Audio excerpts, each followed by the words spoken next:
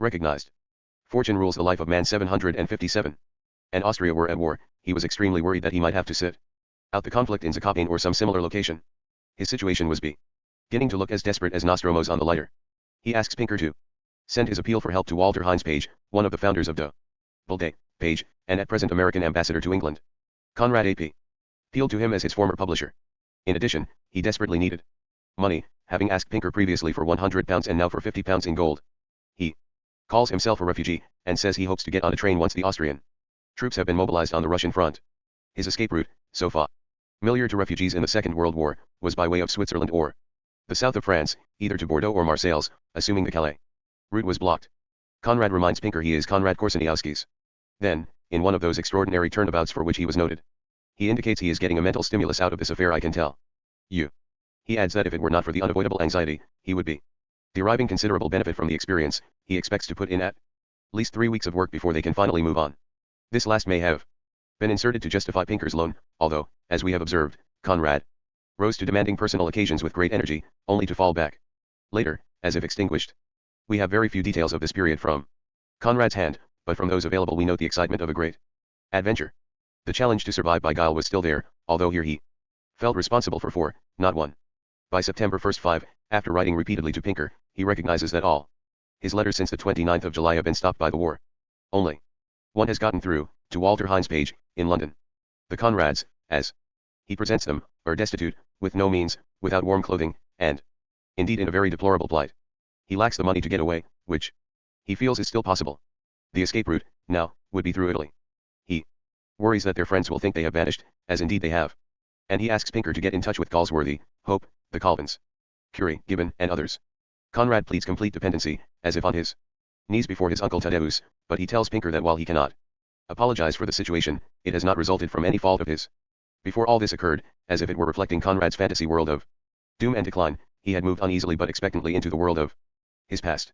He was retracing his steps out, even as his family for the first time was entering into his early life. In Poland Revisited, which he published shortly after he returned, Conrad left a record of his feelings and experiences. And 55 years later, Boris wrote about his memories of the journey. In 1914, Boris was almost the age Conrad had been when he left Poland, and the entire episode has the quality of a palimpsest, coming through faintly. However, are those earlier layers, so that we sense slight overlapping with the past energizing the present. 758 through victory, IPIPIJ. For Conrad, the journey into memory came with the departure itself from Harwich, and became ever more intense, a kind of journey into darkness. For him, the German part was indeed comparable to the Congo. I had no beacons to look for in Germany. I had never lingered in that land which, on the whole, is so singularly barren of memorable manifestations of generous sympathies and magnanimous impulses. Even while yet very young I turned my eyes away from it instinctively as from a threatening phantom. I let myself be carried through Germany as if it were pure space, without sights, without sounds. The center of Europe could have been the heart of Africa. Conrad always insisted he knew no German, but Boris tells us that in an emergency his father spoke at considerable length and with great fluency. Under duress, Conrad seemed to activate earlier powers, or earlier needs. He had lived at the edge of survival so long that he had apparently learned all the stratagems for hanging on. His knowledge of German, acquired as a youth in Austrian Krakow, would be in that category, tucked away in areas where his imagination lay, that is, a language not consciously known, but subconsciously hovering, waiting to be used. If this is even remotely close to the truth, then he perhaps also knew sufficient Russian as well, far more than he ever allowed to get out.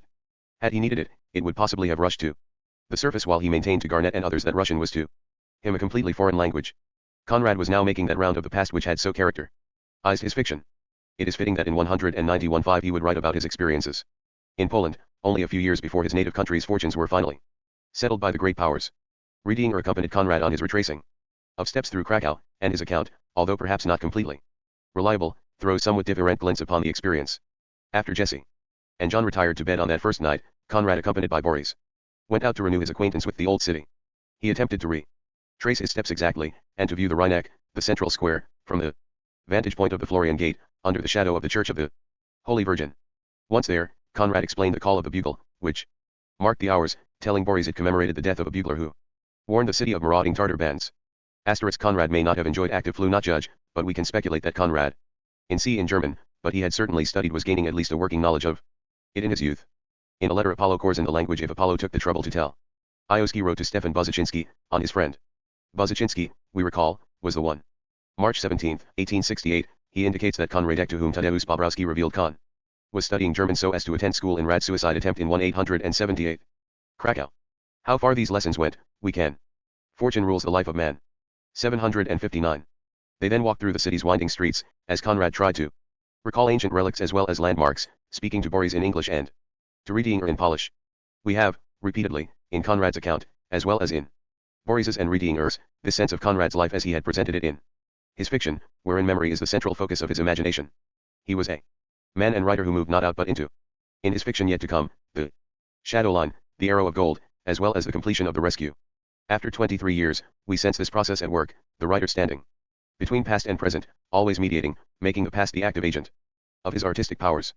That was the first day in Krakow. The visit to the Florian Gate was indeed rich in memories, and it activated past history in a way perhaps nothing else could.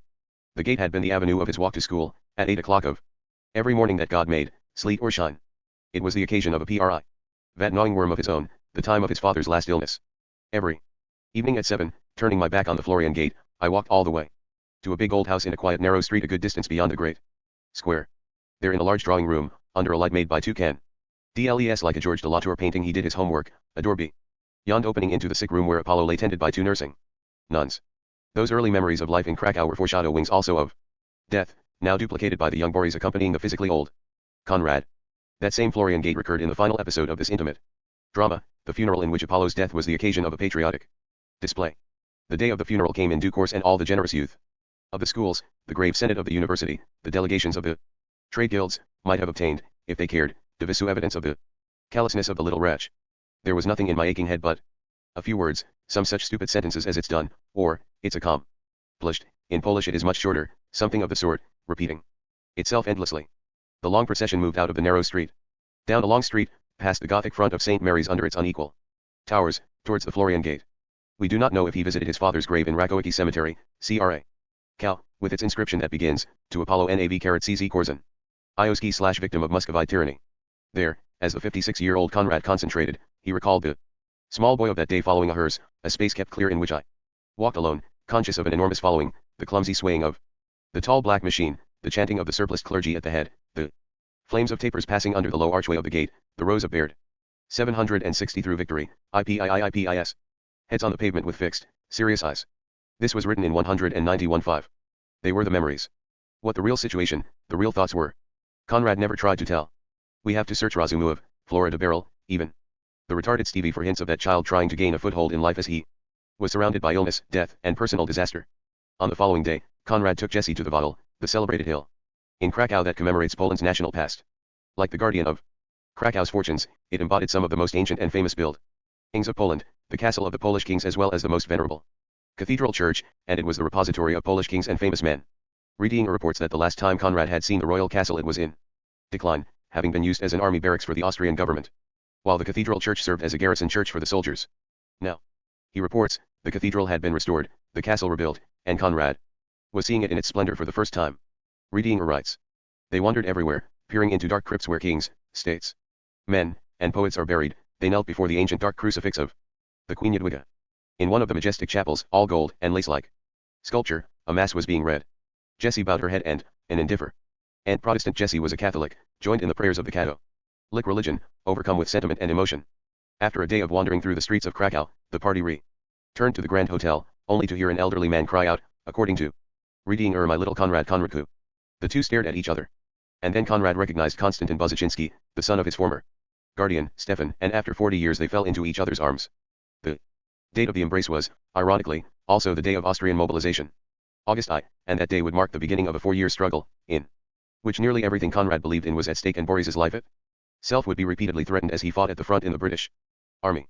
On the following day, the party visited Konstantin Buzyczynski on his estate of Gorka Narodowa, in the environs of Krakow. With that visit, which brought Conrad so close to Apollo's and his own past, the dip into memories ended. The Conrads had to leave Krakow and settle into Zakopane. Until events changed, or until they were interned Conrad took the opportunity to read Zeromski's Ashes and the works of Sissy voraciously in contemporary Polish fiction fools, as well as the novels of Bolshevik Rus, and to reacquaint himself with the verses the SL-Oaki was Agamemnon's tomb, of Svaiki. He read Wyspiański's war verse allegory of Poland's own fate, and Sodienka, which he said he would like to. Conrad was much affected by the lines translate into English.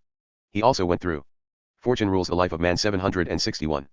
The family remained in Zakopane, in a pension which they could not afford, cut off from everyone except the American embassy in Vienna, until October 7th, the 8th, according to Aniela Zagarska. On that day, in a snowstorm, at 1 in the morning, they drove in an open conveyance 30 miles to a small railway station, where they caught a train to Krakow. They had no certainty of escape, but since the Russians were falling back on the front, they hoped that transportation would be available for civilian use. For the 50-mile journey to Krakow, they sat 18 hours in a train smelling of disinfectant and resounding of groans. Obviously, Conrad could not escape this without a severe attack of gout. His ailment was made to order for this kind of strain. In Krakow, he later told Galsworthy, "We spent untold hours sitting in the restaurant by the railway station, waiting for room in some train bound to Vienna. All the time I suffered exquisite tortures. Ada will understand." Galsworthy's wife also suffered from gout.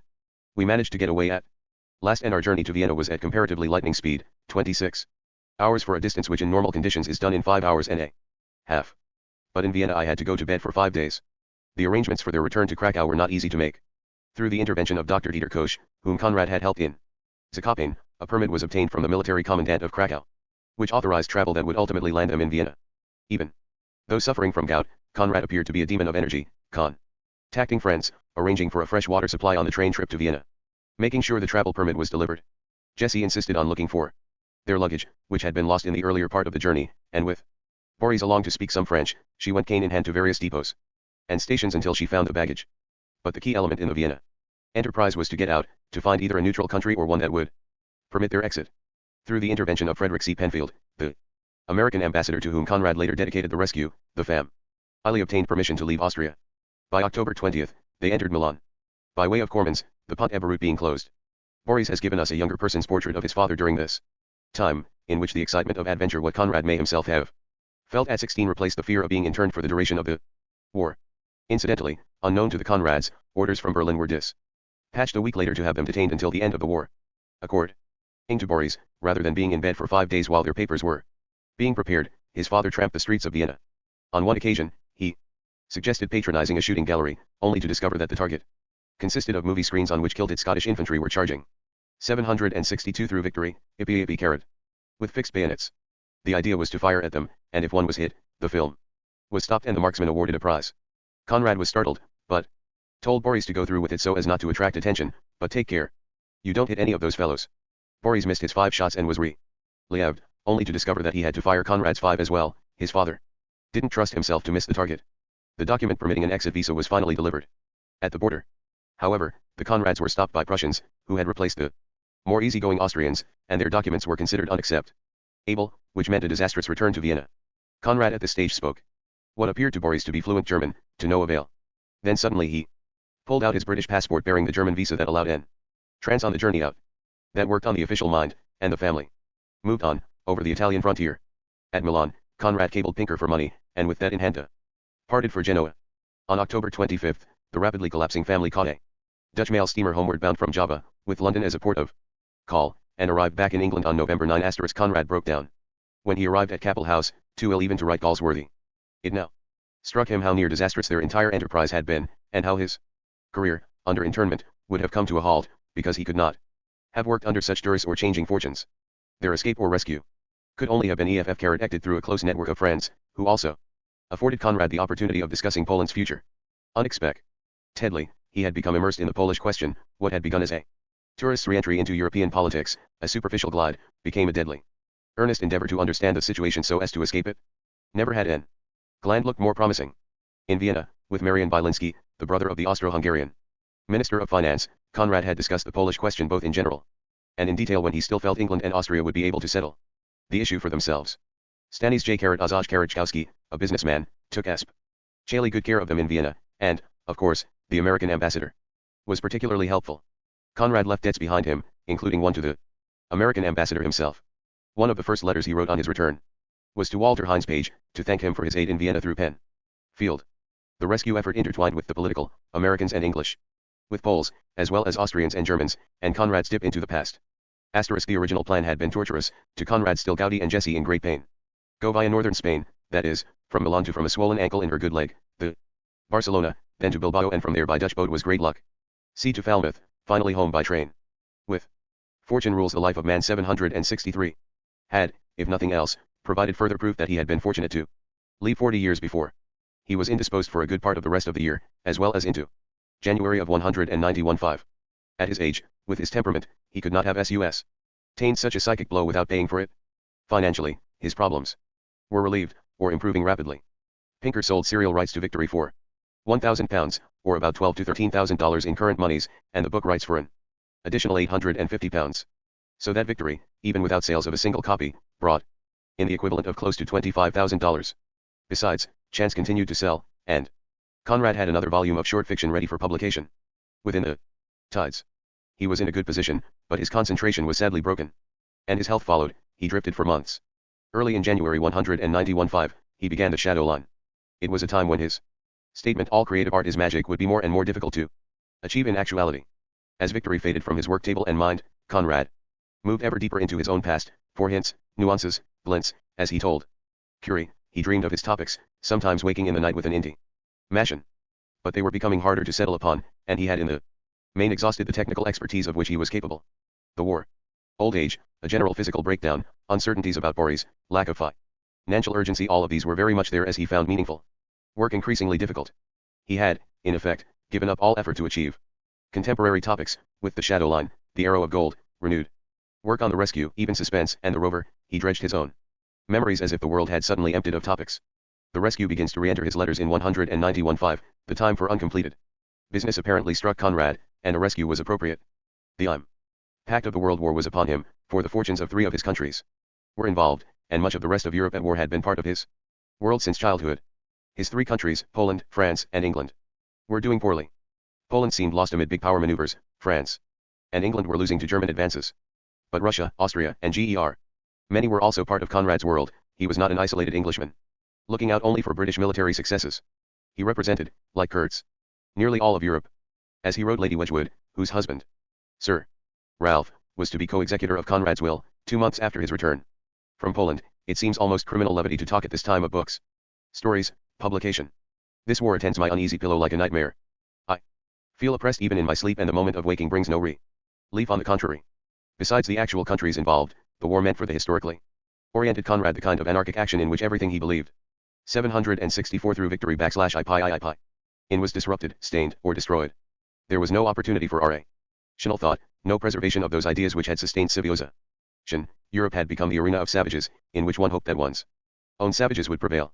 The European battleground was curiously like the scene Conrad had described in Victory, that foreshadowing of the great conflict. Heist may be the best Europe can produce, and yet whatever he tries to stand for is brutally insufficient, for in addition to his intellectual abilities, he must be prepared to defend his rights. As Settembrini tells Hans in The Magic Mountain, no matter how civilized a man is, he must stand ready to fight a duel, that primitive, physical struggle. It was a melancholy thought. And Heist's plight and fortunes had drained Conrad. Without dismissing the psychological origins of Conrad's decline in these years, it is equally convincing to see him as a man and an artist who had come to the bottom of what sustained him. With Victory, he had reached as deeply into his imagination as he could go, regardless of whether one feels he is successful or not. The book was indeed a culmination. He had scraped it out, and he had found Heist, the silent son of a silent father, the best Europe could bring forth, insufficient as that was. Axel Heist, that prototypical Axel, Villers' Axel, who seeks isolation and loneliness as a response to the frantic world, is prototypical European, French and Polish as well as Swedish. Earlier, Kurtz represented a surge of energy, the diabolical artistic energy that almost turned Marlowe into an adventurer and outlaw. Now the energy was silent, running secretively, and Heist is the man of that world. Yet even though he is much finer than Kurtz, he is insufficient, as partially formed as Kurtz. In EFF-ECT, Conrad had nowhere to go intellectually. Ironically, much of 191-5 was filled with reverberations of Victory, at least until the novel was published on September 24. Victory and Rescue. Those titles representing the halves of his life, would close in and close out his later years. It was a chilling frame. Heist and Lena, shortly after their escape to the island, and just before they experience their first sexual intimacy together, sit under the picture of the elder Heist. Heist explains to her that his father had perhaps thought of the world as a factory and all mankind as workmen in it. He then discovered that the wages were paid in counterfeit money. Heist says he found the philosophy irresistible. It was as if that mind were taking me into its confidence, giving me a special insight into its mastery of despair. His interpretation of that despair is that man on this earth is an unforeseen accident which does not stand close investigation. Believing that, Heist agrees that he could not take his soul down into the street to fight there, he could not face the duel, which is the mark of the man. Lena assumes that all this is an explanation of why he killed Morrison. whose fate she fears may be her own. You saved a man for fun. Is her fortune rules the life of man 765. Way of putting it? Heist is trying to explain what it is to be a victim of the great joke, but she can think only of her own fate in his hands, not really listening as he winds down the world into its petty details, its inconsequence. On that island, where Heist and Lena play at Adam and Eve, Heist is out. Matched by that first man, having given up trying to be Adam, he settles for minimal survival. His need is to justify his existence, not to make anything out of it. It is questionable that with this vision, so important a part of Conrad's mature reflections, the author could have gone on to other fictional triumphs even if the physical elements had held. Yet an examination of the 1,199-page manuscript of Victory and its Zion's for book publication supports a view of Conrad as still very much the conscious artist. One way to view this is to recognize that in the manuscript, Conrad attempted a far greater degree of realism than he felt was suitable in his final version. The manuscript fills out characters, situations, and scenes, which in the book are approached more obliquely and suggestively. Throughout his revisions, after the manuscript was complete, Conrad moved toward a more symbolic presence. This is an extremely important aspect of Conrad's career, for no matter how we feel about the final version, we see Conrad working toward an artistic vision, revising insistently for finer expression and shapelier presentation. He displayed both craft and courage.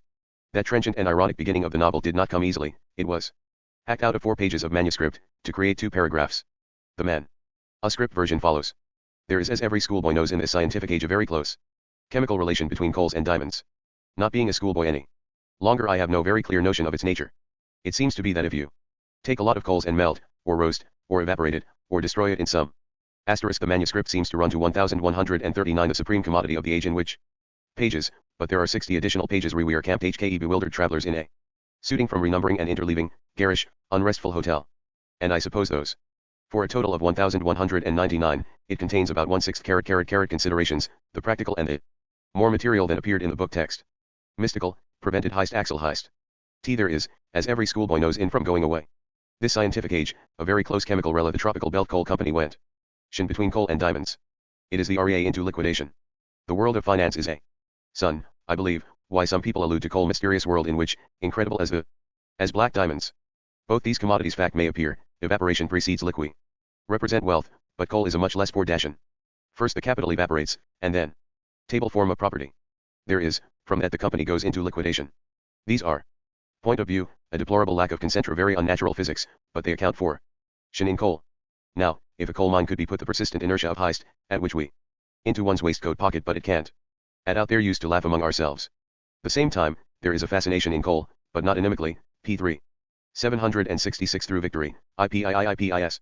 Such way, if in short you do anything but cook or warm yourself with them, you may obtain, so they say, out of a ton of coals, with luck, a diamond rather smaller than the usual pinhead. It is the reason, I believe, why some peculiar sick people allude to coal as black diamonds. Mankind is prone to exaggeration of language, but the commodities represent wealth. But coals are a much less portable form of property. There is from that point of view a deplorable lack of concentration in coals. Now if a coal mine could be put into one's waistcoat pocket, but it can't. At the same time there is a fascination in coals, the supreme commodity of the age. We are camped in like bewildered travelers in a garish, unrestful hotel. And I suppose those 2 considerations, the practical and the mystical, prevent Berg Heist, Augustus Berg, from going away. He called himself Berg, but I suspect that it was not the whole of his name. I don't mention this surmise line obliterated, found it more handy in that form. More portable. Well, Berg, the Archipelago Coal Syndicate went into liquidation. I am truly distressed. I must apologize for the clumsiness of my proceedings. Here I begin as though I were going into chemistry, and then I seem to be putting my foot into finance now. Nothing is further from my thoughts than to either attract or frighten away my readers by a show of science. But necessity knows no law, and I must wear the false mantle of erudition for a little while longer. The world of finance then is a mysterious world, in which, incredible as the fact may appear, evaporation precedes liquidation. First the capital evaporates, and then the company goes into liquidation. Those are very unnatural physics, but they account for the persistent inertia of the body called a Berg, an inertia at which we out there used to laugh amongst ourselves, but not inimically. As we read the manuscript, it becomes clear that Conrad's description of Berg or Heist often approximates his presentation of Gould in Nostromo, another son whose father's philosophy hangs like a veil over him. The coal for Berg finds an echo in the silver for Gould. Both try to rationalize private interests by speaking of the general welfare. Berg of the great stride forward, Gould of the belief that a better justice will come afterward. And both have dissociated themselves from the larger complexities of the world. Berg for coal and island, Gould for his mine. Further, in revising the manuscript for the book text, Conrad altered not only wordiness but also our view of Berg, transforming him from a retiring idealist interested in human welfare to the ironic heist and achievement AC Compellished by Conrad's turning from realism and exclusive meanings to word indirection and a parodic sense. Many of these changes occur in the first chapter, where Conrad had to establish the tone in which heist and the book should be taken. We see he maintained a firm conception even in manuscript, but more intensively for book publication, while the serial was still running. He shaped and reshaped according to his firmest artistic principles. Fortune rules the life of man 767. In another sense, in the expanded manuscript the tonal relationship between Berg and his father is freer and rather less austere than the book text ultimately makes it appear. The conception is firm, the tone less certain. The following passage was later deleted from the book. Berg had told him Davis in MS he remembered his father best in a dressing gown for days on end writing and calculating in dark littered rooms, inventing things that wouldn't work and finding out facts that didn't pay, as far as one could make out. An amateur scientific crank, I guess was Davidson's shrewd comment. Lost most of his money and quarreled with his people in Sweden *. Conrad's usual way of working, as we observed with the galleys of under Western Eyes and Chance, was to write in large blocks of material between manuscript and serial and / or first edition, usually between serial and book text. Curie tells us Conrad had little interest in the serial and considered the book the real publication. In this respect, Victory appears unique among his longer works, in that the manuscript, even while he disguised his intentions to Pinker, contained all the source material he needed. Further, the fullness of this first version shows Conrad's powers were hardly depleted when he began Victory. On the contrary, he was psychologically prepared for a long haul, for a 2-year ordeal, comparable to a long sea voyage, at the pace he felt he could maintain. And despite some doubts of modern critics that Conrad was subconsciously incapable of facing his past with the strengths of his earlier imagination, we see him in this novel confronting many very painful aspects of his past and doing so with a fullness of conception he was able to sustain throughout. At no time in this very long manuscript does one feel Conrad hurrying the pace, as he did in Nostromo, in order to bring off a long project because he could not afford further expenditure of time and effort. The problems, if they are considered as such, are those implicit generally in his handling of male-female relationships, whether in Jim Jewell, Gould, Mrs. Gould, Nostromo the Viola Girls, Razum of Miss Halden, not some thing intrinsically wrong with Heist Lena or related to his decline in handling sexuality. The equation of Conrad's difficulty with sexual matters to a * the stress on Heist and his father in the Axel Elder-Heist relationship cut deeply into manuscript, in large blocks as well as in lesser Kafka's themes. And they indicate, also, that Places throws Conrad forward as a curious despite Conrad's disclaimer of any sympathy. Contemporary of Kafka. The son shackled by for or even knowledge of Freud, he was very the physical authority of the father, the son much part of the new in the first decade of tied to what he feels as overwhelming respect the century, picking up and assimilating sight. For the older man, the son made impotent by ecological concepts even while rejecting the father's memory, the alternation of defer Freud, ins and resentment, such aspects of the 768 through Victory, Ipi. Loss of imagination or artistic control is a false one. It would be like arguing that Kafka's inability to focus on normal male-female relationships made it impossible for him to function as an artist. Conrad's focus throughout Victory is on the immense difficulty of the Heist-Lena relationship, on demonstrating the essential lack of interest the withdrawn, self-sufficient male has in any attachment and the need the played-out Lena has to define herself through the first man who seems to believe in her. In a passage of James Sheehan banter later deleted from the book text, Heist plays with the idea of her hair, so that hair in its infinite possibilities both attaches them and suggests their distance. Lena queries Heist about it. I like it immensely, he says. I think a head of such glorious hair a more precious possession than any amount of wisdom, if for no other REA. Son, then because it is indisputable. Even a blind man could not deny the glory of which I speak. It is glorious then. I believe I have called it so twice just now. But I have no objection to repeating the epithet as many times as you like. How many times shall I? You won't tell me? No. Let me at least say it once more, glorious. Well, it belongs to you now, she said, putting a wonderful vibrating seduction into the sudden loudness of the phrase. The occasional flatness of the prose cannot disguise the ironic tone of the word glorious, followed by the very point Heist's banter tries to protect him from, that the hair now belongs to him. No matter the glory, he wants nothing, and yet he has praised it, and it is his. Not only the hair, but the seductive voice, Lena herself, they are all his. Here and elsewhere, Conrad is playing with the very elements of the male-female relationship he is reputedly incapable of confronting. Not only has he faced the difficulties of the relationship, for Heist, and for any man, but he is trying to find ways in which the divisions can be bridged. The hair, or the physical attraction of Lena, has to be comprehended by Heist's REA. Son, and he recognizes that what twinges him in the lower half of his body cannot be explained in the upper. The exposed hair, on the head, is also the body hair, the genital hair, and it promises a considerable trophy, but what can the mind make of this? The manuscript, further, makes very clear that in order to win over Heist, Lena must woo him from his father. What could be more personal and intimate than Conrad's confrontation of this terrible dilemma? The father figure has his eagle-like talons in the son's liver. Even after his first sexual union with Lena, Heist immerses himself in his father's manuscripts, refusing to recognize that the physical need has taken over from the rational explanation. This is not the failure of a mature relationship on Heist's part, it is Conrad's attempt to try to understand how a mature relationship is possible in a man who has shunned social contact. It is a point of view, not a deficiency. Conrad. Fortune rules the life of man 769. Had to balance contact and distance, love and hate, body and brain, feeling and dismay, ultimately very tangled life and death forces as they struggle for supremacy in Heist's psyche. Implicit throughout, also, is Lena's own recognition that her past experiences as a soul born in the streets have in no way prepared her for this present situation. In the manuscript, Lena is a more complicated woman than the victim and martyr of the book. Conrad's aim, evidently, was to stress Lena's own alternating loyalty and alienation at the very moment Heist was himself incapable of deciding whether he should have fled with the girl. Consequently, when he recognizes her ultimate worth, he is doubly bitter. His manner less tinged by the ironic tone we find in the later version, which may sound more technically correct but is, possibly, less vivid in human terms. The manuscript of Dollars, if retained in all its features, would have become a novel of 175,000 words, almost the length of Nostromo. Without massive deletions, it would have given the reader fuller explanations of Heist's background, more material on Lena's past, further insights into Jones and Ricardo, as well as into the Heist-Lena relationship, even further description of the bestial Pedro. The only area in which the manuscript AP approximates the book text is in natural description. Conrad apparently felt he had reached a balance between nature and humanity. Although the materials of Victory are not so vast as those of Nostromo, Conrad had to funnel several extremely difficult elements into a narrative line. The manuscript shows how inexorably he moved along with his basic idea, while at the same time it demonstrates how refinement, indeed purification, of his material was never distant from his mind. Contemporary reviewers caught many of the novel's tints and nuances. Walter de la Mare, in the Times Literary Supplement, although doctrinally indifferent to Conrad's view, granted the power of the vision. We peer, he says, into Conrad's magic crystal. And we see this familiar life of ours, heightened and deepened, charged with phantasmal terror, carnal disgust, with a thwarted, venomous, and phantasmal evil, and transfigured with humble dutifulness, self-sacrifice, courage, scorn of pain and of death. And confronted with this miracle whether of verisimilitude or of transformation, those of us who are not irritated are seduced. The reviewer for the Daily News, Robert Lind, caught a truly Conradian note. His work is an exaltation of all those beautiful things whose doom is so sure. In the New Statesman, the notice captured some of Conrad's peculiar tonal variety. A rather fatigued air of delicacy, an evasion, a reticence, in the matter. Despite the stark horror of the matter. Although some of the reviews were less than ecstatic, the critics had become educated to Conrad's work and recognized not only what he was attempting but what he had accomplished.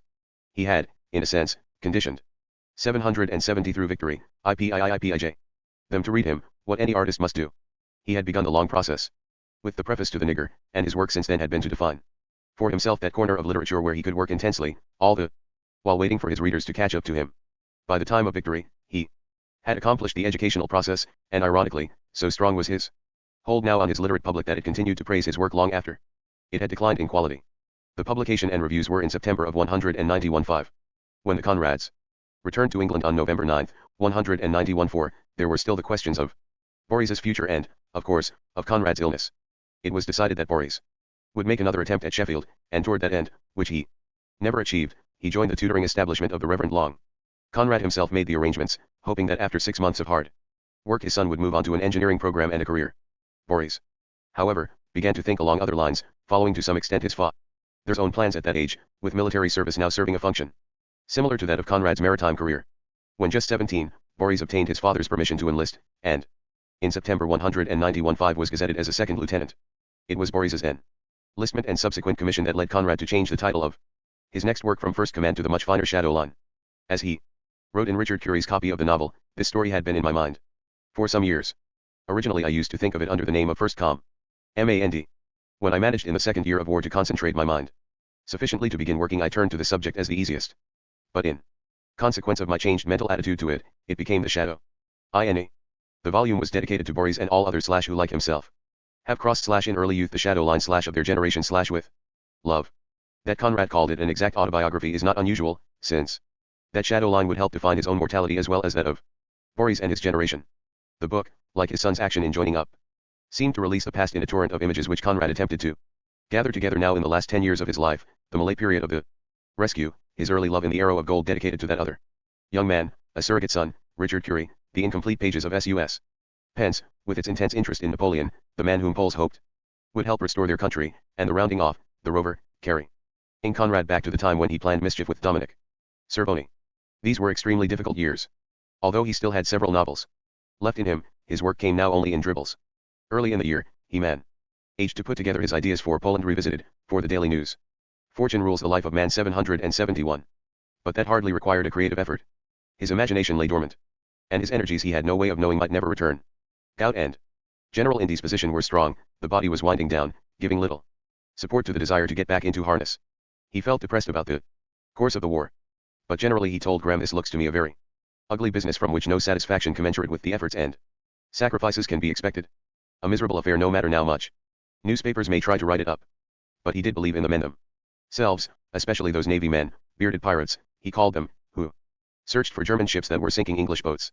He envied Graham his energy, as his friend at 63 was commissioned to buy horses in Uruguay and the Argentine for the cavalry.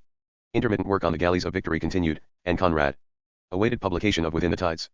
There were still the overlapping aspects of his career, that is, works appearing as the result of backlog, but he had no more short story ideas for a future volume.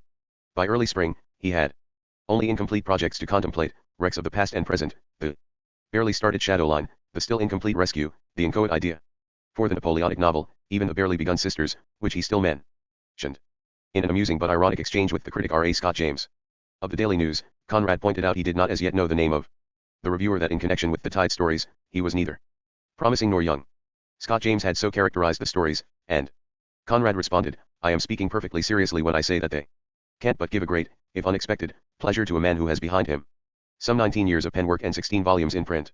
He says he values those words, if not intended ironically, as an indication his prose has remained fresh and his wit innocent. When Scott James revealed himself, Conrad knew him from previous reviews of his work and insisted in his reply that he did not consider this little volume as of any importance in the body of my work. Dent insisted on putting it out. The lassitude into which Conrad sank, and which he also found in Marwood, who would die in May of the following year, was part of that season of queer sensations. Even the sales figures of Within the Tides brought little relief. To Galsworthy, to whom he sent the volume, he expressed how the world rewards its artists. The planter est bien manque. I had not time to wait for better inspiration. The others well. You see, my dear Jack, this vol is not so much art as a financial operation. You have no idea how much these second-rate efforts have brought in. The planter alone earned 8 times as much as Youth, 6 times as much as Heart of Darkness. It makes one sick. However, I was stumped with my novel then, and it was either sitting doing nothing or writing these stories. It was hardly a choice. I could not afford to sit doing nothing. 772 through Victory. IPI. This malaise, which might have brought Conrad's career to an end after Victory and Within the Tides, continued into the spring of 191-5. A letter to Violet Hunt, thanking her for The House of Many Mirrors, dedicated to Conrad, brings forth a gloomy greeting to her, and Ford said amid an even gloomier assessment of himself, no work and no ease. Asterisk, the chronicle of illness becomes Conrad's history, lumbago, gout, depression, irritability, and intellectual and moral enervation. To James, on July 24, he indicates he has not written 10 pages since last Nov. He tries upon, quan je suis emu je debiens muet, which he admits is absurd for a writing man. But then he calls himself an absurdity altogether. Deeply hurt as he was by James's handling of chance, he kept the letter very brief. Beneath all this malaise and enervation, Conrad was building for a final grappling with whatever was left. Like Tennyson's Ulysses, he did not intend to settle in with his success and reputation. He would play the game out and die in unknown, not familiar, waters. His rover, payroll, was his response to those who felt he should stay in port. On August 1, in a long letter to Eugene F. Saxton, his editor at Doubledate and the designer of a map for the inside cover of Victory, he mentions the rescue for the first time in many months. He says it will be finished when God wills, for now his deepest feelings are engaged in the momentous events of the time. He also suggests that since his reputation depends on the words he writes, he does not wish to write idly something that may injure that reputation. This consciousness of his worth apart from the marketplace suggests he had not forsaken the role of serious artist, as far as his energy would permit him. Yet he could not help feeling close to that sense of life implied in the lines from Baudelaire attached to Chapter 1 of the Shadow Line, D'autrefois. Complat, Grand Miroir/Demande Spoyer. In September, through Graham's intervention, Voorhees obtained his commission as second lieutenant and was attached to a mechanical transport corps. This coincided with the appearance of Victory, on the 24th, which led to a renewal of correspondence with Ford. Conrad even went up to visit Violet Hunt in mid-October, only to rush home with chill and gout. The gouty condition remained throughout October and made any real work. Asterisk, writing to Ford on August 12, Ad world of 15 years ago is gone to pieces. What? Dressed quite familiarly as my dear will come in its place, God knows, but I am Ag. Hofer, he gives his regards to his friends and he doesn't care. All that survives is, X. Wife, fully knowing that Ford considered sell and see a few goats esoteric, symbolic. Violet Hunt, not Elsie, to be his wife. Having profound and comic Just published The Good Soldier, Ford was T. Alfred Knopf by now had left double. Off to the wars. On August 30th, Conrad could date to form his own firm. Only lament the period, a fated world, R. Fortune rules the life of man 773. Out of the question. To John Quinn, he indicated that his work for the year 191.5 was about 50,000 words, but it is doubtful if he accomplished that much, certainly not in fiction. Poland Revisited, written for Edith War. Tons Belgian fund sale in Paris and then published in the Daily News, alone. Accounted for more than 10,000 words of that total. Most of the wordage was in connection with sporadic work on the shadow line. This book, which Conrad now called a sort of autobiography in a letter to Quinn, appears to have been completed in the main by the end of 191.5. In the author's note, Conrad spoke of writing it in the last 3 months of the year 1916, by which he meant 191.5. It was probably the writing of the shadow line which made him postpone his reading of Ford's great triumph, The Good Soldier. Your cadences, he told his friend, get into my head till I can't hear anything of mine and become paralyzed for days. For the mature Conrad, the year 191.5 was one of the worst of his professional career. In 1910, he was stunned by a complete collapse. In 191.5, he lacked all will. Visiting Poland had not nourished but depleted him. 9. Final things. IPL 6 IP 2 carat. A gull. Gulls. Far calls. Coming, far. And here. Us then. Fin, again. Take. Bus off he, meme. More me. Till thousand C. LPS. The keys to. Given. Away alone alast loved along the river run, past Eve and Adam V, from swerve of shore to bend of bay, brings us by a concarat modius. Vicus of recirculation back to Joyce, Finnegan's Wake. Chapter 34. Lee. This age is broken down. The earth outworn. A. FTER victory. All of Conrad's work was an extension of a personal record, reminiscences, autobiography, and memoir material. As we sift through those later works, short as well as long, we find Conrad turning back to his own life in a more personal and intimate way than he had done before. The unevenness of this work resulted chiefly from Conrad's inability to turn personal experience into creative materials. Whereas earlier he had utilized mere hints and isolated details as the basis for his fiction, now he strained the past futilely to find imaginative structures for the detail. His work lost that very quality of symbolic overtone which had characterized his struggle not to be realistic, and once that symbolic overlay was lost, his language relinquished its burnish and vitality and he indulged in both flat and purple passages. 2 points remain, however, and they serve as corrective to those who see Conrad's decline in these years as monolithic. First, if he had died after Victory was written, his work dating from his breakdown in 19 low up to that novel would not have been considered part of a general decline. He would have died, as it were, completely in harness, and there would have been no decline theory, or, if so, a less radical one.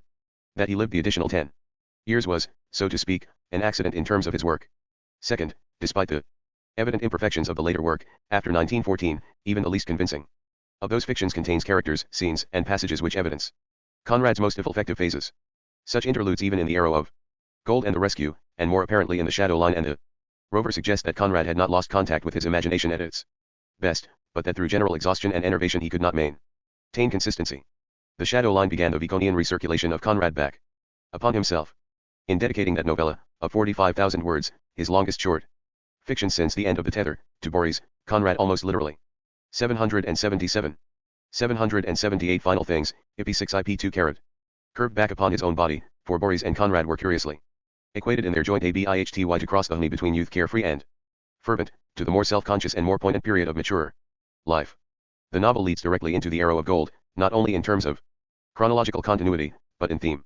In Monsieur George of the Arrow, Conrad's older son was often referred to as Monsieur Boris. Conrad has gone back to the time when he was his own son's age and, like Boris now in the war, undergoing the test that would take him from youth to maturity. In The Shadow Line, Conrad says that the matter is personal experience, seen in perspective with the eye of the mind and colored by that affection. One can't help feeling for such events of one's life as one has no reason to be ashamed of. Worthy of my undying regard, the epigraph to the novel reads, and while Conrad says it applies to the ship's company, it is also a tribute to his own youth. In the symbolic framework of the novel, we have a sick ship, a maritime magic mountain, a sick crew, and a captain struggling to save his becalmed empire. It is a tale of first command, which for Conrad was the first imperative of the world, how one handled oneself in the testing situation, and for the captain, how he handled that empire which was his responsibility. The world was at stake, or at least Europe. The theme struck at the very heart of Conrad's political and social universe. The captain, the untried adventurer, and Ransom, the cook with heart disease, are king and prime minister of that tiny shape pasted onto the water. Coleridge's Life in Death and Death in Life join on that first command. Conrad writes of the captain, I was already the man in command. My sensations could not be like those of any other man on board. In that community I stood, like a king in his gown. Try, in a class by myself. I mean an hereditary king, not a mere elected head of a state. I was brought there to rule by an agency as remote from the people, and as inscrutable almost to them as the grace of God. In his assessment of values and responsibilities in a controlled society, Conrad is suggesting, in a fictional representation, his belief in a constitutional monarchy. Or the experience itself, Conrad had returned to his own assumption of the command of the Otago.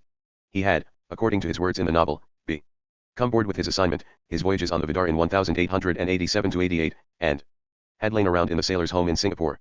In a 191-7 letter to Sydney Colvin, Conrad put the novella in the perspective of his feelings when he returned from Poland in 1914. His dates of composition are inaccurate, but the entire book is indebted to Cole stand as motionless as a model ship set on the ridges, ancient mariner, descriptions as gleams and shadows of polished marble. Well as situations. With her anchor at the was impossible to distinguish land from water. Bow and clothed in canvas to her very trucks in the enigmatical tranquility of the immense. Conrad writes, my command seemed to forces of the world. This age is broken down 779. May have been referring to skimpy beginnings and revision rather than to actual writing. The locality doesn't matter, and if it is the Gulf of Siam it's simply cause the whole thing is exact autobiography. I always meant to do it, and on our return from Austria, when I had to write something, I discovered that this was what I could write in my then moral and intellectual condition, though even that cost me an effort which I remember with a shudder. To sit down and invent fairy tales was impossible then. It isn't very possible even now. I was writing that thing in December 19, 14, and Jan to March 191-5. The very speeches are, I won't say authentic, they are that absolutely, I believe, verbally accurate. And all this happened in MCH April 1887. Giles is a Captain Patterson, a very well-known person there. It's the only name I've changed. Mr. Burnsborn, in actuality craziness being. The pivot is perhaps a little accentuated. My last scene with Ransom is only indicated. Conrad's intimate feeling for his material made it difficult for him to see it as something to be tossed to the public's incomprehension, for journalists to gloat over. Such revelations of personal sentiment were almost obscene. No. It was not an experience to be exhibited in the street. Conrad justified his use of autobiographical materials by claiming his experience had been transformed into spiritual terms in art, a perfectly legitimate thing to do, as long as one preserves the exact truth enshrined therein. That's why I consented to this piece being pub by itself. I did not like the idea of it being associated with fiction in a volume of stories.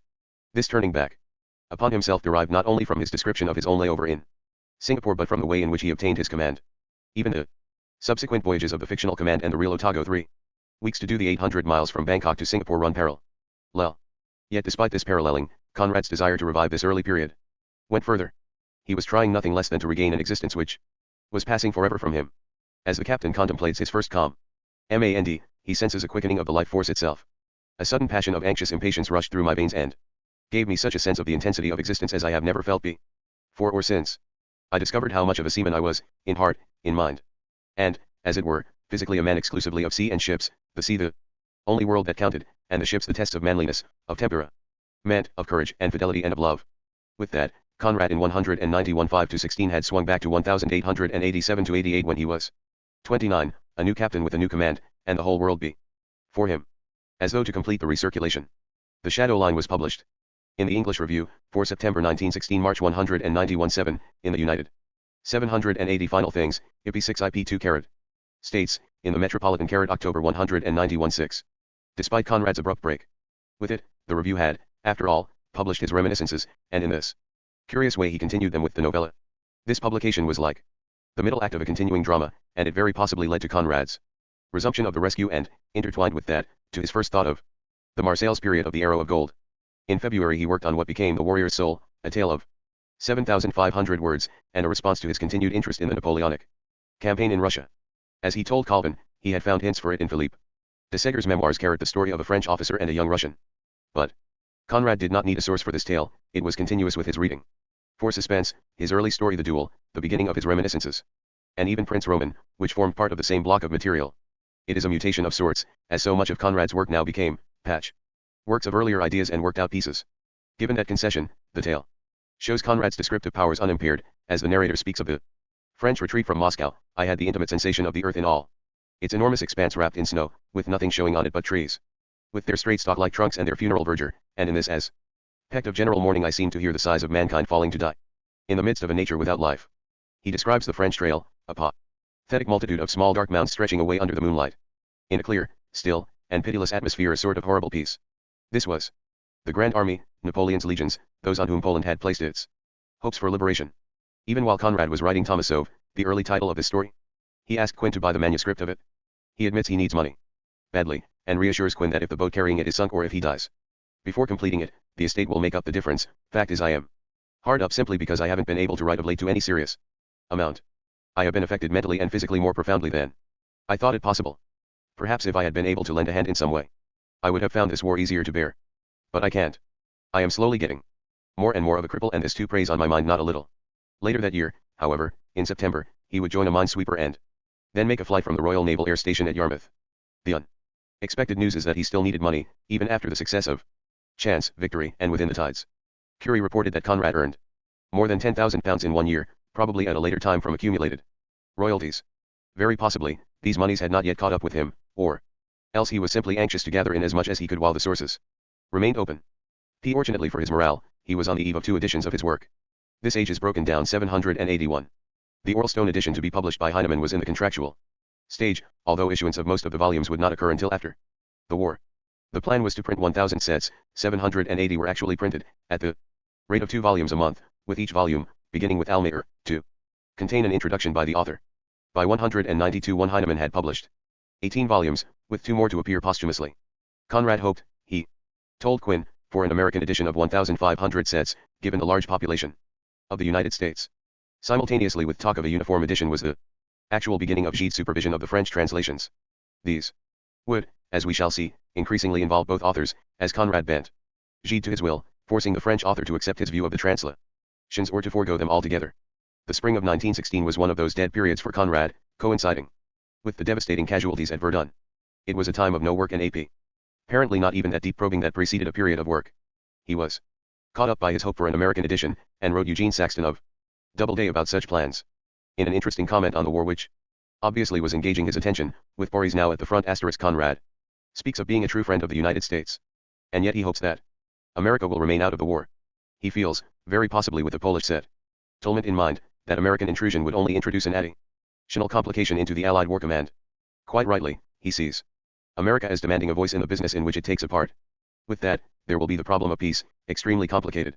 Purely European, involving deep-seated feelings, aspirations, and convictions. Absolutely foreign to American mentality and even to American emotions. He continues. I am afraid, the participation of the U.S. may possibly result in distaste, disappointment, and even animosity on the part of your people, towards what would appear to a.m. sentiment the unreasonable attitude of the Allies. No. It is much better as it is better for the future. I mean, the attitude of the U.S. will be of the greatest importance, after the peace, too. On March 29, he informed Galsworthy assists in running munitions convoys at night. That since the middle of February Boris had, while a certain proportion of the day he been with the 34th Brigade of Heavy Guns in Spence in overalls, grubbing under the cars, as the vicinity of Armentières. Conrad senti the ADV detach must be in a state of absolute. Ments are proud and apprehensive, he is in efficiency at any instant of night or day. He command of the advanced detachment and writes cheerful boyish letters in the same tone. Sees his cap only once or twice a week. As his Worcester correspondence. We send. Apart from being always at the call of the hymn-a-tuck box now and again. It's as if he gunners for anything unexpected that may were still at school. Have to be done, his work is regular. It con. 782 final things, I pi 6-1-24. The anti-Teutonic group, and it is most desirable for us to preserve your mainly friendly feelings unaffected by the complications that might arise in the course of a material collaboration. Later, when the war seemed to be endless, Conrad, like most Western Europeans, welcomed American intervention. Fame was accumulating. In the United States, Doubleday published a short study of Conrad's work by Wilson Follett, and in England, the sculptor Joe Davidson was making a bust for exhibition. The Follett study is considered ably superior to Curie's book of the previous year, and Conrad was quite pleased with it. He told Doubleday that nothing else written about him had come anywhere near it, in tone, in discernment, in comprehension. Conrad felt Follett understood unerringly every line he had written. Perhaps as he read Follett's excellent study, he was reminded of Matthew Arnold's grim lines, it is last stage of all / when we are frozen up within and quite / the phantom of ourselves, / to hear the world applaud the hollow ghost / which blamed the living man. Unable to work properly, Conrad intensified his arrangement of his reputation. Like an undertaker devotedly preparing a body for presentation, Conrad became concerned about details of appearance, matters which ordinarily he would have ignored when the fullness of his imagination was upon him. 2 letters on May 19 are characteristic of his immersion in settling his affairs, a concern that became less insistent when he found he could work again. Writing to Doubleday, he reiterated his desire not to be considered a C writer. You will gather from it Pinker's letter that in the particular design of the edition my inclination is to avoid all reference to the C. I want the edition to be perfectly distinctive and to bear no specialized symbols or marks. I am something else, and perhaps something more, than a writer of the sea or even of the tropics. I am not even generally exotic, though at first the critics were rather inclined to class me under one of these heads. But this is no longer the case. I am acknowledged to be something, if not bigger, then, at any rate, as something larger. And yet Conrad's work since victory had been and would continue to be more concerned with the sea than with the land of Shadowline, the rescue, the rover, the background of the Arrow of Gold, and exotic. The first two novels demonstrated a return to the old Borneo backgrounds. Conrad renewed his acquaintanceship with his past work and past geography, and yet all the while wanted to become recognized as a more broadly based European writer. Ever Mocking Him was the first attempt at an edition of his work, the Deep Sea edition published by Doubleday in 1914, but the new one planned for 192 for collectors and large libraries, was to have a special character. Conrad wanted no sea insignia, and suggested the Sundial edition. He rejected, absolutely, Doubleday's idea of an Otago edition, named after his first command. This age is broken down. 783. Then, on the same day, May 19th, as part of his arrangement of his past, he began a long and often quite bitter discussion with Gide over the translation of Victory into French. As translator, Gide had selected Isabelle Rivière, sister of the novelist Alain Fournier and wife of Jacques Rivière *, and as it turned out, the translation of the novel gave Gide almost as much difficulty as the writing of it had given Conrad. Conrad first refers to Gide's own plans, and indicates that the latter's promise to translate Youth and Heart of Darkness himself mais fait un honneur infini devant le monde and provides him with feelings of intimate joy as very precious proof of Gide's friendship. Conrad then refers to the matter of victory. He fears his idiomatic quality will be lost in the translation. My style, he says, is almost constantly altogether idiomatic. Also, as we shall see, Conrad was not pleased with a woman as the translator, to such a degree that Gide had to bring in Philippe Niel to assist Madame Rivière. Gide caught the edge of Conrad's tone and wrote on June 8, trying to placate the latter by defending the translator. After giving her credentials and pedigree, he said, Isabelle Rivière est de plus instruite et cultivée, capable d'apprécier votre texte pleinement. Elle sait et sent les franchises, et malgré ses resistances, finit toujours par m'écouter quand j'insiste et que j'ai raison d'insister. Gide then specifies, for the first time, that he is plonger dans typhoon. He says he will not hide that it is an enorme travail, but his admiration for the author is profound.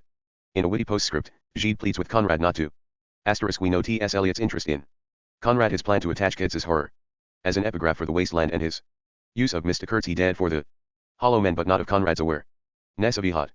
Their halves, however, almost came together in the career of Gide, for Eliot was tutored by Alain Fournier. Eliot aged easily in the groups around the Nouvelle Revue Française as well as those of the Action Française. Had Conrad moved at all in literary circles, whether in England or France, he could hardly have avoided meeting Eliot. Or Pound, for that matter. Pound, however, was less than taken with Conrad and discouraged Eliot's use of the Kurtz epigraph. I doubt if Conrad is weighty enough to stand the citation, December 24, 192-1. What is clear, nevertheless, is that all the major writers of the New Joyce, Lawrence, Wolfe, Forster, as well as Eliot and Pound were reading Conrad as he appeared. For many, his was the work that had to be eclipsed. Lyt. Tunstrakey is, perhaps, characteristic. Very superb, in fact the only superb novelist now won 907, except old Henry James, etc. And Lord Jim is full of splendid things. The Nigger of the Narcissus is another very wonderful one, and perhaps the best of all is a shortish story called Heart of Darkness in a book called Youth. In his journal, however, Gide cursed out Isabelle Rivière and her childish theories about how faithful a translation must be. And he returned to the subject. Oh, how poor that translation by Isabelle Rivière is, and how much time I am forced to give to it. Yet since, out of regard for her vanity, which is immense, I am leaving as much as possible of her version, I doubt whether the result can ever be a happy one. I do not think I shall let my name be used on it. Most likely, Conrad himself will never know, or ever suspect, the trouble I have got into simply through affection for him, for his book, and for the well-done job. 784 Final things, 1:16-192. Address him as cher maître, or else he threatens to return the compliment. With Conrad, the only other writer addressed as Dear Master by Conrad was Henry James, and that in a somewhat different sense, James had been one of his masters. Gide's comments indicate his high regard for victory, and he may well have found in Axel Heist and his disregard for normalcy a prototypical hero of disaffection and ennui, someone curiously akin to his own Lafcadio and Michel, an older version of all those disturbing young men who roam his novels. Arthur Marwood's death in May 19, 16 affected Conrad deeply. Marwood had become a special friend, and it is unfortunate we have so little information about their relationship. For years, Marwood made weekly visits to Capel House and talked with Conrad for hours. What they spoke about, what Marwood had to say about literature, how they related their memories of Ford and the Review, of Ford's personal life and of Elsie, all of which deeply involved Marwood, we have no way of knowing. Only one Conrad letter to Marwood, and one to his wife, remains extant, probably because they lived near enough to obviate correspondence. Marwood, however, was the one sustained friendship of this mature period in Conrad's life that had no direct relationship to his career, but there is little question that Marwood stood in relationship to him as Ford and Garnett had earlier, and perhaps more intimately, more personally, because the purely literary dimension was missing. Conrad's boredom was apparent, especially since writing daily was his sole way of filling his hours. Proper work was impossible. Worry about Boris continued unabated, and father and son exchanged long letters. An interesting, but momentary, interlude came in June when Conrad received a letter from a prisoner in Dannemora prison in Upper New York State. The convict, Leroy Rule, had gotten hold of carrion decrepit and ravaged from much use and had so enjoyed it that he asked Conrad for copies of any of his other volumes, however battered. Lord Jim, Chance, and others. Conrad asked Eugene Saxton to send a complete set of the deep sea edition and debit to his account. Boredom would also account for his temporary interest in Jane Anderson, the journalist introduced to Conrad by Lord Northcliffe. Jane Anderson, whom he described as a young woman from Arizona, caused some tempests in the Conrad home, as we saw earlier. Jessie evidently felt she had stumbled on an intrigue, for she dwelled on aspects of the relationship, such as it was, for nearly 10 pages in her /o. Conrad's ennui was evidenced in other presenting it to the National Portrait Gallery ways, his willingness to sit for his portrait, and Conrad told Quinn he would pose for sculpting. Besides Davidson, who sculpted Gustus John, and later, he sat for what became a bust. Rothenstein did a portrait drawing, the strongest of the artistic representations, which Goss bought with the intention of bust by Jacob Epstein. This age is broken down 785. Seth Conrad and his circle. Besides the reappearance of Jane Anderson at Capel House, Lord Northcliffe became a fairly frequent visitor. Northcliffe tried to gain Conrad as a writer for the Daily Mail, but his interest seems also to have been personal, although for Conrad he represented the very worst elements of the popular press. As he told Pinker, he found him obtuse, for Northcliffe came and spoke for hours of his mother and of his great affection for her. If Conrad had been able to work seriously, he would not have tolerated such days, but in his boredom and malaise, the attention of the great Northcliffe may have been flattering. A further relief from boredom came in the form of long, detailed letters to Quinn, many of them narcissistically concerned with Conrad's plans for an American edition of his works. This would be the Doubleday Deluxe edition, which Conrad hoped would be not only a memorial to his name but a source of income for his family. His plan was to have the edition follow the first editions in England, an idea that goes beyond literary preservation and suggests survival itself based on past achievement. Also, Conrad pressed for Pinker's involvement in every aspect of the financial dealings. Quinn had suggested some bypassing of the agent, very possibly because of Pinker's Jewish background. Conrad's defense of Pinker is splendid. Our relations are by no means of client and agent. And I will tell you why. It is because those books which people say are an asset of English literature owe their existence to M. Pinker as much as to me. Although he has had his recognition, Pinker was the only man who backed his opinion with money. Conrad adds that his publishers cared very little for his product. Blackwood gave him up as having proved a not good enough business, and Doubleday, among others, let his books go out of print. I can't enter into the detail of these 15 years, but if I were to live 100 years I could not forget them. And that's why our relation is not of business but of intimate friendship in the last instance. Conrad also wrote at length to his old friend Ted Sanderson, whose son Ian was in the Navy and about to be attached to the fleet. He is struck by Ian's naval service, which he tells Sanderson will be infinitely preferable to Boris's position with the guns at the front.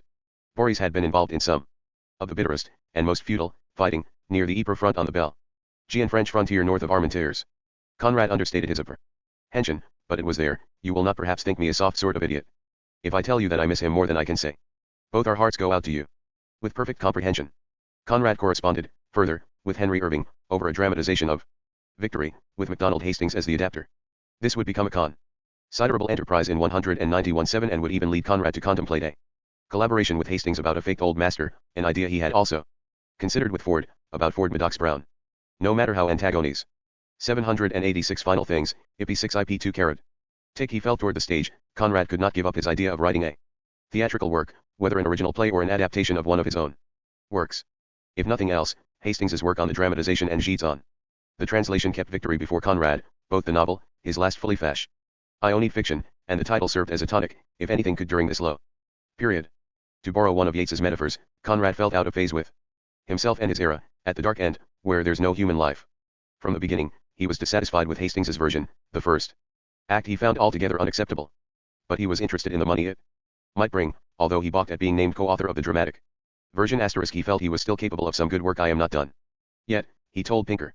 After trying to convince his agent that he showed some dramatic ability in his see things, he said, I am still impressionable and can adapt my mind to various forms of thought and, perhaps, of art.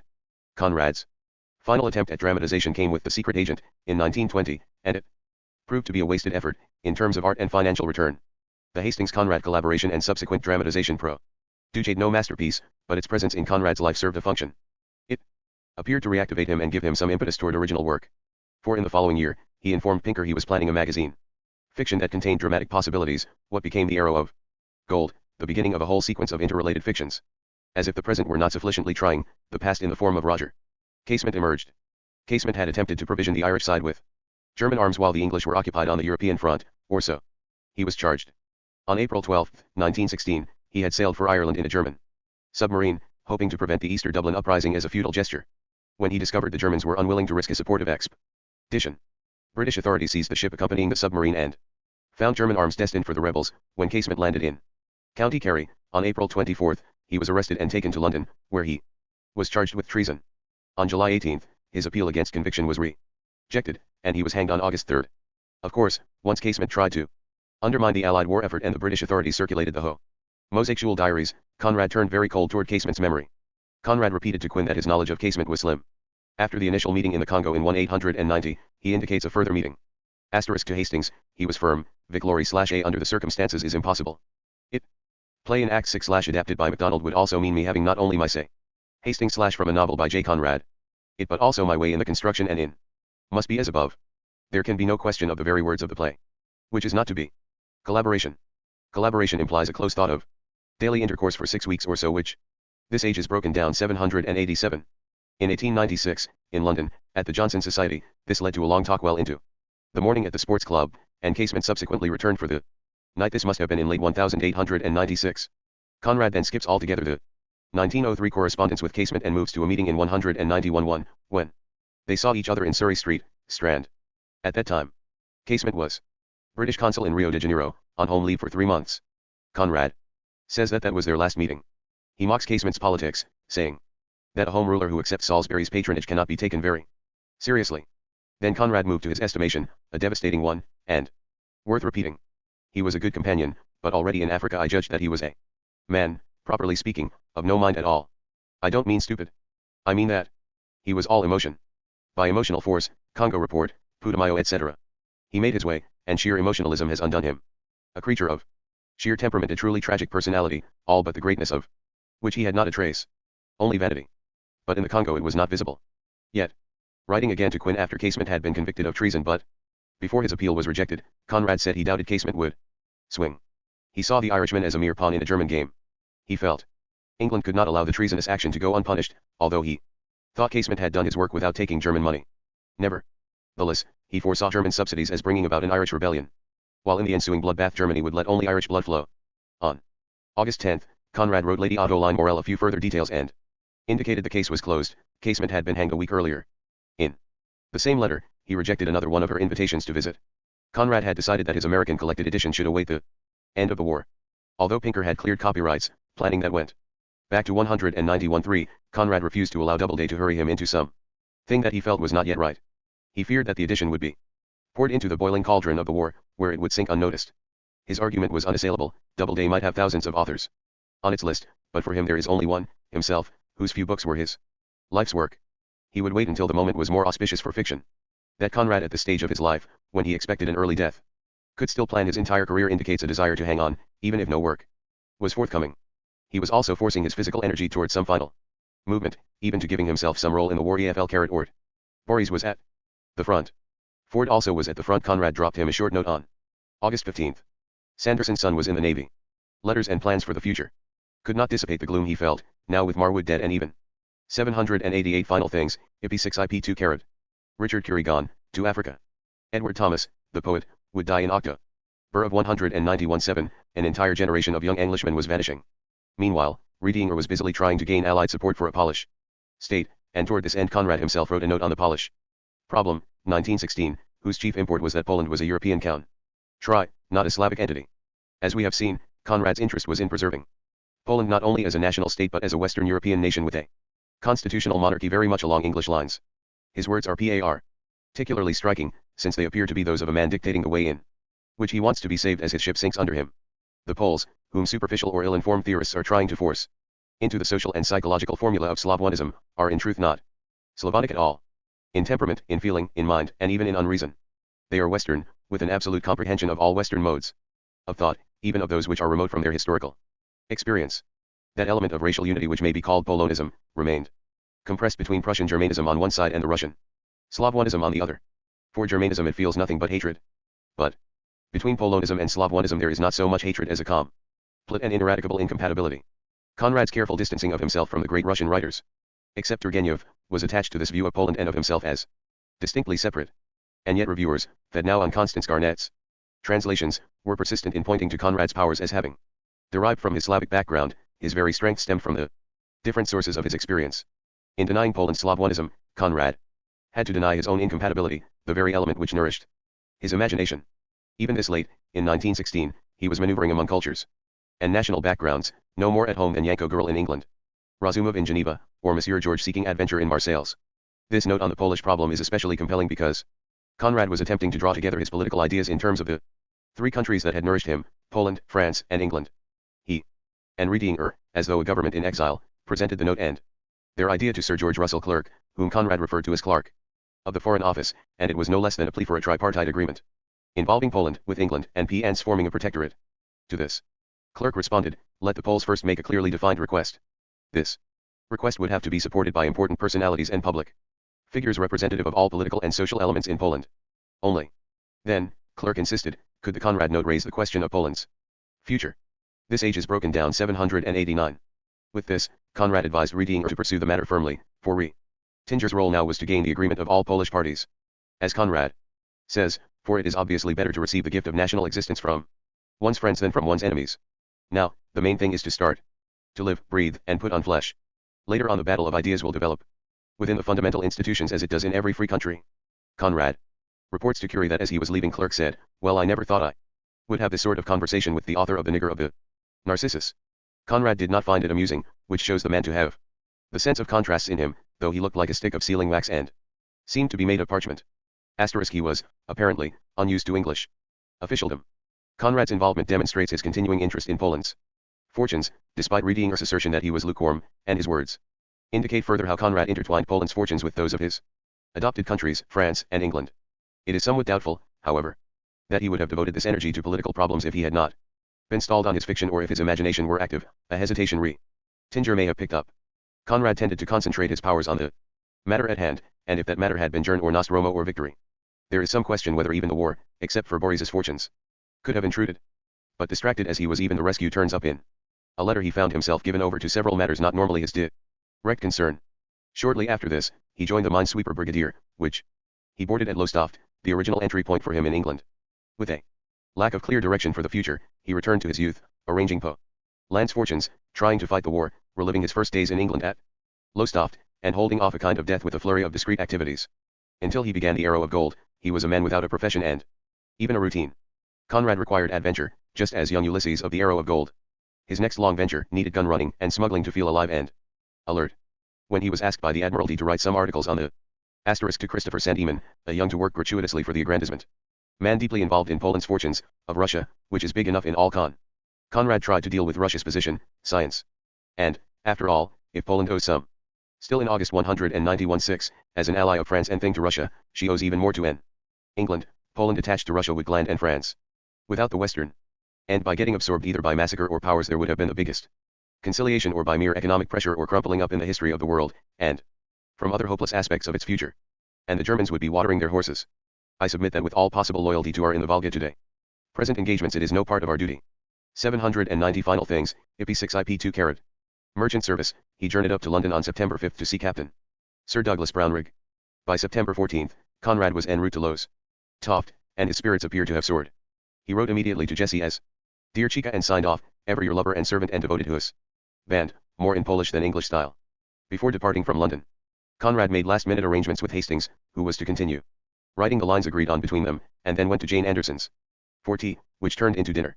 Conrad's relationship with her, as noted earlier, was evidently personal enough for her to divulge intimate matters about her own life, which seemed precarious. She talked of you, he wrote Jessie and the boys, a good deal. Rather a lot. Of herself. Very curious. Very nebulous, of course. No facts, but a lot about sensations, intelligence, and so on. You know what I mean. I fancy she feels her position to be not without danger of a shake-up, and would be perhaps glad to know, or to feel, that you, I mean you personally as a woman, as distinct from us, would be likely to stand by her. I was very reserved on these matters generally. Jane Anderson reappears in Conrad's next letter to Jessie, on September 29, from Glasgow. Before going there, he had made an exciting flight, his first, from the Royal Naval Air Station at Yarmouth, a flight that served no purpose except to make him feel part of the war effort and young enough to stand the rigors of the rudimentary craft.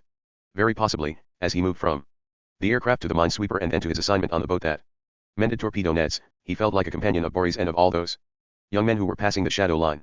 In that September 29 letter to Jessie addressed to BW, beautiful wife or woman, he speaks very circuitously of Jane Anderson, had a letter from your pair made an unusual phrase to use to Jessie about Encliffe. N. Obviously cooled down a lot. Letter curiously indefinite, but I seem to see that N has found some new AM wonder. Just what I expected. But this is strictly between us. The dear chestnut filly is obviously put out. AM trust. Ing the dearest dark brown mare that is, the 200-pound Jessie to steady that youngster in her traces. See. Reading felt that Jane became part of Conrad's conception of Rita in the Arrow of Gold asterisk, and very possibly, as reading not the most reliable of. She arrived in London in 191-6, and until she put it, brilliant and beautiful, she left a year or so later. Conrad saw a lot of her. Turned the heads of many conspicuous and she became part heroine in one of his last Mau's men, both in Europe and in her own novels, The Arrow of Gold. She was one of country. Exceptionally gifted, the good news, the very rare persons whom Jessie could not. Paperwoman and a short story writer of more stand, as is shown in the latter's memoirs. She than average talent, she had a marvelous CA also, after the war, caused a certain estranged capacity for listening and understanding. After meant between Conrad and myself. This age is broken down 791. We have seen, Rita was a fantasy figure of Conrad's old age superimposed on his youth, when it was possible for him to indulge the fantasy without retribution. Conrad, however, demanded greater, or less personally threatening, adventure than Jane afforded, which we note from the melodramatic tone in his letter to Pinker as he started his service from Granton Harbour in Edinburgh. He indicates he may never return, a desperate mission, as Nostromo informed the Count, I am going you know on what errand. Should the ship fail to report herself for more than 10 days after the time fixed for her return by wireless at night, there will be no use hoping for her return. I have no nearer friend on whom I could lay the painful task. I believe I have your approval. Boris isn't likely to be angry with my memory, Jessie understands, and John knows nothing, of course. As to these last, I know you will do all you can to make their fate as tolerable as it can be made. Although there was danger from German submarines, Conrad intensified his role. It's no use ignoring the fact that the vessel has made 3 trips already and she may have been spotted. Also there are spies about.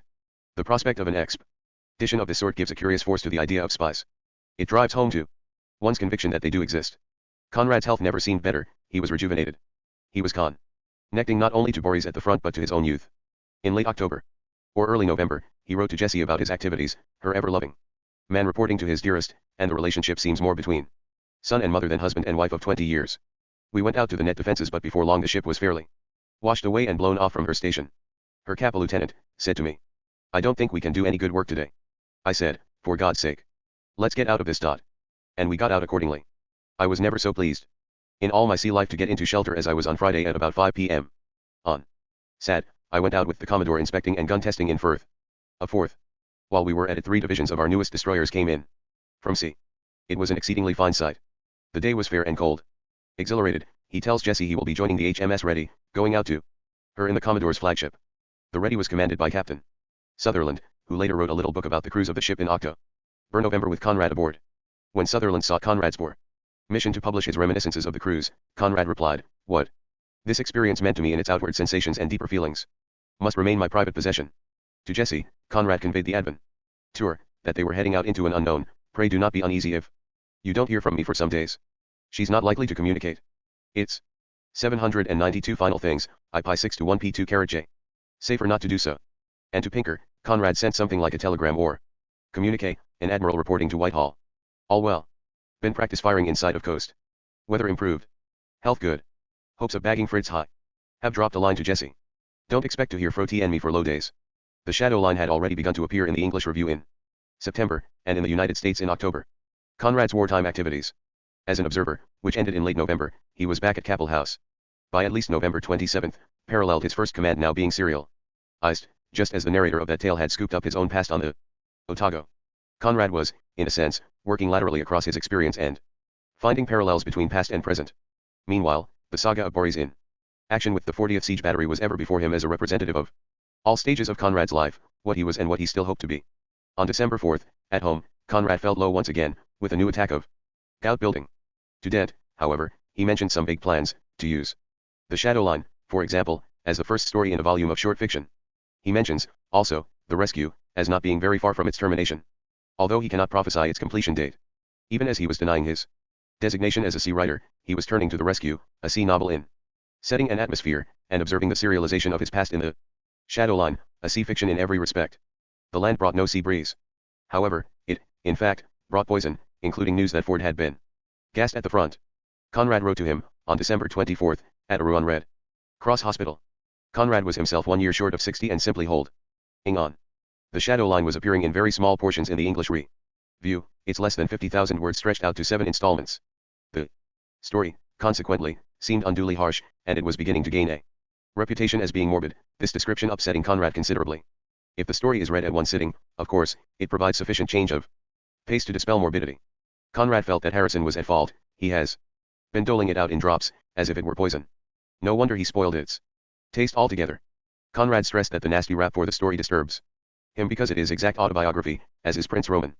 He was so upset he felt he would cancel the dedication, as I don't want the boy's name to be connected with a work of which some imbecile is likely to say that it is. This age is broken down 793.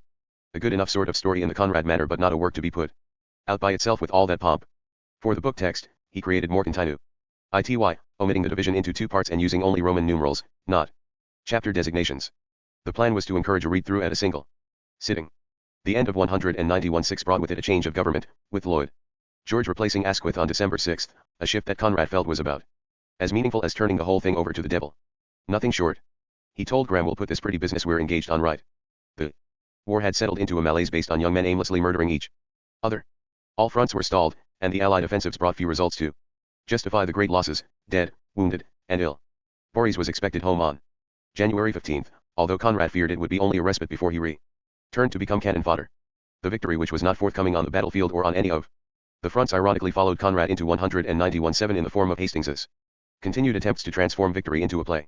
In his letters, Conrad offered detailed comments on costumes, place names, modes of addressing people in the archipelago, and even ways of saying things. The dramatization of victory, which was doomed by the intermittent collaboration, nevertheless turned Conrad's mind to the theater, and when he did begin to write again, with the arrow of gold, it was for its dramatic potential. He planned a story whose dialogue and dramatic sequences could be extracted and turned to stage usage. Conrad's return to his world of the 1870s was appropriate, for the old world was coming to an end. The First War was a watershed for European politics, and the end was seen everywhere. Conrad had foreseen it himself. In The Secret Agent, To Conde, and Victory, and it was facing him now in Boris's manner and appearance when he returned from the front.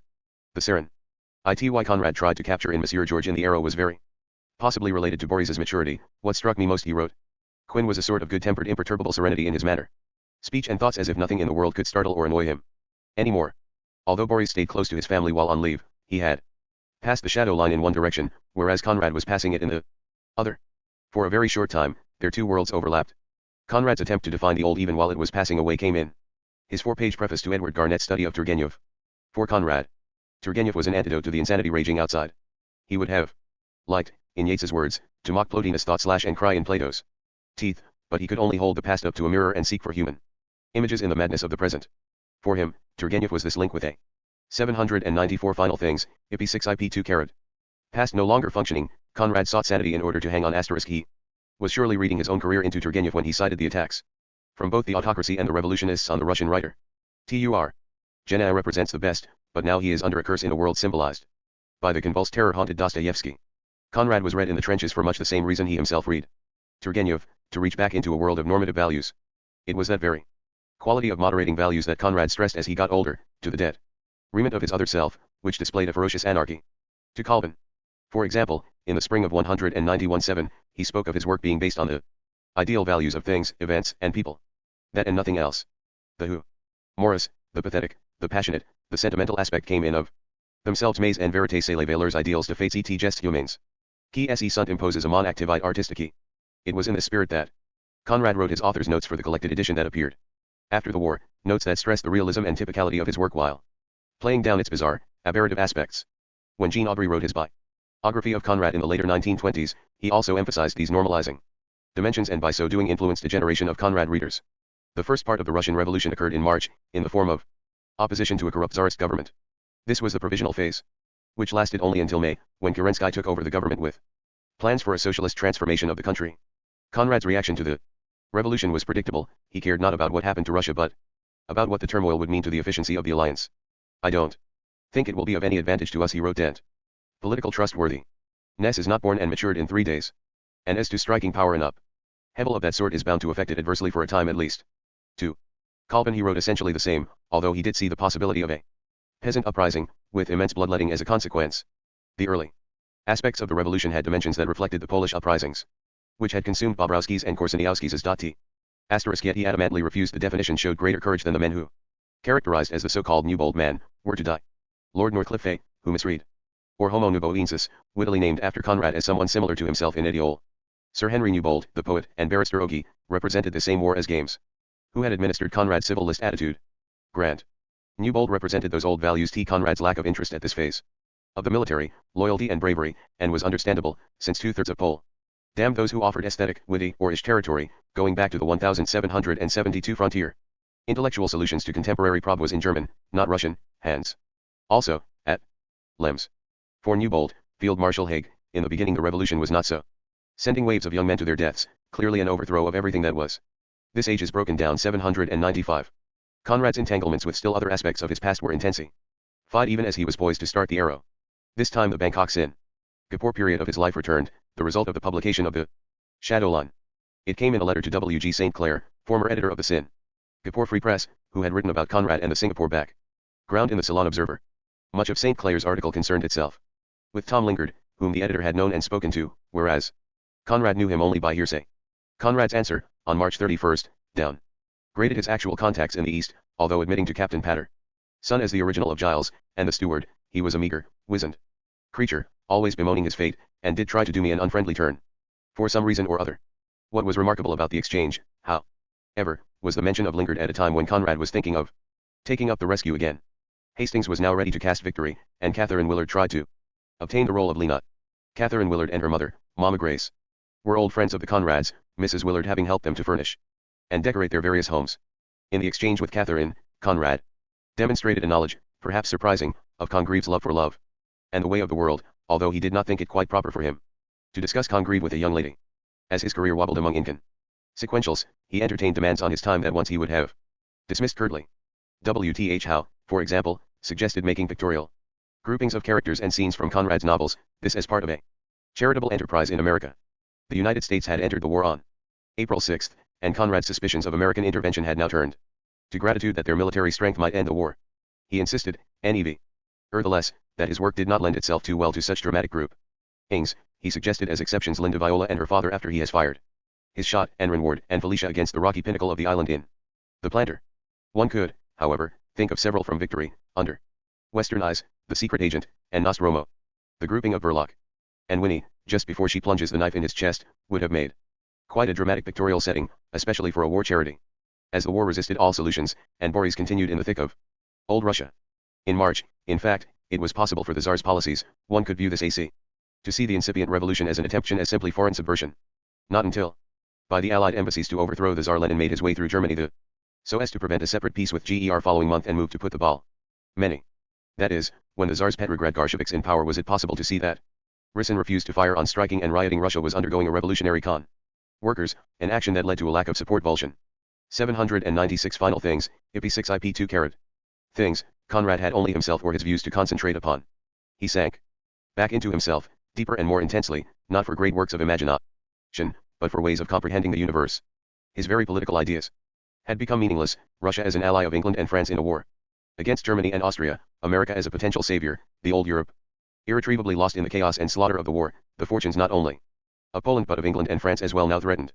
He believed that the Entente would come through, but whatever was saved would be hardly worth preserving. Writing to Calvin, whose generous support was so important to him now, Conrad spoke of the people and the nation as being the greatest figures of the times. For 150 years the French people has been always greater, and better, than its leaders, masters, and teachers. The same can be said of the English, although admittedly they have been less sorely tried than the French. Evidently, his feelings about the people did not extend to the Russians. Even when the revolution was taking its new form, with Kerensky attempt ing a socialist government, Conrad felt that a nation's nature can't be changed in 24 hours. Russia was an untrustworthy ally before, and it remains so still. Conrad's sole interest was in Russia's ability to engage large numbers of Germans on the Eastern Front, and now he saw even that capability destroyed. He spoke of those experts who will go to Russia to try to achieve some kind of organization comparable to people being thrown overboard in a storm to organize the waves of the sea. There is little doubt that Conrad's detestation of even a new Russia went further than hatred. Based on Poland's fortunes, Russia represented to him the very violence and spiritual chaos which undermined his sense of moral values or ethical procedures. Even under Western eyes had not settled Conrad's ambivalence, for his view of Russia there was finally resolved not in the home country but in Geneva. Conrad had made a new friend in the New Zealand-born novelist Hugh Walpole, who became one of those adoring young men gathered around the master in the 1910s and 1920s. Walpole had published, in 1916, a short study of Conrad's fiction, treating his work as both lyrical and philosophical. As an attempt to pioneer in Conrad criticism, it was superior to Curie's study, but it moved into dangerous areas by suggesting that Victory and other later works lacked the discipline and restraint of his middle period. Although there was a 27-year difference between them, Walpole was intelligent and attentive, and Conrad quickly used the younger man as a sounding board for his troubles, someone who would provide solace for the entire family. In fact, both Boris and Jessie kept in touch with him after Conrad's death. This age is broken down 797. To Walpole, Conrad correlated the various threads of the European situation as they ran into his mind, connections that no one else was likely to make. He saw the European theater of operations as a gigantic drama or a huge scenario for one of his novels. His description below is reminiscent of the forces in Nostromo, or the meeting of elements in the more recent Victory. After stating that he is completely out of it because of age and infirmity, he gets to his chief point, which is the moral quagmire that Europe has become. I have been, like a sort of dismal male witch, peering, mentally, into the cauldron in which la force de choses has plunged you bodily. What will come out of it? A very subtle poison or some very rough-tested elixir of life? Or neither? Just mere kvass, so to speak. It's very curious. One feel startled when I remember that my foster brother is an Ukrainian peasant. My italics. He is probably alive yet. What does he think? I am afraid that what he thinks bodes no good to the boys and girls with whom I used to play and to their children. Are those gracious shades of my memory to turn into blood-stained specters? Conrad has in mind the Russian Revolution. C'est possible, vous savez.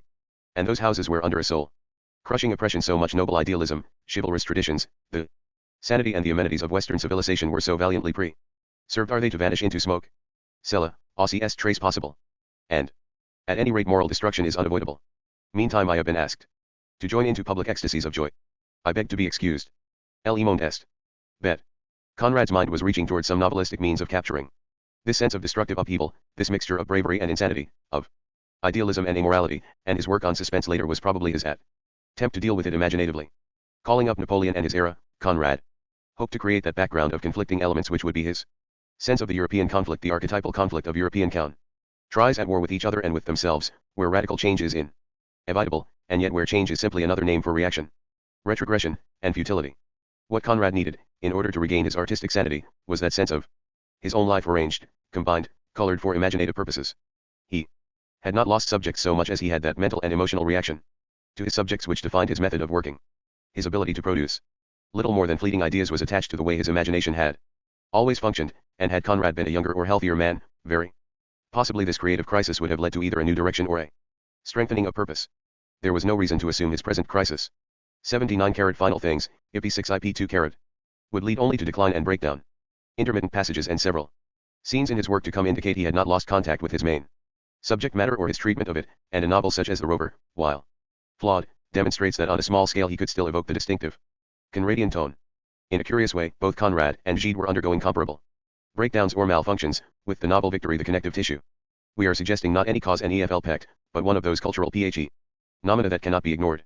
In 191-617, while Gide was immersed in his Victory thing, he was, like Conrad, undergoing tremendous conflicts that brought him close to enemy. Whereas Conrad's condition involved a physical breakdown that had its psychological counterpart in feelings of enemy and willlessness, Gide was floundering in a religious and personal crisis of equal intensity. In his intimate journal, Gide spoke of wallowing in a terrifying intellectual disorder during this time, and his work, rather than his letters to Conrad, indicates such disorder. La Pour Detroit, Isabelle, Les Caves du Vat. Icon, La Symphonie Pastorale, the beginning of the second part of Sile Grain. N. E. Murd. The attachment to Conrad and to Conrad's fiction struck Gide somewhere in those nebulous regions where personal conflicts, malaise, and artistic possibilities all struggled for supremacy. The Conrad psychodrama, though less dramatic, was no less intense and debilitating. He, too, journeyed through the valley of breakdown and death.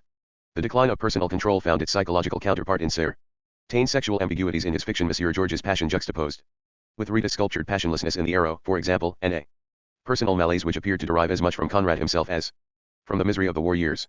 The critical point for him may have been the measuring of himself against a maturing Boris, the man forced by the boy to take account and incapable of handling what he found. His letters, full of the usual illness and apathy, suggest an emotional crisis. His recurring images of a man on a tightrope, walking forward without a net beneath. The crowd expects to be pleased, but the walker has only one thought, not to fall. If we jump ahead a few months, to December 30th, 191-7, Conrad's first tant letter to Gide after 18 months juxtaposes his own inaction with the latter's celebrity. Conrad mentions a favorable study of Gide in the Times literary supplement, although, he says, one cannot say anything grand about André Gide in 2 columns. Nevertheless, one finds an admiration which pierces through the lackluster phrases and which renders the article sympathetic as a whole. Following this, Conrad refers to himself, I do not work. He was starting The Arrow of Gold. I have nearly ceased to think of work. I think of my friends, in truth, but I have nothing to say to them. Once this age is broken down 799. I put my pen in hand, it is only to recoil, as if from fear. Not only is the moment of contrast striking, the phrasing is especially trenchant, Gide basking in universal praise, while he, Conrad, is fearful of even holding a pen, recoiling from it, a shadow of himself. This attitude continued into 191-8, when Conrad hung on to the translations as though they were a lifeline with reality. Even his work on the Arrow seemed to him the efforts of a man playing the lyre while Rome burned. The real showdown between the two, Conrad and Gide, would come over the translation of The Arrow, in 1919, when the personal relevance of that novel would meet with a treatment Conrad could not bear to face. By then, Gide's spiritual malaise had passed. He was younger and healthier than Conrad, and he regained contact with his creative talent. But before the return of his powers, Gide threw himself into the translations, disguising his personal losses while preserving his active role in a central literary tradition. To translate a writer into French who had himself learned to write English after perfecting himself in French was full of those paradoxes which Gide could not as yet work out creatively. With Gide, one must always look directly to his ego, needs to interpret his activities.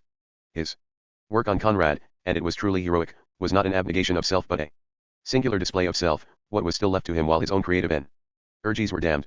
When the correspondence became inflamed in 1919 over The Arrow of Gold, the writers had moved beyond their roles as chars of sorts. They had become competents, where intense personal needs lay behind something as apparently superficial as a translation. None of this could dispel the worry over Boris, which was a continual wound and distraction. It was now midsummer of 191-7, and an entire generation of European youth had died on the several fronts. The English officer corps had been particularly hit, and most young officers in the 20 to 25 range, Boris's slightly older contemporaries, were dead. In 18 months, he had had only 16 days of leave, including 3 days in Paris in July. Redinger had taken him to lunch, and some Americans had been kind to him, one of them, a steel magnate, promising him a position in a motorworks after the war. Conrad's own attitude toward Americans had altered, at least temporarily, from condescension to gratitude. It strikes me I'll have to be mightily civil to a good many Americans after the war, he told Calvin. T.S. Eliot, in 191-7, published Prithrock and Other Observations, with a dedication, from Dante, to his young friend Jean Verdnel, who died at 26 in the Dardanelles, Churchill's Costly Folly. Eliot knew of Conrad, of course, but it is questionable if Conrad had ever heard of the American poet, although Ford or Quinn may have spoken of him. The Prithrock Vol. 800 Final Things, IP 6 IP 24. UME, inconspicuous in itself during a war. The title poem had appeared separately in poetry in 191-5 might seem to someone like Conrad to be a publication on another planet. And yet Eliot / vast exploring territory that had been Conrad's for some time, especially War Jim, or Heart of Darkness, or with protagonists such as Decaud, Heist, and Renward. Eliot used an AP graph from the Inferno for Prithrock, and Conrad had used the Dantesque and Virgilian Journey Underground for Heart of Darkness. Eliot's protagonist is effete and asexual, torn by doubts and fears, but when he asserts I am Lazarus, come from the dead, / come back to tell you all, I shall tell you all, he shifts our attention to Conrad's Marlowe, to Decaud's vision, to Heist's sense of self just before he immolates himself. Prithrock's fear of the real world, with its images of impotence, dryness, desolation, are all aspects of the Conradian sensibility, although only touched upon in the later years. In 191-7, Eliot himself underwent a severe psychological impoverishment, a critical period when he lost all active will, but he descended into himself, regained his powers, emerged with a poem that would become The Wasteland. When he did surface, he attached to that poem an epigraph from Heart of Darkness, the line expressing Keats's horror. And only Pound, his Niglier Fabro, could dissuade him from using it. The new sensibility which had appeared with Eliot, and Pound and Yeats, in poetry, and Joyce, Lawrence, and Woolf in fiction meant that Conrad would be designated as an old master and, therefore, bypassed as a living force. Since this coincided with his own creative passivity and inability to work regularly, it meant that even as he gained a wider reading public, and his sales increased several-fold, he lost standing with younger writers. Woolf was characteristic, in that she wanted to place Conrad and then conveniently forget about him, a curious pole writing in English. Although much of the experimentation that characterized this new sensibility occurred with language, the younger generation failed to see that Conrad had himself explored the potentialities of language and had created a literary language for describing places and people that had not existed as such in literature previously. The new language, however, meant the reforming of words, the use of the stream of consciousness, free associative patterns, elision of words and meaning, elimination of routine punctuation, and in these areas, Conrad was of course found lacking. We have, then, a great paradox, that while Conrad had helped to shape the new sensibility, a fact few of the above writers rejected, he was to be bypassed in his own lifetime, viewed as traditional, an anti-force in literature. Part of Conrad's frustration in these years, possibly one reason he could not work, was his sense of things as changing not only socially and politically, but literarily. Yet even if he were physically removed, and heard about London society through surrogates such as Calvin, he may have stayed more directly in touch through F. Ward, Norman Douglas, or even John Quinn, who, this age is broken down 81. In 191-7 had sent Conrad the latest volume of Ezra Pound. This may have been his Lustra, 1916, which Conrad said he could not read without the kind of concentration he did not possess. If he had read about Pound's Burley, he would have recognized familiar territory, although the shifting lines and rearrangement of experience might have discouraged him before he cited some of his own characters and tones. Burley ponders, what god, man, or hero shall I place a tin wreath upon, and Conrad could have responded that he had heard it all before. Chapter 35. A little dust, a ghost. A gossip's tale. XO Pinker, he announced, in August 191-7, that he was working on a story with stage possibilities. He planned it as a magazine fiction. It involved putting to Aoife 7 and 7 N equal Auntie, not exactly in that character but as an ardent royalist, and her peasant sister, very hard-headed, very religious and very mercenary, on the stage.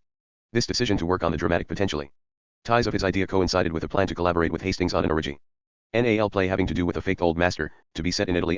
Conrad may have had in mind a scheme formed many years ago and worked out in some detail in those notes written into Teofila Bobrowski's commonplace book, where he had outlined Tuan Jim. The notes for a play follow several items. The section on Tuan Jim, a few sentences of the rescue, a list of some tentative titles, and the names of Lucas, the critic, and Pauling, the publisher. Then comes the outline of a play set in Ferrara, the protagonist one, Fabio. There is no clear indication of any forward movement, simply a good deal of Verdi dramatics of pageant suggested, some anger, a fight looming. The outline does not go much beyond the first act. It was unlikely, however, that Conrad would dredge up this old idea, mainly because it goes back to a stylistic period which he felt was over. Also, a drama set in the Renaissance would not seem to be quite the right thing for a war audience. There is the further possibility that he had in mind a project he and Ford planned based on Ford Maddox Brown, Ford's grandfather. Although a faked old master would not fit. In any event, as he became engaged with his other dramatic venture, The Arrow of Gold, he retreated from any further collaborations. The original plan of The Arrow, in part at least, was epistolary, to be made up of selected passages from letters. A further collaboration on Under West Daymore was hopeless from a theatrical. Eyes was also in the works, but Hastings' standpoint declined because he thought Conrad's 802. A Little Dust, a Ghost 803. Written by the protagonist to a woman he had known 35 years earlier. The age of the protagonist at the time of the writing was close to Conrad's in the early autumn of 191-7, 59.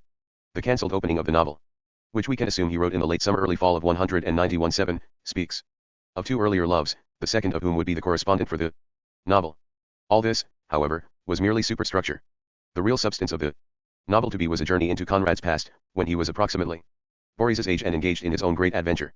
As he indicated in the author's note, the story was not so much a part of his memory as it was an inherent part of himself. And in the same note, he clearly associated his memory of his Marseilles days with those dark hours of the war when the novel was written. It seems certain that Conrad required an adventure to parallel the hazards experienced by that younger generation passing through the shadow line, just as his voyages with the fleet and flight in a plane were attempts to find some useful function in an exploit that needed only younger men. In this respect, we can say that the war helped draw Conrad out of his malaise, in about the same proportions that it had thrown him into it. Once Conrad began to work, he by no means had clear sailing. That sense of freedom would never come again, and even in the past, it had been fleeting. Too many external affairs now intruded. As he wrote Edith Wharton, he was terribly anxious about Boris, who had just been home, at the end of September, but almost of equal worry was the condition of Jessie's knee, which would require another operation. In the meantime, Conrad had gotten to know Gerard Jean Aubry, a young writer and music critic, friend of Gide and the Gide Circle, and the man who was to bring together Conrad's letters and personal papers for a full-length biography in the later 1920s. The association was a felicitous one for Conrad, for now he was surrounded by young men who were writing favorably about him, Curie and Walpole in a critical sense, Jean Aubrey as the future biographer. Of course, standing beyond them was the real literary world, the men and women who were reshaping the course of poetry and fiction in the 20th century, and some of them, like Pound and Lawrence, were more interested in fulfilling their own visions than in reading critical interpretations. Before going up to London for 3 months, Conrad responded to a letter from H. L. Mencken, who had been celebrating him as one of the great modern masters. Mencken had sent Conrad some of his thoughts about the writer, but for all of Mencken's praise, Conrad was annoyed at several Miss Lawrence, for example, who of course he had become one of those writers among read for his own needs, had great respect for the ruins. I can't forgive Conrad for being Conrad's abbetes, but thought he was wasting so sad and for giving in himself on resume of types and worried that 804 final things, I pi 6 to 1 p 2 carat conceptions. He used his response to review his entire career, but his real response he saved for a letter to George Keating more than 4 years later. At that time, he spoke of Mencken as possessing a vigor like an electric current. In all he writes, Conrad told Keating, there is a crackle of blue sparks, like those one sees in a dynamo house amongst revolving masses of metal that give you a sense of enormous hidden power. Conrad says he is pleased that such a person likes him, otherwise, he feels he would have been torn limb from limb. It makes me giddy. Yet despite all this, he is terribly disturbed that Mencken harps on his Slavonicism. He wonders if Mencken has in mind some primitive natures fashioned by a Byzantine theological conception of life, with an inclination to perverted mysticism. The description is witty, but underlined by contempt. He suspected that Mencken was trying to make him something unique for his Sinart set readers, and the Slavonic aspect suggested Conrad as an exotic bird with rare plumage. I am a child, not of a savage but of a chivalrous tradition, Conrad insisted to Keating. For Mencken, the savage tradition was preferable. Just after the middle of November, the Conrads arrived in London, to stay at Hyde Park Mansions, on Marylebone Road. What was particularly disturbing about this trip is that Jessie expected once again to have her leg amputated at the knee, although the examination by Sir Robert Jones at the end of the month led to a verdict against amputation in favor of further exploratory operations. The well-known actress Lilla McCarthy was interested in producing Victory in her theatre, with an eye on the role of Lena for herself. This development coincided with treatment for Jessie's knee, to save the leg. The so-called cure went on, and Conrad had no way of knowing how long it would last. He claimed he could not work, but apparently he did, for the arrow of gold, once he focused exclusively on it, was turned out in less than 12 months, by early June of 191. Yet he told Ted and Helen Sanderson that although he had been working every morning, you can imagine what sort of stuff that is. No color, no relief, no tonality, the thinnest possible. Although Mencken's essay, Joseph Conrad together with writers such as Twain, Conrad, in a book of prefaces, which Dreiser, Hardy, and Crane, all of them Knopf published, stressed Conrad's Slavic surd with man's inability to make the uni roots, its criticism is not wide of the mark. Verse intelligible. The Hardy and Crane. Mencken rightfully saw Conrad, in that PE comparison is apt, the Twain and Dreiser less Rennial comparison, as far superior to Kipling, so. Mencken also pointed out that women, a first-rate artist compared to an adroit AR, count very little in his protagonist's struggles. Further, he saw nearly all of Conrad's, but this is very much an American, indeed a adventurous elements as having a symbolic red-blooded reading. He is especially pleased. Import, yet unlike the purely romantic writ that Conrad's heroes are moved very rarely. ERS, he provided motives and the inner work by amour. If only they drank German beer. Ings of his characters. Mencken brought a little dust, a ghost 805. Squeaky babble. And when I finished with it I shall go out and sell it in the marketplace for 20 times the money I had for the nigger, 30 times the money I had for the Mirror of the Sea. Conrad's diagnosis was accurate. The first 100 pages of the Arrow are more like the notes for a novel than the novel itself. It is all beginnings, forward movement of any kind is frustrated by long dialogues or scenes which remain static. As he observed, they lack relief and tonality, and the setting up of George and his companions vis-a-vis Rita appears like a still life without sufficient color. The London stay, however, was not all anxiety and worry. Conrad visited old friends, saw Galsworthy, the Garnets, Graham's mother, Mrs. Dumb. Met Graham himself was in Columbia. But for a man who defined himself by his work, it was a bad time. He called himself, like Lear, chilly, and found that each day meant a new, painful start and a calling for help to the gods who are deaf every morning. And what resulted was strangely remote. Yet it was based on intimate memories, or fantasies intermixed with memories. In London, as he waited for Jessie's knee to adapt to the heavy metal splint inserted in it to keep it rigid, and as he also awaited Boris on home leave *, he said it felt like being in jail. He even thought of joining the National Service, possibly to work on the docks, but knew his health was too poor to volunteer. Conrad looked most wistfully at the Navy, in whose service, he felt, one could pursue a very high idealistic end. He found the Navy thinking rightly on all questions, by which he did not mean simply like himself. Nevertheless, in this period of moral anarchy and irrationality, he found, he says, that whatever conclusion a naval officer arrives at, even if distasteful to me, I can't help recognizing that he arrives at it on sound grounds, making use of his intelligence and not by way of petty prejudices or ignorant assumptions. Searching for something steady and harmonious, Conrad looked to the ideal here, thinking of himself as a seaman and pondering the men under whom he served. The ideal was a political idea, as well, of a state that depended for its stability not on Lloyd George but on a trustworthy leader. And yet even as Conrad sought this ideal in the naval service, he had rejected it in his fiction, as a fiction. Asterisk the younger son, John, remains unassociated with a maritime career. We learn periphery because of his youth, he was not also, that father and son played chess together. Yet in his teens at this time, his memories of on numerous occasions, using Capablancas, his childhood, some reminiscences of my book for its games. Conrad would often route Father in ZYWY, indicate none of the strains John out of bed late at night for a game. The which existed between Conrad and his older younger son's less strained relationship with son. John recounts, chiefly, adventures in his father surely had to do with the improved family cars and on sailing expeditions. Conrad fortunes of the family, and to the fact that the was very much a man's man in his handling of younger son usually bears less of the burden. His son, stressing an approach based on vigor, of competition with and/or envy of the father. Endurance, exploits, and honesty, qualities as 806 final things, IP6 IP2 Polish affairs moved in and out of his fay, even as he was writing about Seals, his escape from Poland. Riedinger was in desperate financial condition, and Conrad sent £50.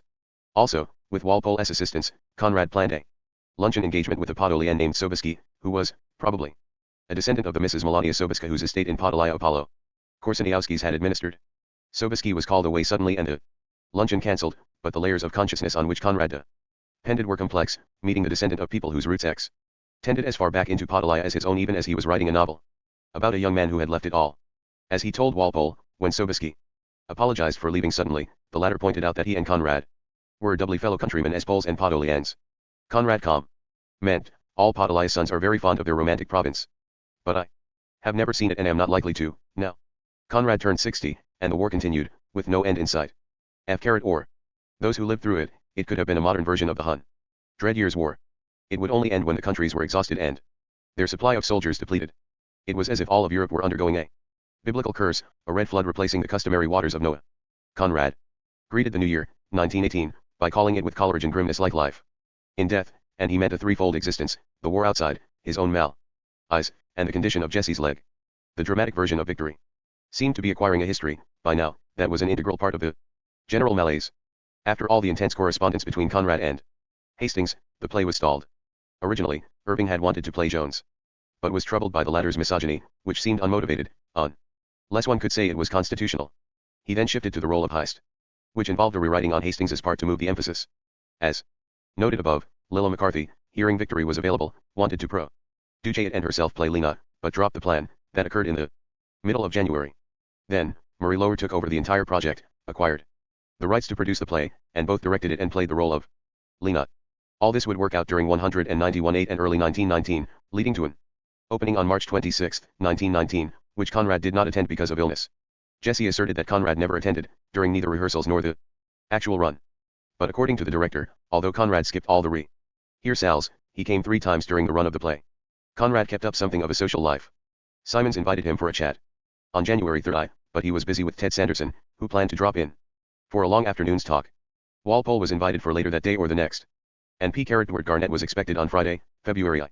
By early February, some of the suspense about Jessie's fate had been dissipated, with the operation postponed and the apparatus inserted into her damaged knee. A little dust, the Ghost 807. Announcing this relatively good news to Quinn on the 6th, Conrad insert an amusing passage on Ezra Pound, whose work Quinn had sent. EP is certainly a poet, but I am afraid I am too old and too wooden-headed to appreciate him as perhaps he deserves. The critics here consider him harmless, but as he has, I believe, a very good opinion of himself, I don't suppose he worries his head about the critics very much. Besides, he has many women at his feet, which must be immensely comforting. Quinn tried to engage Conrad in broad political discussions, apparently feeling that his correspondent, as a Middle European living in England, had a political expertise or intuitive sense. Conrad often responded lengthily, as though he felt compelled to instruct the untutored American in European realities. In this same letter, of February 6, Conrad wrote what he felt might be Poland's epitaph: have no illusions. The great thing is to keep the Russian infection, its decomposing power, from the social organism of the rest of the world. In this Poland will have to play its part on whatever lines her future may have to be laid. And at The same time she will have to resist the immense power of Germanism, which would be death too, but in another shape. Whether that nation, overrun, ruined and shaken to the very foundations of its soul, will rise to this awful task, I really don't know. What assistance she will be able to get from the Western world nobody can tell. Never was there such a darkness over a people's future, and that, don't forget, coming after more than a century of soul-grinding oppression in which, apart from a few choice spirits, the Western world took no interest. Fine words have been given to it before, and the finer the words the greater was always the deception. Conrad then recalls his 1914 visit to Krakow. One evening in August in 1914, in a dimly lit, big room, I spoke to a small group of Poles belonging to the university and the political life of the town of Krakow. One of the things I said was, rest assured that whoever makes peace in 6 months, that was all the talk then, that the war couldn't last, England will go on for 10 years if necessary. But I had also the courage to tell them, have no illusions. If anybody has got to be sacrificed in this war, it will be you. If there is any salvation to be found, it is only in your own breasts. It is only by the force of your inner life that you will be able to resist the rottenness of Russia and the soullessness of Germany. And this will be your fate forever and ever. Or nothing in the world can alter the force of facts. Conrad's pessimism, his sense of irony and paradox, his recognition that all life is a deadly trap, all of these were never more finely honed than in his outpourings earlier to Graham and later to Quinn. That is the tragedy, the inner anguish, the bitterness of lost lives, of unsettled consciences and of spiritual perplexities. Courage, endurance, enthusiasm, the hardest idealism. 808 Final things, IP6 IP2 carat. Itself, have their limits. And beyond those limits, what is there? The eternal ignorance of mankind, the fateful darkness in which only vague forms can be seen, which themselves may be no more than illusions. The vision that all is appearance, that all we have is illusions, reverts to Conrad's outlook in Heart of Darkness and Nostromo, the period when his creative energy was at its highest levels. He concludes, in this enormous upheaval of forces and consciences, all hopes and all fears are on an equality. Either can lead mankind equally astray, and there is nothing in the world to hold on but the work that has to be done on each succeeding day. Outside that, there is nothing to lay hold of but what each man can find in himself. This is not the defeat of an older man trapped in bitterness, but a logical sequence of Conrad's progression as a man and an artist. The older he grew, the more baffled he became. His vision at the end was just as fierce and just as intense, although the power to incorporate it into fiction no longer raged. By mid-February of 191-8, Conrad was moving along on the Arrow of Gold, in manuscript known as the Laugh, sufficiently well so that he could speculate about titles. The Arrow of Gold was still not clear to him, and he listed several. One of them, Two Sisters, recalls the sisters, the frag meant going back to 1896, others include Madame de la Stadler, the heiress, even the goatherd. Although Conrad appears to have had a firm grasp of his individual materials, the general outline he provided for a correspondent essay, Everett of Doubleday, suggests a good deal of hollowness, or disconnectedness of parts. He comments on Rita, asserting that the book deals with her private life, her sense of her own position, her sentiments, and her fears. It also deals with an episode in the general experience of the young narrator. He stresses that all the interest lies not in backgrounds but in the personages.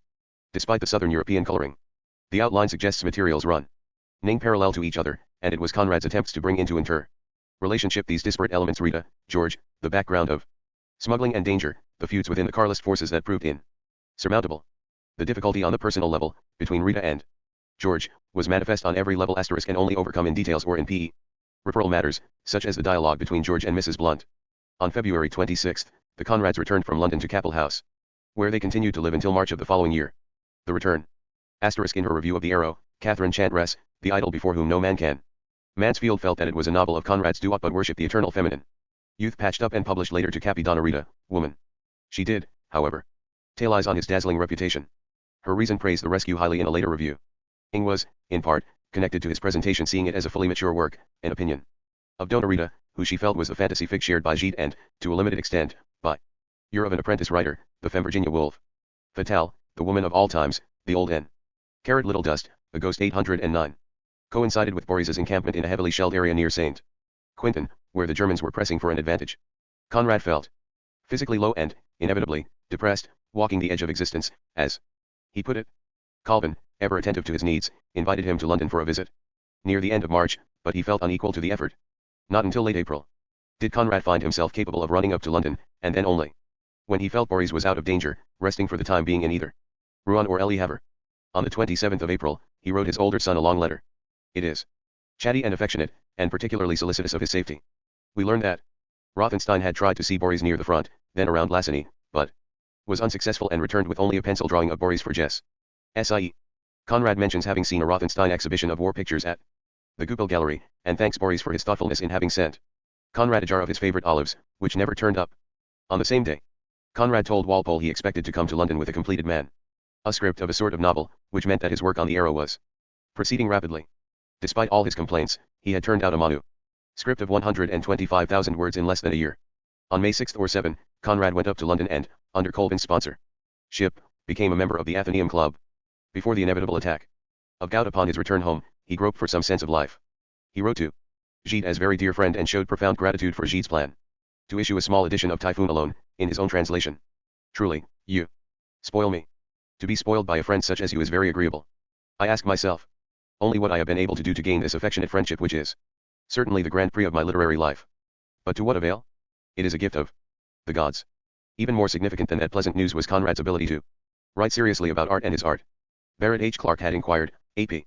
apparently, about Conrad's aesthetic principles, and he decided to respond at length. Although we have already mentioned parts of this letter, it is so firm in its artistic principles that it hardly manifests an author at the end of his tether. Conrad first stresses that in terms of career he is not an ancient, since his writing life has extended only over 25 years. In that time, he feels he has evolved. Some critics indeed have detected 3 marked P.E. riods, and he insists that the process is ongoing. He emphasizes that he is always himself, completely a formed man, but nevertheless no slave of prejudices and formulas. His attitude, his angle of vision, his methods of composition are not fixed. He is, he says, always trying for freedom within my limits. His limits do not mean his deficiencies but the boundaries he has set for himself.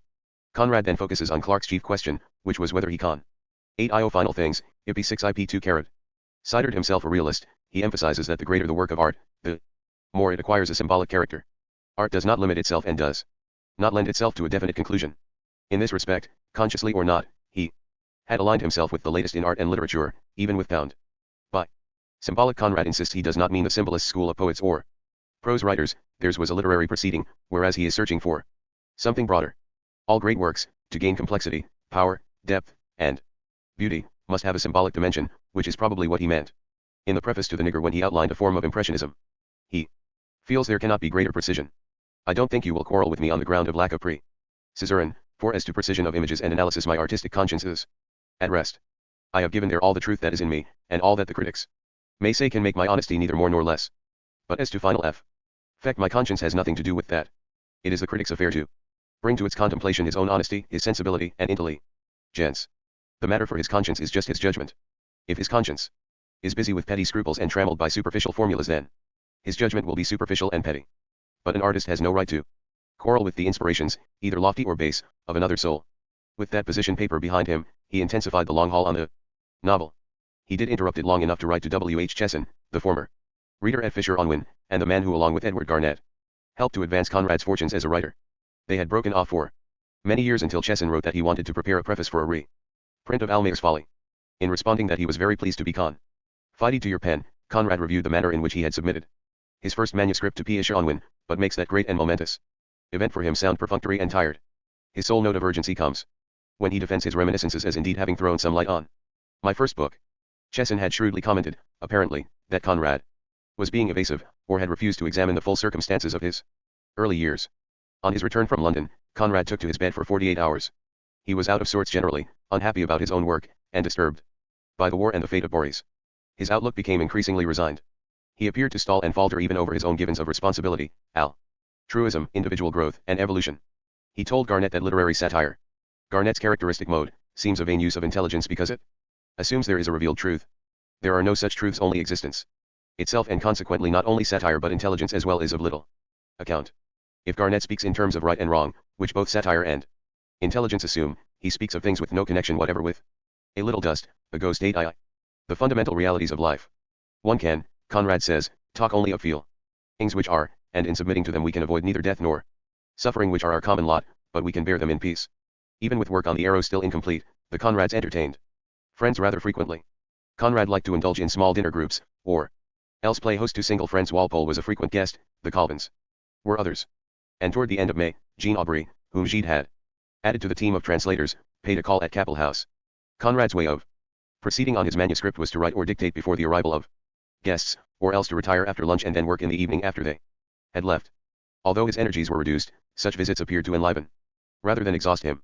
By June 4, The Arrow of Gold was complete except for the preliminary and final notes, which made the novel a story between two notes. As Conrad prepared to write these notes, Boris told him he was doing captain's duty with his battery and living with men, superiors and inferiors, whom he positively loves and trusts. Conrad commented, and so, if it must come to, it will be easier to die in their company. Confronting the Conrads, in addition, was another trip to London for the familiar purpose, an operation on Jesse's knee on June 27. They would stay once more at 4 Hyde Park Mansions. Before leaving, Conrad with apparent delight wrote to Goss at great length about Nostromo. In retelling the story of this fictional Dominic Cervoni, Conrad doubled back upon himself, the fictional Dominic ever in his mind in the shape of Nostromo, even as he has just finished writing of the real Dominic in the Arrow of Gold. And added to the ironic juxtaposition is, very possibly, Conrad's awareness of how much greater the fictional creation is than the real one. To Goss, he uses Nostromo to show the world as it is. But Nostromo is not a thief. He is a strong man succumbing to a temptation of which mere greed is the smallest possible ingredient. And, even while succumbing to the temptation, he still remains a strong man. He is not going to succumb to remorse. He will let nothing tear this tree sure from his grasp, and at last the treasure gets hold of him and becomes the direct cause of his tragic end. In the very hour of death he is reluctant to disclose his secret to Mrs. Gould.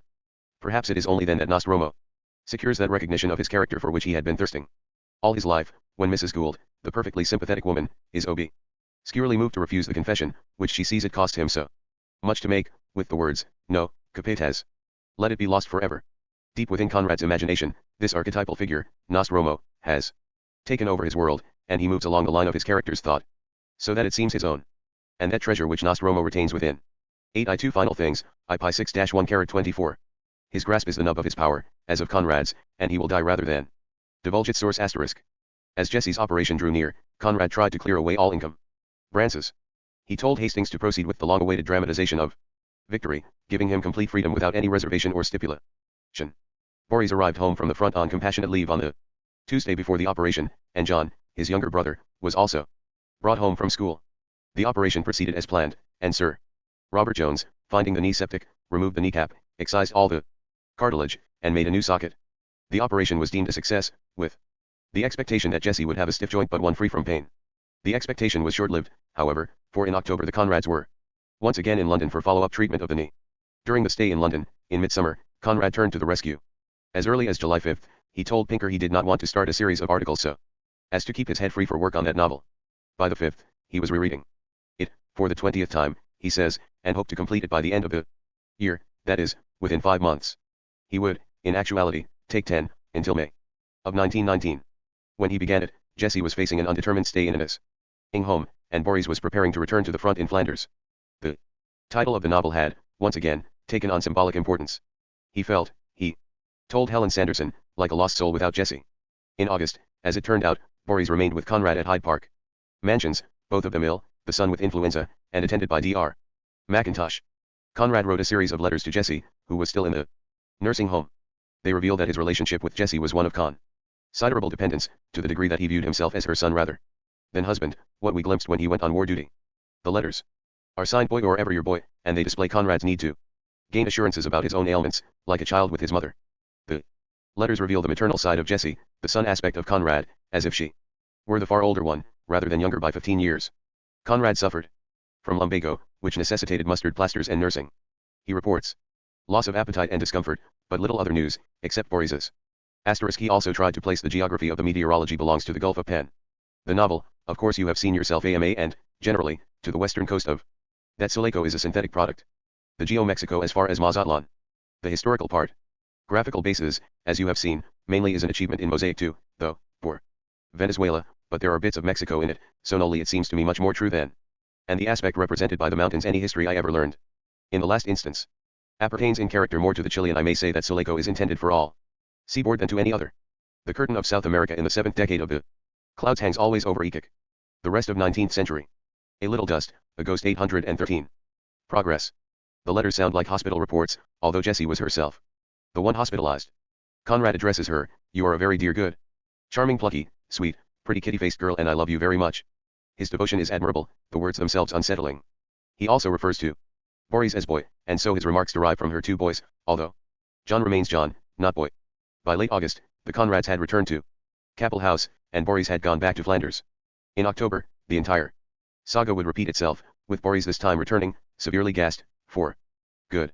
The only work Conrad accomplished during this period of disorientation was to reread the rescue manuscript and turn out a brief article, well done, for the Daily Chronicle, August 22 to 24. Earlier, In March, he had written a similar short piece for the Daily Mail, Tradition. These pieces, based on his naval trips, were designed to hold up to public view the high level of service of the men who go to sea, and Conrad considered such work a contribution to the war effort. Also, he was building a collection that would in 192 I become notes on life and letters. A good deal of the later summer and early fall was spent either in a gouty, bedridden condition, or filled with dread of gout and, therefore, reclusive and quiet. P.O.M. Conrad's letters to close friends, it is difficult to believe he still had almost 3 novels in him, one of them Suspense, planned as the chef d'oeuvre of his later years. With American forces building up on the main front, the war had taken a more hopeful turn, but it was far from over and heavy casualties were still expected. Soldiers were being killed in large numbers even as armistice became common talk. It was, in fact, during an advance of the army that Boris was badly gassed, on October 10, just a month before the armistice. Par. Tiley buried by a salvo of high explosive shells, he was incapacitated not by the explosions but by the gas in several of the shells. This ended his participation in the war and seriously undermined his health for several years. Thereafter, he was sent to a Red Cross hospital in Rouen, where he was treated for gas and, later, for shell shock. For the latter condition, he was transferred to a neurological hospital in South London. This combination of events in Boris's life was accompanied by the Conrad's return to London in early October, when Jessie received further treatment for her knee. Since it failed to heal, there were intimations of a new development, a still undiagnosed internal disorder. Conrad was wretched. The state of England he found incomprehensible. What with strikes at home, a failure to support the war effort fully, and the still uncertain outcome of the Entente's advance. For this latest bout in London, Conrad planned to stay at the Norfolk, on Surrey Street in the Strand, which was near Pinker's office and the nursing home and Baker Street. To work, he brought along Miss Hallows, for dictation. He also asked Pinker if he could use his son Eric's room. Eric was away on war service, as 814 final things, IP6 IP2 carat. An office for 3 hours a day. Pinker had suggested some fiction with the poor Sybil Poe-HSH slant to it, to capitalize on Poland's future now that the Russian Revolution had altered the political situation on the Eastern Front. Conrad rejected the idea, however, saying that the rescue was now at the center of his attention and had been for the last 6 weeks. He indicated, nevertheless, that he would be open to some newspaper contributions of 3 or 4,000 words, but nothing came of that. It is understandable why Conrad could not write such articles. On Army Stice Day he sensed that the end of conflict was not the end of chaos but the inauguration of a new era of anarchy. Yeats's words became an epigraph for the age. The wick and oil are spent and frozen are the channels of the blood. Conrad, too, was tired of dreams. The great sacrifice, he said, was consummated, but I cannot confess to an easy mind. Great and blind forces are set catastrophically, he told Walpole, all over the world. This only I know, that if we are called upon to restore order in Europe, as it may well be, then we shall be safe at home too. To me the call is already manifest. But it may be declined on idealistic or political grounds. It is a question of courage in the leaders who are never as good as the people. Conrad's sense of an ending was apocalyptic. The ones who knew Europe were too weak to take positions of leadership, whereas those who were innocent of European politics, like the American Wilson, would offer dubious solutions and back them with muscle. In the early part of 1919 he told Cliff Ord, the intervention of the United States was a great piece of luck for the Western powers, but luck too has got to be paid for. Although the assistance came late, the price would be a full one. Conrad's immediate anger was directed at the invitation to Lenin's Bolsheviks to attend the peace conference. And yet Wilson, a year earlier, had called for a united and independent, and autonomous Poland. Then on January 8, 191-8, in his 13th point, he had spoken, once more, of an independent Polish state, with free and secure access to the sea. Maneuvering in this morass was made even more problematic by the fact that the Poles were themselves divided by allegiances. Conservative Poles, fearing the Bolsheviks, wanted to ally themselves with Germany, whereas workers and peasant groups sought an alliance with the new radical forces developing in Russia. Conrad may or may not have been aware of the tremendousisms that existed in Poland. To Clifford, he depicted the future with typical scorn. If the alliances had been coherently combined, the Western powers would have delivered Poland to the German learned pig with as little compunction as they were ready to give it up to the Russian mangy dog. It is a great relief to my feelings to think that no single life has been lost on any of the fronts for the sake of Poland. The load of obligations would have been too great, and certainly, it is better to die than to live under a charge. A little dust, a ghost 815. Of moral bankruptcy, which would have been unfailingly made before many years. Conrad keeps up his animal metaphor, the German pig, the Russian dog. Not bear, the English getting bitten. Poland will have to pay the price of some pretty ugly compromise, as you will see. The mangy Russian dog, having gone mad, is now being invited to sit at the conference table on British initiative. The thing is inconceivable. But there it is. One asks oneself whether this is idealism, stupidity, or hypocrisy. I do not know who are the individuals immediately responsible. But I hope they will get bitten. The whole paltry transaction of conciliating mere crime for fear of obscure political consequences makes one sick. In a class contest there is no room for conciliation. The attacked class can not save itself by throwing honesty, dignity, and convictions overboard. The issue is simply life and death, and if anything can save the situation it is only ruthless courage. And even then I am not certain. One may just as well defy an earthquake. Conrad then moves into the shrewdest part of his assessment, his awareness that the mechanics of reconciliation were being established even while all the major issues remained unsettled. It is the paradox of the do-gooders. Acting because they have no knowledge of affairs, because they wish to have none, a paradigm of the political process. There is an awful sense of unreality in all this babble of League of Nations. And reconstruction and production of commodities and industrial arrangements, while Fisher prattles solemnly about education and conciliation boards are being set up to bring about a union of hearts while the bare conciliation of interests is obviously impossible. It is like people laying out a tennis court on a ground that is already moving under their feet. I ask myself who on earth is being deceived by all these ceremonies. It is really comic, but you know that in human affairs the comic and the tragic jostle each other at every step. That was in January 1919.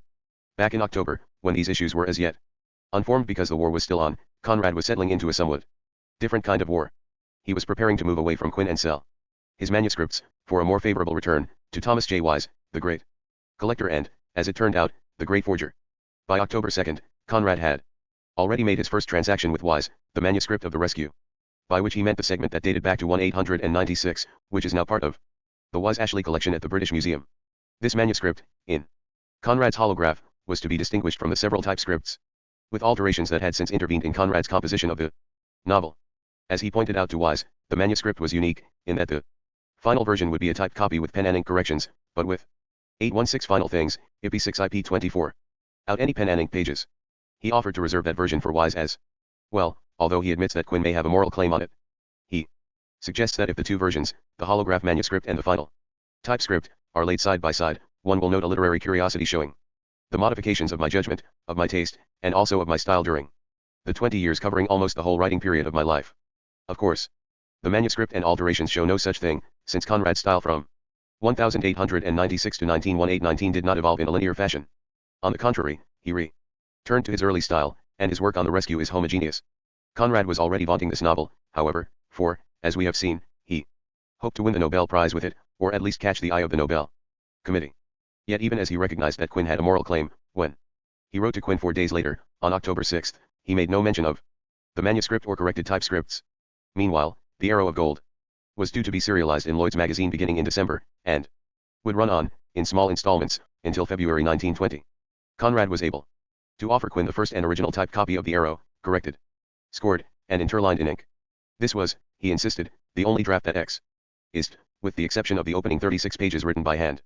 The rest was dictated asterisk. Thus, while Conrad was offering the far more valuable rescue manuscript to Wise, he mentioned none of this to Quinn and offered him the type script of Arrow far less valuable because it was not handwritten. Yet, as Conrad knew, Quinn had a claim on all his manuscripts and typescripts as long as he, Quinn, kept them intact as a collection, which he had done. On the other hand, Conrad was indeed free to sell to anyone who offered a better return, although Quinn had always accepted Conrad's own estimation of value. There was, clearly, a gray area here, with the American collector feeling badly used, and Conrad sensing more favorable prices. The entire matter of The Arrow would surface in the following year, complicated by a contretemps over Conrad's last-minute plan to dedicate the novel to Quinn, after he had already promised it to Curie and allowed Curie's name to stand on Doubleday's first printing of the novel. P.Earther.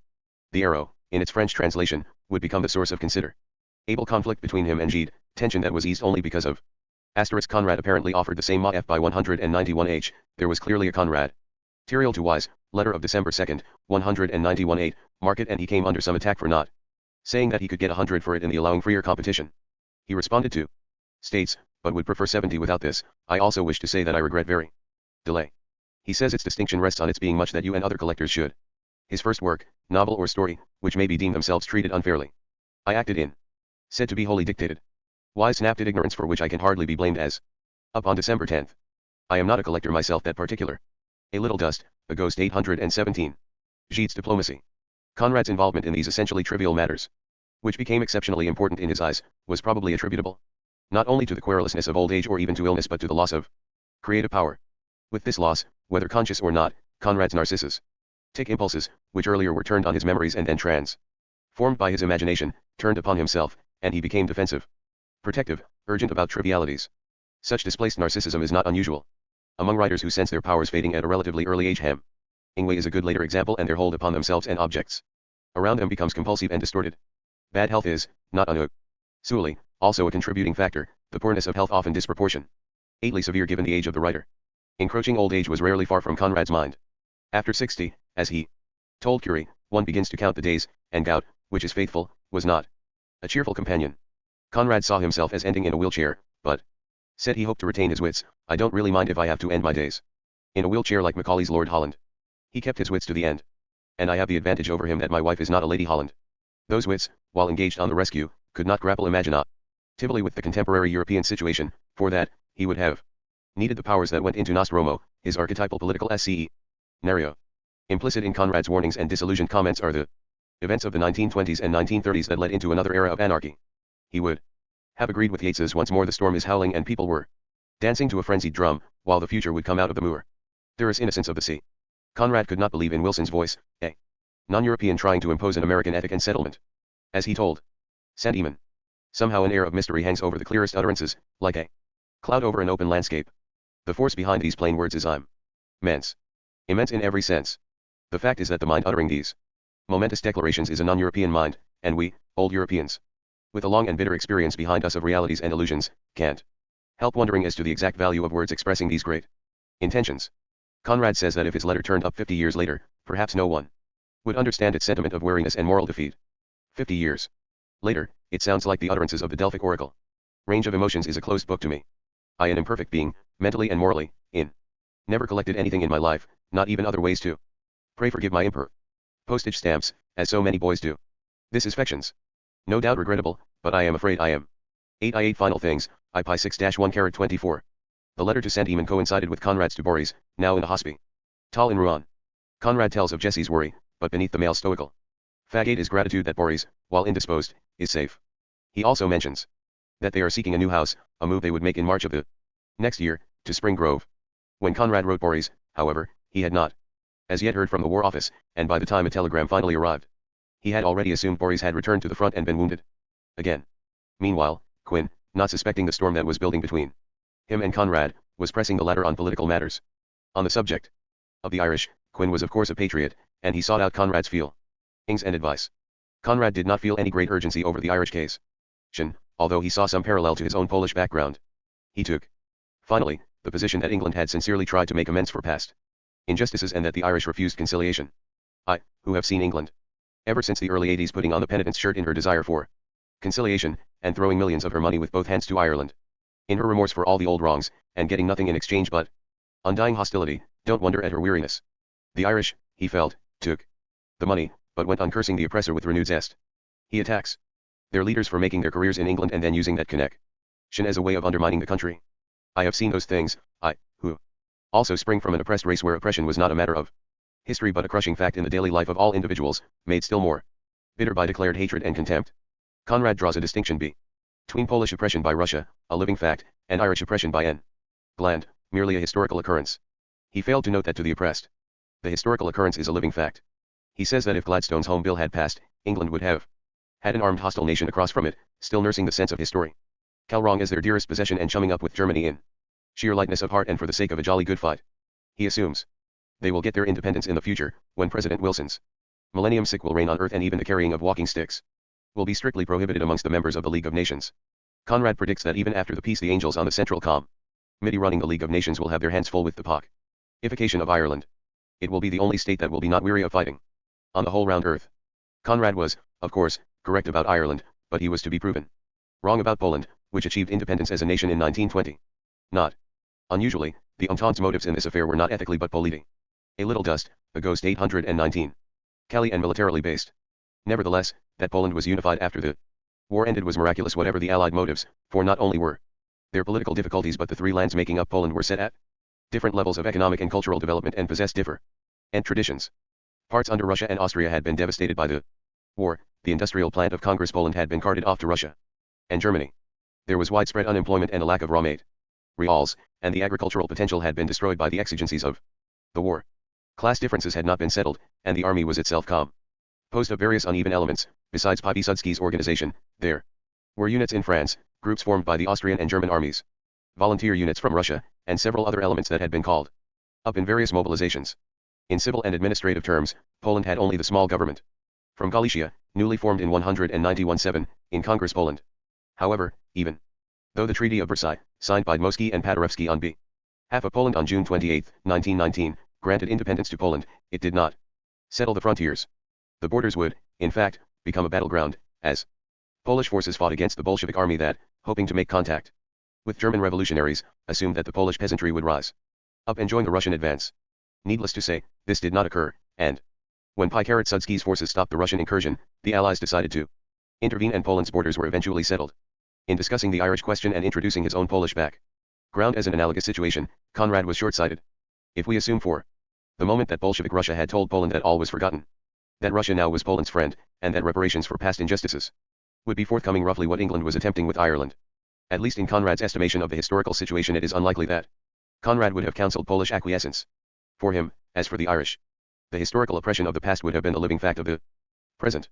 More immediately, in late October of 191-8, the rescue was contracted for as a serial in Land and Water, due to begin at the end of January, and Conrad found himself in an odious business, attempting to resuscitate the novel, an act not worth performing even if I do manage it. Trying to regain touch with that novel, at 61, was like seeking to regain a lost paradise, or a golden age, a magical time. His youth in fact and feeling gone, he had to rediscover it in his work. Pinker had wanted the rescue for serialization in Cosmopolitan and, for that, required a summary or synopsis. Responding to this request, Conrad refused, saying that while he did not expect people to 820 final things, IP 6 IP 2 carat buy a pig in a poke, nevertheless, buying a Conrad work is not exactly that. And that the style, character, and trend of the tale can be sufficiently seen from the MS in the state it is in now. Then, forgetting his comments to friends about what a failure it was, he presented to Pinker a view of the novel as one dealing with shades of psychology, something sustained by the presentation alone. The subject, he says, seems adventurous, but the tragedy lies in Lingard's feelings, whatever value there may be in that must depend on the success of the romantic presentation. Conrad insisted on shades of feeling, or fine shadowings, as though he were an impressionistic painter, not a novelist. That stress on shades was probably based on his recognition that he could not invent freely anymore, and, more significantly, on his desire, as he aged, to seem more Jamesian, less the novelist of sea and adventure. It is also entirely possible that he was responding, as best he could, to the modern note, in which psychological states, adumbrations, and fine lines had replaced narrative drive. Certainly in explaining the Arrow to FN Doubleday, 4 months before its American publication, Conrad presented it as an artistic achievement, a human product of great fragility, not as a commercial enterprise. Doubleday was in London and wanted to see Conrad, but the latter ducked the meeting, saying that since Jessie would have to come up for an other knee treatment in January, they might get together at that time. He then turns to the Arrow, and his purpose is to press Doubleday as to why there has been no American serialization of the novel, but Conrad's method is subtle and indirect. He starts by asserting that a novel can come forth from an author only when it is done at the right time. While he had had the novel in mind for 18 years, he says, he had felt restrained. Yet when the mood was right, he wrote it rapidly, in about 10 months. It is, he adds, a novel that depends on brushstrokes and was in a method of presentation which suggested a new departure in J.C.'s art, if such a thing as J.C.'s or sonal art exists. Nevertheless, Conrad insists he has never wanted to be a coterie writer, which he feels is an aristocratic attitude antithetical to his own democratic one. He says he wants to be read by many, and that his writing, whether thought or image, is accessible to all but those of the meanest intelligence. Since that is his feeling, he cannot understand why Doubleday did not arrange for American serialization. He says the master quality of a serial is its suspended interest, which in turn is attached to the tension generated and may derive from a single adventure rather than from the mere multiplicity of episodes.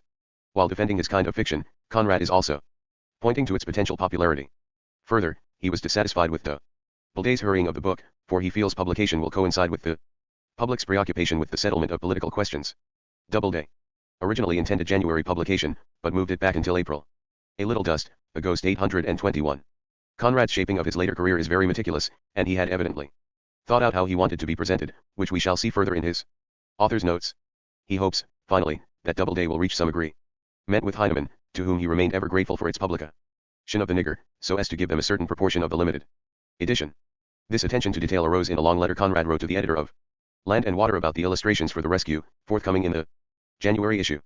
Conrad found the illustrations by Dudley Hardy to be ludicrous, and he cites Maurice Griefenhagen, who illustrated Typhoon, as a man who responded to the text. He says that Hardy has never seen a yacht's gig, or a square-rigged vessel, or the leech of a sail, or even a star-filled trophy cal sky. He says Griefenhagen probably had never observed a typhoon, but had imagination enough to understand the words I had written, and he tackled his problems like a man. Hardy, however, has overstepped the Limits of license. Conrad was wildly angry. It almost amounts to gross contempt, and I tell you this plainly because I feel it strongly. What does he mean by sticking a fur cap on the head of Lingard? What is it, a joke? Or is it to display a fine independence in a story whose action takes place in the tropics? And what is that face? Lingard is a man with a beard, I say so, that face which says nothing, which suggests no type, might belong to a hotel waiter or a stockbroker. And with that whole figure which might be that of a burglar, meeting an about 35-year-old guard in some nondescript place that might be in a cellar. The cellar is supposed to be a ship's cabin, brightly lighted and decorated resplendently, white with gold moldings, not the black hole of the illustration. Conrad continues. I wonder also why Mr. Hardy didn't dress up Lingard in a Pierrot costume instead of the fur caps. It would have been at least funny, and, in so far better than the duly forcible treatment of that scene, and every bit as truthful. May I ask you whether in your mind these types are settled and are going to be continued right through the story? Additional illustrators were used in the serial, including Grief and Hagen, and Conrad was appeased. He had, in the meantime, turned toward his 60 SEC on year, toward the rescue. The landlord of Capel House, Edmund Oliver, died, and his son decided he wanted to live in the house. The Conrads were given notice terminating their tenancy of the property they had lived in for almost 9 years. Conrad had long ago decided that he wanted to remain in Kent, and when his attempts to 82 final things, IP6 IP2 find another house were unsuccessful, he hoped to rent a temporary dwelling until something permanent could be obtained. A Captain Halsey of the Royal Navy came to their rescue and offered a 6-month tenancy of Spring Grove, a large and spacious house located in a village between Ashford and Canterbury. The Conrads would move in March and remain until October, but it was to prove one of Conrad's least favored homes. Except for the completion of the rescue, whose final words he wrote on May 25, the year 1919 was not a good one. It is perhaps just as well that he lived so much in the past, for the present was filled with doctors, hospitals, and medical treatment. On February 7, he and Jessie dutifully went up to London, expecting a long stay, so that Conrad took rooms at the Durrance Hotel, in Manchester Square, only to have the doctors send Jessie home for another 2 months, with the possibility that if the knee improved no new operation would be necessary. Conrad suffered from gout, and, in addition, the family had caught bronchitis. His escape, if one can label it that, was into memory. Although he was working well on the manuscript of the rescue, he was forced to hurry it because the first episode of the serial had already appeared on January 30, and he was beginning to write his author's notes for the limited collected edition which Doubleday planned to publish now that the war was ended. The notes he would treat, as always, like short chats or cow series with his readers, not at all what Henry James thought of as notes for his New York edition.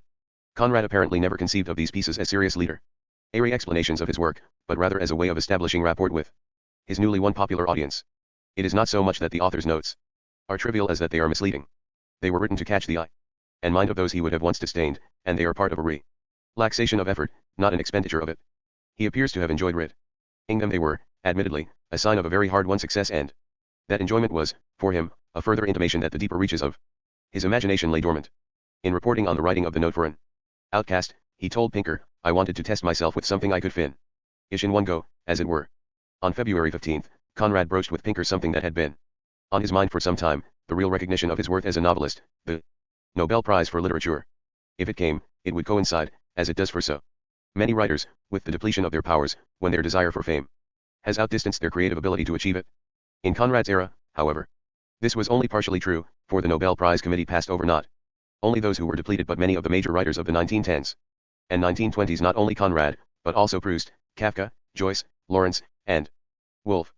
Conrad did not wish his name put forward for the Order of Merit, since he did not feel it was appropriate for one who could not claim English. A little dust, a ghost 823. Literature as my inheritance to receive such an honor. The Nobel Prize, however, was an international award and less in the nature of an honor than of mere reward, and we needn't have any scruples about acceptance if it ever comes in our way. As we have seen, Conrad felt that the rescue might well catch the eye of the committee if it were published more rapidly, with the award announced in July. Conrad felt that Dent should publish in England on termination of the serial and forget serialization and other matters in the United States. Despite the loss of potential revenue, the idea was to have a book afloat in 1919.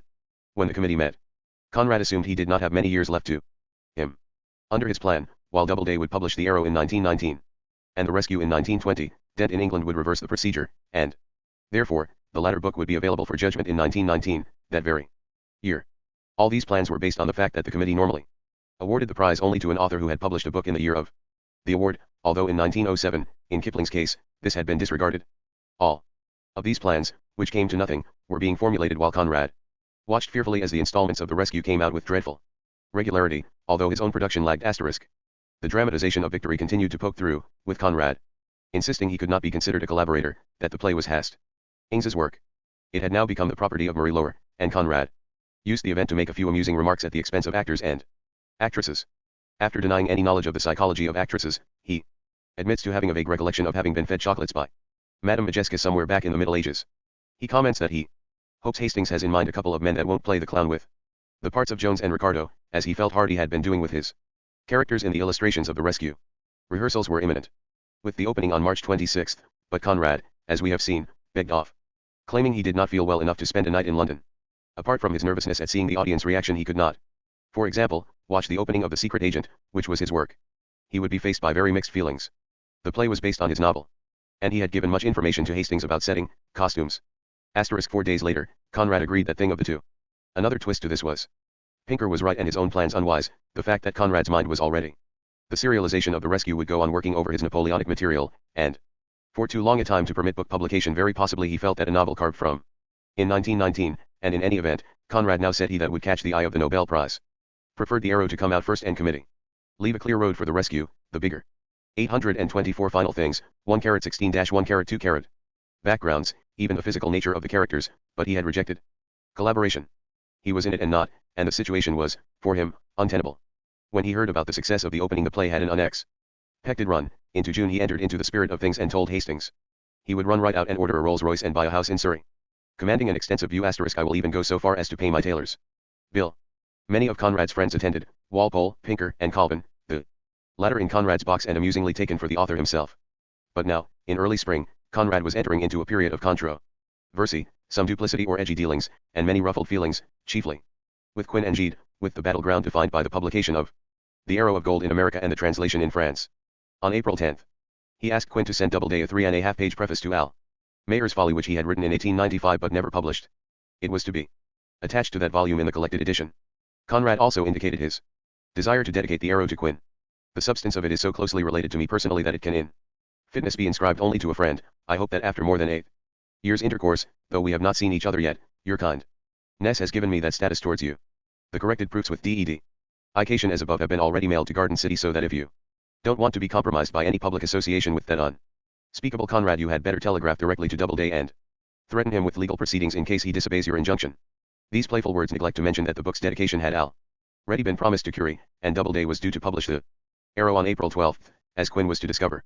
If Quinn really wanted the dedication, he would have had to attach his name to the second edition, when the first run of 1/5000 was exhausted.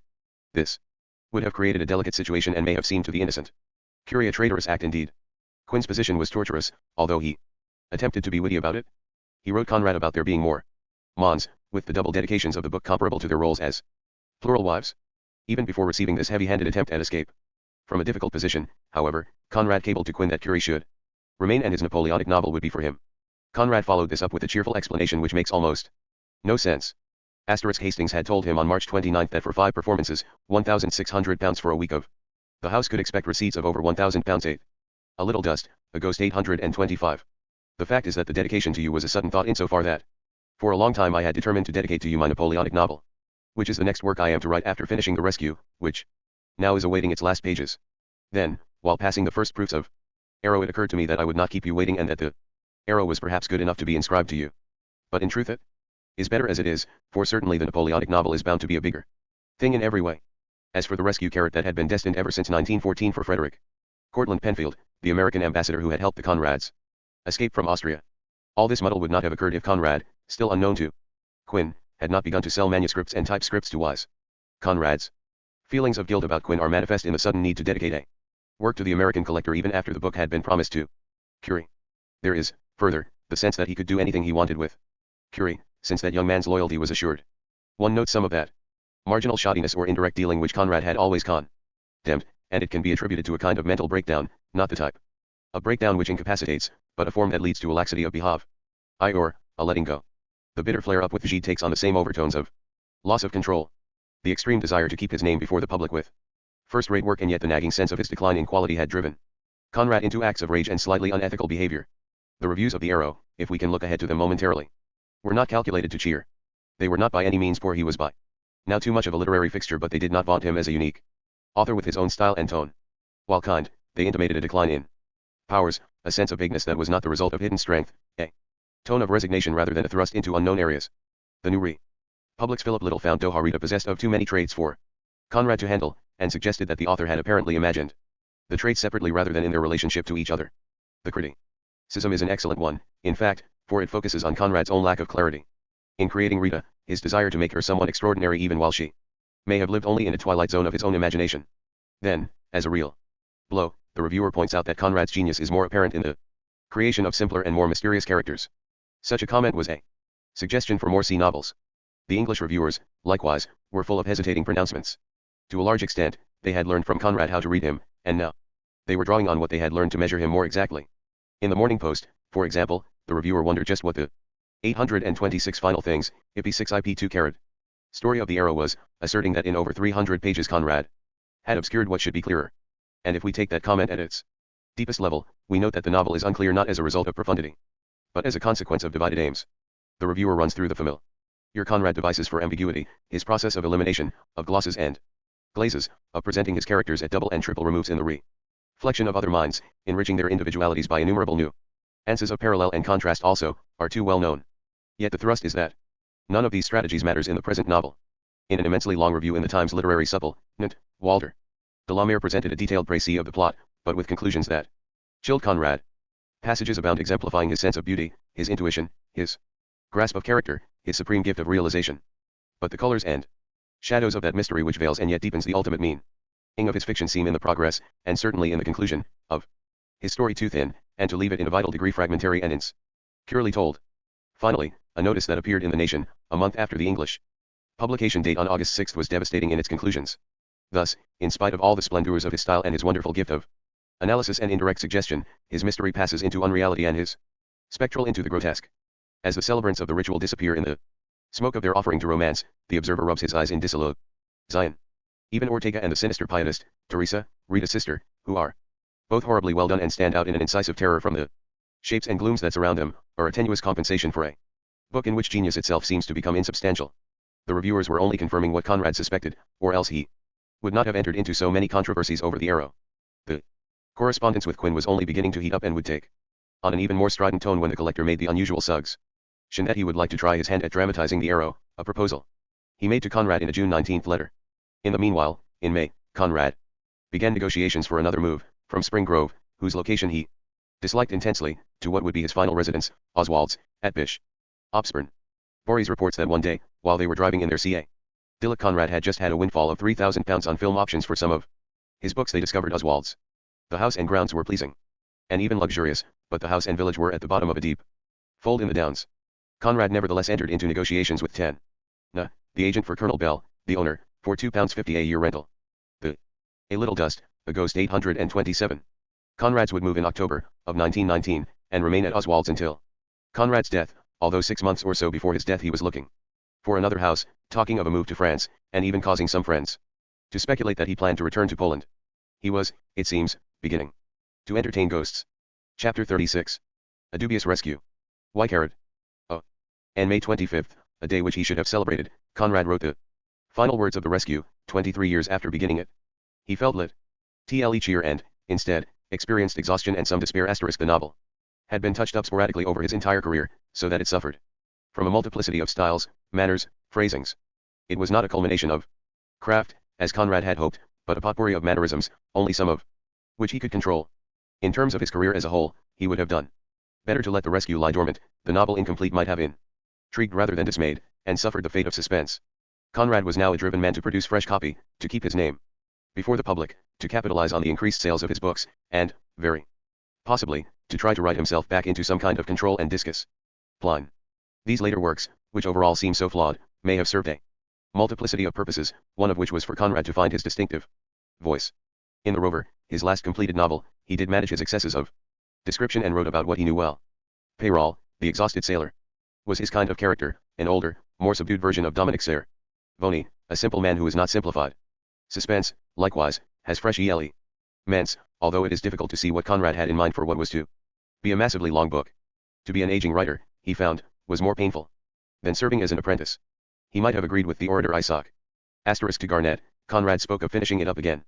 I am settling my affairs in the rescue so as to clean up his record before world, and I should not have liked to leave be. He left this world, hardly a note of triumph behind me, this evidence of having bitten off, completing something that had hung on him more than I could chew. A very vulgar vanity. Like an albatross for almost his entire writing, could anything be more legitimate? Life. It was the instinct, not the sense. The rad's words to Garnett suggest his resentment. Instinct, of what you have discerned with that the latter found such weaknesses in his. Your unerring eye that kept me off the R4 work. He adds that he never erected his friend. 20 years or more. That and nothing else. My into a fetish, and that it was absolute comfy. Instinct was right. But all the same I cannot dance, not vague dread, that Garnett. Say I regret the impulse which made me take inspired. 828. A dubious rescue. 829. Rates, now is not the time to do what I can do, and that which it is now time to do, I cannot do. To Quinn, Conrad stressed how grateful he was for the American collector's patience about the dedication of the Arrow. He indicates that Curie was actually to receive the dedication of a new collection of stories, a collection that, incidentally, was expected to contain the Black Maid, Conrad's 1886 story, and the Rover, cast at first as a long story, not a novel. Together, these pieces and others would make up a volume of about 60,000 words. He adds that Curie, a little eccentric and a little trying, but above suspicion, as a friend, did not know of the dedication, as he was in South Africa. To cap his point, he calls Curie the most devoted of my young braves, a position that Quinn himself would have liked, but which Conrad always denied to him. Still hanging over Conrad's head, however, was Quinn's curious suggestion that he dramatized the Arrow of Gold, a project he had already discussed at length with his friend Walt Kuhn, the painter. Conrad's awkwardness in responding was connected to Quinn's ignorance, still, that Conrad had started to sell his manuscripts to Wise. Further, Conrad had been negotiating for more general dramatic rights to his novels, and he had in mind his own plan to work them over for the stage. On July 31st, he wrote a long, complicated letter to the American collector in response to two of his in arrears. Intermixed with these rather strange negotiations was still another fact, that Quinn had found himself caught as middleman between Conrad and Doubleday over the collected edition. The publisher had had some misgivings about the issuance of Conrad's books, and since Quinn was available in New York, he had come to him, turning the collector into a quasi-legal force. Quinn, of course, had no legal right to negotiate for Conrad. Particularly annoying to the latter was Doubleday's idea to issue a special grouping of his books as C novels, a suggestion that opened many old wounds. In one of his letters, Quinn had complained of the demands placed on his time, and Conrad responded that Doubleday had no right to come to the law and further strain the incredibly busy Quinn. Conrad was outraged that the publisher took his private affairs, including royalty matters, to a third party instead of negotiating directly with him and Pinker. He finds it equivalent to uttering a threat, especially since he feels the royalty matter had been settled. He complains that Wells, a hugely successful best-selling author, has 65% on his published price, a highly suspicious figure, while he will obtain only 5%. Thanking Quinn for his interest in the matter, Conrad says he does not require a buffer. He was priming, apparently, for several battles. Conrad speaks of himself as a man who has achieved his position in letters. Long before Doubleday approached him, he says, in fact, that he owes Noth 830 final things, IP 6 IP 2 carat, to any publisher for either material help or moral support. That came from another quarter, Pinker. Then he comes to the point that really enraged him, of a special set of C books. He unburdens himself here, still not mentioning Quinn's already well-developed plan of dramatizing the Arrow. How would poor Thackeray have liked a set labeled Mr. Thack's so seedy novels? He lived in society, the Newcomes could be described, in a sense, as a high-life novel. But it would be absurd to brand him as a society writer. The sea is not my subject. Mankind is my subject, and imaginative rendering of truth is my aim. The Mirror certainly is a book of prose inspired directly by the sea. The Nigger is a study of sea men with a particular attention to their psychology, not to their adventures. Youth has been recognized for what it is too long for me to speak about it. Typhoon, it is generally admitted now, conveys much more than mere sea effects. Those are the only works where the sea is in the foreground. It is often seen in the background of my other books, just as so seedy, and especially London society, is inevitably present in the foreground or in the background of Thackeray's novels without making him a society novelist. To be labeled insistently as a sea writer will repel as many or more readers than it will attract, I fancy. That's why I am not enthusiastic about that scheme. Conrad finally arrives at Quinn's suggestion. His response has numerous nuances, but Quinn caught on and dropped the idea. First, Conrad says it is a curious thing, but he is presently negotiating about General Dran/attic rights, and therefore, he must be indefinite about granting Quinn's request. Second, since the Arrow contains shades of intimate emotions, it is not fit for the stage. It is anything but dramatic in the stage sense. Conrad had, we recall, originally considered holding several scenes out of the serial so as to preserve them for a stage version. Finally, Conrad answers Kuhn's view of the novel as melodramatic, passed on by Quinn. A melodrama, he says, is a play where the motives lack verisimilitude or else are not strong enough to justify a certain violence of action, which thus becomes a mere fatuous display of false emotions. Violent action in itself does not make melodrama.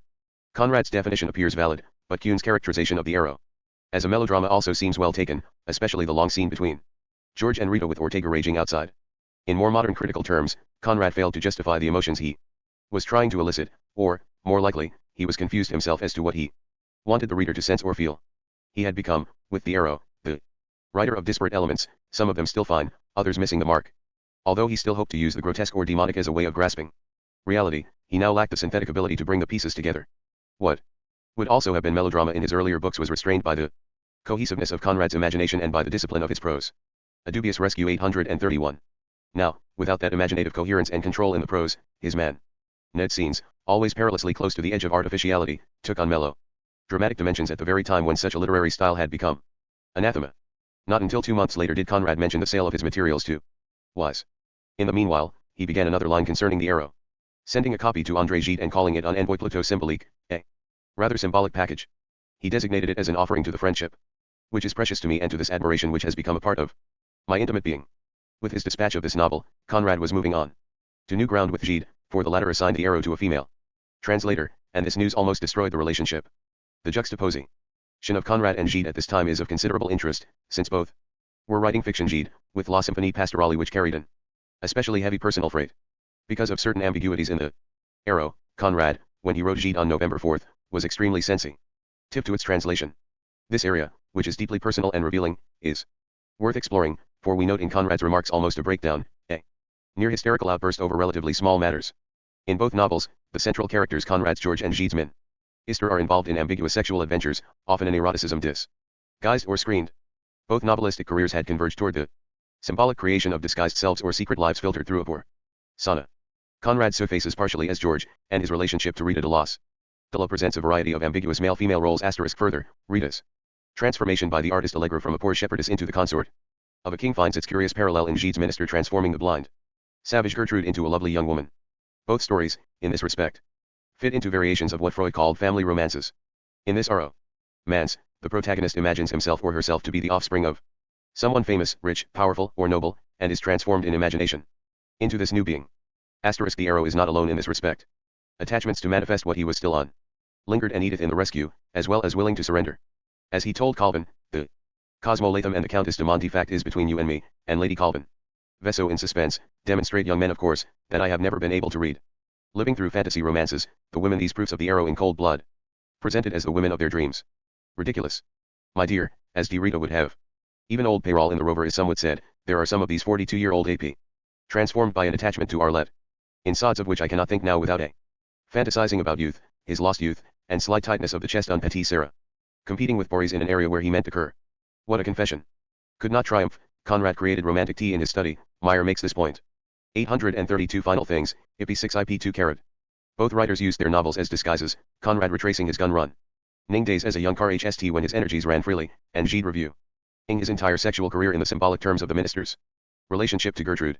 Aside from the more obvious sexual connotations, the relationship works out several of Gide's emotional problems, especially that conflict between acceptable and forbidden love, between heterosexual love sanctioned by his intense Protestant background and homoerotic love dictated by his personal feelings. Both novels, then, Conrad's and Gide's, serve as symbolic counterparts of deeply felt personal feelings, acting out or showing forth severe inner struggles. For Conrad, the reflection of himself in The Arrow was paradigmatic of his later work, and his difficulties in coming to terms with the personal consequences of growing older and useless may help explain the competition he felt with Boris. Or else it is impossible to explain why Boris, later, kept his marriage secret from both parents but pointedly from his father. We find the first trouble spot when Conrad wrote to Jean Aubry, on October Lo, that Gide told him on femme vint des Empereur d'Arrow, Porta. Tradur. J'avais protester de toutes mes forces. Conrad's choice of phrase is compelling. On femme Madame Mouse, the translator vint des Empereur, a woman has seized upon it. Even granting his own ambiguities about Rita and her relationship to George, the tone approaches a note of panic, that of a man about to be destroyed by harpies and Amazons, especially since he would repeat the same phrase to Gide 3 weeks later. The wording suggests an obsessive need to be understood by masculine forces. Perhaps because a feminine intelligence would comprehend too well the fantasy aspect of the passion between George and Rita. His response to Gide, on November 4, is almost hysterical. We must remember he was writing to André Gide, hardly a man who depended on translations for his reputation. He begins by insisting that his writings have a single characteristic, that of virility, in their spirit and expression. And yet, he asserts, you throw me to the women. Conrad says that if a translation is, as Gide asserted, an interpretation, then he wants to be interpreted by les esprits masculins. Gide had complained about this, in a letter lost to us, with a number of Conrad's novels and stories, demonstrating how the family romance functions in Razumiv, Almayer, Willems, Jim, Lena, Alice Jacobus, Cosmo Latham, and several others. The Arrow of Gold, however, with its youthful George seeking the love of Don Carlos's mistress, seems the most appropriate, or the most fantastic. The romance also has of Midas to Ovid's metamorphic shapings, to mythical transformations, and has as a curious contemporary parallel Kafka's metamorphosed Gregor Samsa, who moves in his own kind of romance. Given the trauma of a world war and the destruction of traditional values, themes based on metamorphosis and transformation would appear to have a solid social foundation. A dubious rescue 833. But Conrad rejects both his argument concerning Madame Mouse and his tone. He says that when he expresses something so heartfelt, he does not expect a HGHT response. Undame say imperi du Yvra, and yet the mighty Gide says he can do nothing. Conrad finds that incredible, and suggests deceit. He repeats the phrase, that a woman has seized upon it. Does he think Gide takes him for a fool? He asks him to respond as a man, yes or no, whether he intends to go on with the translation as it is. Conrad wanted Jean Aubry as the translator he would eventually be, and he wrote his young friend the substance of his comments to Gide. He indicates that if the French writer's sliding manner of reply to his request suggests he wants to drop the translation altogether, Conrad is prepared to let it drop. 3 days after running through the problem with Jean Aubry, Conrad heard from Gide. The latter read Conrad's diatribe of extupor, and says he cannot understand the latter's guru, or wrath. He agrees that the translation must go to Jean Aubry, as Conrad wishes. Gide then tries to placate his wrathful friend by indicating his profound sympathy and admiration for both the man and the work. In a follow-up letter, on the 21st of November, Gide indicates that Madame Mouse is well into the Arrow and then protests slightly against Conrad's decision, but he backs off and agrees to insist she step aside. In a mild rejoinder, Gide asks Conrad if he really believes a masculine translation is preferable to a feminine one. He says he does not want to displease his friend, but he wonders if they will regret what they are doing. Conrad was immediately placated. His responses to Gide, on November 24 and December 15, confirm the personal significance of his novel. He stresses that the translator must catch the nuances of his thought. He excuses himself, an old man insisting on what he knows, ce libre de moi 60 Ancient fort au cœur. Vous qui comprenez tant de choses vous saurez. Put être mi pardonner cette fables. Rather pointedly, when Gide visited England, chiefly North Wales, the following year, he did not go out of his way to see Conrad. While the furor with Gide was brewing, Conrad still had Quin on his mind. The dedication to the Arrow had been mishandled badly, and Conrad had rejected Quin's request for dramatic rights to the novel. Now, Quin wrote with some annoyance. Clement Shorter had told him that Conrad was selling his manuscripts to Thomas J. Wise. Conrad responded with disdain at Shorter's nosing amongst Quin's manuscripts. He admits he sold the typed first draft of the Arrow and also the incomplete manuscript of the Rescue to Wise, because he needed the money for a specific purpose. Conrad then explains that Quin has had all his pen and ink MSS and might not want manuscripts based on a typewritten first draft. Further, he felt Quin might be getting tired of buying his work. Conrad reinforces this line of reasoning by pointing out that Quin possesses all his 834 final things, IP 6-1-24. Pre-war productions, Wise his post-war publications. Thus, he says, your collection, to which I often give a thought, has got a double character of completeness insofar that it is all pen and ink Conrad and all pre-war Conrad. He says he would, if a collector himself, prefer to have a smaller thing absolutely complete, both in time and kind, than a larger but not complete collection. He then offers to sell 2 non-fiction pieces, his political note on Poland, and a paper which the Admiralty did not use. These are holograph, and if Quin wants them, they will ensure the completeness of his collection, since Conrad has given up further pen and ink work. As a softener, he promises to throw in without cost 60 pages of the Fock typescript, with holograph corrections and alterations, which Jesse had discovered. Conrad indicates he does not know if there is a manuscript of the entire Fock already in Quin's collection. There was, but in any event this typescript, although incomplete, has value for its variations and, in places, complete alteration of text. Since Conrad regarded Fock very highly, he judged this gift as a salve to his science. Then, as though to close off any attempt on Quin's part to get closer, Conrad asserts he is thinking of dramatizing some of his own work, beginning with The Secret Agent, which was staged the following year. Conrad behaved here strictly within his rights, but his mode of operation was self-deceptive. Quin had met Conrad's prices, and what the latter really wanted, but could not admit, was a different level of return for his material, a level which Wise rose to. The rest was Conrad's attempt to hold off Quin's just annoyance. The American had proved to be a loyal friend, helping Conrad when he needed it, interfering in the Doubleday business only to help contractually, and booming Conrad's work in the circles in which he moved as lawyer, collector, and patron of the arts.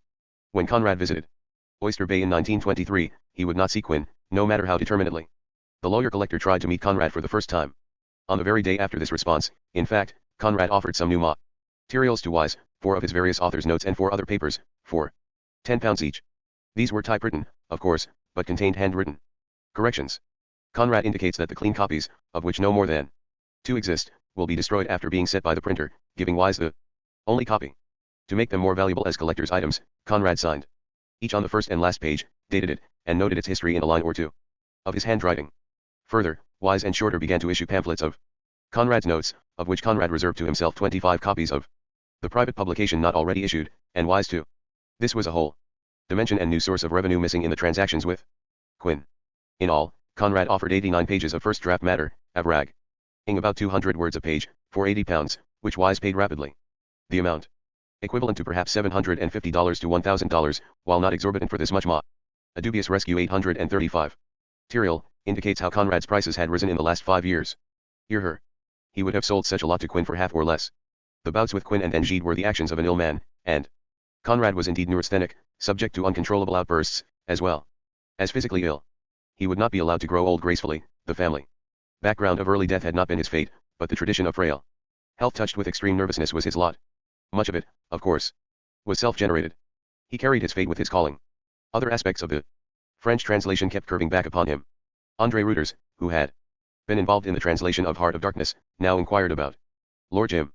Conrad was sufficiently courteous to say Reuters's intentions terrorized him, but then dampened it all by adding, "I feel you'll grow extremely weary of it long before the end. The other day I found that I could not read it myself to the end. It bored me." Although Conrad's note to the book, written in June 191-7, does make it seem as if he was bored with it, nevertheless his comment to Reuters derived from a man who must have compared that work with his current achievement. The sense of boredom he revealed could only have been a defense against the real matter, the contrast between then and now. Conrad excuses himself by claiming age, his ailing condition, the fact that he has his own English text to revise, and the additional point that he wants time to do nothing. Just do nothing, the note of a man weary beyond his years. Of course, his letter to Reuters coincided with the English publication of the Arrow of Gold, and his apprehension was overwhelming. To Pinker, he showed bewilderment at Beresford's review in Every Man, which suggested that Conrad was growing old, a rather sudden conclusion to arrive at on the evidence of only one book, because as far as I can remember, nobody found traces of senile decay in Victory or Shadow Line. However, a beginning of that sort of thing had to be made sometime, and I quite expected it to come on this occasion. Conrad notes the tone of disappointment in the review and traces it more to the subject and its treatment than to any general perception on the reviewer's part of failing powers in the writer. He explains he is paying the penalty for having produced something unexpected. He is disturbed that the reviewers keep mentioning Lord Jim Carrot as a touchstone, and he defends himself, "I only don't see why I should have Lord Jim thrown at my head at every turn. I couldn't go on writing Lord Jim all my life." The reviewers, of course, were trying to grapple with a writer who had, in their eyes, lost control of prose and situation. They were embarrassed and yet kind, attempting to present Conrad with his entire career, and, like the French translators, turn his career back upon him with Lord Jim and Heart of Darkness. None of this comforted him. From the distant past, A. Robinson, the second mate of the Earl of Shaftesbury in the I-88 OS, wrote Conrad, and renewed memories, sending on a 836 final things, IP6 IP2 carat photograph of the locative, which Conrad had served on 39 years before. The latter remembered Robinson as a man he had met in the middle of the 80s, in Penarth Dock, on a cold and dismal afternoon. No matter how depressed he felt, Conrad faithfully answered letters from old seamen who wrote him now that he was famous. Many of them read his stories and novels about the waters they had traveled, and Conrad considered all of them friends and equals. The wonder of the sea, and the magic of those years, never left him. Those 2 decades remained the golden age for him, a time out of time. On August 28, the Conrads went up to London for the next stage in the continuing drama of Jessie's knee. The examination by Sir Robert Jones demonstrated that an operation was in order, and it was scheduled for Sir Robert's facility in Liverpool in December. Conrad had mixed feelings. Cheered that they would first have a chance to settle into their new home at Oswald's, and depressed by the prospect of spending the holiday season, and his 62nd birthday, under such forbidding conditions. The nagging quality of the operation is attested to by Conrad's introduction of it into 8 or 10 letters to different correspondents. Like The Rescue, which he had completed but was now revising, it had become one of the leitmotifs of his adult life. Characteristically, Conrad complained to Warrington Dawson that he suffered from la sensation du vide, although not completely le videator. Nel, an inner emptiness and loneliness, but not nihilistic. Conrad says he feels like some strange animal confined within a fence for public view, and rues that he has missed all along the chances of closer contacts. These remarks are the compliment of those he made to Marguerite Bourrado's Scafulli. 25 years earlier, at the beginning of it all, the apprentice writer driven to becoming the hunger artist and caught between defying the fates and succumbing to them. On October 3rd, the Conrads began their move into Oswald's and on the 6th spent their first night in the new house. Oswald's was a large, gracious, Georgian structure with spacious grounds, a bowling green, 3 well-tended walled gardens, garage space with chauffeur's quarters above, and its own electric generating plant. Conrad objected that he had no view from his. How would he have felt if he had seen review of Curie's Joseph Conrad, a study? Dawson's letter to John Powell written. But as I read I said to myself that the day. Next day. But oh, my dear, have you seen Catian was all right and there was another REA. An arrow of gold? If not, don't. He did son for not sending it to me. And yet, not send it to me. When I first bought it and Shadowline was truly worthy of him. I opened it and saw the dedication to Richard here, by the way, that the English reviews of Curie, I thought my beloved Conrad had been the arrow of gold have been lengthy and ashamed to send it to me on that account effusive. Dawson had written a highly unfavorable, a dubious rescue 837. Study because of the location of the house in the Downs, but a 10-minute drive put him within sight of the Thames estuary. The house proved to be a pleasant residence, although Conrad tired of it in his final year. He treated houses like ships, they were good for a time, and then one moved on. Conrad had never been the kind of sailor who keeps signing on and off the same ship. He rarely stayed with one more than a year, unless the voyages were very long, and so he was with his residences. He always rented, never bought. The move to Oswald's coincided with the storm over the Arrow with Gide. The fall of 1919 was, otherwise, desultory, a weeding of his career, rather than a seeding or harvesting. In October, he wrote an introduction to Thomas Beer's Life of Stephen Crane, but it was little more than puffery. It was published separately in the London Mercury in September. However, even such a relatively unimportant piece could be used in several ways, as a magazine publication, as an introduction, as a typescript for sale to Wise, and as an article for inclusion, in 192.1, in Notes on Life and Letters, in all as 4 sources of income. Also, by mid-October, while working over his author's notes, Conrad began a full-length play based on The Secret Agent. But he interrupted this to prepare the book text of The Rescue Ever the Rescue, which had now been serialized, by July. For the revision of The Rescue, Conrad spent 3 months working over the serialization, chiefly toward pruning verbal excesses. What he did throughout was to eliminate parallel constructions, long appositive phrases that ran on for 20 or 25 words, or else long similes, as if phrases of up to 30 to 40 words. He also cut out entire passages of the kind that had disappeared with the purple writing of the 1890s. Although he was admittedly writing romance, he recognized that the language of romance was no longer the language of serious fiction, even if he was not fully responsive to the revolution in literary prose that had been occurring in the 1910s. Ford, of course, had responded to that shift. He realized that literary expression had altered, changes that he had himself tried to bring along at the turn of the century. But The Rescue was truly snagged among styles. Cut as he did, he was still left with the kind of prose which deleteriously called attention to itself, quite different from the romantic prose of Nostromo, which defined as much as it described. In October, Conrad wrote Dent that he would consider a volume combining his fugitive pieces on literature. He had written essays on Daudet, Maupassant, France, James, and his other articles, what would become the volume Notes on Life and Letters.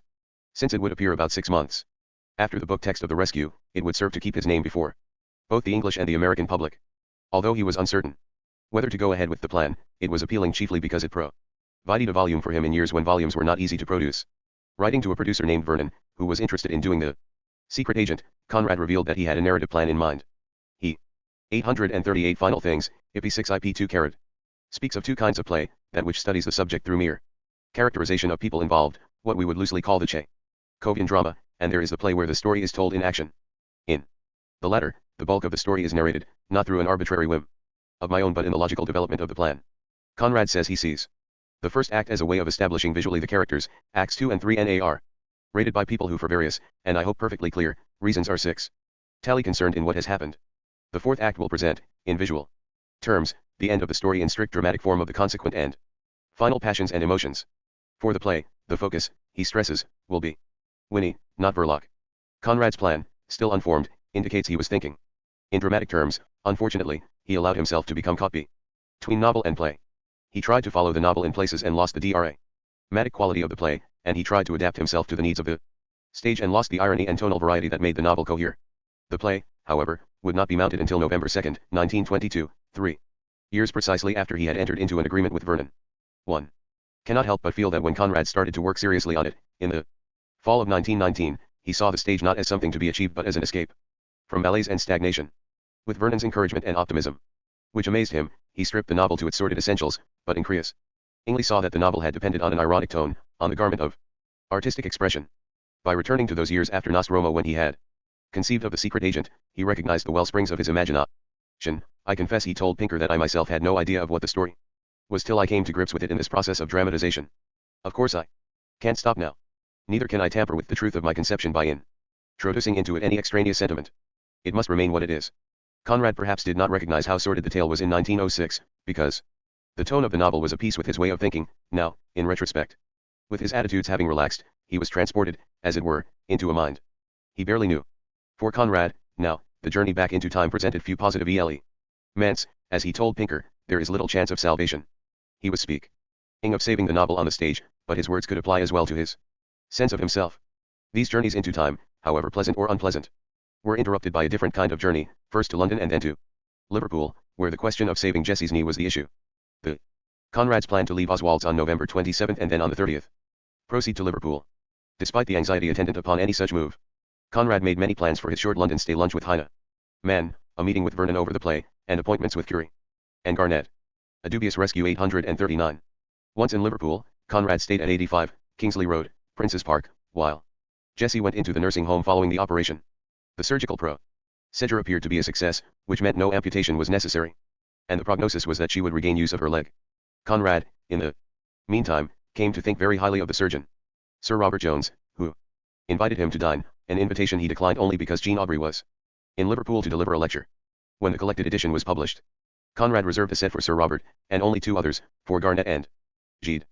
By the end of December, Conrad was back at Oswald's, facing proofs of the rescue and a period of depression, the inevitable depression. On New Year's Day, 1920, he told Garnett he had done nothing for 6 weeks and was ill with a beastly complaint, not gout, which prevented me sitting up at the table and, in fact, made it impossible for him to stir. He was not so incapacitated, however, that he could not work, for he completed the revision of the rescue on February 24th, and he was able to turn to the dramatization of the secret agent. Also, he made plans for his Napoleonic novel, and the following year started, as a short story, an offshoot of that material, The Rover. By early January the translation into French of The Arrow of Gold had been settled, removed from Madame Mouse's hands and put in Jean Aubrey's. The Conrads had returned to a half-empty Oswald's, furnishing it would proceed slowly.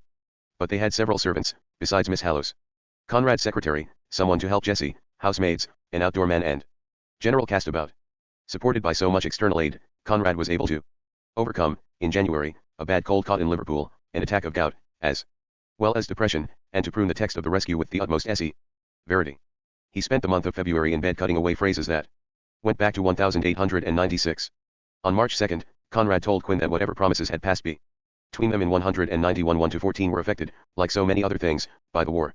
Conrad pleads that not only, as he had explained, did he need the money for a specific purpose, but conditions of communication were so poor that he went to the man on the spot, and under the prolongations of those same circumstances I went again to the man on the spot. He explains that by coincidence this was also the period when he abandoned handwriting. Thus, he repeats, a point which his correspondent vehemently disputed, that Quinn had everything in pen and ink and his collection in that respect was complete. It was an odd argument, and Conrad's reiteration of it would suggest he felt its hollowness. He emphasizes that there seems a fitness to it, hollow graph manuscript in America and the rest in England. He then offers some unexpected pages of an anarchist, a few pages of romance, in mingled Conrad and Ford handwriting, and promise of the Fock fragment, which did not turn up. Conrad quite frankly tells Quinn he will have to pay, as he 840 final things, IP 6 IP 2 carat. Conrad has not made his fortune yet. Income taxes, he asserts, take 5 shil. HNGS on the pound, and there are additional war levies. Conrad then shifted to comments on the Polish situation which we have already noted, stressing the Polish defense of its front against the Bolsheviks as a struggle against an enormous seething mass of sheer moral corruption, generating violence of a more purposeful sort. The bitter irony is there, as it is in his assessment of his physical condition. The gout clings to me like ivy to a decaying tree. He indicates he has written only a few prefaces for his collected edition and worked over the text of the rescue. He admits to having improved it on its artistic side without interfering in the least with its popular qualities. His mind, he says, has been filled, when filled at all, with ideas for his Mediterranean novel, which he promises to dedicate to Quinn, this after the fiasco of previous attempts at dedication. He adds that it will be dedicated to you all right if I live long enough to finish it, and even if I don't. Quinn, however, was robbed of his dedication. Conrad died in medias res, as he suspected he might, and Curie saw the work through the press without considering Quinn. Just 3 days later, as if his sense of fitness were bothering him, Conrad wrote again to mention that Curie was in possession of sets of pamphlets, 2 series of 10 each, of his notes individually autographed. These he hoped to sell at the top of the market, and he Was only mentioning them to Quinn in the event the latter would like to bid. Conrad had completed the first draft of the dramatization and by the 17th would finish the revision. Even as he was completing it, he asked Curie if he could request £100 for the first draft, with about half its 140 pages.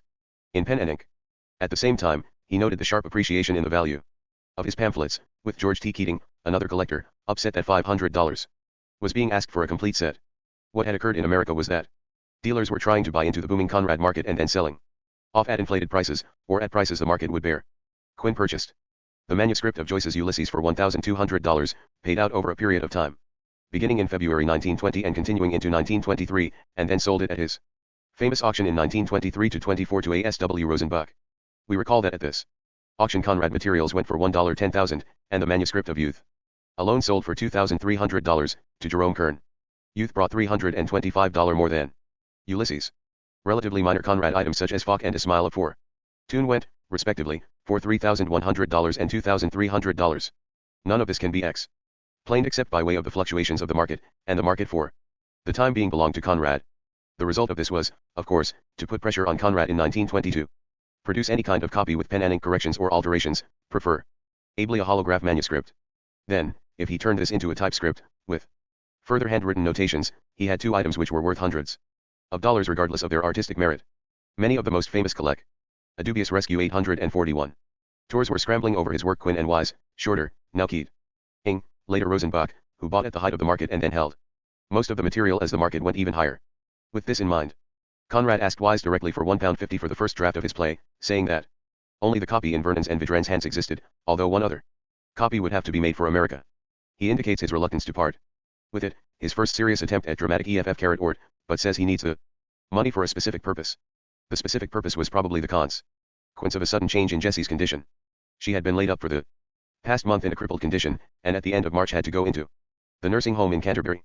Once more, she was operated upon, on March 31st, by Sir Robert Jones, to relieve congestion in the knee. Conrad wrote Lady Colvin that her pain was relieved and he looked forward to the end of her troubles. Meanwhile, Wise had agreed to the purchase of the play, the equivalent today of about $2,000. As Conrad awaited publication of The Rescue, it would come on June 24. It seemed unlikely that he would be capable of writing anything in a sustained Ethelford. The desultory nature of his working habits, the laxity of his interests, the concentration on purely personal matters, the stress on bringing in ever larger sums of money, and the general loss of control which we sense from his letters, all of these would appear to mitigate against any kind of steady, disciplined work. He would appear, like Wally, to be at the end of his tether, strung out among various interests and projects, and simply living out the remaining months or years left to him. Except for the internal demons, which ravaged him as much as did the gout and his other physical ailments, he had broken free of all his earlier frustrations and emerged in the promised land, an author of international stature, his work read by a critical and popular audience, a family man living in a large, comfortable house, an income beyond his fantasies, and a circle of devoted friends, of the older kind, and the younger generation as well.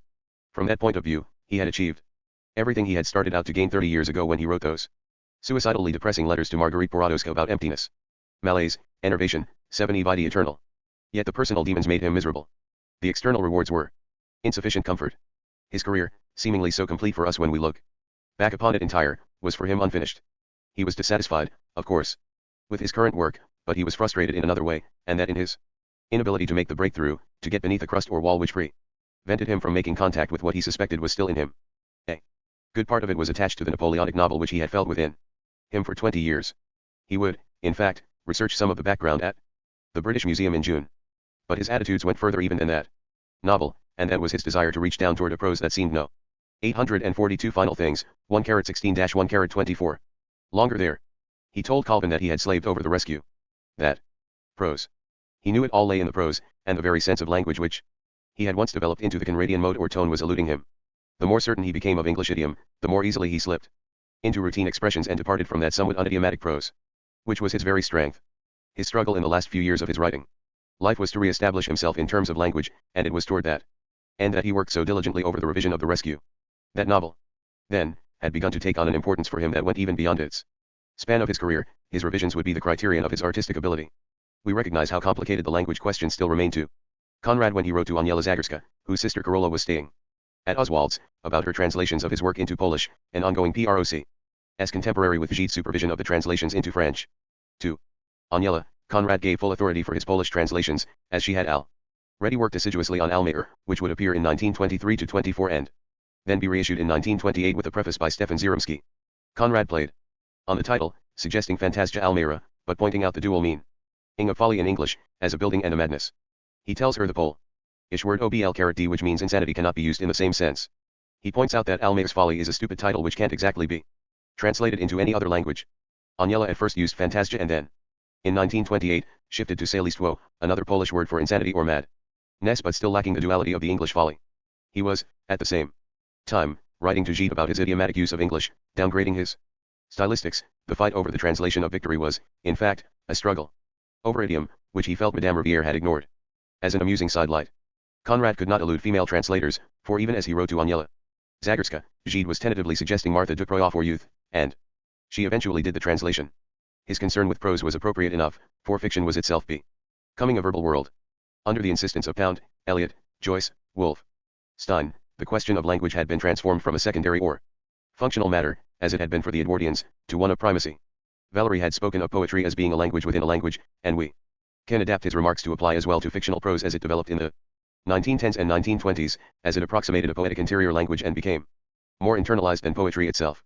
Valery speaks of the poet as possessing no instant repertory of words, he has only the phonetic and semantic fluctuations of vocabulary. He must work with a mixture of completely incoherent auditive and psychic stimuli, in which each word is an instantaneous coupling of a sound and a sense that have no connection with each other. A dubious rescue. 843. As prose came to be composed in the post-war period, this demarcation between forms of expression, prose, and poetry, no longer held.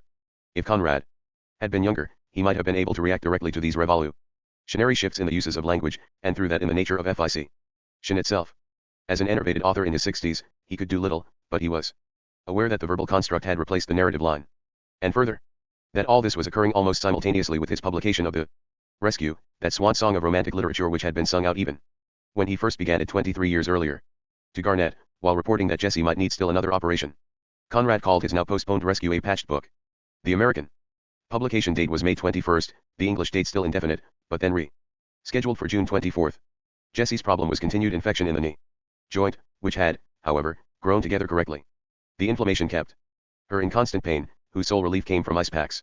Besides Jessie's torture, and she was by no means a complainer, there was the fact of O.S. Wald's as a hospital area, ailments and sickness had become a way of life. On the 1st of May, Jessie was operated upon again by Sir Robert Jones, but only some of the inflammation could be relieved. Still another operation of a more serious kind was contemplated in the future. Sales to Wise intensified, to cover costs and other expenses. Conrad now scraped up every fragment. Besides author's notes with pen and ink cor. Rect ions, he sold a short introduction to a schoolbook published by Dent and related to Caspar Ruiz and the manuscript of the cable sent to the Polish Government Committee of the State Loan. As he says, it is hardly literature. But, at any rate, it is a public act of mine and very likely to be the only specimen of Conrad's cable style. Curie left for Burma, to assume the editorship of the Rangoon Times, and Conrad felt deserted. As he grew older, he yearned for the ingathering of friends, that visible support, even though he did not appreciate large groups. When Curie announced his departure for Burma, Conrad spent part of the day Monday, June 7 with him and Walpole, worked for the afternoon in the British Museum on Napoleonic materials, and then returned to Oswald's to suffer a severe attack of gout, which flattened him. This was also the eve of the publication of The Rescue, toward which Conrad looked with terrible misgivings, if we can credit his condition as he reported it to Walpole.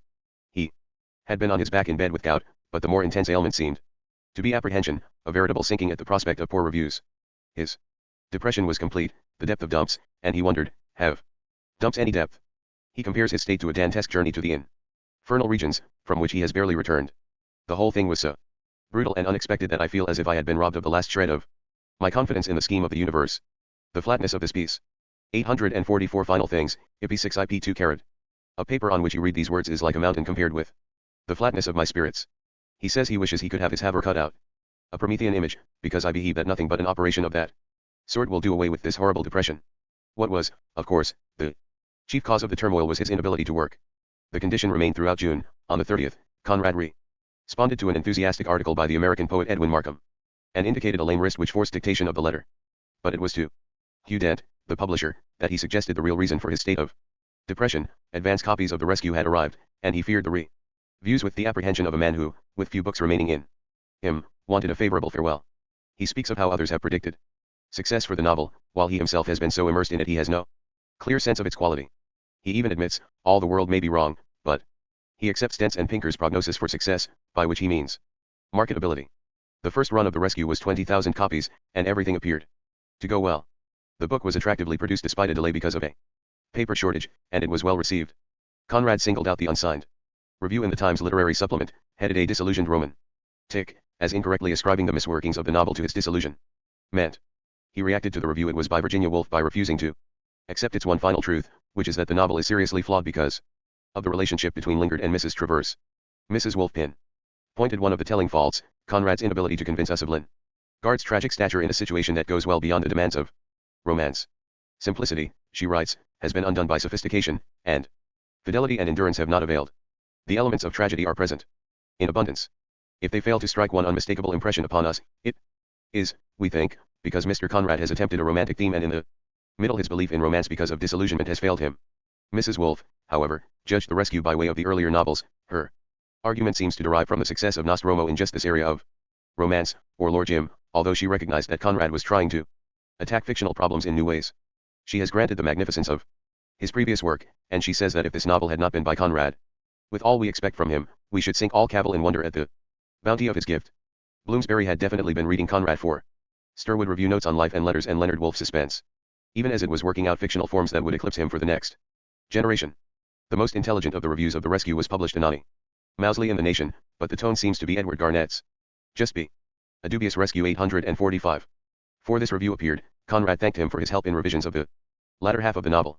Conrad acknowledges that he followed all of Garnett's remarks and suggestions in the margins of the Land and Water serial text with the exception of one brief change.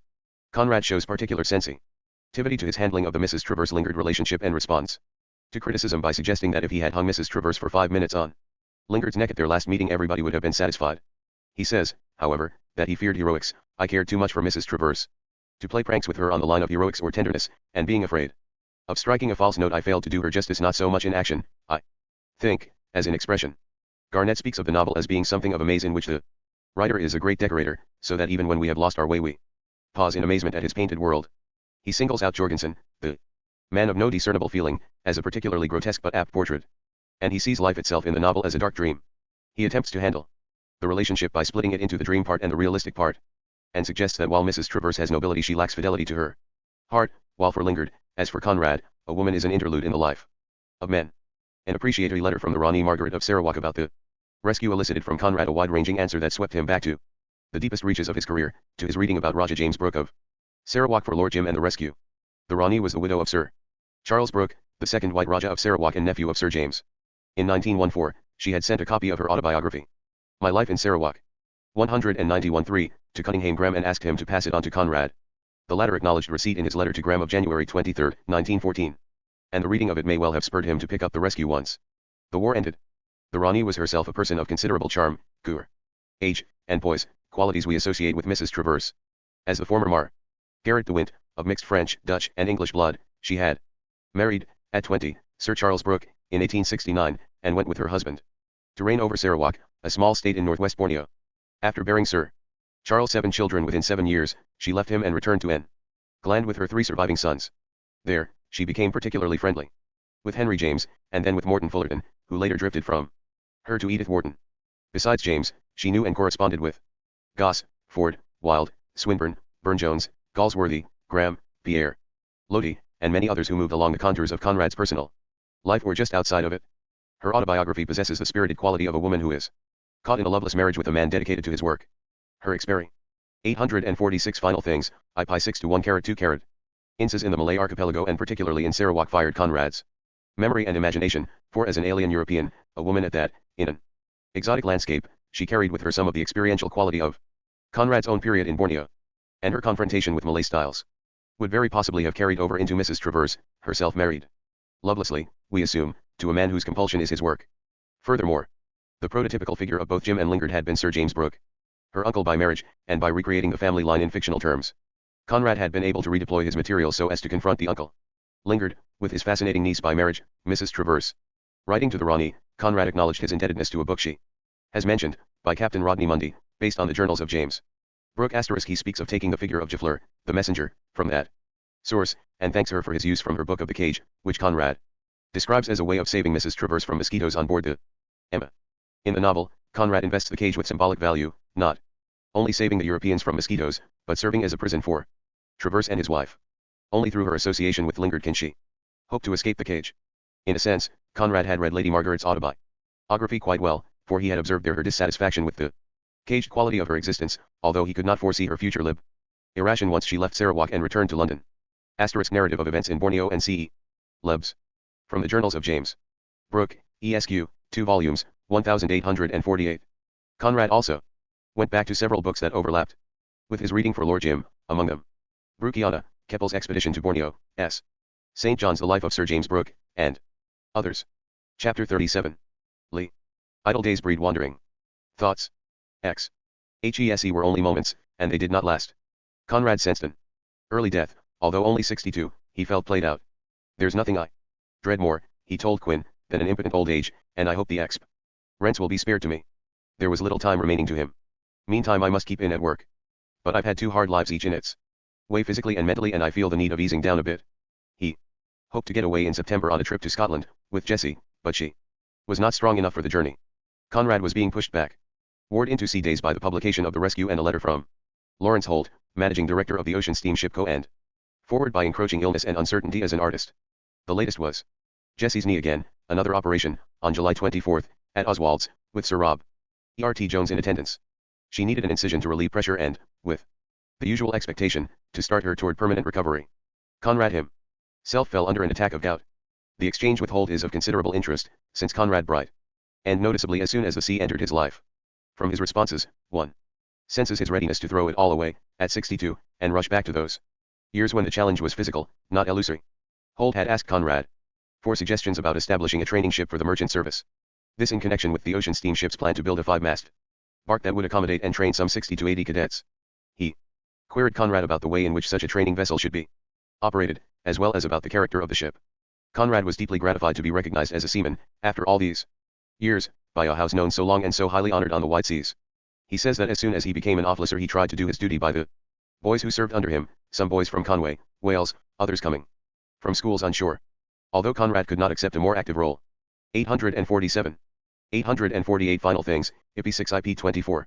In the planning of the training ship, he did promise to draw up a memorandum for Holt. He followed up his first letter with 2 more, the second of which indicates a deeply felt attitude about life and education which runs parallel to his views of art. He speaks, first, of the need of an embodied inheritance of the past. He uses as an analogy the training afforded by a classical education. He says that a public school man upon graduation has no practical or material use of the classical education he has received. He can not slavishly toil in the track of Homer and Virgil or fashion his public life in rigid adherence to the political views of Thucydides or the opportunism of Cicero. Nevertheless, his education can give him something of great value. What is thought by humanitarianists is to give him a larger view, and what he can expect from it is a deeper sense of his attitude to life and strong inner feeling of that continuity of human thought, effort, and achievement, which is such an inspiring and at the same time such a steadying element in national existence and in the corporate life of any body of men pursuing a special calling. Then Conrad comes to his real point, essentially a radical one by this time. He believes in training upon sailing vessels, even though steam had replaced sail well before 1920. His words indicate the artist as much as the seaman. He says, a year or a year and a half of training in a seagoing vessel sailing ship I would regard for a boy destined for the sea as a course in classical practice of the sea. What he will actually learn on board that ship he will leave behind him directly he steps on the deck of a modern steamship. But he will have acquired the old lore of the sea, which has fashioned so many generations down to his very fathers, and in its essence will remain with the future generations of seamen, even after the day when the last sail and the last oar have vanished from the waters of our globe. Asterisk. Such perfection of design that the sailing ship possesses was achieved from 1850 to about 1880, the golden age for Conrad. This was the period of the famous clipper ships, when weight and speed were carefully balanced to create one of man's most graceful attainments. After 1880, Conrad indicates, the evolution of the sailing ship ended, for steam was taking over, and a period of artistry, grace, and harmony passed away, with the stress now on carrying ever greater cargoes in the shortest possible time. With 1880, we in last essays, Curie included Conrad's ship of 1,400 to 1,500 tons, of the kind that were lengthy memorandum on the scheme for fit in service between 1880 and 1890, when he ting out a sailing ship for the purpose of himself sailed as seaman, officer, and captain. Affecting the training of merchant service in the rescue, he had just finished writing at officers belonging to the port of Liverpool. A length about Lingard's brig, a ship on whose good part of the memo is devoted to sailing decks. Conrad had tried to recapture an age ship training, with Conrad recommending a free of both the machine and machinations. Idle days breed wandering thoughts. 849. Pass into a commercial era, and the sea becomes contaminated by land. Values: with steam, a man is part of the machine, whereas with sail he had been part of nature. Waiting for his own death, Conrad saw the death of sail as another kind of end. These were empty months, with nothing to show for the entire year except work on the rescue revisions earlier and a few author's notes, some sporadic corrections of text for the collected edition, occasional schemes to put together some money for his estate. On September 2, with the Scotland trip out of the question, the Conrads went to Deal and stayed at the Great Eastern Hotel for 3 weeks. The vacation was designed chiefly to give Jessie a chance to recover from her latest operation and Conrad the opportunity to clear his head within sight of the sea. Such local vacations worked out well for them, whereas the more distant ones, such as the trip to Corsica in January of the next year, proved disastrous, expensive and enervating, rather than rehabilitating.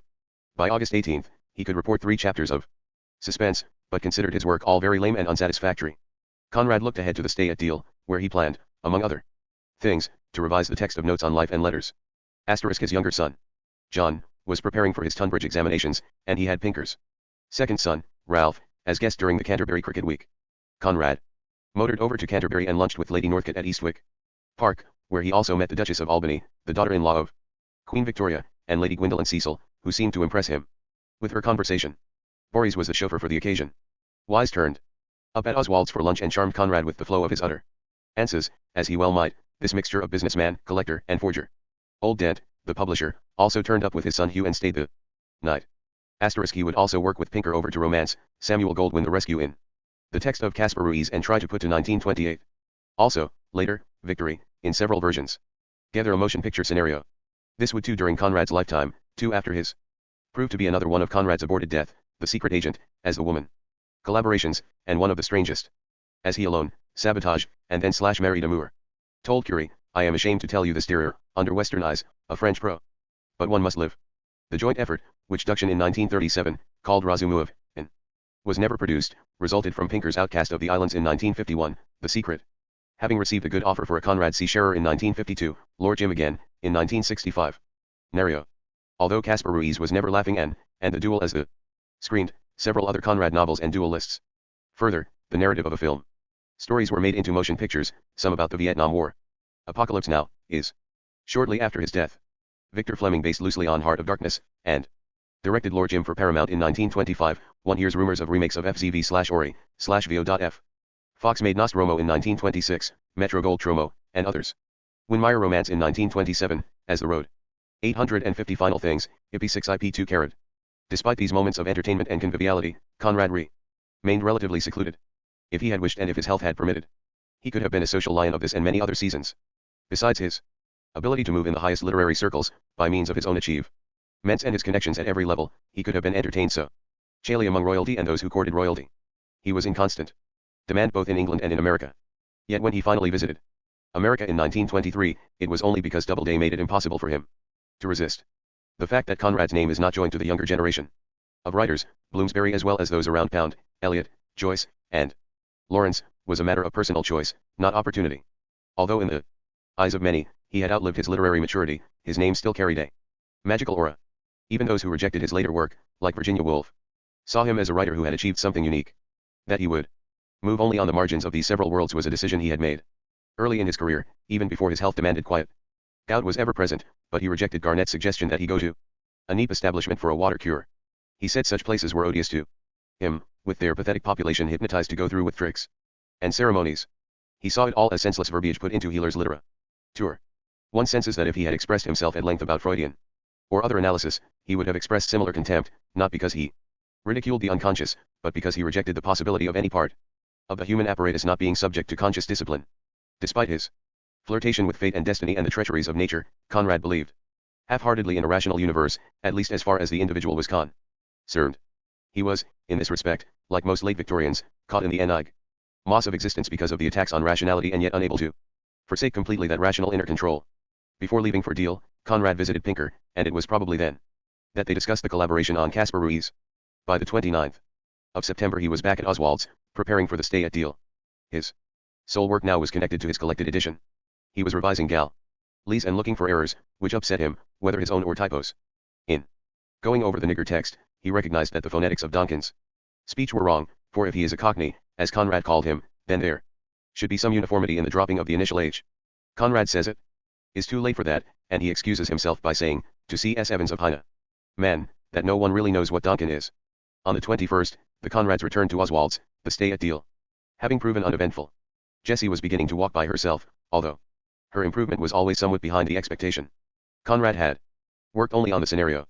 Even his correspondence trailed off, with only a handful of letters for this period, although his correspondence for 1920 in Idle Days breed Wandering Thoughts 851. General was quite heavy.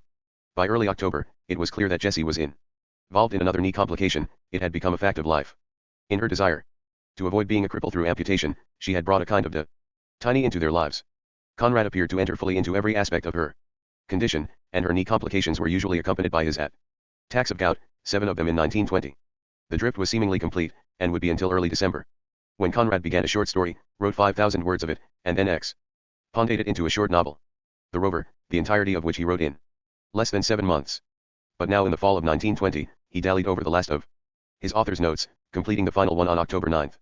He wrote ashamedly to Curie that he was working alone on the Caspar Ruiz project, with occasional assistance from Pinker, a performance which seems as futile and insecure as walking on a tightrope and at bottom much less dignified asterisk. There were, however, some cheering developments. The collected edition in the States was fixed at 750 copies and Conrad received an advance against royalties of $12,000. He was pleased that the entire edition was subscribed, and that both print and paper were satisfactory. In another area, Norman McKinnell was planning to take out an option on Conrad's dramatization of The Secret Agent, although the actual production would come only after long and protracted negotiations. It was produced by J. Harry Benramo in late 1922. Conrad also mentions his plan of taking Jessie to Corsica.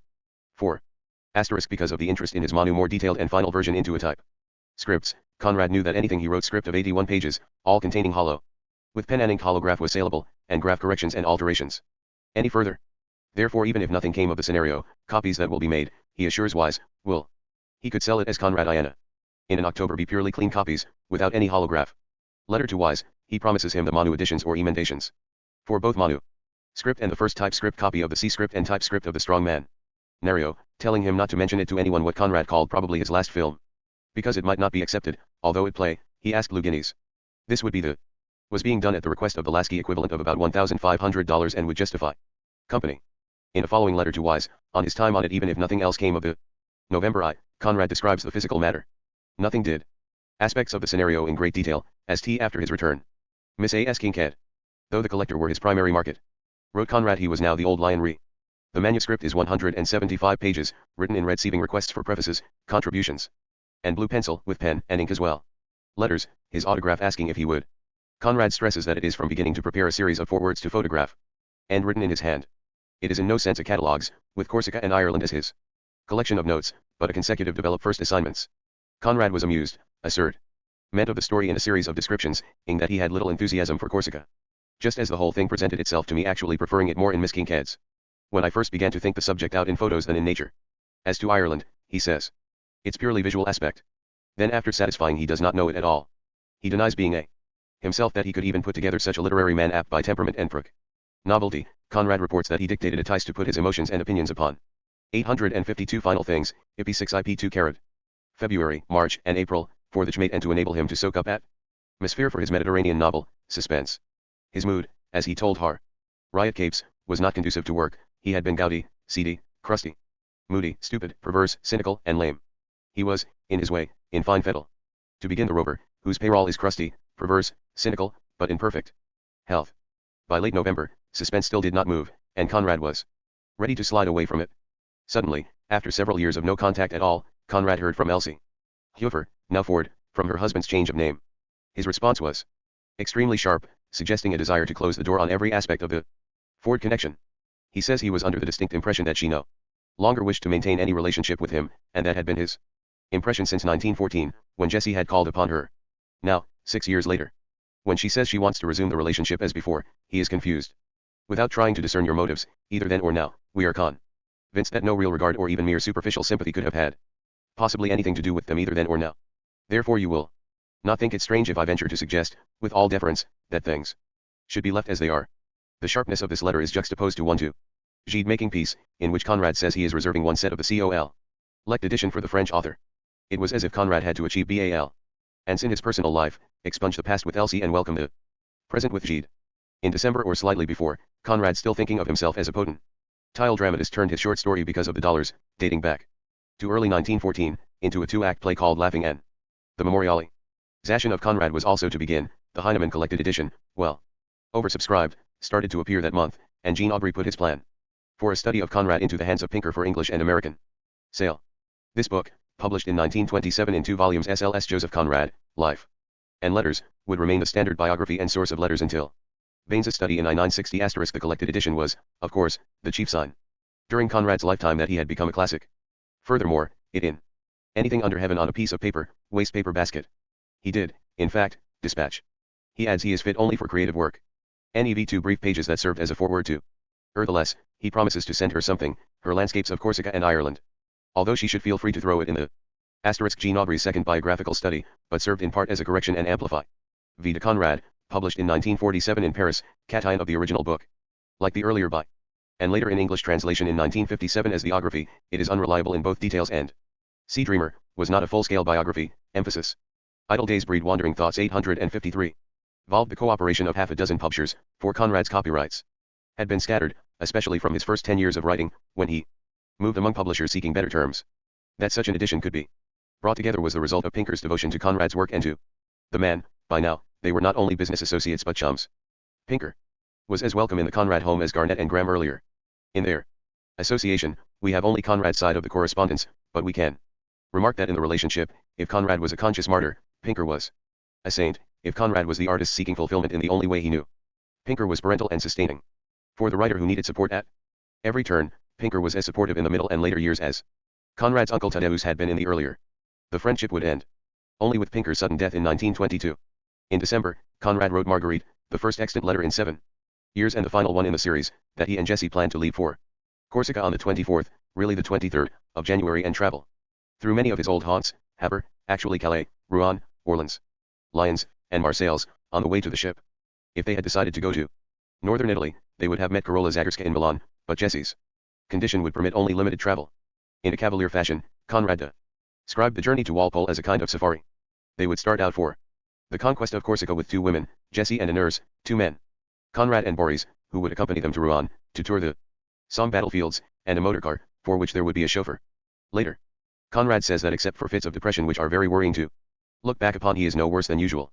In their absence, John Conrad would attend Tunbridge, and on his return from Rouen, Boris would settle into quarters in London and begin a short-term job for a wireless implement factory.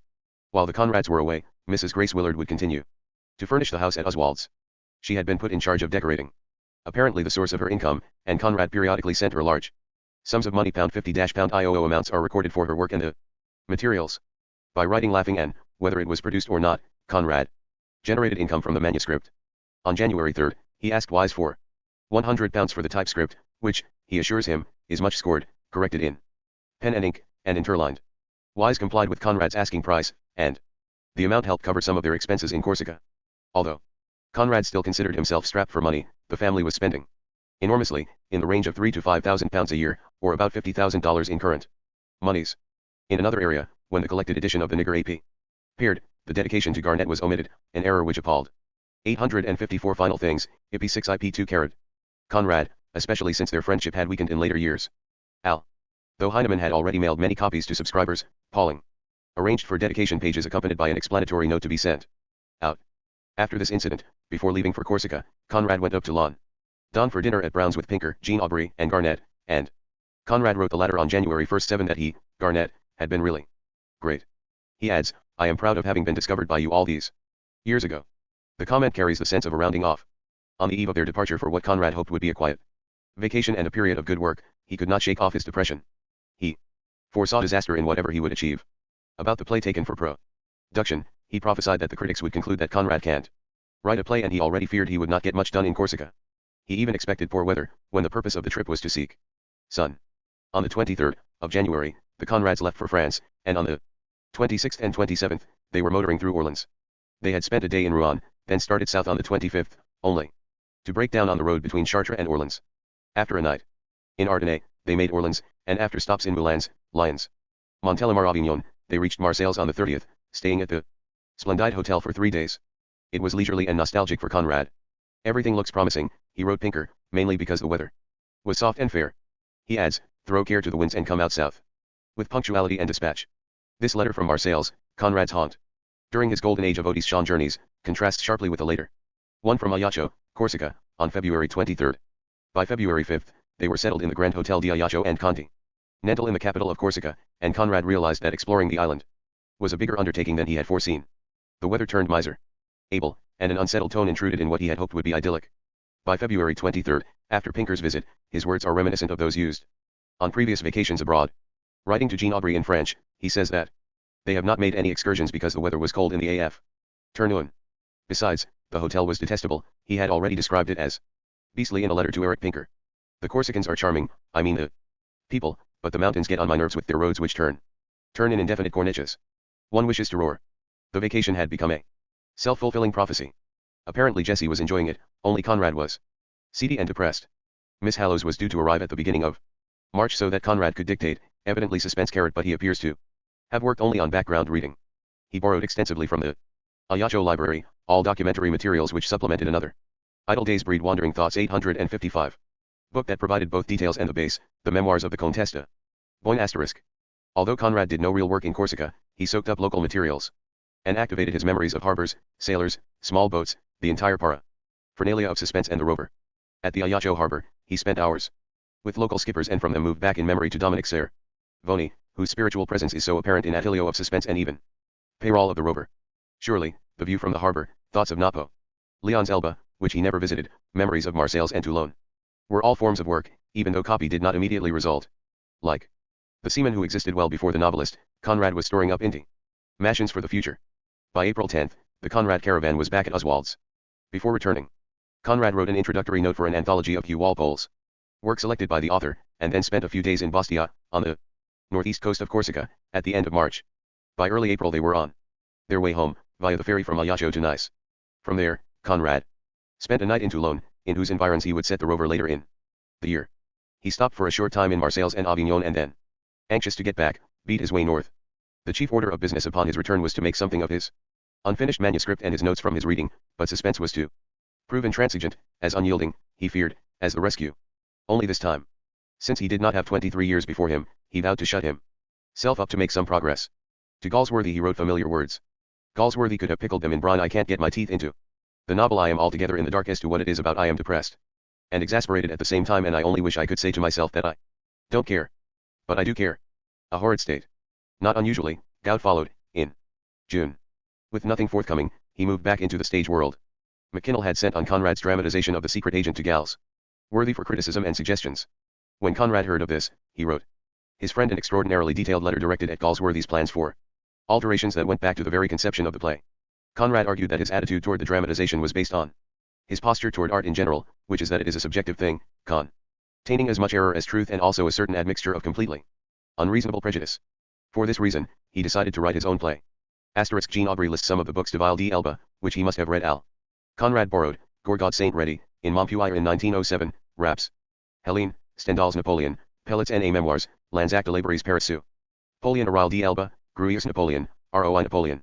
856 Final Things, IP 6 IP 24. A Conrad play, not straining stage conception for the sake of that freedom? Possibly in wrong directions, by which no art is ever injured. He says that it would have been relatively easy to write a grand guignol, but he preferred to write something whose subject does not lend itself to exact definition.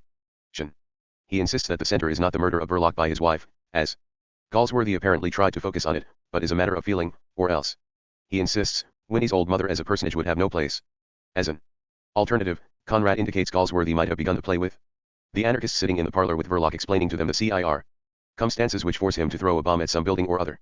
Such a scene, of discussion of ways and means, could end with Verloc dragging Stevie by the scruff of his neck through the door and telling him to carry the explosives, all of them blowing a kiss to Winnie as they go out on their bombing assignment. Conrad says that would be simple to construct, and he would have a rather pretty guignol play, with no particular trouble. He was, however, aiming at something else, no less than the breakdown of all civilized life in a modern city. It was this subject that constrained him to construct scenes which, from the point of view of the action, seemed detached and superfluous. He was after a tone, an attitude, a sense of things, qualities he sought as he wrote suspense, or as he completed the revision of the rescue.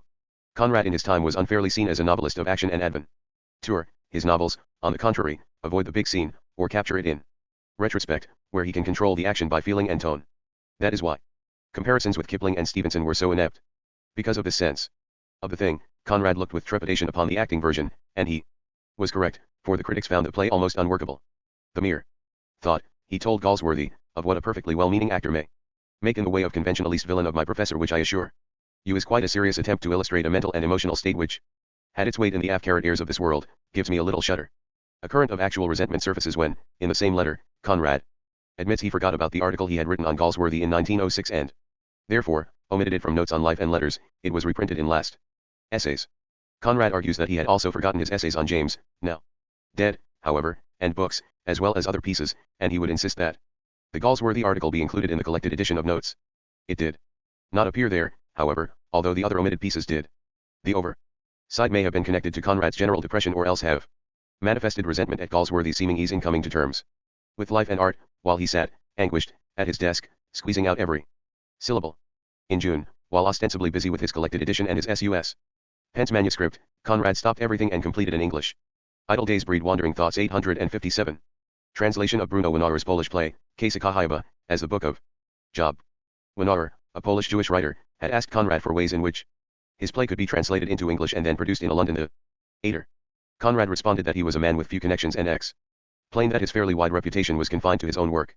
He followed this letter in Polish with another one in August, in English, in which he indicated he had done the translation himself, apparently completed by June 25, according to Jean Aubry.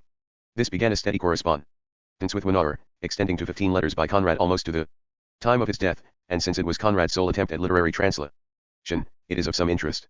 Of course, the story of Job, even in a form such as Winawer's wry comedy, would have interest for him. For any Pole, Job had been a steady and faithful companion in the face of Russian and German adversity. On August 10, Conrad reported the translation completed and indicated that his work was strictly idiomatic and should be acceptable to a theatrical audience. He mentioned having changed a few speeches, shortening and summarizing, and even altering the phrasing so as to make the play more accessible to both actors and audience. Conrad then showed the play around, a highly unusual procedure for him, but explicable as something he would do for a fellow Pole. Pinker, who saw the work, was agreeable to handling it in England and America, not only on the ground that it is my translation but on the merits of the play itself. Conrad then suggests that if Winawer shows it around himself, he should do so simply as a translation, without Conrad's name. He says that there can be no question of any financial transaction between them, the translation was a friendly act and that was the end of it.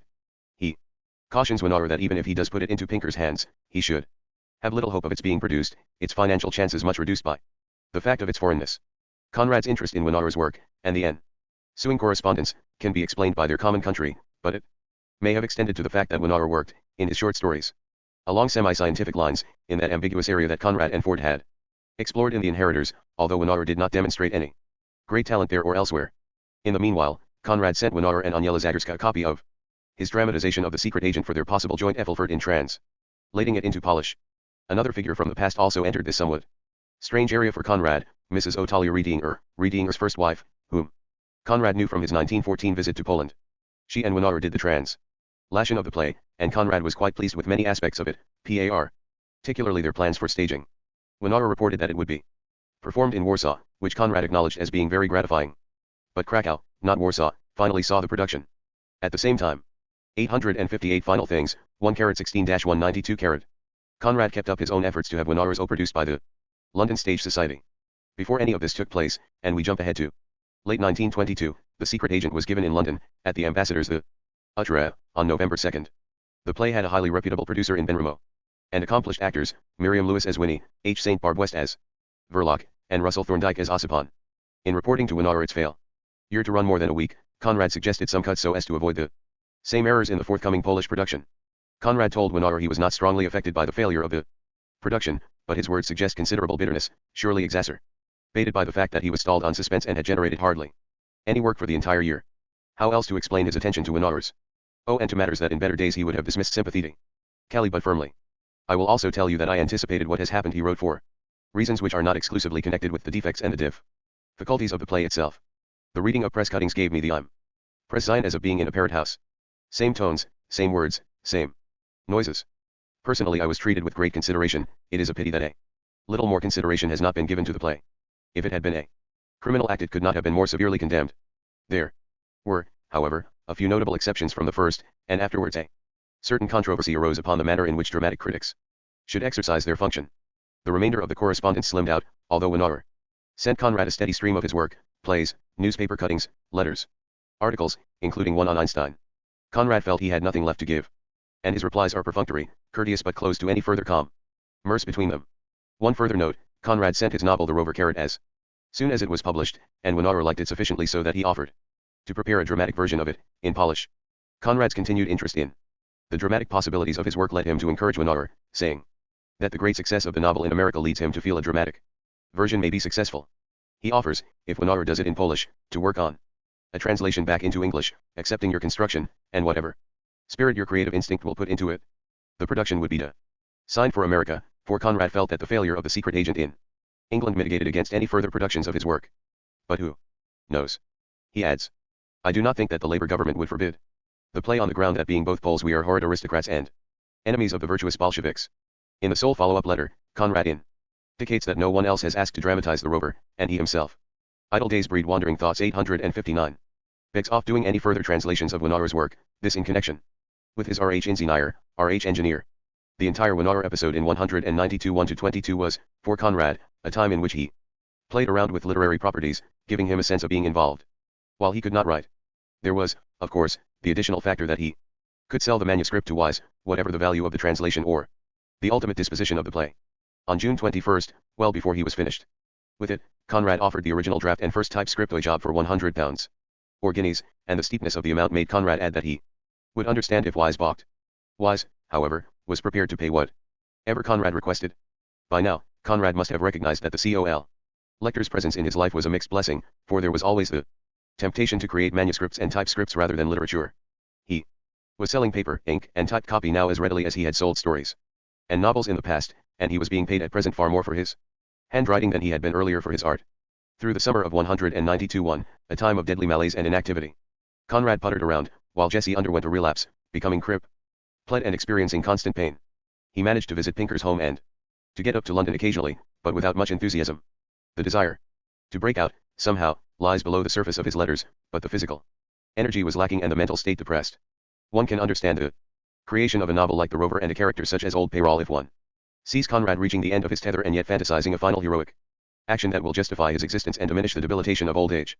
The Rover fits into his work after the shadow line, that desire either to row back into memories and fantasies or to give renewed energy to a sown seaman. His letter of August 5 to André Gide is a tired affair, played out, that suspense moved along at the rate of a few paragraphs and pages at a time, much slower than how even he was accustomed to writing, and what he produced was not to his liking. To Gide, he shows satisfaction that his friend was himself going to edit the translation of Lord Jim, which for the French author was a true labor of love. Gide had also stated that he planned to write a study of Conrad's work, perhaps comparable to his short book on Dostoevsky, a series of 6 addresses delivered in 1922, but his sole study was his memorial item in the Nouvelle Revue Française 4 months after. Conrad agreed that Lord Carradier had been also translated Nostromo, under Western.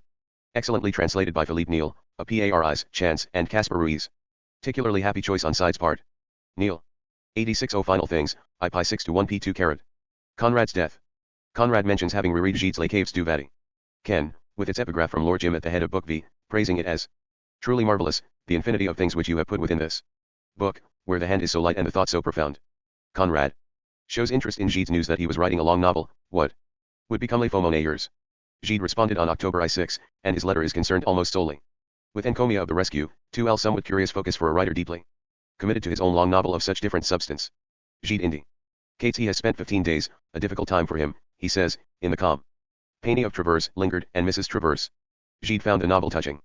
Auxiliary points plus sensibles et plus secrets de I avec un gravite. Pathetic. He stresses that Conrad has touched upon the plus étranges. Problems moraux, etilns pas de question plus pressantes et plus vitales. Kate Celis que vous forces le lecteur, à travers vos heroes, de se poser.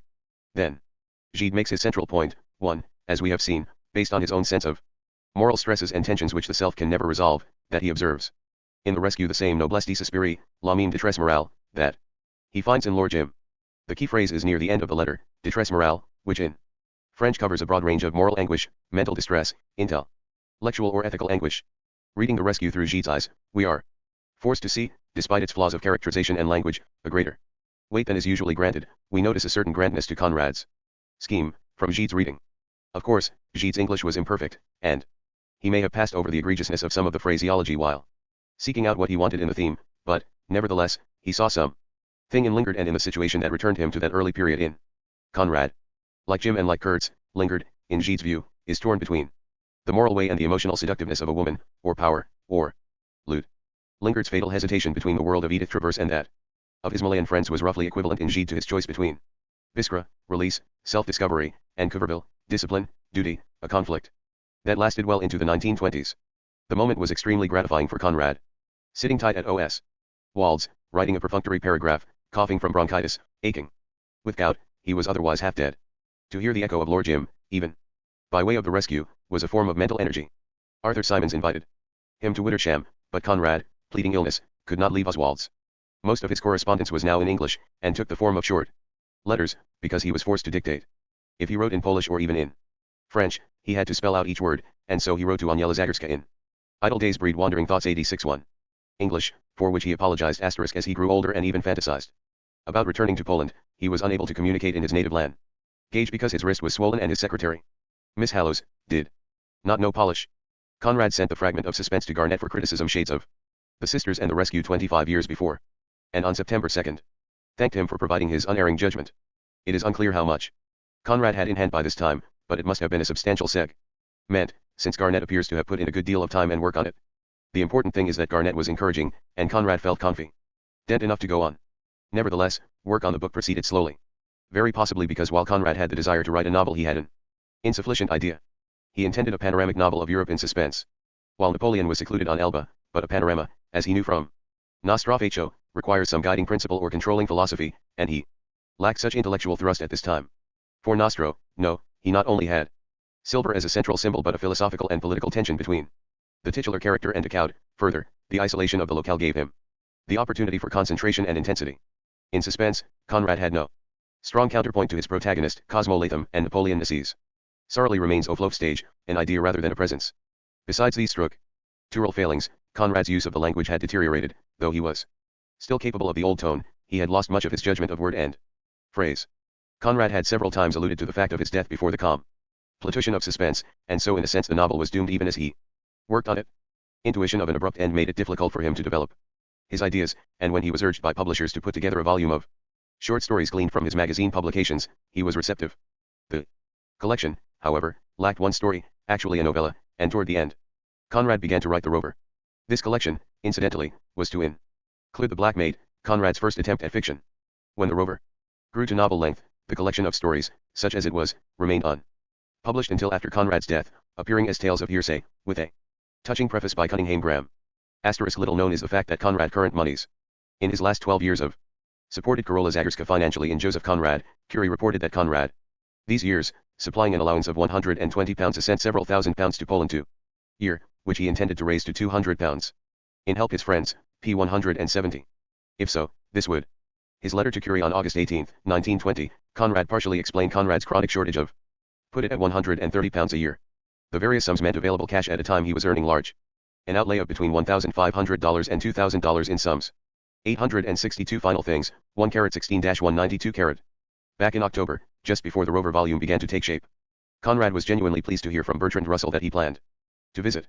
Russell had recently returned from China, and when his first son was born, in 192-1, he wished to call him John Conrad, John the traditional ancestral name and Conrad after the novelist. Conrad as the godfather of Russell's son presented him with the cup usual on such occasions, even though there was no formal ceremony.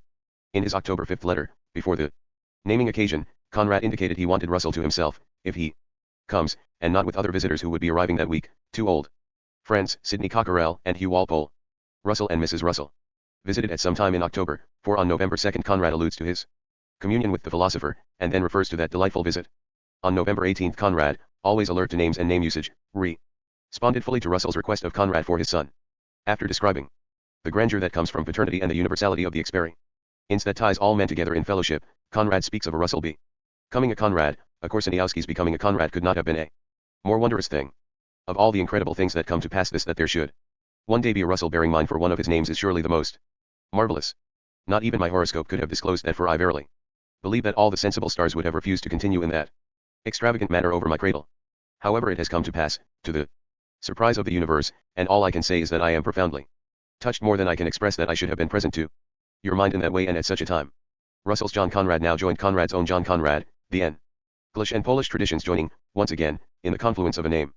The meeting in October was their final face-to-face talk, although the COR respondents continued, the final letter on Conrad's part being his long response to Russell's book on China, The Problem of China, 1922. We have already alluded to Conrad's concern at Russell's suggestion for a selected council that would help bring discipline to Chinese society. With post-ver sales cynicism, Conrad attacked any such council, as before he had ridiculed Wells's samurai, as a collection of power-hungry figures. But I wouldn't trust a society of that kind even if composed of angels. More, I would not, my dear friend, to address you in Salvation Army style, trust that society if Bertrand Russell himself was, after 40 days of meditation and fasting, to undertake the selection of the members. He adds that there is not enough honor, virtue, and selflessness in the world to make any such council other than the greatest danger to every kind of moral, mental, and political independence. In his essay on Conrad, Russell admitted that the 4 idle days breed wandering thoughts 863. Mayer's view served as a corrective to his own somewhat artificial hopes for a happy issue in China, although his sense of disciplined council strikingly became a forerunner of Mao's communist revision of Chinese society. Conrad and Jesse spent a few days with Pinker at Barry's Court, in Sur Ray, at the end of October, where some American producers also came to discuss the film scenario of Caspar Ruiz. Conrad then went up to London. Overnight, while Jesse had her knee examined, he lunched with Doubleday and left town struggling with an attack of gout. Conrad's letters and activities take on the quality of a holding action. He was waiting for something, as if he had assimilated into his own life the terms of the suspense Europe had felt as Napoleon sat at Elba. The sole consolation, in these days of malaise, was that Jesse, however precariously, could walk again and the children seemed settled, Boris in the motor trade and John at Tunbridge. But in a marginal matter, we catch Conrad's terrible anxiety about work, an anxiety that had become an obsession. On November 18, he thanked Wise for his check for £100. The check was payment for a manuscript of Suspense, which was years away from completion. Conrad had sold future manuscript and first copy, and Wise had purchased them. The fact of such a sale is as significant as the amount, for £100 was so far less than the amounts Conrad was receiving for novel manuscripts that we can only assume he counted on its being fragmentary, or else he would have billed Wise for several times that sum. Psychologically, a future sale put Conrad in a bind. It provided impetus for completion. He had sold it, but completion would mean he had far under sold it. Miss Kincaid had by now worked up her catalogue of Corsican and Irish landscapes, with a foreword by Conrad, another item for Wise, along with a privately printed copy of the Secret Agent dramatization. Major Gardner, an amateur writer whom Conrad had known on and offload for some years, had sent on some of Bernard Berenson's work to Conrad, who had read the latter's study of Leonardo. His response is one of astonishment. I had somehow got the notion that Berenson was a noxious old Jew, and now I know better. I know it positively. I am also traced flat, inwardly, by the discovery that I not only can get the hang of but even assimilate sympathetically what old B has to say. Who would have thought it? But this was marking time, as was Conrad's long response to questions from John Livingston Lowes, who was then working on the road to Xanadu, his study of the imagination in Coleridge. Lowes had inquired about various tales, including that of the Flying Dutchman and the habits of the albatross. Conrad pointed out that Coleridge had invented the albatross business, creating facts of its existence that are not borne up by the facts of nature. He is lavish in praise of Coleridge, however, as he is a Poe's impressive version of the Flying Dutchman in MS Found in a Bottle. In December, Conrad began The Rover as a short story. It was clearly an 864 final things, IP 6-1-24. Outgrowth of his stay in Corsica, and his visit to Marseilles and the Toulon roadway.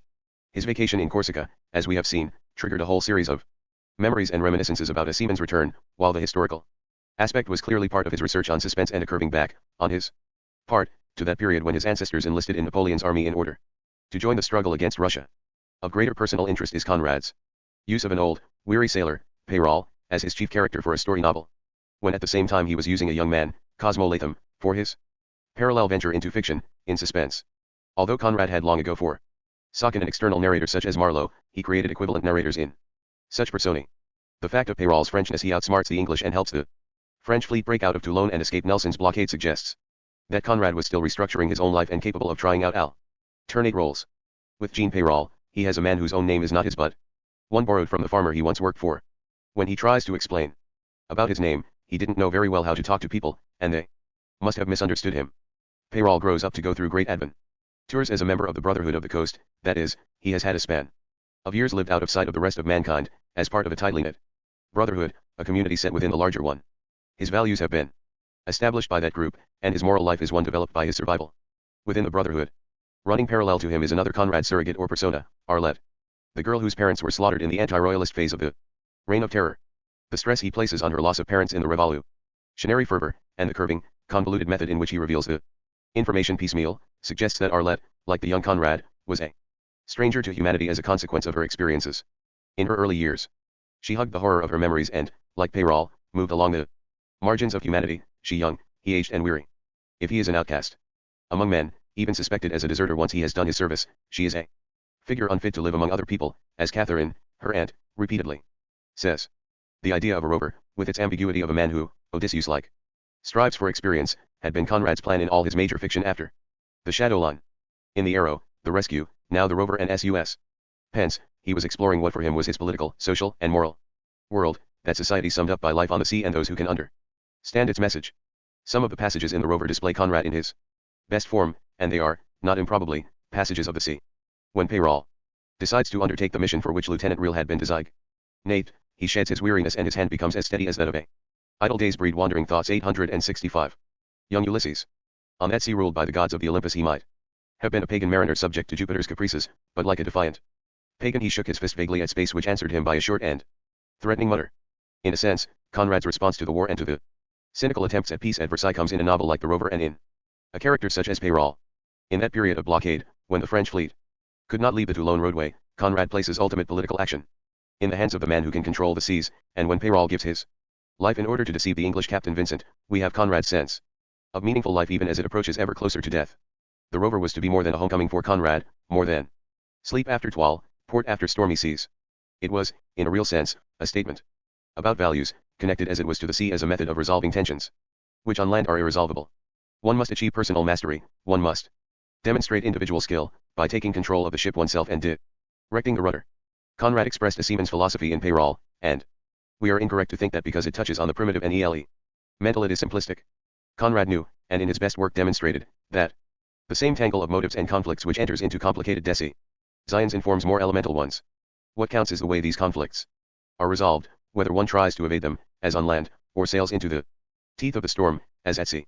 Learned councils, an elitist corps of samurai committees, like government itself, were a means of avoiding on land what could not be evaded at sea. Once Conrad began The Rover, it came easily, apparently, and he finished it in draft by June 1922. Writing to Ford, on December 6, Conrad is very curt and sent £20. Ford had dunned him for a back debt which Conrad claims he does not recall. He complains of no work for 2 years, and then in a follow-up letter, of December 15, speaks of Suspense, his novel of Genoa, and says it goes very slowly. He says nothing of The Rover flitting through. In December was, still, the dramatic version of The Secret Agent, which Norman MacKinnell planned to produce. Faults were found in the play, however the third act, for example, was seen as a blemish and MacKinnell's partners were afraid to go ahead until a later date. Also, the producers wanted to cut back on the cast and eliminate the character of the great lady, so as to save on an actress. While Conrad remained compliant and ready to concede, the affair of the dramatization simply played into his view of the stage. No serious man could do his work there. From this point, the play gradually passed from MacKinnell to Benramo, as Conrad himself passed from 64 to 65. Chapter 38. Sleep after toil, port after stormy seas. And January 3, 1922, Conrad returned from Barry's Court, Pinker's, and Jessie came back from London. Pinker was himself leaving for the States on business, but Conrad was unable to see him off because of a spasmodic sort of cough. His letter of January 19 explaining his condition also contains his views about inclusion of the Black Maid in his collected edition. He says, its use will, of course, complicate my literary history in a sort of futile way. But he says there is no need to trumpet its origin, so that Ltna may remain as his first serious work. The immediate thing was whether or not The Rover would run long or short. If long, The Black Maid was unnecessary. Sorry to make up a volume, but if short, then the story could be resurrected and included. In any event, Wise was anxious to get hold of it. The Heinemann edition deluxe of Conrad's works was subscribed and sold out, with its 18 volumes priced at £20, or about $250 in current monies. But even by publication date, the set had appreciated to nearly double its price, and had Conrad invested his own money, beyond the 6 sets reserved for him, he could have easily doubled his investment within a year and with a signed copy probably tripled it. On January 27, however, he signed a contract for the publication of an edition which would be unlimited. This was the Dent Uniform edition, which would begin to appear in 1923. Sorrowfully, Conrad explained to Aniela Zagerska that he could not send her a set, as he had reserved only 2 sets for himself, for his 2 sons.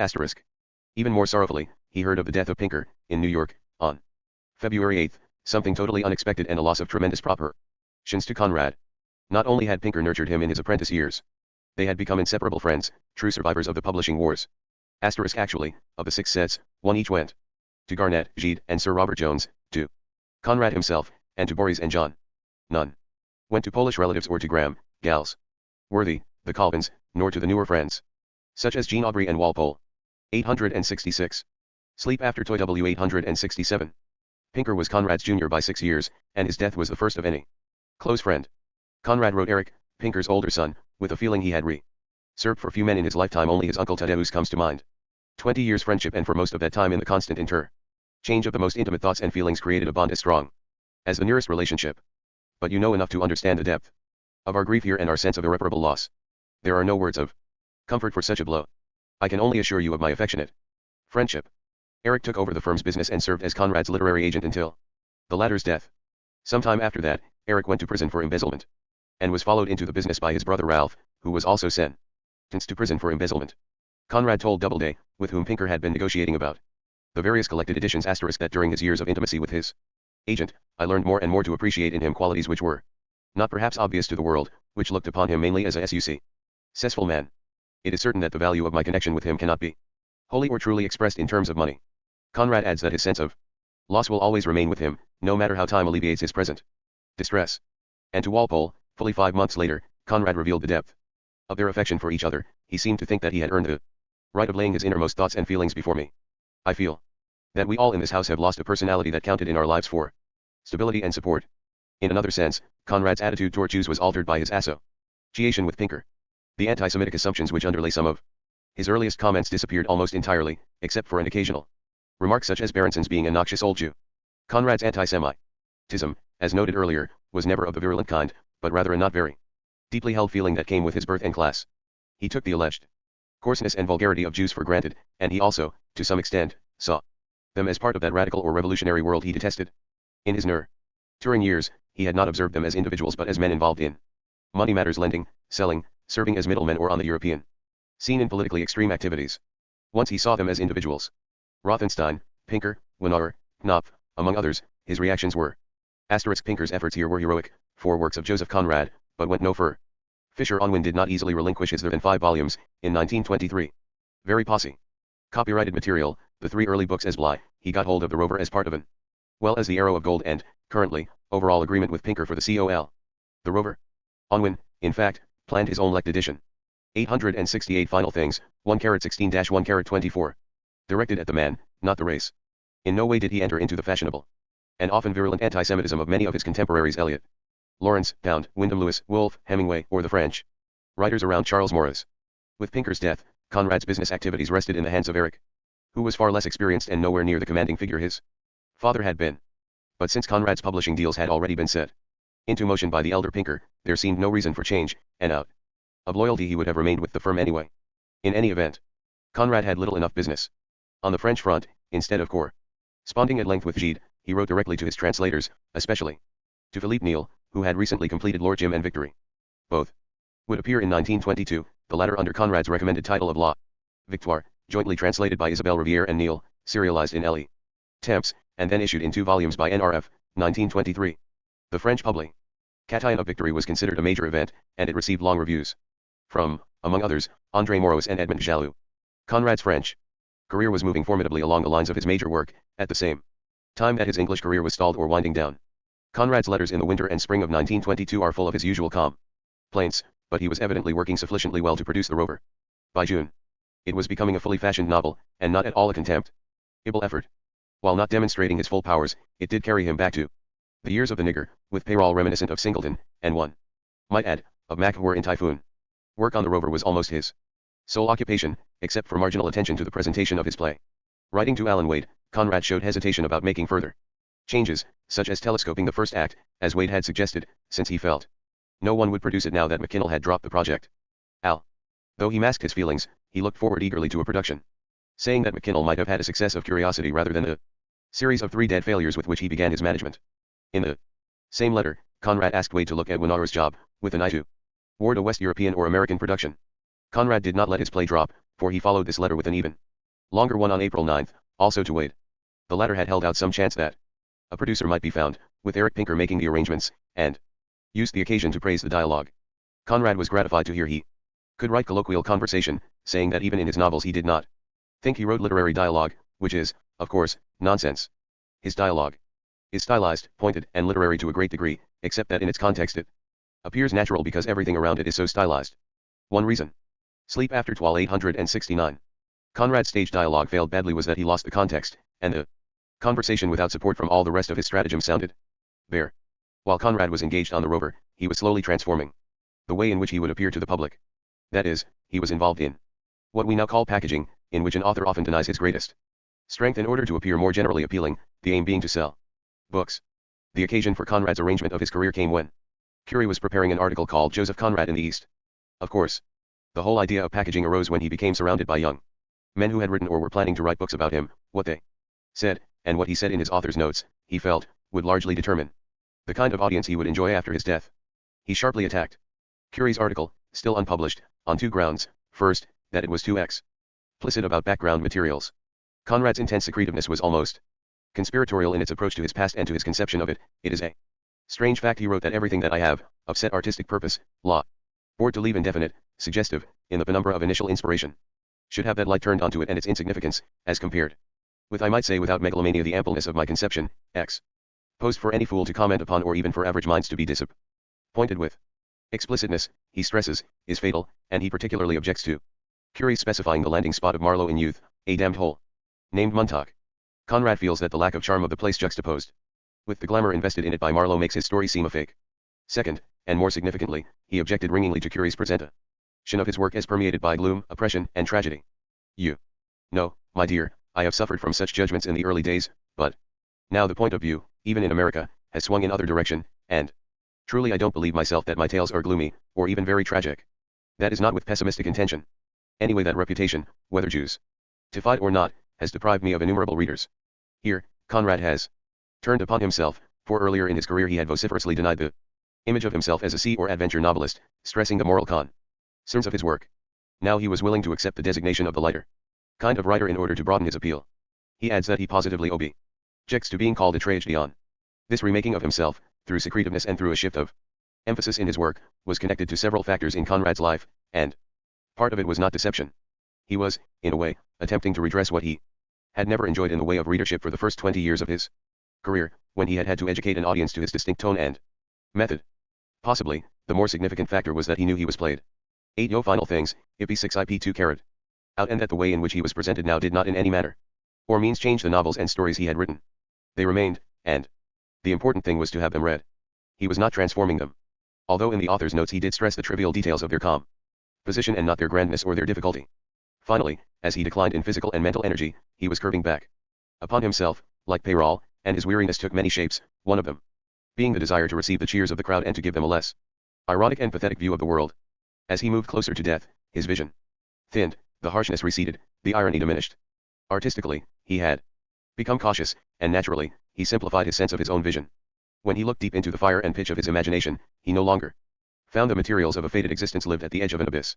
In a follow-up letter to Curie, who was quite willing to make changes, Conrad told him that especially in the United States the average mind shrinks from tragic issues. By May 24, Conrad could report to Garnett that he was trying to get through a sort of long short story. Even by this date, he was attempting to fit it into a volume of short fiction. Yet he must have had in hand well over 50,000 words, and the rover was filling out to novel length. Also, the complication of Karl's final action required a good deal of preparation and motivation, necessitating a considerable number of explanatory pages. Conrad's plan for the novel, once he moved beyond A Sailor's Return, required a detailed working out, not a quick ending. It was, perhaps, this realization that made him so nervous about the book, telling Garnett that Karl and a lot of other crazy creatures that got into my head have also got on my nerves. He says he has been depressed about work before, but not so exasperated. An other possibility is that he had begun to write the section which would end only with Karl's death, not an easy task when the character moves in and out of one's own consciousness. The memorialization of Karl that occurs at the end of the novel, by Vincent and even Nelson, could be Conrad writing his critical epitaph. Whatever the subconscious motivation, he was moving Karl toward a confrontation with life that would express his final grasp of self.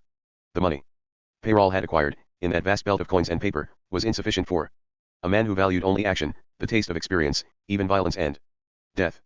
The money is, finally, hidden at the bottom of a well, was this Conrad's epitaph on the fortune he was making, and spending as rapidly as it came in. Sitting at Oswald's, barely moving from the house, his wrist most continuously swollen, dictating to Miss Hallows, who was his lifeline with the world outside, Conrad imagined the sea, the English blockade of the F-inch fleet. Nelson himself waiting for the enemy to appear and give battle. And an old French seaman with the dual desire to rest and yet make one more sleep after 871. Effort. If Conrad fantasized himself as Odysseus, he was more the Odysseus of Dante and Tennyson than of Homer, the wanderer who refuses final shelter because of the inner urge to fulfill himself. Running through these later years is the strange friendship Conrad maintained with Francis Warrington Dawson, that effete American Southerner, who gave so many of his qualities to blunt in the arrow of gold. Throughout his career, Dawson tried to get started as a novelist, and he pursued Conrad for advice. The latter's patience with Dawson was endless, this with a man who had little enough talent for fiction, although he was an effective journalist. Through Dawson, Conrad met John Powell, a fine pianist and a composer who came to Capel House frequently to play Chopin for the family. Conrad even left his home on occasion to hear Powell at public concerts. Jean Aubrey was also a musicologist, and through these friends Conrad indulged a real love of music, chiefly Chopin and Italian opera. When Jean Aubrey wrote his book The Music of the Nations, Conrad acknowledged reading the section on Debussy with the greatest pleasure. Dawson remained a constant in his life and apparently felt that all that came between him and a novelistic career was the right publicity, which he hoped to gain from Conrad. The latter gave Dawson great freedom with his letters, permitting the American to quote from them and reshape them as he wished, so that Dawson created hybrids which praised his work. This he did in the foreword Conrad wrote for his Adventure in the Night. This foreword consists of 10 sentences Conrad had written on separate occasions, including several so removed from context that their meaning was altered, especially those that made him appear in agreement with Dawson's negrophobia. Given this indulgence toward his younger friend, Conrad never revealed to Dawson his true feelings about his work. When Dawson asked for advice on a novel he had worked over since 1909, Conrad avoided specifics and moved to a general philosophy of art. In his letter, of June 2, 1922, written when he was finishing The Rover and ill in health and low in mind, he attempted to reformulate his long-held position. He distinguishes between a critical gift, which he says he lacks, and a creative gift, which was the sole thing that qualified him to take a pen in hand. What I say I can only talk about myself, not because I am a megalomaniac but because I am not sufficiently cultured to talk with authority to the public about other men. He adds, I dislike writing, I don't believe in my own wisdom, and I shrink from putting forth my opinions to this general public. I am like that. I cannot help it. It is temperamental, and it is closely associated with the unliterary complexion of my mind. He says that his creative gift has never been a source of gratification. That, on the contrary, it has brought me many hours of unhappiness in the doubts and heart-searchings it has forced me into at every step. Conrad and 872 Final Things, 1:16-1 2 Joyce were perhaps the sole major writers in the early modern period who felt that their expression must come almost solely in creative works, that their creative gifts did not extend to prophetic statements about society or politics. Both spoke mainly through their imaginative work and left few of those incidental writings which most authors pen as their dues to the rest of the world, or, in Lawrence's case, as their effort to change it. On June 29, Conrad told Curie he would be in London on July 3 or 4 to deliver the completed, but unrevised, draft of The Rover. He indicated he was in a terrible state, for the whole thing came on me at the last as though a broken dam, the result being a month of constant tension of thought. Eric Pinker's negotiations over the secret agent were also turning more complicated, and Conrad became increasingly attached to the play as its production seemed even more a will-o'-the-wisp. He feared a summer production because the principal critics would be away, as would most of the intelligent part of the public. He mentions that 20 or 30 of his friends would, as well, be out of town and miss what might well be Conrad's last gasp. Most interesting, however, is his assessment of his work, as juxtaposed to James's. The play in itself is not inept, that is, it does not contain the seeds of an obvious failure. It is not a mere exercise in intellect, or in style, or in delicate subtlety, or in over-refined sentiment, as poor Henry James were, who never dealt with a situation but only with the atmosphere of it. On the other hand, in its innermost quality it is as Conradian as anything I ever have written, therefore I may hope for a success curiosite, say an existence of 6 to 8 weeks, which would satisfy me if associated with a certain amount of recognition as expressed in varied criticism and discus. Zion. I may of course be the most deluded of mortals in that respect, but that is how I feel. A money success I never dreamt of. For that of course, it would be necessary for the same people to come over and over again. And this for a play like The Secret Agent cannot be expected, unless, indeed, there was some marvelous acting, on the part of some principals, which would fascinate people. The combination of arrogance and diffidence is compelling. One of the chief faults of the play is that it is caught between styles, and it has a good deal of that Jamesian sentiment and atmosphere which Conrad dismisses. What started as a lark of sorts, in the dramatization, had now become a cause, and we are surprised to learn that when the play was finally produced in November, Conrad could not bear to attend the opening night. R. L. Migros has left an interesting version of that event, which will be picked up later. The more withdrawn Conrad's personal life became, however, the more he insisted on his reputation and publicity in the world beyond. If possible, he would have enjoyed a more direct manipulation of his reputation, while at the same time, as a reserved and secretive man, he clung to his privacy, to his distinctiveness and uniqueness. These conflicting sleep after 873 turns, which had always been present, were now clearer and more torturous. Because of his inability to control his fate, which is to say, his work and his working habits. Conrad went up to London on the 4th of July, to deliver the rover as planned and to see Graham, among others, over a particularly distressing episode concerning Boris. The episode involved the payment of a large sum of money, which Conrad agreed to stand for, although he says it would be a crippling affair for him. Thanking Graham for his kindness and patience, Conrad indicated that he could raise the money by extra work, but rapid settlement was essential. Despite the personal worry, he completed the revision of the rover on July 16, and a corrected copy was immediately dispatched to the United States for serialization by Mead, Schaffer in the Pictorial Review. Wise had told Curie he was interested in purchasing the manuscript, but Conrad pointed out that it was only a first draft type script. Although with many alterations and with 12 pages of manuscript, he asked £150 for it, a low figure because of the small amount of pen and ink manuscript. In the same negotiation, Conrad offered the manuscript of the preface he wrote for Curie's book of travels into the East. Wise, as always, complied, and Conrad was grateful for the money. The summer of 1922 was a waiting period, for publication and reviews of the rover, for returning energy so as to allow completion of suspense, for visits from admirers on both sides of the Atlantic. Professor Samuel C. Chu was one such visitor, confirming that Conrad had suddenly become an important and suitable modern. He faced these interviews with trepidation, always assuring the visitor ahead of time that he should expect to be bored. In late July, Boris was offered a position with the Daimler Company, which he took.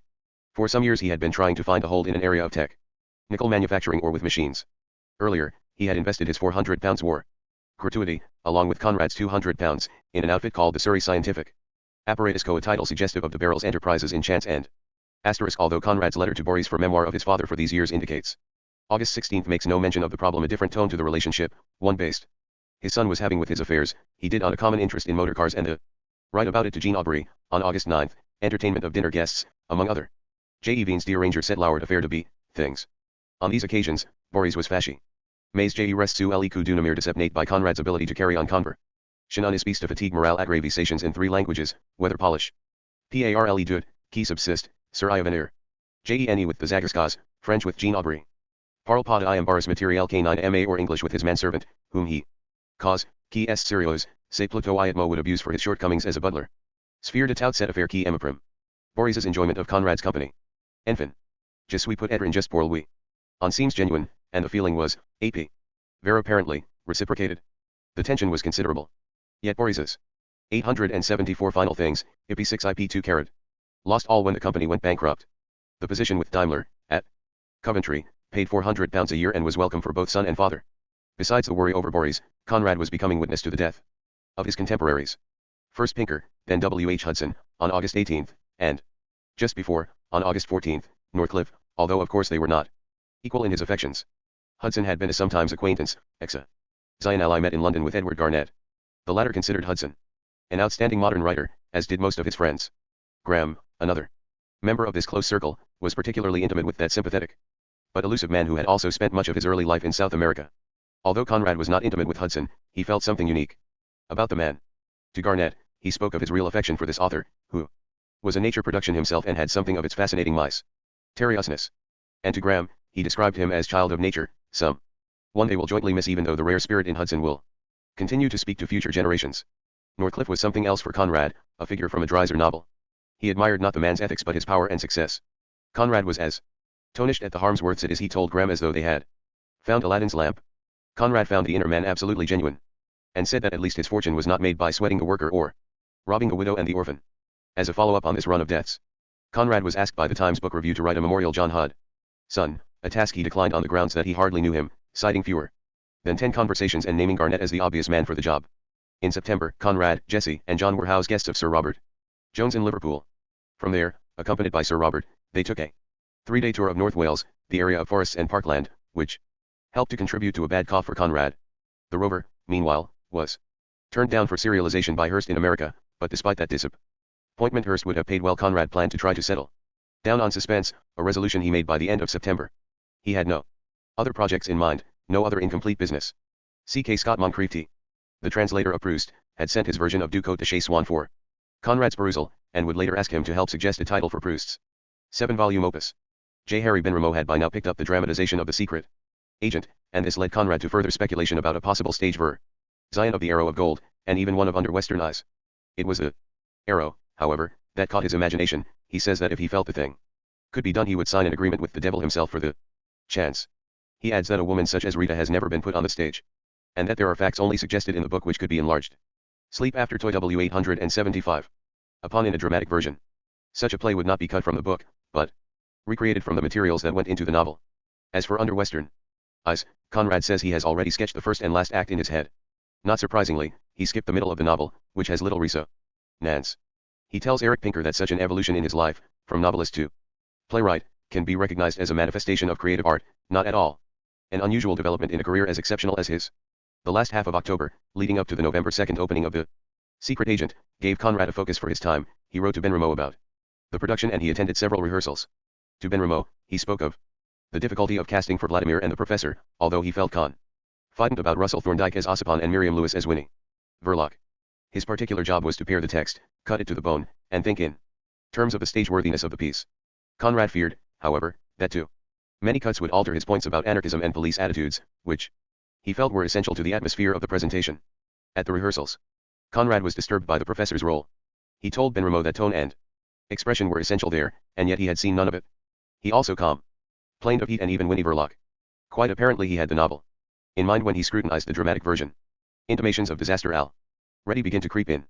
To Jean Aubrey, just 6 days before the opening, he expressed profound depression. These people will never be able to understand the piece nor even suitably learn it before Thursday. Conrad went faithfully to rehearsals, coming on Monday, October 30th, and working himself into such anxiety that he came close to breakdown. R.L. Migraz, a young writer, asked Conrad for an interview, chiefly to explore his personality for a study of the man behind the work. Conrad was, of course, opposed to this, as he felt that the man writing imaginative literature gives only what is in his work. He has, in effect, no other life. I don't think he wrote that a man who in 30 years has produced 24 volumes which are neither philosophy nor sociology, nor anything practical, improving, enlightening, or even revealing, except a certain gift for writing prose, can have much to say that would be worth hearing. Nevertheless, Conrad agreed to meet Migraz on November 2nd, in the lounge of the Curzon Hotel, where he would be staying for the opening of his play. Conrad did not attend the opening, but spent the time with the young writer, all the while stressing his own indifference and coolness. But Migraz records that, protestations of coolness aside, Conrad was in a state of intense excitement. The contrast between his gentle speaking voice and his restless manner was remarkable. From time to time he would leave the smoke room where we sat and inquire at the office for a message, presumably a message from the A.M. Basaders Theatre. He at any rate confessed to a splitting headache when excusing himself from eating anything with me about 8 o'clock. 876 Final Things, IP 6 IP 2 carat. Conrad's agitation was clear. If the play was successful, or even promising, he would interrupt his impasse on fiction and turn to the stage, by doing what he knew best, his own work. He suspected he might be on the frontier of still another career. Yet his intuition was correct. Both public and press demonstrated little enthusiasm. There was respect for Conrad as a novelist, but no encouragement for him to continue as a playwright. The atmosphere and irony of the novel had made the difference. Lacking them, the play seemed all starts and stops. Conrad told Galsworthy of serene joy, touched by remorse at the injustice of his past thoughts towards the actors, who had a lot of characters thrown at their heads just 20 days before the first performance. Conrad's friends stood loyally by him, but he had warned them already of the vulgarization of the play, as he put it. He also heard from Frank Swin Nerton, who sent his appreciation of the drama, and from Henry Arthur Jones, the vastly successful playwright whom Conrad had already met at the Reform Club through Henry James. Jones welcomed Conrad to the theatre as the youngest dramatist. In a follow-up letter to Ben Rameau, during the short run, Conrad spoke of having received his verdict from the critics, though none called it futile. He also expressed the wish to make one final change, to restore the professor in the last scene.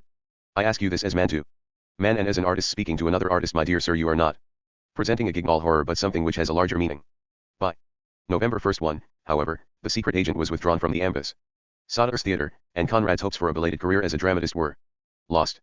As an aftermath, he feared the poor reception of the play in London would affect the chances of a production in Warsaw, and he told Winauer that a failure on the boards by Conrad makes it almost certain that whatever influence he has will be diminished. As we follow the cross-currents of Conrad's correspondence during and immediately after the closing of the play, we see that, despite his intuition of failure, he had set his course on a dramatic asterisk just 3 days before the opening. Conrad wrote at length to Alan Wade, thanking him for his role in putting the play into Ben Rameau's hands, but at the same time characterizing Ben Rameau as evident, but in a special sense. I never saw anything of the sort before, and when I am talking with him I have often the sensation that he is a person in a tale. An air of unreality, weird unreality, envelopes the words, the ideas and the arguments we exchange, the familiar words of the play, the figures of the people. Clings to the very walls, permeates the darkness of the fantastic cavern which I can by no means imagine will ever contain anything so real as an audience of men and women. I mean real, not make-believe, so that I can't get rid of the feeling that presently I will wake up with a start and find myself with a light by my side and listening to the silence of the night. This letter, incidentally, contains some of Conrad's finest later prose. Sleep After 877. Career, extending even beyond the transforming of his own novels to Col. Laborative efforts and pressure on the Dramatic Society for the staging of others' plays. As the fictional imagination appeared to diminish, Conrad had moved, already, to another area where he felt that the intensity and drain on his energies would be less. For the theater remained in his mind as a lesser art form, if an art form at all. But the press whose attacks he characterized to kneel as va Rome, with its aroma of Christian martyrdom, was the final word, somewhat ironical for a man who had always considered the press parasitical. With everything else stalled or in ruins, Conrad wrote a short article for the Manchester Guardian, December 4, called, then, Notices to Marinas, and retitled for the American Bookman the following year as Outside Literature. It is a light piece of journalistic fluff, but it does demonstrate Conrad's adherence to his basic distinction between literary effort as based on suggestivity and these notices or pieces of information as based on accuracy. The article was written at the request of David Bone, a ship captain, and the brother of the well-known artist Muirhead Bone. On November 12, Conrad entertained Alan Wade and an American portraitist named Walter Tittle, who did an etching of Conrad. As his other activities lessened in force, his correspondence increased. Though many of his letters in these months are perfunctory, they come with an increasing frequency, and he clearly was seeking the support of his friends, an ever-widening circle of admirers. Of course, by this time nearly all his letters were being saved, since anything with Conrad's name on it was now valuable. But the increase in volume was more than the result of others saving his letters. It was clearly his need to repeat a theme that had to be exorcised, that the failure of the play had affected him not at all, that, as he wrote, Garnett, I am myself surprised at my indifference. He speaks of the criticism as the vocabulary of 100 learned parrots who let out a predictable screech when you open the door. Elbridge Adams, an American writer and editor, wrote Conrad about a number of ways in which he could further his career, strongly recommending that he undertake a lecture tour, and Conrad's response is full of surprising revelations, including a long paragraph on American prohibition. Conrad said that he was very disappointed that the U.S. Supreme Court upheld the 18th Amendment, which, he felt, denies the right of a major ity to restore a liberty which has been taken away. Indicating interest in the grounds on which the court decision was based, Conrad adds, but whatever they may be, it only confirms my very early conviction that representative government is but a poor guarantee of liberty. However, Conrad also remarks, yet I don't see what else we could put in the place of it. I am afraid that most human institutions are poor affairs, at best, and that even a heaven-sent constitution would not be safe from the 878 final things, 1:16-1924. Distorting forces of human passions, prejudices, hasty judgments, emotional impulses, or even from mere plausible noise raised by an active and determined minority. Any chance of a Conradian belief in an organic community would appear undermined by his recognition of both majority and minority tyranny, which are endemic to representative government. More realistic was Conrad's lifelong struggle within himself between the self that argues against any individual participation in politics and the self that wants to redress certain national wrongs, a conflict he never resolved. The major part of Conrad's response, however, is devoted to a far more personal matter, and it is, interestingly, connected to matters of background. Name changes, language itself. A Mr. Lee Kendrick had asked Conrad to appear as a lecturer, reading from his own work, something on the order of what Dickens had done so successfully. It would involve an American tour. And given the high regard for Conrad's work and interest in the mystery man himself, there was every sign of success, financial and artistic. Conrad's answer directs itself to 2 points. First, a severe attack of throat gout made it likely that the voice would simply give out in the middle of a lecture, and sec. On, his anxiety about displaying his accent before a large gathering of PLE prevented public appearances. Conrad enlarged on that point, as it was one that ran uninterruptedly throughout his life, either as accent itself, or as a matter of mixed nationality, or as part of name changes. Conrad feared that his accent, coming from a man known for his English stylistics, might affect his audience disagreeably, to my disadvantage. And no man ought to be condemned for shrinking from that kind of risk. He goes on to say, I will disclose to you that this really is the sorrow of my life, for if it were not for that shrinking I would love nothing better than to give readings from my works, for I know I can read extensively and dramatically and with good effect if it were not for those obstacles to any sort of public appearance. Conrad admits that he certainly wants the money, although he hastily asserts he is not greedy. He points out that he has achieved material prosperity very late in life, and it was further frustrated by the war years. Remarkable about the letter is that Conrad, at almost 65, felt he had to explain himself. I don't want, he wrote, to appear before your eyes as careless or negligent of my opportunities, or assuming a pose of disdain or Superiority. Neither would I like you to think me unduly timid. But I put it to you that no man can be blamed much by weighing the chances of failure against a possible advantage. Conrad refers to his recent failure on the stage, but insists he is not vexed or cast down by it. Although Adams's proposal for a lecture tour could not be accepted, Conrad acquiesced the following spring to Doubleday's repeated invitations to visit America and help increase sales simply by the publicity of an appearance. Particularly troubling to Conrad was the fact that a lecture tour, if he had sleep after 879 been capable of it, would not have interrupted any serious work, and might, in fact, have acted as impetus for later concentration on suspense. In the fall, he developed incipient asthma, probably what he called throat gout, in which he suffered from bouts of gasping and coughing without any acute symptoms. He tried to settle down, and by late November was at work again on suspense, sufficiently so that he rejected Christopher Sandeman's invitation for a visit. Conrad's reading at this time was, he says, nothing but Marcel Proust. Asterisk he was also selling to Wise, now the set proofs of the play, with alterations and indications of the cuts. He asked £20 for it, and Wise complied by return mail. On December 6, Conrad went up to London to lunch with Doubleday, at which time the publisher continued to press his invitation for an American trip. On December 15, Conrad wrote Adams that, his health and state of work permitting, he had been persuaded to go over at the beginning of May as Doubleday's guest for about 3 weeks. Under those conditions, he might deliver some semi-private lectures, although neither his health nor his temperament could stand a regular tour with a manager. But he agreed that a few appearances would have a good EFF-ECT on his book sales. Another reason for the appearances might well have been the desire to contradict H. L. Mencken's repeated praise of him as a Slavic writer who gains his unique insights from his non-Western mentality. While appreciating Mencken's kudos, Conrad objected strenuously to the former's characterization of him, especially in an extraordinary letter he wrote to George Keating, to which we have already alluded. In it, in most forceful language, Conrad speaks of his tradition as Western, denies he even knows any Russian, and associates himself with the liberal traditions of the non-Slavic countries. Conrad was also having tax trouble with the Inland Revenue Office, which was assessing him for years when he had no direct income, for both regular tax and super tax, and even the extraordinarily large sum of £10,000. For the deluxe edition in 192 one was treated as income and so billed for. Asterisk writing to Sir John Collings Squire comes creative. He continues, stressing anally. After Proust's death on November 8, Conrad sits above stylistics and conviction, even above. Agreed to sign a collective tribute to Proust irony, but the marvelous thing is that, attached to a text by Logan Pearsall Smith, Proust has attained that beauty par said, saying that he first heard of the French author tout fait étranger et tout espèce de pot in 1913 or 1914 and has since admired him tique. Dan set prose, si plain de vie, ilny. Immensely. Conrad indicates his admiration ni rêve, ni emotion, ni irony, ni chalida. Is not based on Proust's reproduction of their conviction, ni meme on rhythm mark 2. Past, for he and the Frenchman have experienced charm our fancy. And yet it lives in its tune. Inst a very different kind of past, but, less almost monstrous greatness. I don't think. Rather, on Proust's power of analysis, it there is in the whole creative intelligence and is great art based on analysis. Conrad asserts example of the power of analysis such as this. That as a prose writer Proust pushed the and I feel pretty safe in saying that there will power of analysis to the point at which it be never be another. 88 final things, 1:16-1:24. 1922-23 Conrad felt it was ruinous and unjust, and wondered, in a letter to Curie, whether a French residence for 9 months in each of the next 2 years would relieve him of this burden. He would, he says, live in the south of France. He had now been at Oswald's for over 3 years and was ready for a change. The move to France, incidentally, was one he considered seriously, since John was going to stay in Le Havre for some time the next year, to learn the language and culture. The name of Proust came up again in late December, when Conrad responded to C.K. Scott Moncrief's request for a formal tribute to the French novelist. 50 French writers, including Gide, who had rejected the first volume of Ream Fibrance at NRF, had created a volume of tributes for the January issue of the NRF, and Scott Moncrief, now well on in the English translation, conceived of a similar plan for English authors if he could obtain an appreciation from Conrad and George Saintsbury. In his reply, Conrad repeated much of what he had already told Squire and gave the translator carte blanche to alter or revise his words as necessary.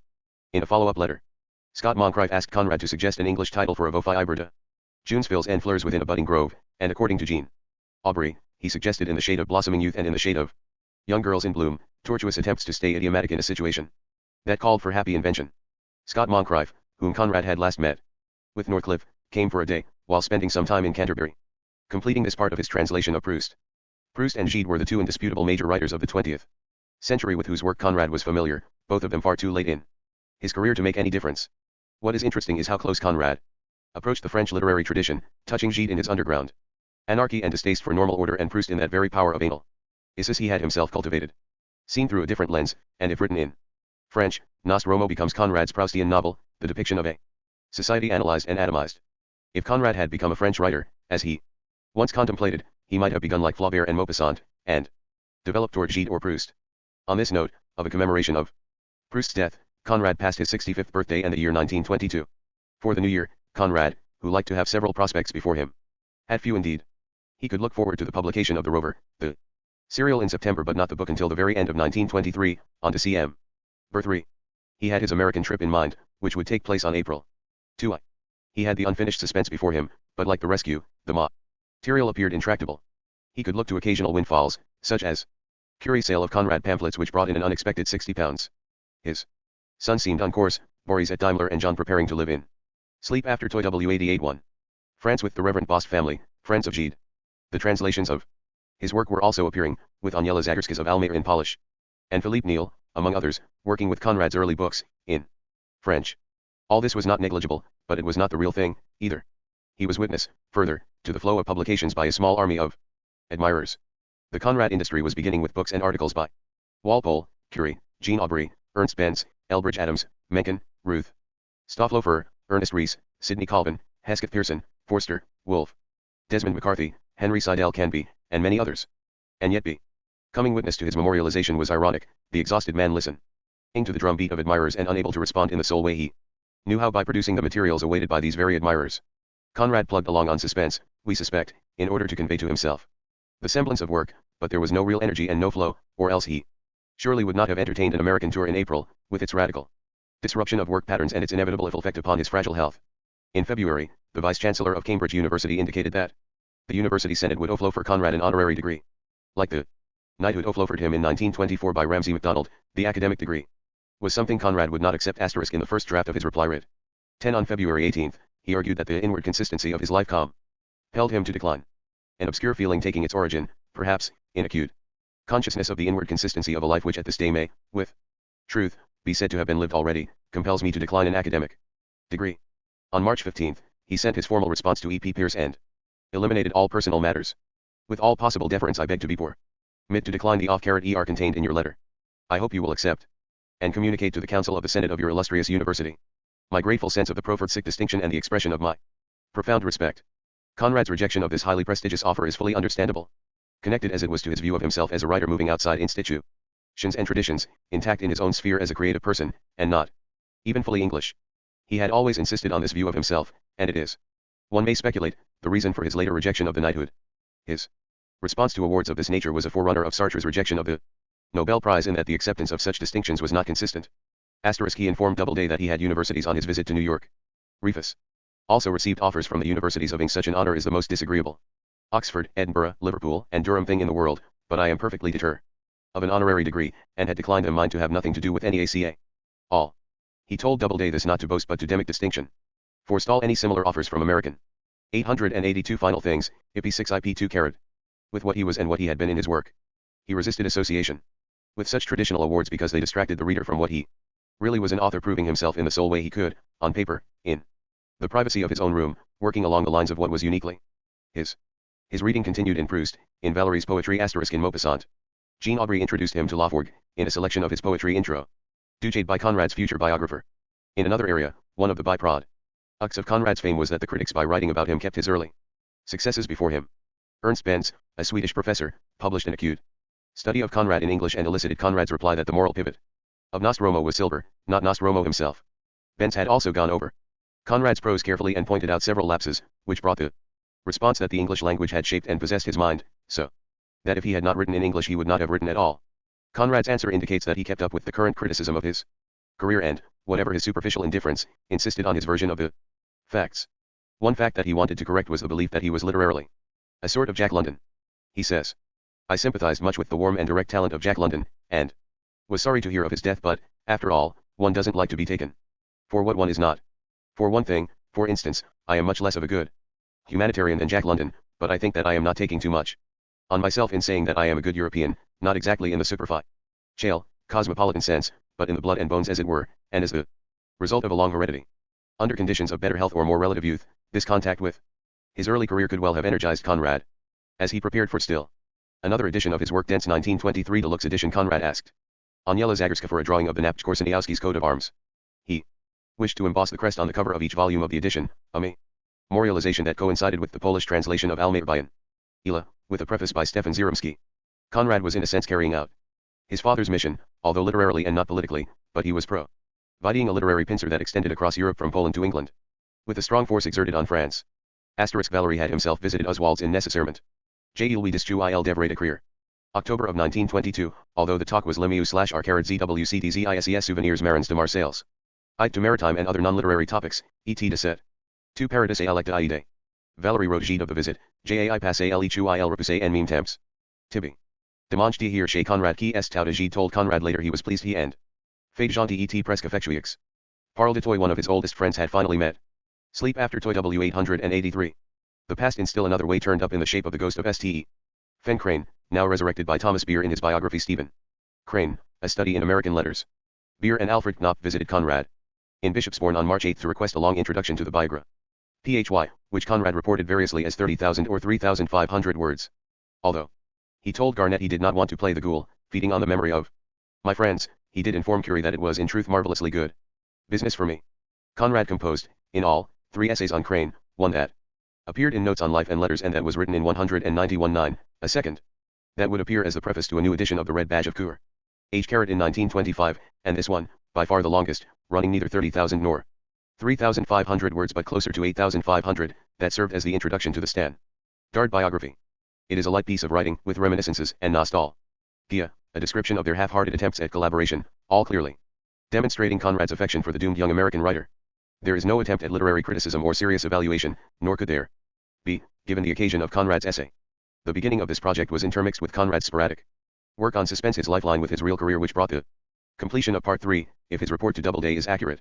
This would carry him to within 50 pages of the point at which he left the novel, and would mean that in the next 16 months he wrote no more than 15,000 words of the book. Nevertheless, he planned to complete Suspense by September or October of 1923, and given the need for the rover to have a year's run in book form, Suspense would be issued in the fall of 1924. The deadline, so to speak, the sailing of the Tuscania, on April 21, gave Conrad a date to work against. He expected to finish the Crane introduction in 5 or 6 days. It would take until March 25 and then begin work again immediately on the novel, sticking with it until a week before sailing. The Tuscania was to leave from Glasgow and be captained by David Bone, whom Conrad knew well. His first sailing journey as a distinguished novelist was, as he recognized, quite different from the sailing adventures of the novice who had just arrived from Poland. Fearing a mob of admirers in New York, in fact, Conrad told Elbridge Adams that he planned to be sneaked into the city. His name was omitted from the passenger list, and he kept the exact date of his arrival dark. Doubleday himself would be at the pier to whisk Conrad away. Nevertheless, as he would see, the newspaper mob was there, and he had his usual love-hate relationship with the press. In an amusing sidelight, Conrad received a letter from the Spanish novelist Blasco Ibáñez, who had already made an international reputation with his novel of World War I, The Four Horsemen of the Apocalypse, 1916. Conrad said the letter was written in the most extraordinary jargon of French I have ever read in my life, and it had been addressed to Grant Rich. 884 Final Things, IP 6-1-24. Arts in London, apparently the only address in the whole city of London that Ibáñez knows. The Spanish novelist, once Conrad had mastered his language sufficiently, was interested in introducing him to a Spanish audience, under his auspices, and Conrad was quite willing to listen. He told Ibáñez to wait until Pinker returned. Eric was going to America as a parallel trip to Conrad's, and then negotiations, in June, could begin. In the later 1920s, a Barcelona firm, Montana y Simon, began the Spanish translation of Conrad's major novels, an edition that continued through the Civil War into the 1940s. As soon as the Crane introduction was completed, Conrad turned to Wise to sell the manuscript, which ran to 62 pages and contained nearly 500 words. Conrad now had still another dealer interested in buying his manuscripts, Meredith John Vere, who had offered $600, but told Wise he could have it for £110, which was slightly less than John Vere's offer. He adds that, besides its worth as a manuscript, it should make some stir, since it relates to an American author whose memory is still alive. Conrad says he needs the sale of the Crane piece to complete his expenses for the journey. He assures Wise, as he assured Graham, Garnett, and others, that he was not leaving on a dollar-hunting expedition. This was no El Dorado exploration. The fact is, if his health had permitted, he could have collected considerable sums for appearances. The lecture circuit for celebrities was a growth industry in these years of American prosperity prior to the market crash. The invitations had already begun to pour in. A professor of Slavonic languages at Columbia University, Dr. A. Morawski Naench, invited Conrad to lecture on Slavonic literature in a formal visit. Conrad refused that, but agreed to meet him and his students in an informal session, saying that he could not lecture on a literature he did not know, or on any other. He accepted only because the professor was the brother-in-law of the president of the Polish Academy of Letters in Krakow, and carried Conrad back to his childhood and through that to Apollo. There was a temporary revving up of energy and spirits. The rover gal Lees had proven relatively clean, and Conrad was buoyed by a future book publication. Ellen Glasgow, the Virginia novelist who had come once to Capel House, invited Conrad to visit her in Richmond, but he begged off by saying he felt as though he were made of brown paper. It is not the sort of thing that gives one much confidence for traveling. He did have the confidence, but feared the loss of energy at vital moments. Critics who have attacked Conrad's later production have failed to recognize what a prematurely aged man he had become. The breakdown in control was clearly as much physical as psychological or creative. Boris's career seems to have moved along well. He was now acting manager of the Manchester depot of Daimler and earning quite a good salary. But sleep after 885. Unknown to Conrad, and not divulged to him until after his return from America, Boris had married, not telling even Jessie. By this time, in fact, Boris had been married for several months, dating from before his departure for Coventry. Once at Manchester, Boris kept the secret, and finally told Jessie, who decided to withhold the information from Conrad. Boris's S.E. Cressy suggests a sharply hostile attitude toward his father, probably more so than toward his parents together. In his brief book about Conrad, Boris alludes only indirectly to the episode, saying that he had intended, before leaving for Coventry, to tell his parents that he had married some months previously.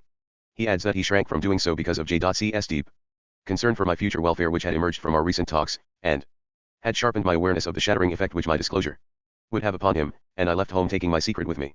Jessie, meanwhile, became stuck in the middle of these hostile undercurrents, and she was forced to tell Boris that she could not receive his wife until his father knew of the marriage, a position which her son resented.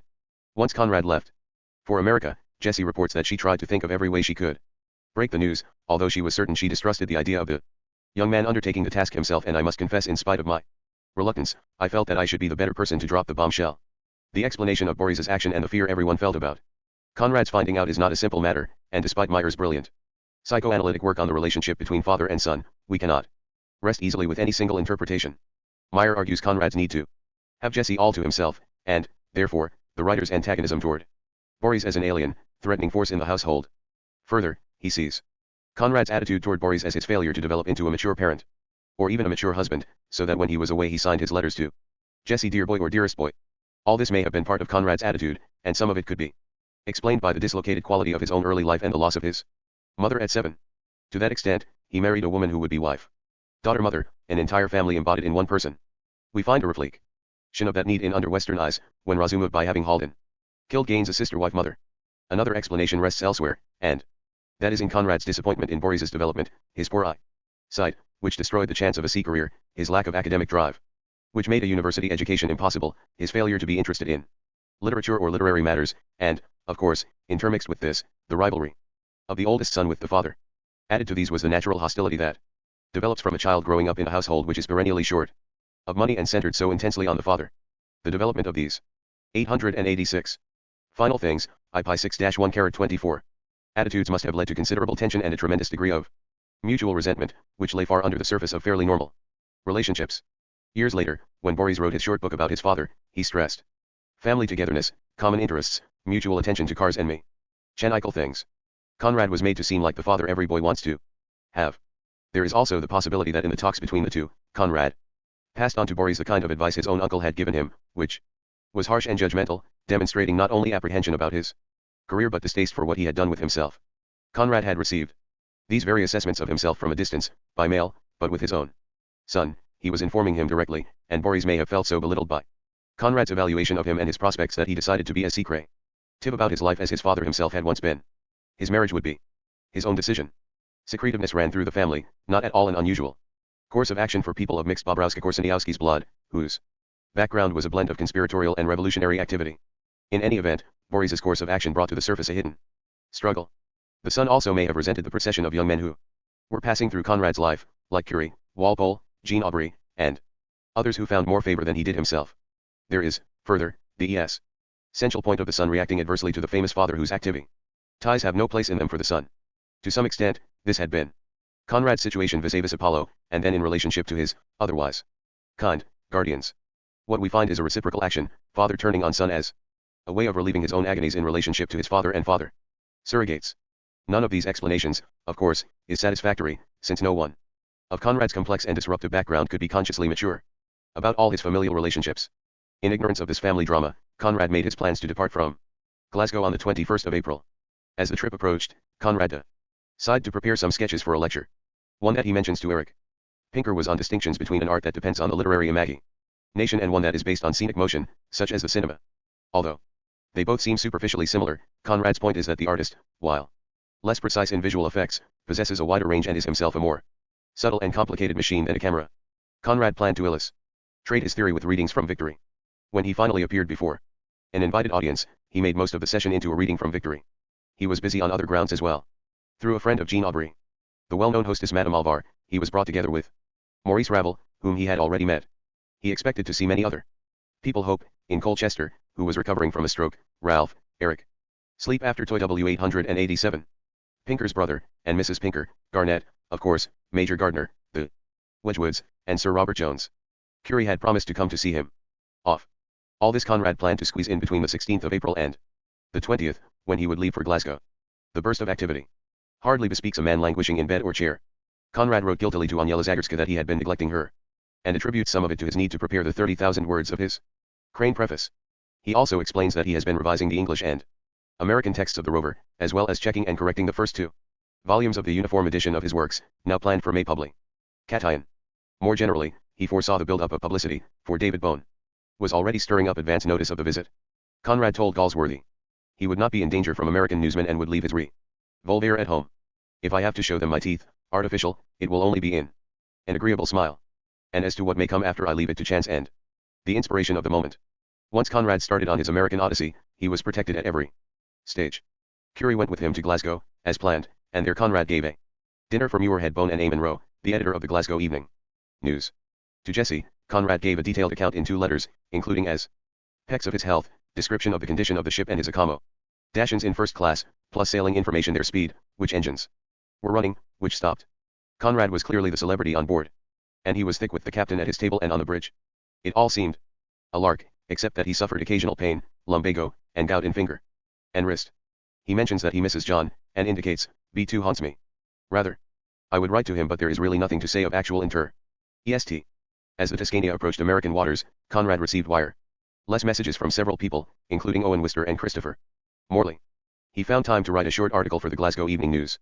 May 15, 1923, My Hotel in Mid-Atlantic, which became Ocean Travel in Last Essays. The piece has a certain irony, for in it Conrad contrasts his previous voyages on sailing vessels with his present one on a steam-powered Ritz hotel. He relives his earlier experience, saying that once sea travel meant a breaking away from shore conditions, when the ship became a new kind of home, whereas now the ship becomes an extension of the shore. The article is slight, but it suggests clearly, once again, that Conrad's politics were not founded on political institutions as such but on a total reaction to industrialization, modern ease and comfort, the loss of adventure, and the unknown. He sought a world in which the adventurer, explorer, and pioneer still had a role. His praise of steam is really a lament for a passing.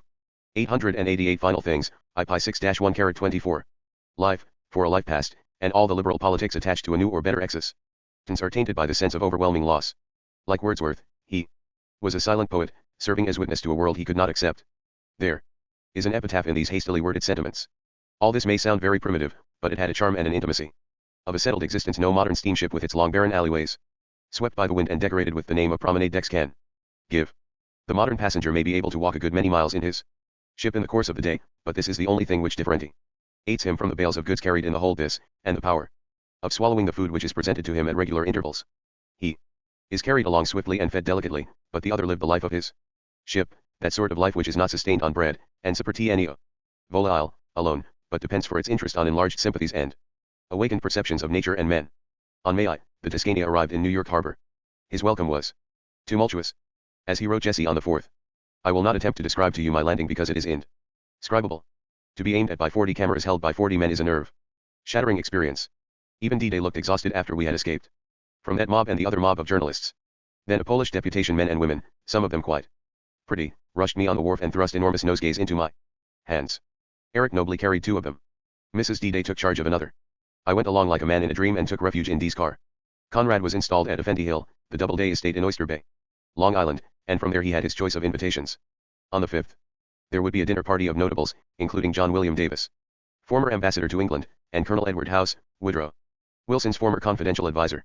Conrad says the press has been exceptionally friendly, but, withal, He tells Jessie he misses her and is home sick.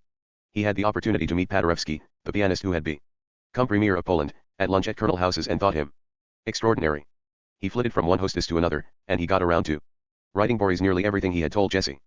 Fixed on his social calendar was the evening of the 10th at the home of Mrs. Curtis James, the well-known hostess and society woman. To Jessie he reported in detail his talk and reading at Mrs. James's. Conrad's account of this and other social evenings somehow conveys the impression of a man out of his element. Nevertheless, he had the requisite manner, the right tone, the slightly haughty bearing which could have made him a social lion, plus, he had the mysteriousness that would have produced a highly desirable dinner guest, especially when he left Jessie at home. Sleep after Toy W. 889. Indicating that he felt flat and drained as a reaction to the evening, he wrote, I may tell you at once that it was a most brilliant affair, and I would have given anything for you to have been there and seen all the crowd and all that splendor, the very top of the basket of the fashionable and literary circles. All last week there was desperate fighting and plotting in the N. York Society to get invitations. I had the lucky inspiration to refuse to accept any payment, and my dear, I had a perfect success. I gave a talk and pieces of reading out of victory. After the applause from the audience, which stood up when I appeared, had ceased, I had a moment of positive anguish. Then I took out the watch you had given me and laid it on the table, made one mighty effort and began to speak. The watch was the greatest comfort to me. Something of you. I timed myself by it all along. I began at 9:45 and ended exactly at 1:1. There was a most attentive silence. Some laughs, and at the end when I read the chapter of Lena's death, audibly snuffling. Then handshaking with 200 people. It was, Conrad added, a great experience. On May 15th, Conrad started on a tour by motor car that would last 10 days to Boston and other New England points. This would bring him to the 25th of May, when he would return to rest at Oyster Bay, preparatory to a June 2nd departure on the White Star boat for Southampton. The Doubledays decided to accompany him, and to visit Oswald's, a touch that pleased Conrad. As he toured, he saw several correspondents and acquaintances: William Leon Phelps of Yale, Mama Grace and Catherine Willard, John Powell, the Elbridge Adamses, but very pointedly he avoided John Quinn, who tried valiantly to see the man whose manuscripts he had collected for so many years. Quinn had heard, inadvertently, from Jessie that Conrad was coming to New York, and discovered only through inquiry that he was staying in Oyster Bay. Quinn telephoned the Doubleday residence 3 times, and each time was informed that Conrad's calendar was full, or that he was ready to go on a car tour of New England. The collector was livid, and he wrote Lady Gregory of the episode. During the time Conrad was here he saw every second-rate newspaper man and attended a reception arranged by Mrs. Doubleday and a tuft hunter named Mrs. James, to which Jew dealers and publishers were invited, but they did not invite me. Ford reported in It Was the Nightingale that Conrad felt unhappy about not seeing Quinn, but he was afraid that Quinn might be angry at his action in selling his later manuscripts to Wise. Probably, the explanation, if one can be found, was twofold: Conrad's desire not to have a scene of any kind. Quinn was notoriously short-tempered as well as ill and in pain, and his own awareness that he had acted not quite above board in dealing with the collector. Conrad, and Doubleday, wanted nothing to mar the perfection of the visit. And it went as ideally as planned. After having written 5 letters to Jessie, 890 final things, IP6 IP2 carat, Conrad heard from her, on the 14th, that she had received no mail from him. He quickly mentioned the dates of mailing and added, "Don't imagine, my dearest, that the delights of this country make me forget my home, which is where you are, and indeed is nothing to me but you, and you alone, wherever you may be." In the same letter, he told her to plan on putting up the Doubledays for 2 nights at Oswald's toward the middle of June and to give them the end of the house with the bathroom. On June 2nd, he sailed on the Majestic, accompanied by the Doubledays. Conrad went directly from Southampton to London, where he met Jessie at the Curzon Hotel. She indicates that she met her husband with some trepidation, fully knowing at the time that Conrad would explode when he heard her great secret about Boris. His first words, in fact, were reproachful that Boris had not met him at the station. Conrad's suspicions at Boris's absence suggest an uneasiness about their relationship, and hardly noticing Jessie. According to her account, he marched upstairs. Their first moments together were like those of strangers because of their older son's absence, and Jessie was filled with anxiety about her message. Finally, after an almost sleepless night, she turned to him with the words "boy dear," which she used when she wished to be extra friendly, and announced, "Boris is married." At this news, Conrad gripped her arm and said, "Why do you tell me that? Why don't you keep such news to yourself?" He added nothing else to this for over an hour and then asked, "I suppose you are certain of what you have told me?" Her attempts at explanation became intermixed with his interruptions that he did not want to know anything more. "I don't want to know anything more about it. It is done and I have been treated like a blamed fool. Damn." The rest of the scene derives solely from Jessie's description, and its accuracy depends on her point of view. Directly Conrad met the Doubledays for lunch, she overheard him announce that Boris was married and his wife had known all about it. She heard Conrad stress that she should have kept the news to herself, to which Doubleday replied that that could hardly have been possible and he hoped they would be happy. Conrad retorted, "Well, they Won't, then. What has he got to keep a wife on? And let me tell you, I don't like the way this has been done in secret. I wasn't to know then, why should I know? After the lunch and for days afterward, Conrad continued to ask if she were sure, if she had any proof. She had, a copy of the certificate of marriage obtained from Robert Garnett and his firm of solicitors. Conrad's insistence on these details, his anger, his desire for proof, as if Jesse were lying or Boris were involved in deception to get money from him, replayed familiar roles. Earlier he had used illness as a way of manipulating his environment or as a method of making people bend to his will. The illnesses had continued, of course, and they made him the center of a household full of other ailments and complaints, Jesse's knees, her heart, Boris's chronic sicknesses, and then his war service. Now, even as age undermined sleep after 891. He lost that control. With marriage, Boris had broken away, and he had read Conrad's intentions correctly to the extent that he knew his father did not approve of any action independent of his own wishes and needs. That egocentricity which Conrad needed so desperately for survival as a writer, however, did not work in his personal life as he expected. His sulkiness, his anger, his refusal to accept the fact were, in a broad sense, acts of survival.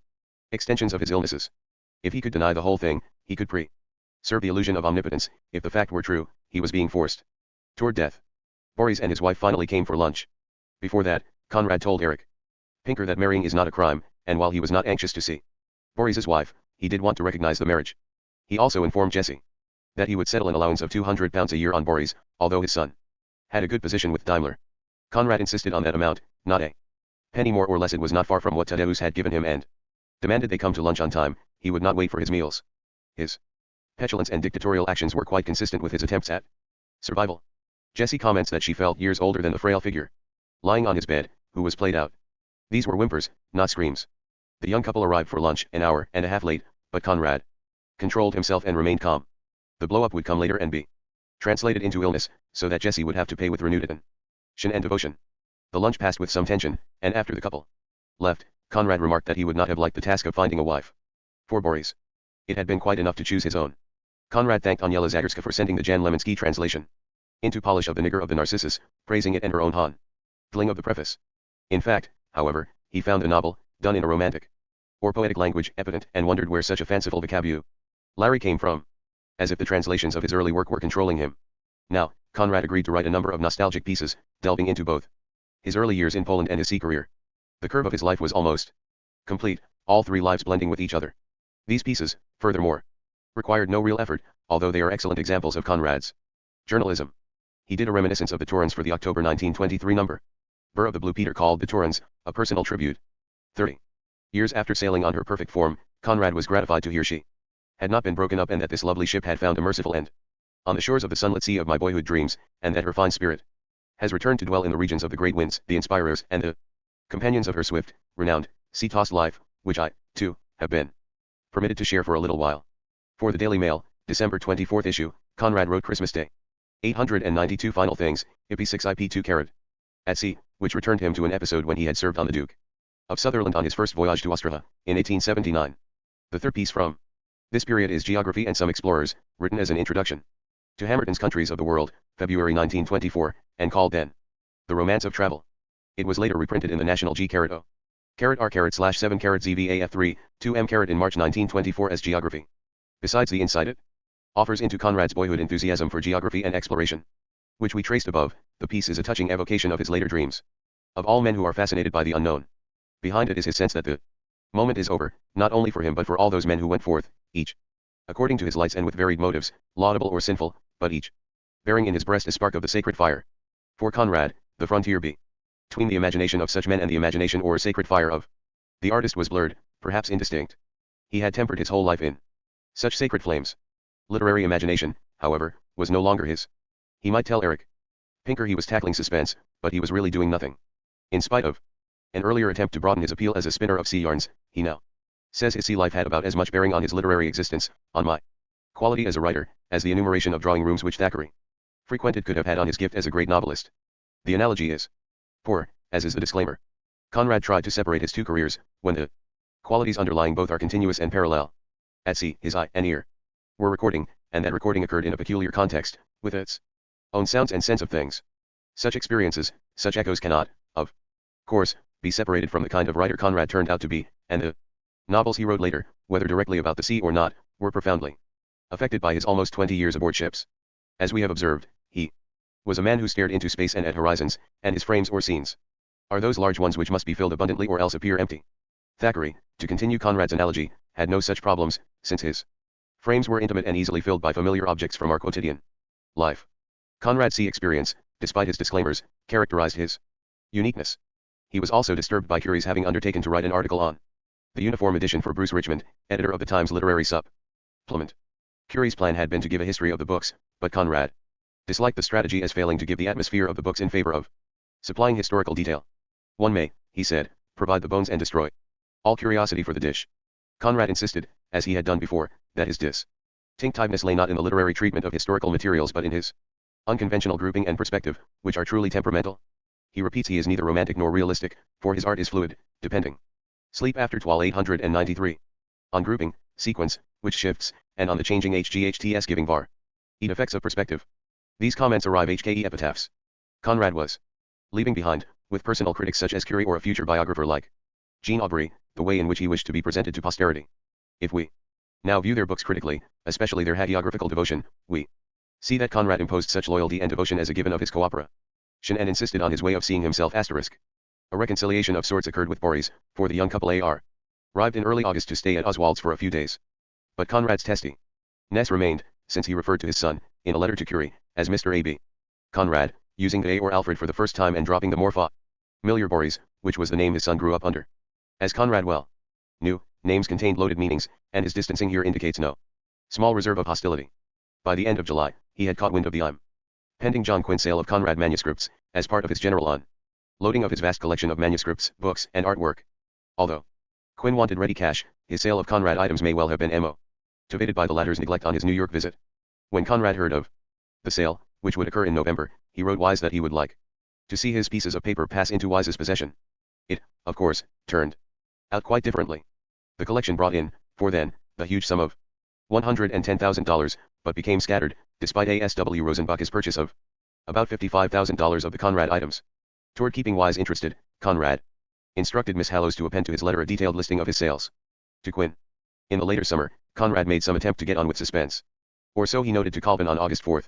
He kept close to his room, hoping that he could work, but the physical after-effects of the American visit remained, a sense of lassitude, lameness attendant upon gout, and a general, wretched enervation.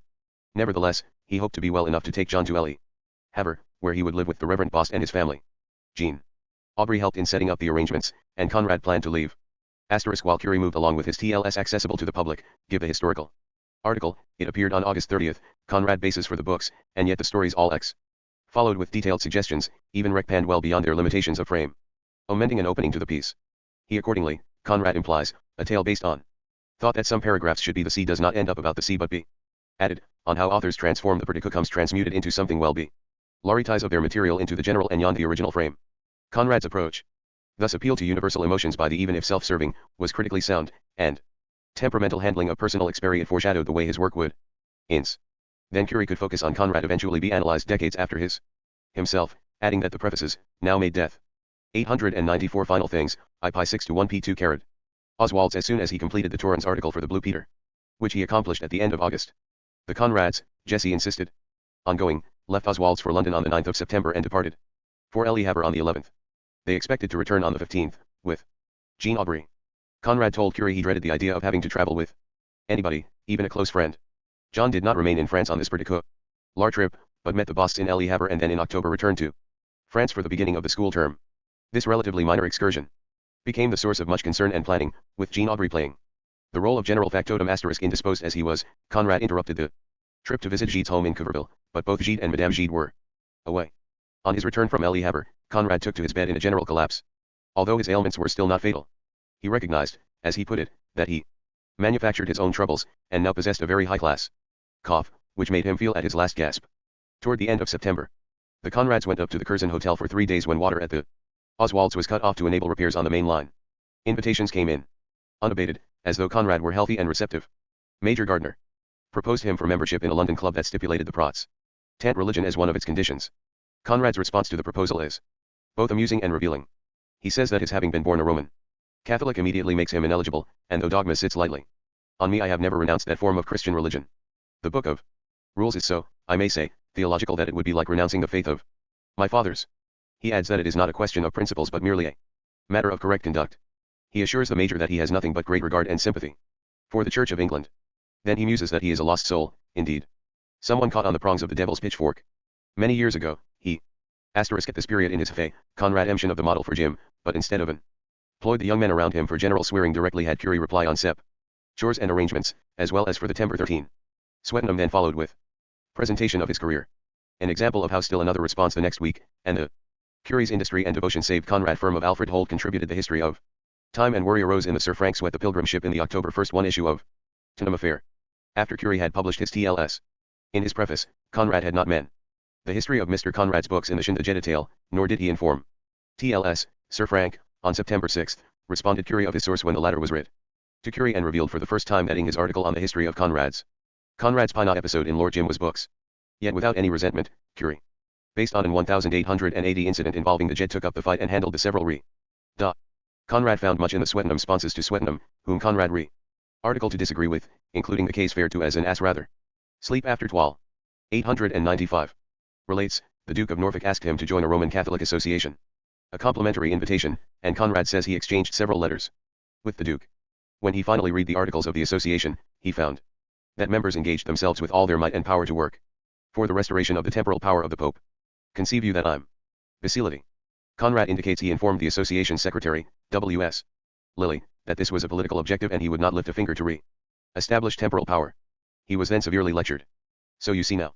He tells Gardner, I have got to stand between the two, a prey to the first inferior devil that may come along. My only hope of escaping the eternal fires is my utter insignificance. I shall lie low on the judgment day, and will probably be overlooked. As unlikely as the emergence of a religious connection was the emergence of Ford from the murkiness of the past. Ford was now involved in a number of projects and moving well into the major part of his career, with the Chris Topher Tietjens quartet of novels which came to be called Parade's End. He wrote Conrad about his projected editorship of still another journal, the Transatlantic Review, and he wanted to include his former collaborator among the contributors. The review was Ford's opportunity to put together work from the modern generation, just as the English Review earlier had brought together some of the best of late Victorian and Edwardian writers. The offer from Ford would have given Conrad the opportunity to associate with the generation of novelists and poets who had, in a sense, already displaced him. Ford's plan was not just grandiose, it was grand. He had a vision, and it was by no means a trivial one. He was a genius at organizing talent, and if we put that together with the fact that he had also begun to produce one of his two masterpieces, we can see he was generating talent outside even as he tapped his own imaginative resources. The Transatlantic Review, reflecting Ford's own manic sense of his career, aimed at creating a state of affairs in which there were no distinct national literatures, but only literature. He then attempted to organize talent for this review, talent, incidentally, which had in the main already relegated him to the dust heap. Robert McAlmone said he found it impossible to talk about a place or person without having Ford top the story and appear to know more about that place or person than anyone else possibly can know. He is a mythomaniac who could step into the Moonwollen's cartoons and double for Lord Plush Bottom. Yet this same Ford who suffered such poor treatment from McAlmone and Hemingway, among others, could pry a segment of Finnegan's Wake from Joyce for the review and propose to call it Work in Progress, the working title Joyce agreed to. Joyce even acknowledged, to Harriet Weaver, that Ford was the godfather of the book, by virtue of having supplied the working title. 896 Final Things, 1-16-192. In this atmosphere of literature and parapoetics, Ford asked Conrad for a contribution, something along the lines of his reminiscences for the English Review. In the same letter, on November 8, he also indicated he wanted to publish in the Transatlantic their third and final collaboration, the story Nature of a Crime, a slight novella written in 1906 and already published in the English Review under the pseudonym Baron Ignaz von Aschendorf.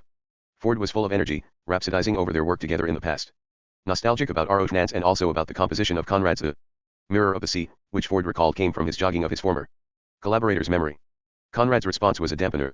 He refused to buy nostalgia, and he thought their collaboration on nature worthless. He probably suspected that Ford was resurrecting it not because of its literary value, which was negligibly, but to put his name before the transatlantic audience and to entice him somehow into the review. Missing altogether that Ford was really a part of the new, or not caring, Conrad demonstrated, in an insulting passage already quoted, his old annoyance at his friend's manipulation of people and things. Very shrewdly, he noted how outdated the novella was, somewhat redolent of Weltschmerz, he called it. Conrad followed this with another letter, on November 18, in which he reminisced about the old days of the review and gave Ford full credit for having extracted from the depths of his then despondency the stuff of a personal record. His only grievance, he says, is that the English Review did not last long enough, and he sincerely, if wanly, wishes Ford well. The New venture will be truly Fordian at all costs. But for the matter at hand, I am afraid the source of the personal record found is dried up. No longer the same man. Conrad adds that although he'd like to do something for the sake of old times, he is not worth having now. My mind is a blank at this moment. Other arrangements between the two would have to follow, chiefly over how they would allocate royalties for the collaborated books. Conrad A.R. Ranged to include The Inheritors and Romance in any English and American edition of his works. Ford as part of any continental translation. As if gaining strength from the young men around him who disliked and distrusted him. Ford was never more forceful, as impresario and novelist. His first number of the Transatlantic Review in December of 1923, amid reminiscences of his own over romance, included contributions from Ezra Pound and E. Cummings. Subsequent issues, which involved Hemingway as a quarrelsome sub-editor, featured contributions from Joyce's work in progress and Gertrude Stein's The Making of Americans, which was serialized in 9 installments, and then the review veered increasingly toward the Parisian writers, with Ford himself being cut off. Hemingway's influence was squeezing him out, although, when Conrad died, he still had Sleep After 897. Sufficient prestige to organize an entire issue for a man whom he considered one of the 4 contemporary English novices who counted, the other 3 being James, Douglas, and Ford. Unquestionably, Ford tried to renew old times when he approached Conrad for a contribution to the review, and he further used their past collaborative efforts as a means of re-entering Conrad's affections. In his November 8 letter to Conrad requesting the contribution, he made the first issue seem like a Conrad supplement of appreciation, and he saw the inclusion of The Nature of a Crime as a way of throwing a little money, £25, to Conrad. He promised, furthermore, that his analysis of the Romance years would not appear without Conrad's perusal and approval. Even more, he says that if the latter's new reminiscences do not flow easily, the two of them could sit in a pub and he, Ford, would jog Conrad's memory, as he once did. For the mirror pieces. It was a touching moment, made even more compelling by Ford's recognition that Conrad was played out, no longer capable of writing anything of size or depth *. Conrad did not return the generosity. In addition to his rejection of a contribution, which he could not have provided even under better conditions, he clearly did not want to renew old times, or even to see Ford. When they did meet, he wrote derisively to Eric Pinker that it was as if they had been familiar every day for 10 years, while he, Conrad, asked himself when would the kink come. The word kink is not only cynical but scathing in its denunciatory tone. Conrad's letters continue to describe his annoyance. To Eric, he repeated that Ford wants to be too friendly, and that his former collaborator feels everyone in the world has insulted him.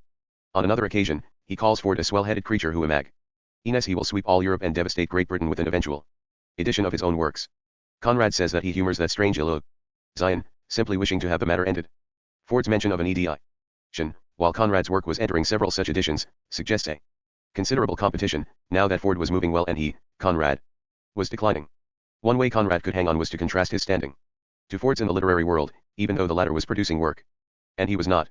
They were now 2 old men. Ford was old in the literary wars, battling for position, like chess masters relying on former skills to beat back competition from upstarts with new strategies and tricks. The renewal of the old friendship, which coincided with another painful episode, the Quinn sale of Conrad manuscripts, brought on a spate of letters from Conrad. He was perfectly willing for Ford to gain his rightful share of writing to Edgar Jepson in 1921, Ford want to write any more about it. I mean, it's said, to tell you the truth, his later work difficult to do so without appearing, and for appeals to me so relatively little that I don't all I know, being ungenerous. 898 Final Things, IP 6 IP 2 carat.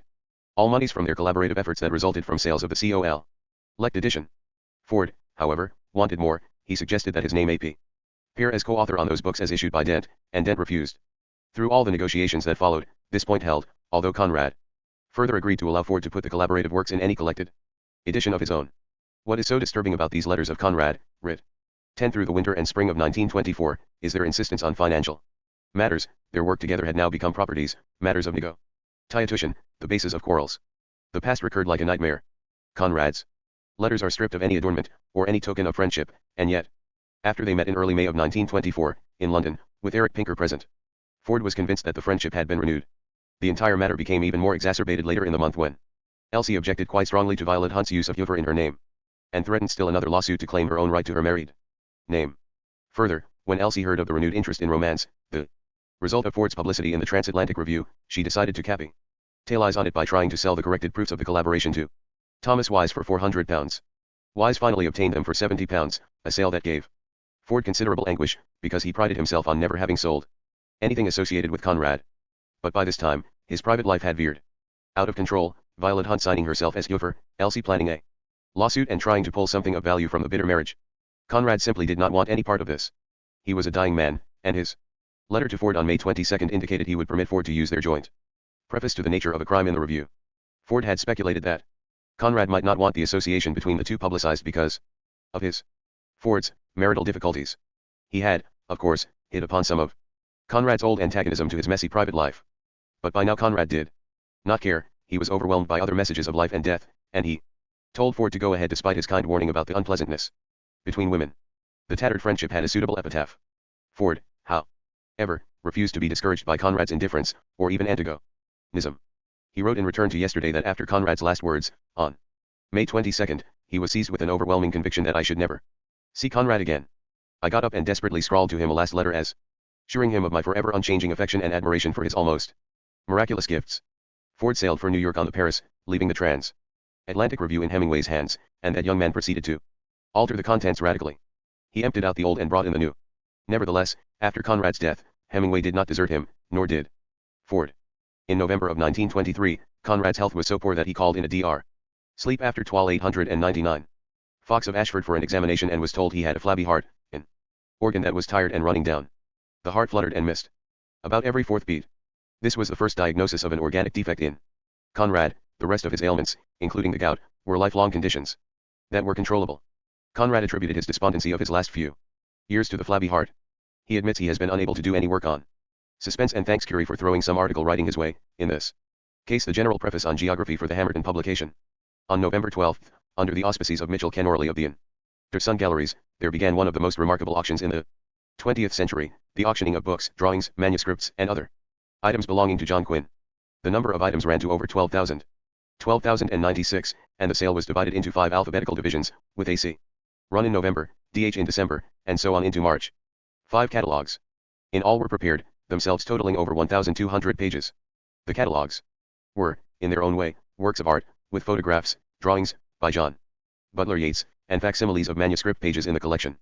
Quinn gave as his reason for selling such treasures the simple fact of moving from larger quarters to smaller ones without sufficient shelf space.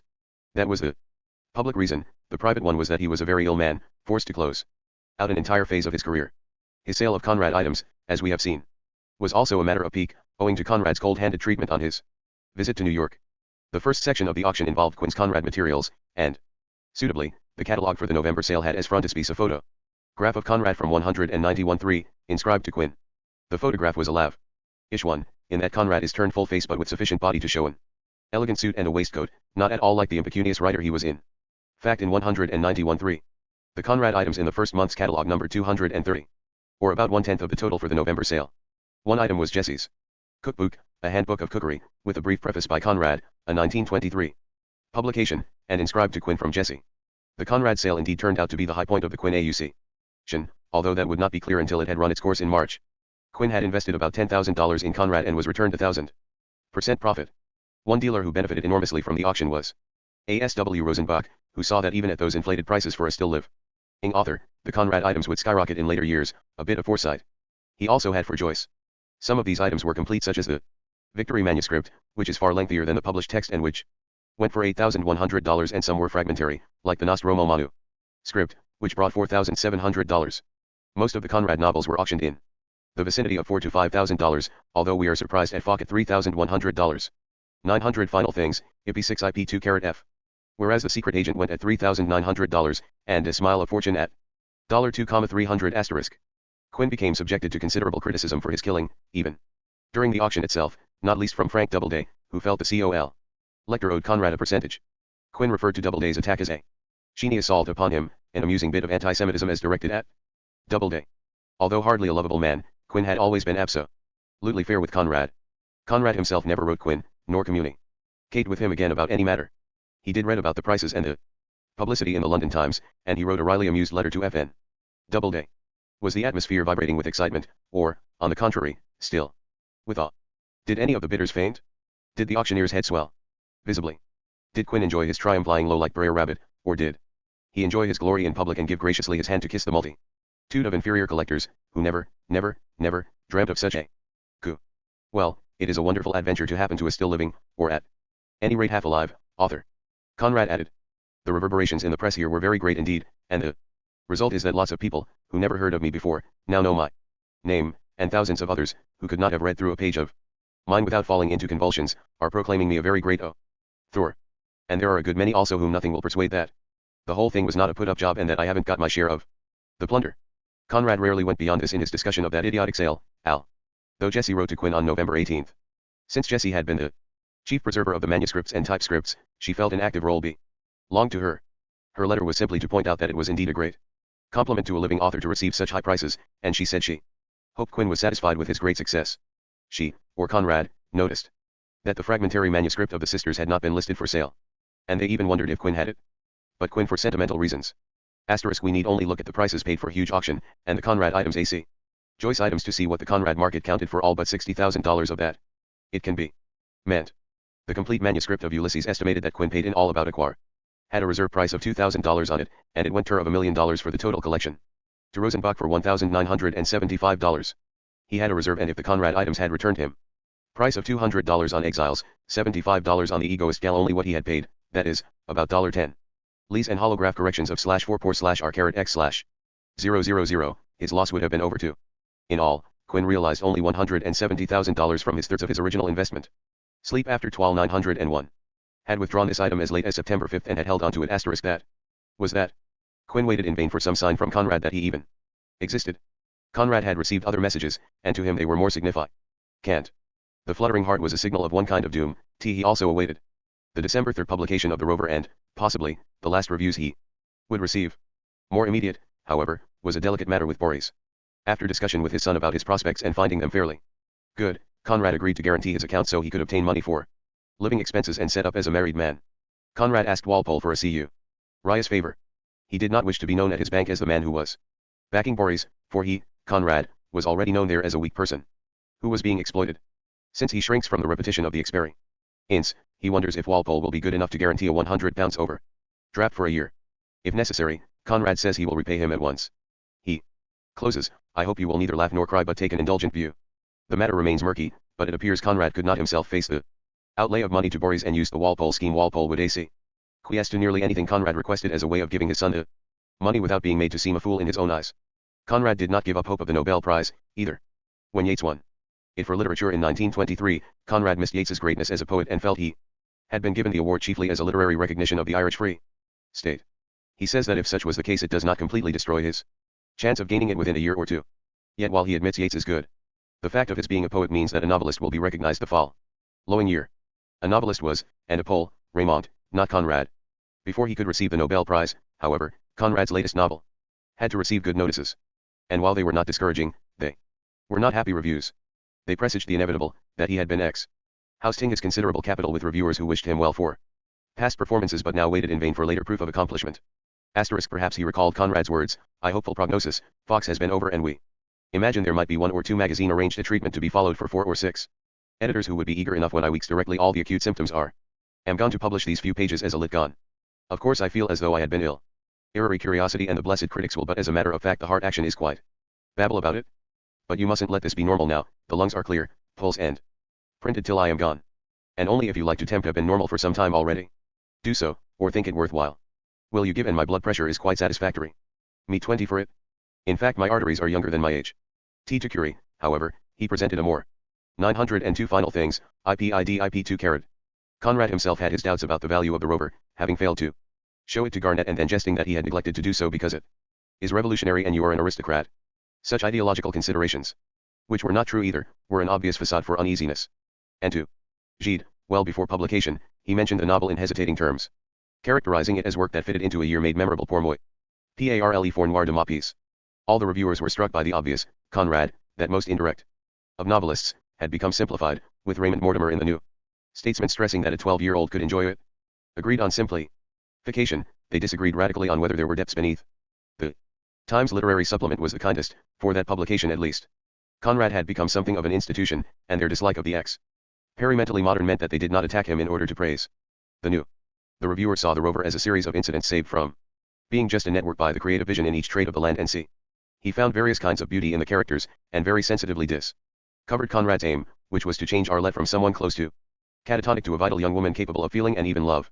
Many of the other reviewers, however, pictured Arlette as the kind of disastrous creature Conrad drew when he attempted to present women in his fiction. This was a single independently favorable review.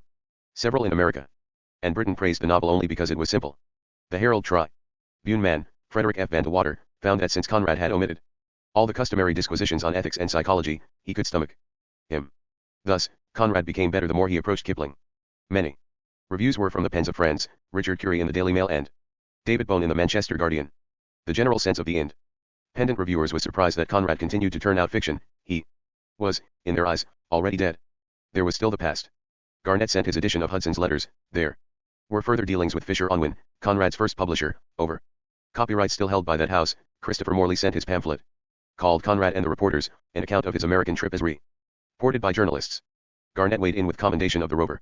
Conrad used the occasion of Garnett's praise to write of the novel at length, as though he were speaking to his double, who understood everything. He points out that brevity was his aim. The rover his sole work in which compactness was a conscious aim. And he explains he does not mean precision, but brevity in the very conception, in the manner of thinking about the people and the events. One senses here an attempt to redefine his style even at this late date, although his work on suspense was to turn Conrad to the fuller measure more characteristic of him. Sleep After 903. From the political side, Garnett had objected to Savola as a so-called revolutionary, and Conrad agreed that he was a scarecrow of the revolution. Although his extremist qualities and inhumanity were, for Conrad, revolutionary qualities. He says that Savola is pathological more than anything else, but that admission upsets the balance of the novel, since a pathological case, if so, would require quite a different development of the materials. The tensions are indeed political, since the novel occurs in the period after Napoleon has been proclaimed consul for life. But Conrad recognizes that S.C. Vola's weaknesses are not those of the plan but of the literary treatment. Garnett had raised another interesting point, that someone like Payrall required real opposition, so that there would be a struggle between evenly matched men. Conrad acknowledges he had thought of that, but it would have required another canvas, and the mood for that kind of expansion was simply not there. He says he wanted to achieve something of artistic brevity before he died, which led him to reject the potentially greater thing. He adds he saw other possibilities as well, such as a more drawn-out relationship between Catherine and Savola, the old woman who has survived the revolution and the drinker of blood. He rejected that as being part of a different psychological development, and says he needed the assurance of finishing something. The rover was so brief, in Conrad's terms, because he was stalled on suspense and needed the personal assurance of a book in hand. He stresses that dictation also hampered him. Pen and ink, if possible, would have permitted him to come nearer to expressing myself. These words to Garnett, reminiscent of comments about Almayer and an outcast Carrot, were virtually the last in which Conrad speculated on presentation of his work, literary treatment, the psychology of his characters or their interactions. On December 3, he passed his 66th, and last, birthday. The day was not celebrated, by request, although Boris and John sent letters. On his 50th birthday, Conrad had asked for the end to birthday celebrations for himself. With typical thoughtfulness, Doubleday sent Conrad copies of Victory and Lord Jim, in the Conrad edition, with its Minuteman insignia under the title. Also, Conrad was somewhat encouraged by the rover reviews thus far, which were, at least, benevolent, but most of all by his sense that the name of the book is, as it were, vibrating in the air. In an unrelated matter, Muirhead Bone for some time had been pleading with Conrad to permit Jacob Epstein to do a bust of him. For 10 years, E.P. Stein had tried to corner Conrad into sitting, but as long as he was working well, the latter did not like the idea. But now he agreed, and Bone made the arrangements for Epstein to stay near Oswald's in late March and start work on what would become the most powerful visual image made of Conrad during his lifetime. With his mind set on illness, Conrad told Graham that Epstein, I believe, is going to operate on me now. It would be, in all, a 3-week operation. The Christmas season found Conrad in bed, with 904 final things, IP6 IP2 Carrot. Gout the chief offender and the fluttering heart a secondary villain. The house became, in fact, a hospital, with Jessie Suffcarrot erring from an abscess on the upper part of her leg, in great pain, but trying not to upset Conrad, who was depressed and seedy as well as ill. The faithful Jean Aubrey spent Christmas with them, and proved solicitous and useful. The Muirhead Bones, 4 strong, came over from Canterbury for the holiday dinner. Boris and his wife were missing. Conrad's manner now was of weariness, of waiting for the end. He describes himself as captious and grinchier, grumbling and peevish. He speaks of fighting his Verdun battle with his old enemy. Other developments, however, included a semi-asthmatic condition that resulted from spasms in the small bronchial tubes. From a distance, this seems like an AVU condition, the spasmodic state, the cough that results, the asthmatic symptoms. Whatever the reason, Conrad felt pain, and Dr. Fox's recommendation was for periods of prolonged rest without strain. Conrad told Daub Lida he felt some stirring of ideas, perhaps broken loose by the physical shaking, but he would not give them their head until he felt more confident of recovery. He may have said this, of course, to convince his publisher that he was still active. Sales of the rover made the book a huge financial success, even in the first month of publication. On the 16th of January 1924, Conrad dragged himself up to London, so that Jessie could have a consultation with her surgeon over the abscessed leg. On the 11th, Boris and his wife had their first child, Philip, a solid boy, as Conrad described him to Jean Aubry's father, adding that the young people are joyous. At the end of January, Conrad saw his grandson for the first time, at his son's home, and was reassured by a quite nice baby, and a seemingly less strained Boris. At about the same time, George Keating informed Conrad of his plans for his collection, including an expensive I.L. illustrated catalogue of Conrad manuscripts, annotated books, typescripts, and autographed first editions. This grouping, which is at the Bain Library at Yale University, is one of the choicest Conrad collections. The texture of Conrad's life had so changed in these last 2 years or so, that he had become like another man, a plutocrat, or a man living on his stock dividends. That inner devil which drove him to seek himself outside Poland's boundaries, then to find meaning in a universe of water and sky, and, finally, to explore himself through novels and stories had become exhausted. When E.H. Viziek, the Milton scholar, asked him some questions about his art, to which Conrad responded on the 29th of January, his answer was like that of a man coming back from another world where such ideas were alien to his existence. We catch a small flash of interest when he tries to explain that a public can understand nothing of what a serious writer truly feels about his creations. Viziek had asked specifically what Conrad felt to be his best work. His reply: Sleep After 12/905. A man may like one of his works specially on account of some peculiar associations of the time. He may like it because in his conscience he believes that there he has come the nearest to his artistic intention, or has conveyed his meaning with the greatest clearness, or has achieved the greatest emotional sincerity, or simply has been able to attain what he thinks is best in plasticity or coloring or atmosphere. And how can those things be made understandable to a public which often fails to see the whole point of a composition? Viziek's query and attempts to penetrate to the real Conrad were only one part of the large-scale memorialization that was taking place. He was being pickled for future use even while his body was still warm. He had received several inquiries about his background, his literary tastes, his knowledge of Russian literature, his so-called Polonism, his Slavic tradition, the formative influences upon him, and he gave the same answers, denying his Slavic roots, denying any knowledge of Russian or even of its literature except in translation, stressing that the formative forces on him were purely Western, that is, French and English. Despite the weariness that undermined all effort, Conrad picked up the manuscript of Suspense in early February and tried to see it more clearly, even to the extent of finding 30 pages that he would have to cut. At about this or at a slightly later time, he wrote a very bland preface to a volume of the shorter tales of Joseph Conrad, which Doubleday planned to publish in America. He was, as he indicates, reluctant to publish such a volume for personal reasons, frail plants, he calls his cherished illusions, and fit only for the shade of solitary thought. The private man rebelled against the distinctly commercial character of the enterprise, but the public man acquiesced. Although slipping into an increasing commercial posture, Conrad fought the idea asterisk. To turn to suspense now was ironical. For much of the public, he feared, had accepted The Rover as his big Napoleonic novel, confusing it with suspense. Yet he promised Eric Pinker that the latter would have weight and body enough and satisfy those who found The Rover slight. From now to his death, however, Conrad did almost no work on suspense. What he had achieved to this point was what he left, although he did do some revising. The negotiations with Ford over rights to their collaborative efforts content. Asterisk he told Doubleday that his volumes of each book, the volumes were themselves very stories had a unity of artistic purpose, each different from each other. Each expressed his collection possessing a homogeneous texture, art in a different UI, whereas a selection in a mood of feeling and expression, all of discriminately positions a story of one tone, which a selection disrupts and violates. In Add Cheek and Jowl with a story from another edition, besides the homogeneous nature of Go 6 Final Things, IP6 IP2 Carat. Yud throughout the winter and spring, and Conrad settled back to wait asterisk. Galsworthy popped back into Conrad's life, his career was going extremely well and he would be rewarded with the Nobel Prize for Literature in 1932. His ability to complete work comforted Conrad that some projects could be finished, if not his own runaway novel, so called because he had been trying for 2 years to overtake it. Pleased at Galsworthy's attack upon life, he was bitter at his own chase in a nightmare. Weird and housting he found his fate, like the doomed creature he described to Marguerite Borodowska in the 1890s. The narcissism of illness and self-contemplation was somewhat intensified when Epstein arrived in mid-March, took up nearby residence with his wife and daughter, and stayed for 3 weeks. For Epstein, it was a long-awaited moment, and he put into his effort a sense of Conrad that went well beyond a man who posed, an elderly, sick, declining figure.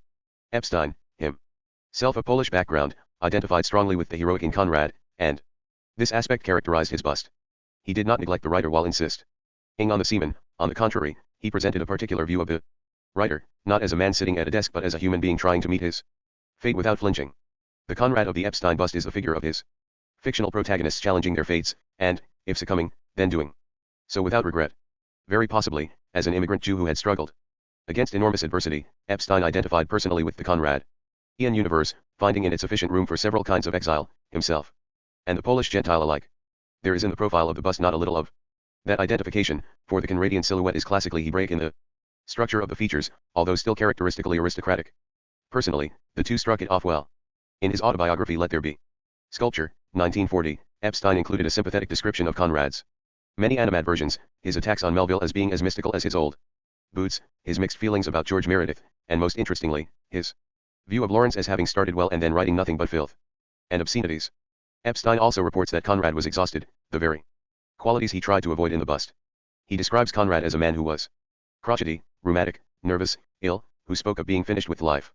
He says Conrad pulled a manuscript from a drawer to show he was still active, not beaten, but there was no triumph in his manner, however. I am played out, he repeated, while Epstein sculpted on the heroic scale. Jesse has left an amusing description of the topsy-turvy household. E.P. Conrad could barely contain himself elude the collaborated books, Conrad adds he, over what he took to be Ford's insistence, cannot be mixed up in any difficulties with writing to Jean Aubrey that Ford can do any that man. He insists, I will have nothing thing he wants with the translations and that more to do with him or the collaborated.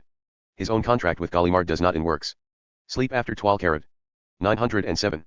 Stein, whom she characterized as truly bohemian, ate his meals with Conrad, so as to soak up atmosphere. Boris, his wife and infant also came down to stay at Oswald's, to add to the confusion. Jesse speaks of those 3 weeks as ones of steering a big craft through a minefield. Both artists required careful handling, and she noticed that she was considered a nuisance. The preparation of the plaster of Paris cast created such turmoil that Epstein began to get on Conrad's nerves, and an explosion of monumental proportions was only barely avoided, with Jesse the scapegoat for having convinced Conrad to sit in the first place. Yet Conrad was tremendously pleased. He told Curie it was a marvelously effective piece of sculpture, with even something more than masterly interpretation in it. And he repeated these sentiments to Elbridge Adams, commenting that it was nice to be passed to posterity in this monumental and impressive rendering. Adams invited the Conrads to live in a cottage in Massachusetts, as a way of getting some rest, but Conrad declined the offer, saying that they planned to leave Oswald's in September and go into winter quarters in the south of France. Their chief considerations were those of health, for Jessie might have to remain near her surgeons. She would, in early spring, return to a nursing home for another operation, this time on June 13. By late April, Conrad was certain of this new blow, what he called a horrible prospect for us both. Nevertheless, invitations poured in, from Aniela Zagorska to visit abroad, another for a stay in Geneva, and the past intruded in unexpected ways. A visit from Irene Rakowska, whose mother, Maria O.J. Karakowska, was a frequent referent in Tadeusz Bobrowski's letters to Conrad. Even more intimately from the past, the historian Stefan Pomeranski sent Conrad a manuscript of Apollo Korzeniowski's, the poem The Cinders and Other Fragments. When Conrad responded, on June 28, he not only indicated how touched he was but suggested, somewhat vaguely, a possible return to Poland, with the words your letter will not remain unanswered. Conrad's precise meaning remains unknown, but Pomeranski took it to mean an exile's return. Jessie stated, also vaguely, that Conrad spoke on several occasions of returning to Poland, but she admits it was all a dream and may have been little more than idle talk. Directly John had embarked upon a successful career, we, the old folks, were to divide up what of the home we could not take with us between the boys, and return to his beloved land. It was a dream. The end of May was notable for 3 very different events. Jessie, it was decided, would definitely go into a nursing home in Canterbury for another operation. Curie and Graham would come to Oswald's to stay with Conrad. Curie for 3 days, Graham for a day-long visit. The time was also the occasion of Conrad's final letter to Gide, a kind of valedictory, in which he asks 908 final things, IP6 IP2 carat. Gide, if this is perhaps the end, a veritable nightmare of illness in which the only consolation derives from the French translations, all of which he owes to Gide. Et cette consolation c'est à vous que j'ai la dois. Another kind of final thing came in the form of an offer of a knighthood from Ramsay MacDonald, the rejection of which we discussed above. MacDonald's letter is dated May 26, and Conrad's refusal the next day. There was no uncertainty or soul-searching. His declining, as we have suggested, was fully consistent with his principles, to accept nothing he had not earned himself, and to refuse any attempt to dislodge him from the 2 things he knew best, the sea and fiction writing. The argument that he refused the honor because the offer came from a socialist government is nonsense. Conrad heaped ridicule on all government. The institution itself was suspect. He respected the truth of his art, and no government or public knew what that truth was. He refused any other rapprochement and preferred remaining wrapped up in his own mummy's cloth to the dubious rewards of public display. His letters immediately after the offer of the knighthood hardly even mention it, as though he had forgotten MacDonald's letter as soon as it was answered. Jessie's operation was planned for the 13th of June, the first occasion on which Sir Robert Jones was free. Conrad was momentarily cheered by a Very perceptive article on the rover by Gilbert Seldes, in the Dial, to the extent he felt impelled to write a letter to the editor. Upon reflection, however, he decided that a work of art must speak for itself and that an author who attempts to explain exposes himself to a great risk. Yet the opportunity was tempting, since no work of art carried its intention on the face of it. Conrad, on June 2, told Mrs. Doubleday that he had been offered a knighthood, saying that it arrived in an envelope so that he thought it was a super tax form. He swears the Doubledays to secrecy, since he does not want to embarrass the government by his refusal. On June 1, he motored up to London for lunch at the Polish legation and met Curie just before for a drink. On the 13th, Jessie's operation went well, so Conrad could report the prospect of her having to spend 3 weeks in all in the nursing home, but not until July 24, nearly 5 weeks later, was she permitted to return home for convalescence. Conrad's health while Jessie was away seemed to deteriorate, with temperature and severe coughing. His days were a round of discomfort and pain, followed by some relenting, and then a return of the cycle. He was not permitted to move outside freely and, therefore, kept in touch with Jessie by mail. Conrad felt his concentration wavering, a restlessness and unsteadying quality which he could not explain. He often signed himself "Your Own Boy," and his letters are like hospital reports, concerned with bed sheets, fever charts, medicine schedules, signs of discomfort, medical attendance. His dependence on her approval, while she herself was convalescing, was absolute. He calls himself a good patient, as if pleasing his uncle or guardians. Sleep after 12:909. The cough was bronchitis, the pain in the foot was gout, and the restlessness of spirit and mind was the residue of the body running down, the heart beginning to give up. To Curie he said he felt like a rag, and to Ernest Dawson he reported he felt limp, with his spirits standing at about zero. His image for himself is that of a cornered rat. He felt the house dismal, and his life a matter of desolation, the vain cry of a man in a bottomless pit. "I am the most useless of men," he told the Colvins, "and apparently the most selfish." In early July, Conrad managed to visit Jessie 3 times, each visit followed by his return to bed. The idea of work was ludicrous, nothing of real value for over 18 months. His uselessness, for this driven man, becomes a litany. Through it all, Conrad was, amusingly under different circumstances, fighting to keep the nature of a crime, his final collaborative effort with Ford, out of his life. With the boom in Conrad, and no new fiction appearing, his every word had become profitable, even words that were Ford's and not his. He refused to sign any copies of the Nature, which he called that idiotic publication, and he refused to allow it to appear in the best stories of 192 carat. He was outraged that people were speaking of it as a fresh collaboration, rumors that could have started only with the irrepressible Ford. On July 24, Jessie came home, to rest in bed for an indefinite convalescence. Since before she returned, Conrad evidently felt cheered enough to contemplate writing a 3-6-page preface on legends of sailors, saints, university dons, and others, an essay which he left unfinished. Curie is the witness for the final days, for he arrived for the weekend on Friday, August. Although Conrad had had minor heart attacks on and off and was generally run down with ailments, there had been none of the major warnings that often accompany death. In his present condition, he seemed capable of months and even years of general decline, with periodic remissions followed by further decline. Curie and Conrad spent much time talking in Conrad's room on that Friday day-night. Cheered by Jessie's return, he appeared to Curie to be in good spirits and even well. He revealed to his friend that they would be leaving Oswald's for another house about 8 miles away, along the Dover Road. Conrad had seen and liked it, and wanted Curie to have a look at it the next day. From that, he roamed over various matters, bringing up his fragmentary novel The Sisters and speculating whether anyone would care to read it now. He mentioned the death of John Quinn earlier that very year. When the evening ended, Curie felt reassured about Conrad's condition. The next morning just the two of them breakfasted and then went into Conrad's study. He spoke of suspense and of the piece on legends he was. He and Sir Ralph Wedgwood would serve as the executors of the Conrad estate. 91 final things, IP 6 IP 2 carat. Still working on. He had some plans. He indicated to Curie about 6 different lines of treatment for the novel, and said he hoped to use the legends article as part of a volume to succeed The Mirror of the Sea. The new volume would deal not with the sea but with the men he had sailed with. It sounded like a solid enough idea and in perfect accord with Conrad's later powers. They then went out by car to see the house he was thinking of renting, when Conrad suffered a sudden pain in his chest. After indicating that it was the same as he had felt a few days earlier, he insisted on going on so that Curie could see the property. Only when they were within 1.5 miles of their destination did he agree to turn back. He felt temporary relief, and went to bed when they arrived home. As Curie relates this episode, one is struck by the primitive medical facilities someone as rich and famous as Conrad had provided for himself, especially since he had suffered previous heart attacks. He was, obviously, in general decline, the body simply worn out, but nevertheless he appears to have taken few precautions for emergency treatment, rudimentary as it may have been in the 1920s in a rural area. Once in bed, Conrad permitted Curie to call his doctor, who came from Ashford. This was Fox, who apparently saw no reason for alarm. He marked that the shooting pains resembled those of acute indigestion, and, with that prescribed a drug, probably a sedative, and gave instructions for a diet. While he was present, Conrad did not undergo the usual paroxysms and breathlessness associated with his attacks, and since his pulse was strong, the doctor left him. That evening Oswald's began to fill with Boris, his wife and son, and John. They had arrived to spend the bank holiday at Oswald's, not because of any emergency or special summoning. Meanwhile, Conrad's breathing became more labored and difficult, and a doctor was summoned from nearby Canterbury. This doctor, not Conrad's usual Canterbury visor, found his pulse normal and took the sole precaution of ordering cylinders of oxygen to be sent from Canterbury.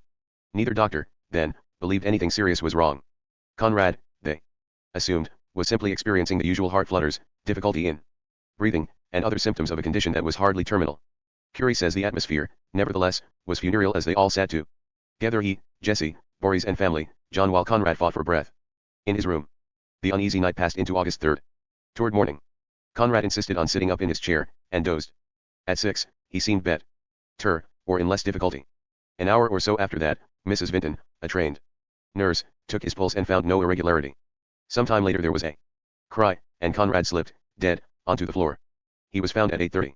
The Roman Catholic funeral ceremony took place at St. Thomas's in Canterbury on August 7th. The city was decorated for Cricket Week, an annual sleep after 1291 celebration. All the old friends joined the family: Jean Aubrey and Garnett. Of course, Graham, Richard Curie, the Wedgwoods, Ernest Dawson, and his brother, representing the Polish minister to England, was Count Edward Radziski. The tombstone in Canterbury Cemetery has a misspelling of Teeter and uses Joseph instead of Joseph, Conrad instead of Conrad. In some kind of grim irony, which Conrad might or might not have appreciated, he was neither English nor Polish on his tombstone, or, perhaps, he was both, in that intermingling of experiences which had characterized his life. The final 2 lines from this passage from the Fairy Queen appear on Conrad's tombstone, but the entire passage is fitting. It is spoken by despair and counsel suicide. He there does now enjoy eternal rest and happy ease, which thou doest want and crave, and further from it daily wanderest. What if some little pain the passage have, that makes frail flesh to fear the bitter wave? Is not short pain well borne, that brings long ease, and lays the soul to sleep in quiet grave? Sleep after toil, port after stormy seas, ease after war, death after life does greatly please. Cunningham Graham put it differently: Tun veni porcem, Joseph Conrad. Afterward. A. Fter Conrad's death, Edward Garnett's career moved in several directions but never found definition, and he died in 1937, as did Marguerite Porodowska, at 89, having been senile for her last 15 years. Cunningham Graham turned his attention increasingly to politics, becoming, in 1928, the first president of the Scottish nationalist movement. He died in 1936. Galsworthy, as we have seen, in 1932 won the Nobel Prize for Literature, which had eluded Conrad, and died the year after. Gosse preceded him, in 1928. Edward Sanderson, never part of the literary inner circle, became headmaster of Elstree and retired in 1935, dying in 1939. Ford wrote some of his finest fiction after Conrad's death, but was pushed aside by young modernists and died relatively forgotten, also in 1939. Wells continued to go on to ever greater fame, even as the inner man recognized the futility of his social engineering, and lived to see the morass of the Second World War, dying the year after it ended. Arnold Bennett remained a Phe. Nominal popular success until his death in 193. William Rothenstein, living until 1945, was knighted in 193 and became the official British war artist for both world wars. Sir Sidney Colvin outlived Conrad by only 3 years. James and Hudson having died earlier, the first circle was completed. The second circle, of younger men, continued well into our present era. Jean Aubrey, after publishing his Life and Letters of Joseph Conrad in 1927, wrote another biography of Conrad in 1947, which was translated into English in 1957 as The Sea Dreamer. Richard Curie kept Conrad's memory alive with books, articles, introductions, and reminiscences until his death in 1968. Hugh Walpole, knighted in 1937, enjoyed a dazzling popular success as a novelist until he died in 1941. Francis Warrington Dawson, who remained loyal to Jesse following Conrad's death, never achieved any renown as a creative writer and died in 1962. André Gide achieved an international reputation as a literary figure, won the Nobel Prize for Literature in 1947, and died 4 years later. 912. Afterward 913. Of the immediate family, Jesse and Boris worked hard to keep Conrad's memory alive in the years when his literary reputation had become somewhat dim. Only John, the younger son, turned to a completely different kind of life, attending architectural school and practicing his profession well into the 1970s. Jessie published 2 books about her life with Conrad, Joseph Conrad as I Knew Him, in 1925, 2 Joseph Conrad and His Circle, in 1935, the year before her death.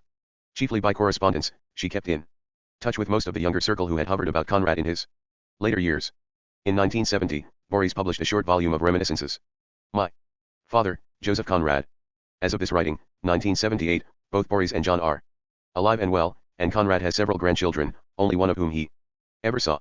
When I met them all, at Canterbury, in 1974, in a truly international conference on Joseph Conrad, there was little trace of Poland left. They were all very English. At least in his family, Conrad's third life had indeed washed away his first appendix. Editions of Conrad. Y.W. D. During and immediately after Conrad's lifetime, the collected editions of his work were not scholarly or even accurate. Their primary aim was to provide readable texts of his novels, stories, and nonfiction so as to keep him before the general public. Many of these editions were woefully inadequate. With even the Kent edition in 1926, one of the more complete, lacking the plays, the sisters, and last essays. Texts of all the editions, including the Heinemann limited edition of 1921-27, in 20 volumes, were corrupt. No effort was made to incorporate Conrad's substantial corrections as he went from manuscript to typescript to serial version, then to first English and American editions. For many of his novels and stories, we can follow major revisions in 5 or more versions, not to speak of the alterations he made for the larger editions themselves. Since these commemorative editions, most of them in the 1920s, there have been scattered attempts to provide accurate texts, difficult as this is for a writer like Conrad. Paperback editions of Heart of Darkness and Lord Jim have been moves in this direction, but the main body of Conrad's work has remained untouched in this respect. At present, Cambridge University Press of England has undertaken the publication of a complete Conrad with texts that will contain variants, as necessary, and with editing that will reflect Conrad's changing views of his own texts. One of the first novels that will appear is The Nigger of the Narcissus Carrot, expected in the late 1970s, and other volumes will follow as soon as completed. A complete edition of Conrad's work into Polish has been supervised by Drs. Justin Najder, the first attempt at a full Polish text. In other languages, Conrad remains only partially translated. Gide's desire to have Conrad appear in the French language fell far short of a complete edition. The project gradually wound down as Gide lost interest and the various translators died or drifted away, although all the major works have appeared. In France. In Italy, the firm of Ugo Murcia, in Milan, has been bringing out Italian translations of Conrad's novels and stories based on the Heinemann and Dent texts in their collected editions. 915. 9I6. Appendix.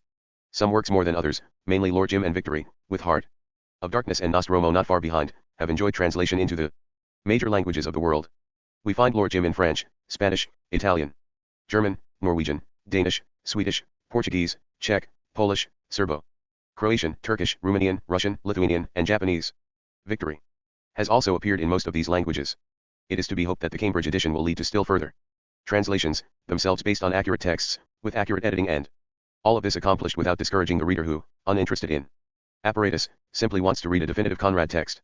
Conrad's collected letters will be published in 8 or more volumes, the first attempt to bring together his almost 4,000 letters to friends and relatives, as well as publishers, agents, collectors, and acquaintances. Almost 1/3 of this total were addressed to his literary agent, J.B. Pinker.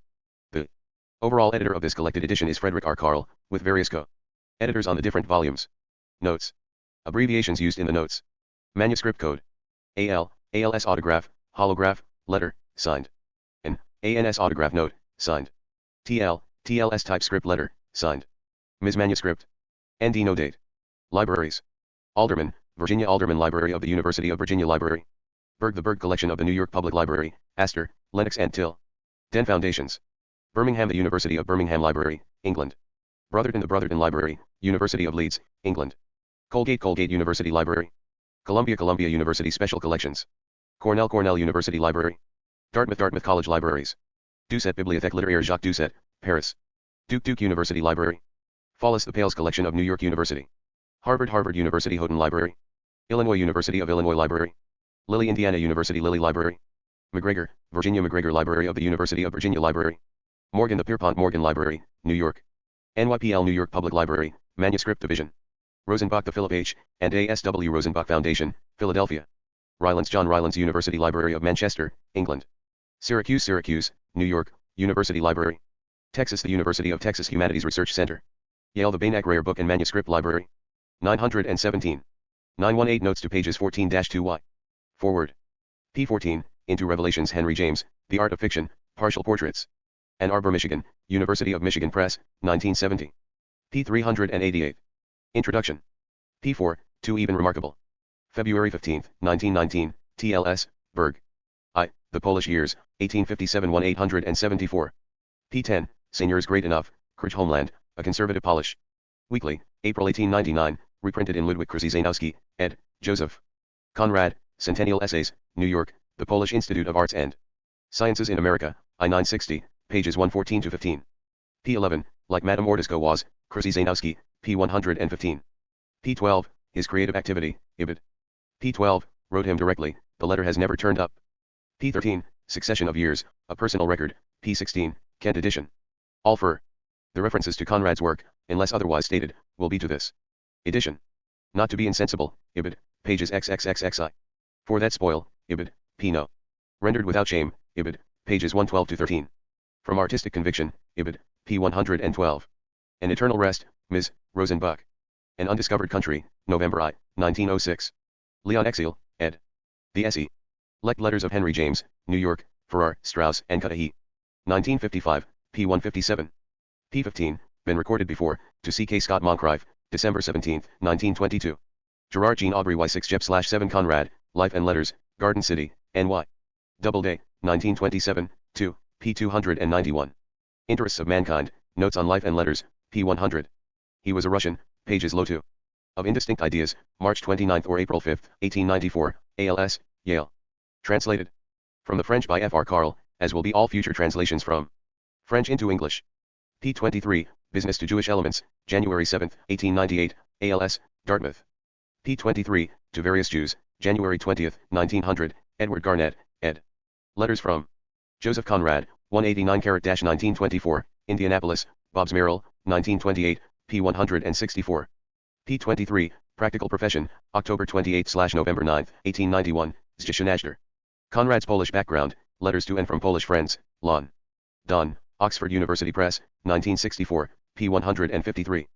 P24, We Have a Cleavage, July 18/July 30, 1891, Ibid, pages 147-48. P25, appears to have been a Bobrowska, in Polish, the I at the end of the fam. Ili name indicates a male, the A a female. P27, To the Palate, a personal record, P35. P13. P13. P13. P14. P14. P14. P18. P18. P19. Notes to pages 2Y-to 919. P27, Our Imperfect Senses, Ibid. P28, Not a Good Citizen, Ibid, pages 36-7. P31, Degeneration of Legality, Notes on Life and Letters, P10-1, originally published in the Fortnightly Review in 1905. P31, After his death, Adam Gillen, in Conrad Iana, 7, No I, provides an excellent survey of the critical reception of Conrad's work during the period. 1896-1969. For the Polish reader, Conrad W. Palsy by Stefan Zabierowski is the source of much of the review. For many aspects of Apollo's literary career, I am indebted to Andrzej Buzz's fine study, Conrad's Polish Leader. Airy background and some illustrations of the influence of Polish literature on his work, Rome, Institutum Historicum Polonicum X. Antimural X, 1966. P33, Father and His Brothers, Tadeusz Bobrowski, Memoirs, Lwów, 1900, I. Pages 363-65, quoted by Gustav Morf, The Polish Heritage of Joseph Conrad, London, Sampson, Low, Marston, 1930, pages 7-9. P35, Great of This World, Bobrowski, I, pages 361-63, in Ibid, pages 23-26. P36, Limits of Decency, Ibid. P43, Settled Poland's Fate, the best sources in English for events in Poland from 1830 on R.R.F. Leslie's Polish Politics and the Revolution of November 18 to the Power of 0, 1956, reprinted by the Greenwood Press, Westport, Con, in 1969. And Reform and Insurrection in Russian Poland 18-6-186, 1963, re. Printed by the Greenwood Press in 1969. P43, From Russians No Doubt, Tuesday, October 1907, Garnett, P 209. P44, Which Granny? Conrad, Kobieta Uspolczesna, Lwów, P 205 1931. Number 17. P44, Our Mother, is Enslaved, Najder, P 5. P46, Warsaw Demonstrations in 1861, Jocelyn Baines, Joseph Conrad, New York, McGraw-Hill, 1960, pages 11-12. Much of this material was uncovered as the result of research by Zdziszynajder. P47, Not Budge Very Well, January 6, 1908, ALS, Birmingham. P48, Sword and Shield, Sunday, January 23, 1898, ALS, Dartmouth. P49, Folly and Conceit, also to Graham, January 14, 1898, ALS, Dartmouth. P49, Constrict Other Men, Gandhi's Truth, New York, Norton, 1969, P 113. P50, Step Out of Line, Ibid, Freud was content to demonstrate the Conscious restoration of mastery over our inner complexes by nightly dreaming, but he neglected to dwell on the question of what additional mastery made it possible for him to understand his own dreams. P50, Character of the Child, Ibid, pages 125 to 26. P50, Developments in Later Life, Ibid, p. 128. P50, Sufficiently Large Scale, Ibid, p. 132. P51, The Chronicle of Their Exile, much of this account derives from Bobrowski. 2, pages 440 ff. P52, Our Bomb to Die, June 27, 1862, Tygodnik Illustrowani, 1920, number 4. P52, Beyond His Conscious Memory, according to a personal record, his MEM. Ori began to record consciously when he and his mother prepared to return to exile, after arrest at Tadeusz Bobrowski's estate at Kazimierzoka. About 30 miles from Zhytomyr, pages 64 to 5. 92 notes to pages S3-77. P53, July 6, 1863 Conrad, Najdar, P8. P54, Where It Is Due, February 14, 1901, Ibid, P234, original is in the War. Saw National Library. P54, Writing in NHSH, November 15, 1903, Ibid, P237, original is in Ruch Literaki, 1927, number 6. Mystic Russian Fashion, Notes on Life and Letters, pages 126 to 27. Down Over His Eyes, a personal record, pages 64 to 5. Hopes and Well Dog, Ibid, p. 46. Course of His Taciturn Life, Ibid, pages 63 to 4. Midst of All This, Baines, p. 16. To Drink Separately, Ibid. Poland and Muscovy, Polska I Moskwa, which appeared in 1864 Anani. Mausley in the Emigre newspaper in Leipzig, Ojczyzna the Fatherland. p. 63, They Ended in Falsehood, quoted from Bobrowski's Memoirs by Cheshuk. Maitas, Mosaic, 6-4 p. 134. Stirrings of a Resurrection, Notes on Life and Letters, p. 89. To Secure His Future, June 10, 1865, Baines, p. 17. He Takes After Me, October 31, 1865, Ibid, p. 18. Letter to William Rothenstein, ALS, Harvard. Finally, to Bertrand Russell, ALS, Russell. Lord Russell put these letters at my disposal. They are now in the Bertrand Russell Archives at McMaster University, Hamilton, Ontario, Canada. Its Absolute Necessity, Buzza, p. 131. Well at the Age of 8, a personal record, pages 71 to 2. Ship in Dry Dock, Ibid, p. 72. And Then by Fire, Ibid, pages 72 to 3. And Some French Poets, Ibid, p. 70. Rage in That Language, Ibid, p. 71. For Him to Sound, February 8, 1924, ALS, Relance. Object of My Affections, January 18, 1866, Baines, p. 19. We Die of Hunger, Ibid, p. 20. Of a Running Sea, Tales of Hearsay, pages 31 to 2. Been Young, Rich, Beautiful, Ibid, p. 35. The Prince Could Have Been. Proust's Charles. p. 70, As You Did, November 20/December 2, 1891, Najdar, p. 158. C. Najdar, p. 9, and 3, for speculation about possible epilepsy. The Bobrowski letters to Conrad are in the National Library in Warsaw. Sign. MS. 2889. That Keeps Me Alive, Baines, pages 21 to 2.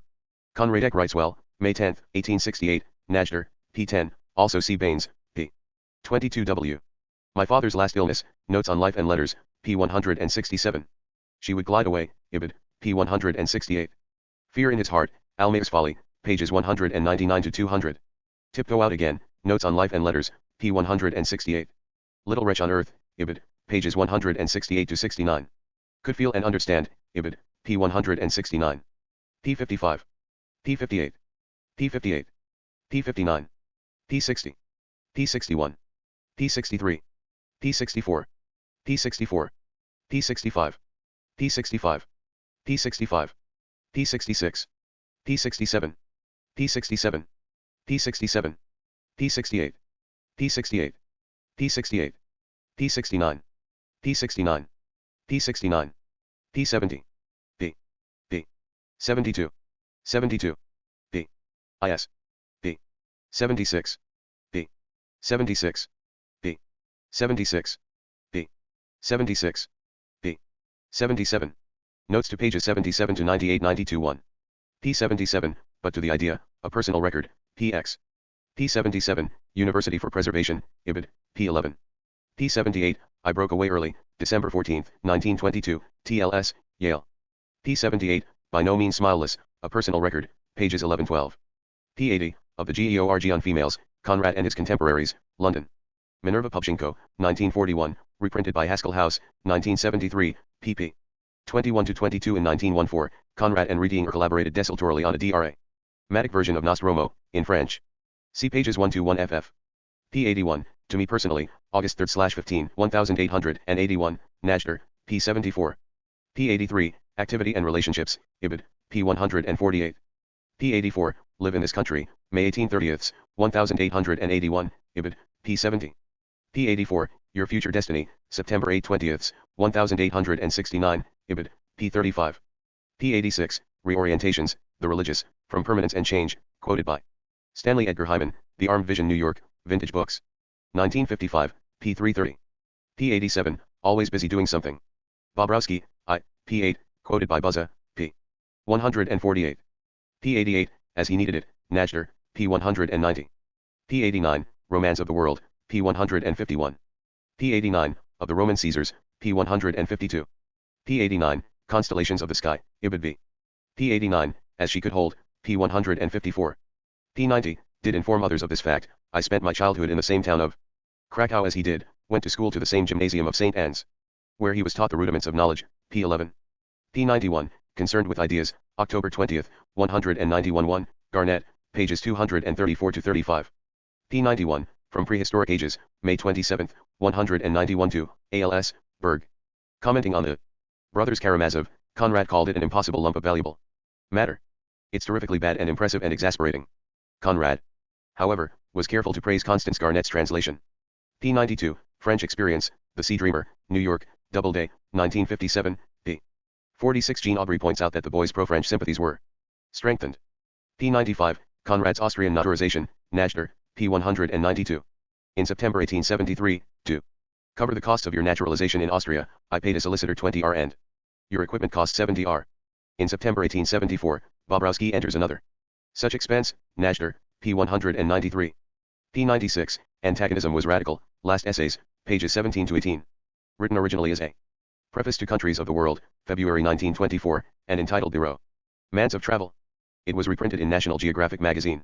March 1924. Last Essays, London, Dent, 1926, was not part of the Col. Lect edition, but was a collection edited by Richard Curie of Conrad's fugitive pieces. Had Conrad lived, it might have become a sequel to Notes on Life and Letters, 192-1. P97, In a Loving Spirit, Ibid, P18. P97, Little Way Beyond Hospital, A Personal Record, pages 37 if. P98, Painted Animals of Wood, Ibid, P38. 922 notes to pages P8-2 P98, Mere Amenities of Life, Ibid P39. These hardy men were, in their way, explorers of sorts in the eyes of the boy. P98, in 1866 or 1867, The Sea Dreamer, P52, N12. P99, Tone of Young Ivory, A Personal Record, P40. P99, A Futile Gesture, Ibid, P41. P99, and Solemn Witnesses. Ibid. P100, For an Answer, Ibid, P42. P100, Name Like a Reproach, Ibid, P44. P. Loy, she later commented, Najder, P13, from information provided by Ta. Diaz Kerchinsky. P102, Unanswerable Invective, P1314. Morph offers Ophelia Buzyczynska, daughter of Stefan Buzyczynski, as a more appropriate model for Antonia. The Polish Shades and Ghosts of Joseph Conrad, New York, Astra. Books, 1976, pages 78 and 300. There is little evidence for any clear identification. P102, A Polish Womanhood, pages 28-29. P103, Took My Breath Away, P14. P103, in the novel proper, here, the reference seems more definitely to be Jan Inatov The Arrow of Gold, P3. Baines, P30, reconstructs facts where no proof exists. P103, Scarred, Almost Flayed, Ms. Yale, cancelled passages. P104, Holy Happy Experience, Ibid. P104, Awakening Draws Near, July 25, 1914, ALS, Birmingham. P106, I Shall Go There, A Personal Record, P13. P106, Victories Can Give, Notes on Life and Letters, P54. P106, Bank of an African River, Last Essays, P24. P106, Place of Darkness, Youth and Two Other Stories, P52. P107, Its Immense Solitudes, Ibid, P55. P108, Stories Go On, P311. P108, Regretted His Surrender, Notes on Life and Letters, P57. P108, My Other Schoolwork, Last Essays, pages 16-17. P109, Later to Other Subjects, Ibid, P19. P109, Ages of Careless Usage, P13. P109, Of Land and Sea, Last Essays, P22. P109, Into Mere Vaporing, Ibid, P24. P. Ill, an admiral in Japan, September 2 14th, 1877, Najder, p. 51. Even Isbo. Browski wrote Conrad of foreign nationality, his letter recalls his nephew. To his Polish roots Polish names proliferate as Tadeusz explains his financial deals to pay Conrad's allowance. The money arrangements themselves, in rubles and gulden, called Conrad's attention to his background. While he was spending in francs and then pounds. P. 113, Ideas of the Movement, ZYWY, The Living Conrad, London, Karol Widerski. 1957, pp 285-86. P. 113, Reputation Outside of Poland, Buzza, pages 174-75, and 272. P. 114, Document of Considerable Prescience, the so-called Political Memorandum, written in Polish, and given to Dr. Dieter Koch, the Krakow law. Year whom Conrad met at Madame Zagorska's pension, Willa. Notes to pages 118-1 923. Konstantinoka, in Zakopane. The English text is printed in Krzizan. Oski, pages 123-24. P. 118, 3/15 October 1874, Najder, p. 193.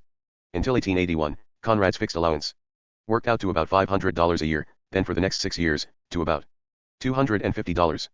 But these figures do not include the extras for clothing, lost gear, travel expenses, and emergencies. The gulden, or Austrian florin, had a value of about 2 shillings, or close to 50 cents, the ruble, or ruble, had a comparable value in Russian currency. P. 119, of Imaginative Literature, pages 18-19. P. 119, Condition of Good Service, p. 19.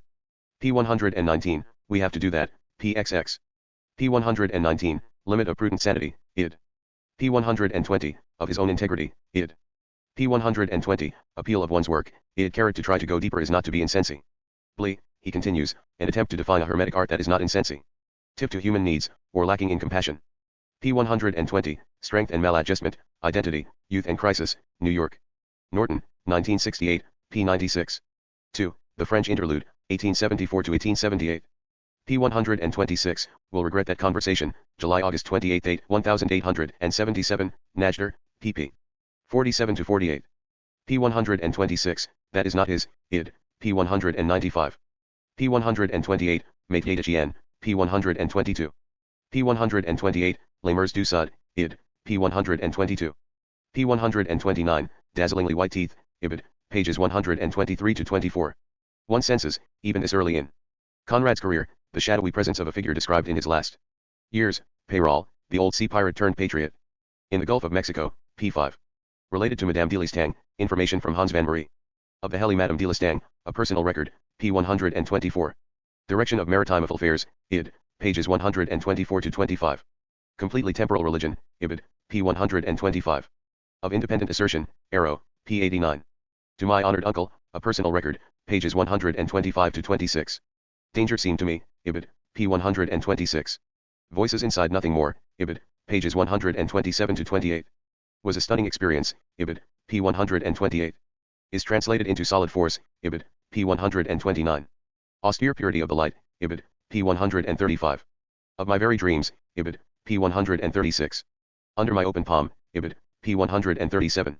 Only Roof Over My Head, ibid. Pages 137-38. Why or the Wherefore, pages 152-53. Sustained by Discriminating Praise, ibid. P. 24. P. 130. P. 130. P. P. P. P. P. P. P. P. P. P. P. P. P. 136. P. 137. P. 138. 924 notes to pages 1-8-1 sp. Art which is art, ibid. Something looks after it, Najder, p. 37. To Make Anything Fast, Jean Aubry, The Sea Dreamer, pages 60-61. Were used for this purpose, ibid. P. 195. Time and Their Money, Arrow, p. 90. Dominic Cervoni, born in Luri, Corsica, on May 22, 1834 and, thus, more than old enough to be Conrad's father. Of Corsica, not Ithaca, Mirror, p. 163. Extremely Experienced Soul, ibid. Pages 162-63. Wisdom and Audacity, Arrow, p. 89. Amused Me Considerably, p. 8. Whose Names Don't Matter, p. 12. Became the partial model for Don Jose. One says partial because Don Jose, with his 50 years of misrule, is deeply rooted in Tadeusz Browski with his memoirs, also a history of misrule. He's altogether invented, June 3, 1917, ALS, Yale. Very misleading circumstance, p. 11. Any damaging admissions, p. 12. Do not even imagine, Najder, p. 37. Was the most in need, Ibid, p. 37. From his friend Henry Grant, Tadeusz Bobrowski to Stefan Buzaczynski. March 12/24, 1879, Ibid, p. 178. Of helplessness, perhaps, p. 62. Peace and War upon the Sea, p. 81. Always the same, p. 82. Oneself for one's actions, Najdar, p. 39, letter is dated October 14/26. Avoid them in the future, Ibid. As much as to yourself, Ibid. Not less than yours, Ibid, pages 40 to 41. And gratify yourself, Ibid, p. 41. Uncertainty and disquiet, Ibid, pages 41 to 42. Any tenderness of heart, Ibid, p. 42. At your own expense, Ibid, p. 43. Easier way of existence, Ibid. Must have been in it, Ibid, p. 44. What I have asked you, Ibid. May they be effective, Ibid, p. 45. Voyage round the world, March 12/24, 795 LTID, p. 176. Discuss it and write, Ibid, pages 46 to 47. In Bobrowski's document, Ibid, p. 197, the other information from Hans Van Marie. The honor to belong, Ibid, p. 47. Serving on French vessels, Ibid, pages 176 ff. In the episode, Mirror, pages 157 ff. Set of shipowners, Ibid, p. 160. Sluggish around the corpse, Ibid, p. 179. Eyes on ships and oars, Ibid, p. 183. p. 38. p. 39. p. 39. p. 40. p. 41. p. 41. p. 41. p. 42 p1. 42 p. 43. p. 44. p. 44. p. 45. p. 45. p. 45. p. 46. p. 46. p. 47. p.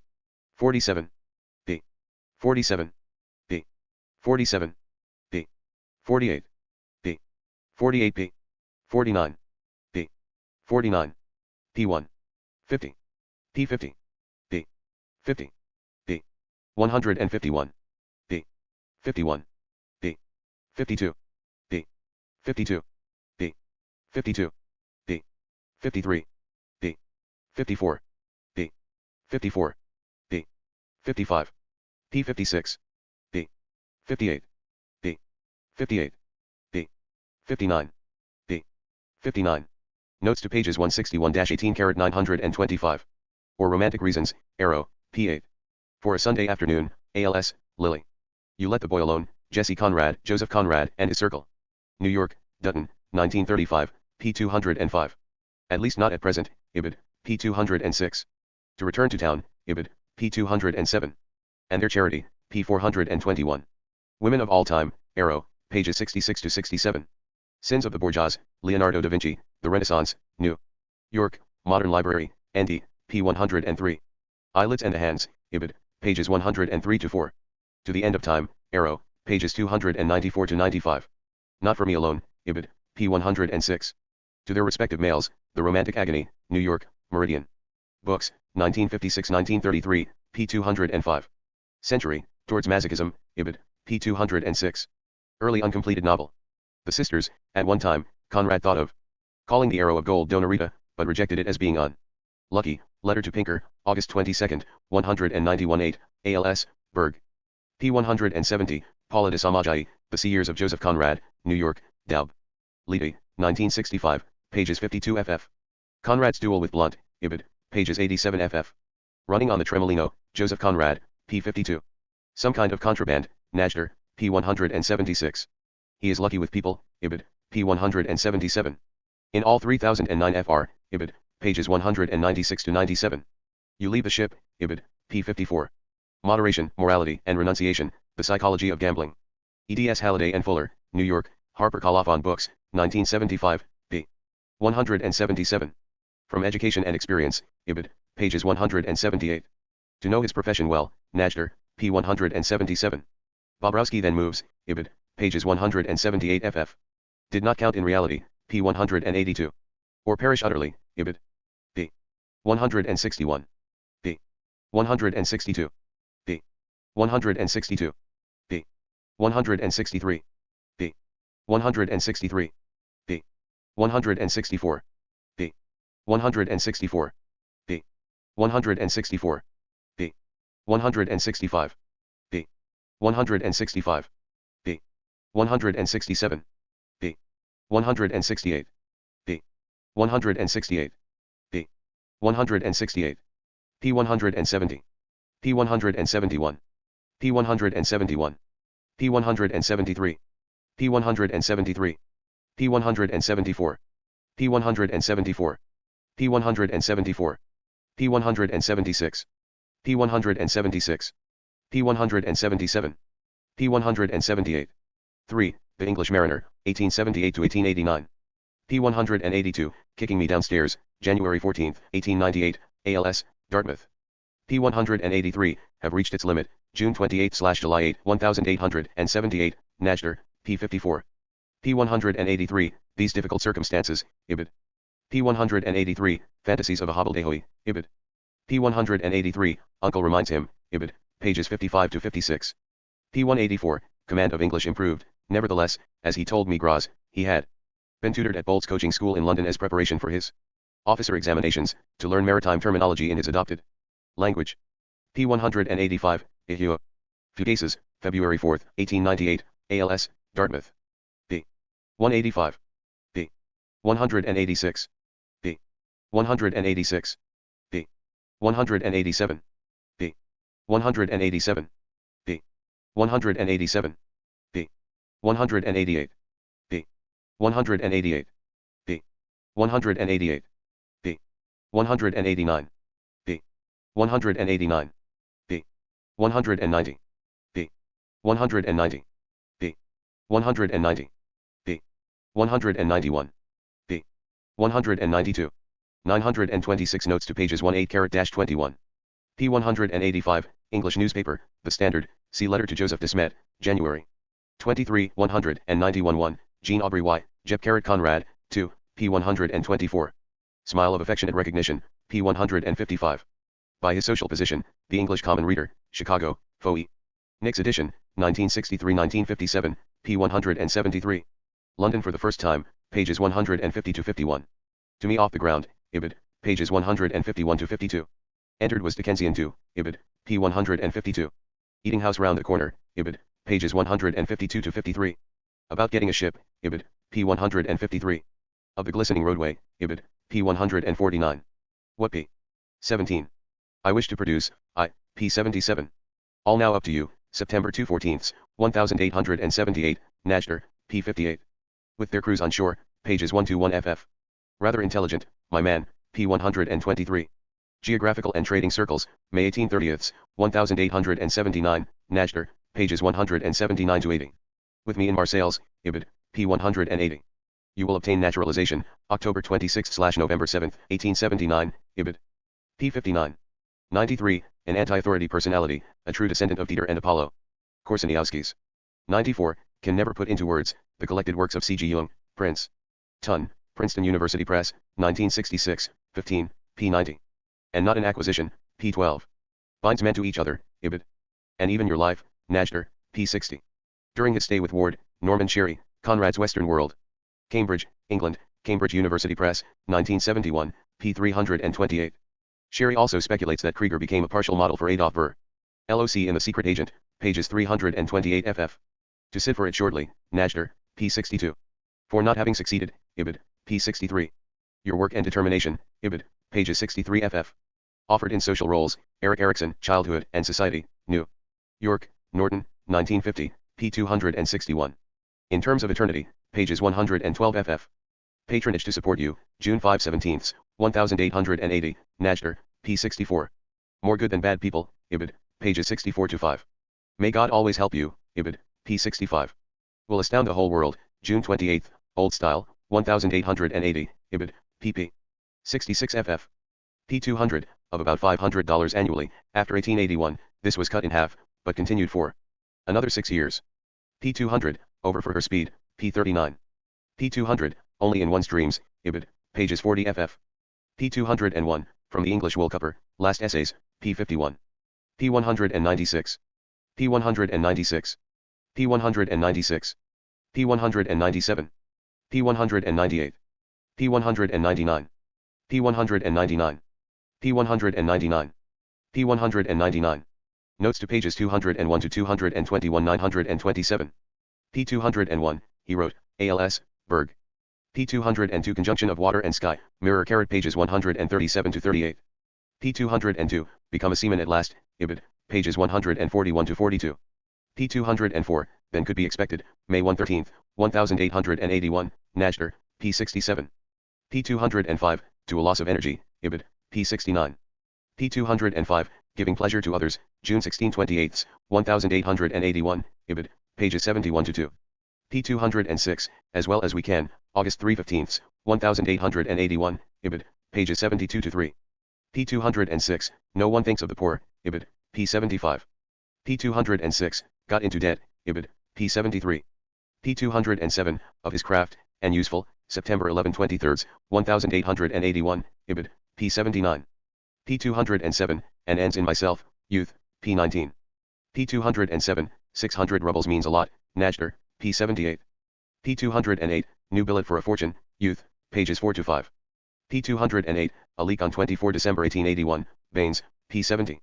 P209, the sake of a blackguardly prophet, January 8/20, 1882, Najder, P81. P209, loafers and dishonest boatmen, youth, P16.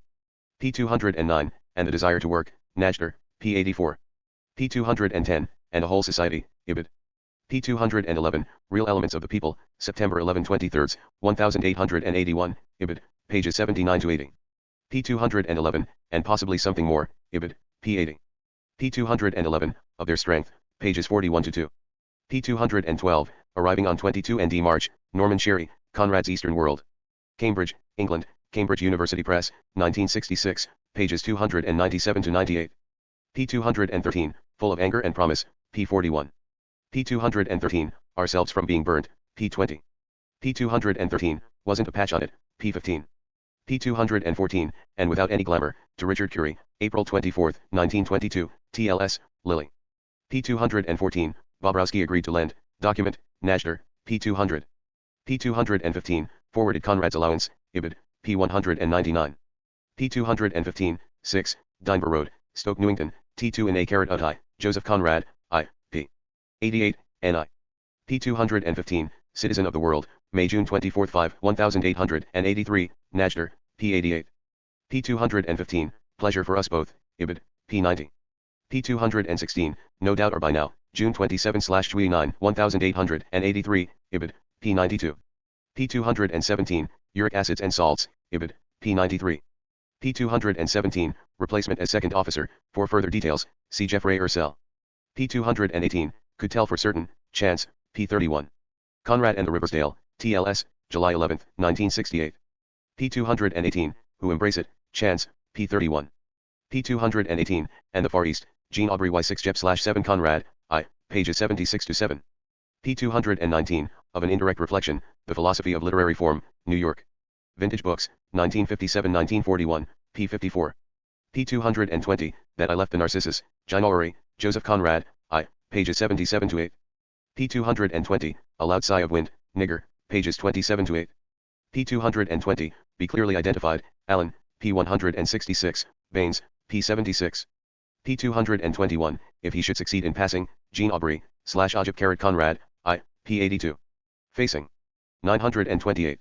Notes to pages 22 1-2 carat P. P221. P221. P222. P222. P222. P223. P224. P224. P226. P227. P227. P228. P229. P229. P230. 231. 231. 232. 232. 232. 232. 233. P233. P234. P234. P235. P235. P235. 236. 238. 238. 238. 239. 239. 239. Subject of the day's work, from Hans van Marie. Far from being beautiful, pages 114 ff. Enough to save them, pages 116 to 17. Good luck to serve under, P9. You have a ship, too, Ibid, P10. Visited in that way, Ibid. The Darkness of Oblivion, copy from the Spyridon, Klizichowski, Fam. Iley. Jean Aubry's printing of the letter contains errors of detail and phrase. Joseph Conrad, I, P80. Say the 20th, ALS, Berg. The Crashing Avalanche Carat, I, P84. Jean Aubry's printing and my copy. From the Spyridon family differ only in minor details. Neither appears more authoritative than the other. My copy has heard instead of heard, and such differences. Necessary but love it, Ecce Homo, translated by Walter Kaufman. New York, Vintage Books, 1969, p. 258. Frenzy of Revenge, Thus Spoke Zarathustra, second part, translated by Walter Kaufman, New York, Viking Portable, 1970, p. 212. Time Been Bringing Me, October-November 28, 9, Najder, p. 152. And Affecting the Future, Ibid, pages 153-54. Their Family or Country, Ibid, p. 154. Came on January 6, 1886, the original is at the Lilly Library, in Conrad's holograph. Sir, as you please, March 24/April 5, 1886, Najder, p. 100. To secure more orders, Ibid, pages 10-1-2. In Sugar and Flour, April 12/24, 1886, Ibid, p. 103. He wrote still another, June-July 24, 1886, Ibid, p. 104. Let me know how it went, Ibid, p. 106. Master's examination and failed, information from Hans van Marie. A very considerable thing indeed, pages 120-21. By vindicating himself. Conrad had grown a second skin, he had shed Apollo Korsaniowski's as her idage and taken on his own identity as Conrad. Carrying out the agreement, October-November 28, 9, 1886, Najder. p. 112. You must do further, November 14, 26, 1886, Najder, pages 114-15. My experiences as a sailor, Baines, p. 85. My first serious work, January 19, 1922, TL and ALS, Berg. It was his first story, in George T. Keating's copy of Tales of Hearsay. A Conrad Memorial Library, p. 365. I shall say so. R. L. Migraz, Joseph Conrad's Mind and Method. New York, Russell and Russell, 1964-1931, p. 88. Inland People, Aren't You? A Personal Record, p. 118. On Barges and Skowitz, p. 48. In the Cabin Stove, Ibid, pages 49 ff. Tone of Remonstrance or Discontent, Ibid, p. 51. Dripping with Melting Snow, Ibid, p. 52. Till You Get It, Typhoon, p. 33. Or By the Sea, Ibid, p. 19. p. 239. p. 239. p. 240. p. 240. p. 240. p. 242. p. 242. p. 242. p. 244. p. 244. p. 245. p. 245. p. 246. p. 247. p. 247. p. 247. p. 248. p. 248. p. 249. p. 249. Notes to pages 2:26929. Keeping on His Feet, p. 53. Along the Main Deck, id. p. 54. To See Another Sunrise, p. 56. Old Age Comes Stout, August 8, 20th, 1887, Najder, p. 117. Line of Mine in Print, A Personal Record, p. 87. And a Syed at that, pages 4 ff. And Carried Me Off Ibid, p. 5. Which is the Art of Arts, Nigger, p. 13. Nominal Power of Holland, p. 34. Hopeful Mean, and Favorable Future, anyone who delves into this aspect of Conrad's life and work must be grateful for the previous research of Dr. John D. Gordon, Ms. Jerry Allen, and Professor Norman Sherry. Particularly Atrocious Ghosts, pages 74-5. Conrad never met him, Sherry, Conrad's Eastern World, p. 90. Immobility of a Daydream, pages 68 ff. Reviewing his own experience, p. 25. Born in 1824, C. Allen, pages 209 ff. Sherry shows that, Sherry, Conrad's Eastern World, p. 93. As the Brow, Ibid, p. 119. Told Jean Aubry in 1924, Jean Aubry / Conrad, I, p. 98. Of that fateful event, pages 9x. This interplay of words, see Conrad's Eastern World, p. 133. Coming at this material from very different perspectives, Professor Sherry and I have reached similar conclusions. p. 250, his Malayan reading, see John D. Gordon, Joseph Conrad, The Making of a Novelist, Cambridge, Massachusetts, Harvard University Press, 1941. Chapter 2, Baines, p. 254, Conrad's Eastern World, Chapter 7. p. 251, although it is doubtful, for a differing point of view, see Conrad's East. World, p. 137. We know that Jim, Allen, p. 228. Truth enshrined therein, ALS, Yale. An account of the voyage, last essays, pages 26 ff. Continent on the other, Ibid, p. 28. To chart the route, the chart is part of the Keating collection at Yale. Under the Sinking Sun, last essays, p. 30. A Perfect Peace, Ibid, p. 31. Jean Aubrey Uncovered, The Sea Dreamer, Chapter 7, also, Baines, pp. 95 ff. The original material is in Essier, February 15, 193-1, and Radical. August 7, 193-1. p. 255, Savigny Mirdac, Nom de plume of Augusta Esneuf.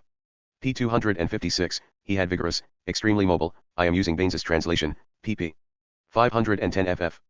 p. 257, we can believe Jean Aubry's account, The Sea Dreamer, pages 141 ff. The fictional presentation comes in as Smile of Fortune. p. 259, Near You in My Thoughts, Ibid, p. 145. p. 259, A Smile of Fortune, it appeared in London Magazine in February. 191-1, but is more accessible in Twixt Land and Sea. p. 260, Her Indifference Was Seductive, Twixt Land and Sea, p. 59. p. 251. p. 252. p. 254. p. 255. p. 255. p. 255. p. 255. p. 255. p. 260. p. 261. p. 265. p. 266. p. 266. p. 267. p. 268. p. 269. 930 notes to pages 2602 YY. p. 260, Might Retire with Honor, Joseph Conrad, A Psychoanalytic Biography. Princeton, Princeton University Press, 1967, p. 77. To Have Roots Anywhere, Jean Aubrey, The Sea Dreamer, p. 145. Of Your Future Success, Ibid, p. 147. 4. In Leopold's Congo, 1889-1890. Wouldn't Even Look at Me, Youth, pages 51-2. Without Fear of Men, A Personal Record, p. 69. Produced a Favorable Impression, Ibid, pages 69 ff. Thinking of the Man Almayer, Ibid, pages 73-4. By Ages of Careless Usage, Nigger, p. 13. Changed Into Its Absence, Mallarmé, Chicago, Phoenix Books, 1962. 1953, p. 58. p. 269, Of the Laws of Nature, Letter of June 20, 191-3, ALS, Duke. There were, as well, other extensive influences on Conrad when he wrote his preface, Pater's work, The Arguments Over Naturalism and Impressionism. In painting, Maupassant's preface to Pierre et Jean, and even, as some critics claim, Brunetière and his essay Impressionism in the novel. 4. The Last, C. Aloys Nappe, Joseph Conrad and Impressionism, The Journal of Aesthetics and Art Criticism, Thursive/2, Winter 1976, pp. 137-44. p. 270, Admiration Full of Respect, ALS, Yale. p. 270, Treatment of His Mercenaries, November 11, 1909, ALS, Private Collection. p. 270, Made the Art of Fiction, Techniques of Fiction, in the Man of Letters. In the Modern World, London, Meridian Books, 1957, p. 91. p. 271, N. Jamais Exist, ALS, Yale. p. 273, In the Depths of the Land, Youth, p. 52. p. 273, In the Letter to Thais, November 4, 1889, Jean Aubrey, ed., Lettres Francaises, Paris, Gallimard, 1929, p. 25. p. 273, That on September 24 wrote to Thais, C. Jean Aubrey, Joseph Conrad O. Congo, Mercure de France, Clxeith, October 15, 1925, pages 296-97. p. 274, M. R. Conrad Has Cost, Najder, p. 201. p. 274, Sum of 400 rubles, Ibid. p. 274, thus, at 31, Conrad was finally on his own, his allowance proper. Ended at 30, in 1887, as Bobrowski wrote in his document, in view of the fact that in November old style you will reach the age of 30, by which time everyone ought to be self-supporting. I told you that I Rouse discontinue a regular allowance Ibid. p. 276, and expense of leaving, Lettres Francaises, p. 28. p. 276, If Such Was My Fancy, Youth, p. 53. p. 276, Conrad wrote, on January 16, 1890 Najder, p. 206. The original letter is at Yale, on paper with bar, mowing letterhead. p. 277, With You in Krakow, Ibid, p. 207. p. 277, Perhaps to no avail, January 20, 1890, Ibid, original at Yale, on bar. Mowing stationery. Notes to pages 2y/2 pi 93-1. p. 277, on the 31st, Ibid p. 208. p. 280, and part simply as friends, July 18/30, 1891, Najder, p. 148. p. 280, For a Compassionate Mother, p. 10-1. The letter Dr. Meyer quotes from is one Conrad wrote on October 16, 1891, ALS, Yale. p. 280, only a month before, September 15, 1891, ALS, Yale. p. 281, will not go through, ALS, Yale. p. 282, concerning my affairs, ALS, Yale. p. 283, no end of coin by trade, youth, p. 55. p. 283, I passed 2 whole weeks, May 22, 1890, Najder, p. 211. French. Translation of original at Yale, in the Jean Aubry Archives. p. 284, du com. Adieu, youth, pages 58 ff. p. 284, Center of the Earth, Ibid, p. 60. p. 284, the Ville de Massillon on May 6, information for this comes from 2 letters. Conrad wrote to Maria Tiskova, daughter of Kazimierz Bobrowski. May 2, May 6, 1890. Najder, p. 209, p. 210, originals in Ruch Literaki. Warsaw, 1927, No. 5. p. 284, his mind to it, May 15, 1890, ALS, Yale. This is Conrad at his most Hamletic, he was even replacing a Dane. p. 284, went there too, a personal record, p. 13. p. 285, for this trouble myself, May 22, 1890, Najder, p. 211. p. 285, cursing the stones, June 10, 1890, ALS, Yale. p. 285, sinister backcloth, youth, p. 61. p. 286, nothing could happen, Ibid, pages 61-2. p. 288, from beyond the seas, Ibid, pages 66-7. p. 288, as much as possible, last essays, pages 238-39. p. 289, remained on the coast, May 24, 1916, ALS, NYPL, Quinn Collection. p. 289, good up to now, last essays, pages 239 ff. p. 289, 20 Days of Caravan, June 18, 1890, ALS, Yale. p. 290, A Wasted Landscape of Industrial Junk, Youth, pages 63 ff. p. 291, No Birds of Prey Seen by Me, last essays, pages 241-43. p. 291, Past a Bad Night, Ibid, p. 244. p. 292, In a Christian Country, Youth, p. 71. p. 292, Sick of This Fun, last essays, p. 245. p. 292, Sky Clouded, Ibid, pages 247 ff. p. 292, In the Form of a Cross, Ibid, pages 250 ff. p. 292, Bullet on Coming Out, Ibid, p. 253. If the wound is shifted from head to chest, it was not unlike Conrad's own self-inflicted one. p. 293, then page by page, p. 19. p. 293, Turn of the Congo, p. 14. Also, C. Gordon, p. 179. p. 294, In Me for This Project, Najder, p. 133. p. 294, While He Is Here, September 26, 1890, ALS, Yale. p. 295, Norman Sherry Ascribes, Sherry, Conrad's Western World, pages 45 ff. p. 295, derived from the ID, part of what follows is indebted to Sherry's Conrad's Western World, chapter 7. p. 296, as his diary shows, this part of the diary is not reproduced in last essays, it is in the library of Harvard University. p. 297, Gliding Here and There, Youth, p. 121. 932. Notes to pages 2pi-16. p. 297, known of him through hearsay, Sherry, Conrad's Western Worlds chap. Ter 2. p. 298, Who Inhabited, ALS, Yale. p. 298, For a Year or Longer, September 24, 1890, Najder, p. 213. Original in Ruch Literaki, Warsaw, 1927, No. 5. p. 298, Which is Being Got Ready, Ibid p. 211. p. 299, Cruel Without Courage, Youth, pages 87 ff. p. 300, To Such Deadly Diseases, T2 in Hovey, Joseph Conrad, I, p. 140. v. The Writer, 189-11899. 305. 306 307. 307. 307. 308. 308. 309. 309. 310. 310, 3. 3. 3. 3.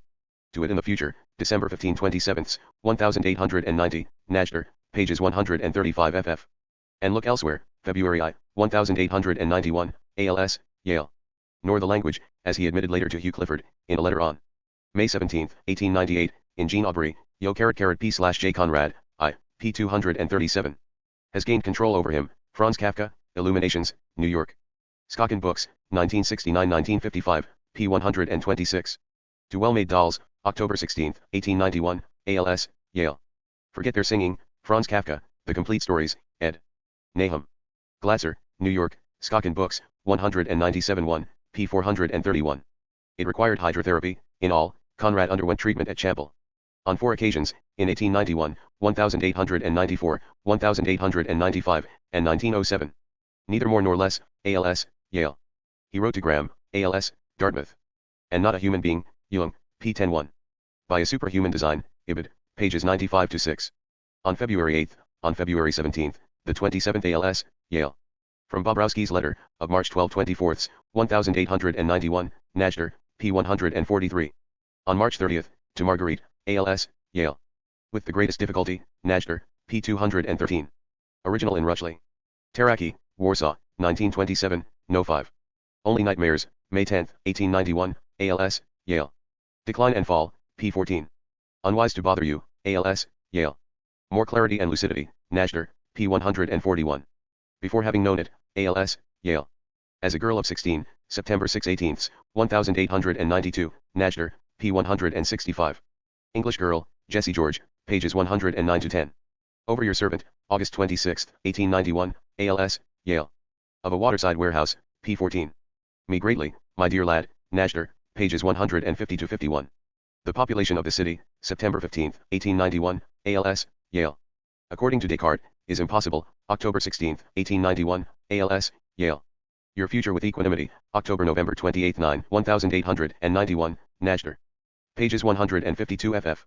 Conrad announced to Marguerite, ALS, Yale. Best Remedy for Pessimism, November-December 20 to 1891, Najder. p. 157. Notes to pages 31y33-1. 933. p. 317, Boat in Heavy Weather, Last Essays, p. 34. p. 317, The Greater Success, Ibid, p. 39. p. 317, Has Stripped of Hope, March 5, 1892, ALS, Yale. p. 317, Suggesting a Common Epilepsy, Ibid, p. 158, n.I, also see Najder's intro. Duction, p. 9. p. 318, A Letter from Uncle Thaddeus, May 2 14, 1892, Najder, pages 161 ff. p. 318, By False Appearances or Friends, July 2 14, 1892, Ibid, p. 163. p. 318, There Is Nothing to Be Done, October 5 17, is, 2/Ibid, p. 168. Also see. Letter for September 6 18, 1892, Najder, p. 164.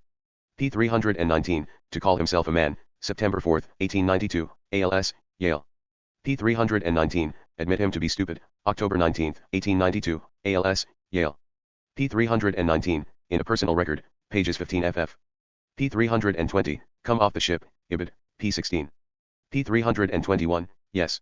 Perfectly, Ibid, pages 17-18. p. 321, Uniform Grey Awaiting Me, February 3, 1893, ALS, Yale. p. 321, Reminiscences of Conrad, this appeared in the issue of La Nouvelle Revue Francaise that memorialized Conrad, and was translated into French by André Morois. p. 323, On Which I Draw Freely, H. V. Merritt, The Life and Letters of John Galsworthy, London, Heinemann, 1935, p. 88. p. 324, Letters from Bobrowski, for May 10 22, 1893, also, July 1 13, 1893. The last extant letter from Bobrowski to Conrad, in Najder, pages 169, 171. p. 324, Packed in the Bag, A Personal Record, p. 19. p. 324, I Were a Little Child, September 14, 1893, ALS, Yale. p. 325, Whole Idea is Very Funny, Ibid. p. 325, Arabs and Half-Castes, p. 9. p. 325, I Am Writing These Lines, November 5, 1893, ALS, Yale. p. 326, To Capture His Visions, A Personal Record, p. 8. p. 326, Realities of Sea Life, Ibid, pages 9 ff. p. 326, He Wrote Marguerite, December 6, 1893, ALS, Yale. p. 326, Who Knows Where Else, December 18, 1893, ALS, Yale. p. 326, Off the Australian Coast, December 20, 1893, ALS, Yale. p. 327, Almack's Folly Was Begun, A Personal Record, p. 3. p. 327, Setting of Light Music, Ibid, p. 5. p. 327, When I Finished It, ALS, Yale. P327, succeeded in producing, February 2, 1894, ALS, Yale. P328, Mon aime avec lui, February 18, 1894, ALS, Yale. P328, of a piece of bad news, Meyer, P103. P328, could not do meaningful work, Albert J. Garrard, Conrad the novelist. Cambridge, Harvard University Press, 1958, P11. P329, but difficult to find, March 2, 1894, ALS, Yale. P330, Encounter of Indistinct Ideas, ALS, Yale. P330, in a quarter of an hour, April 16, 1894, ALS, Yale. P330, met Miss Jessie George, Jean Aubrey says Conrad made the acquaintance of Jessie in October or November, 1893, but he seems to be off by a year. C/IC Dreamer, P212. P331, in his next two letters, for late April 1894 and May 2, 1894, ALS, Yale. P331, Distinguished Critic, Edmund Goss, May 17, 1894, ALS, Yale. 934 notes to pages 331 to 348. P331, a June letter, June, 1894, ALS, Yale. P331, The Romans Anonymes, July 12, 1894, ALS, Yale. P332, Divine Privilege of Thought, July 20, 1894, ALS, Yale. P333, or the day after, July 25, 1894, ALS, Yale. P333, for a very long time, ALS, Yale. P333, August 18th letter, ALS, Yale. P333, K has collaborated there, August 18th, 1894, ALS, Yale. P334, interesting without any women, Ibid. P334, Garnett's words encouraged him, unless by encouraged Conrad meant. He was urged to continue what he had already begun. P335, either written or typed, September 8, 1894, ALS, Berg. P335, for several ships, October 2, 1894, ALS, Yale. P335, competent and charming writer, October 4, 1894, ALS, Rosenbuck. P335, their position as underdogs, Garnett, P2. P336, a much better check, October 10, 1894, ALS, Yale. P336, made me an author, Garnett, P3. P337, soon be going to see, Ibid.Y pages 3 to 4. P337, October 10th letter, ALS, Yale. P338, Contempt for Literature Itself, from the Pen and the Book, quoted by John Gross, The Rise and Fall of the Man of Letters, New York, Mac. Millen, 1969, P200. P339, Ford was to draw suspicion, Joseph Conrad, A Personal Remembrance. New York, Octagon Books, 1971-1924, P97.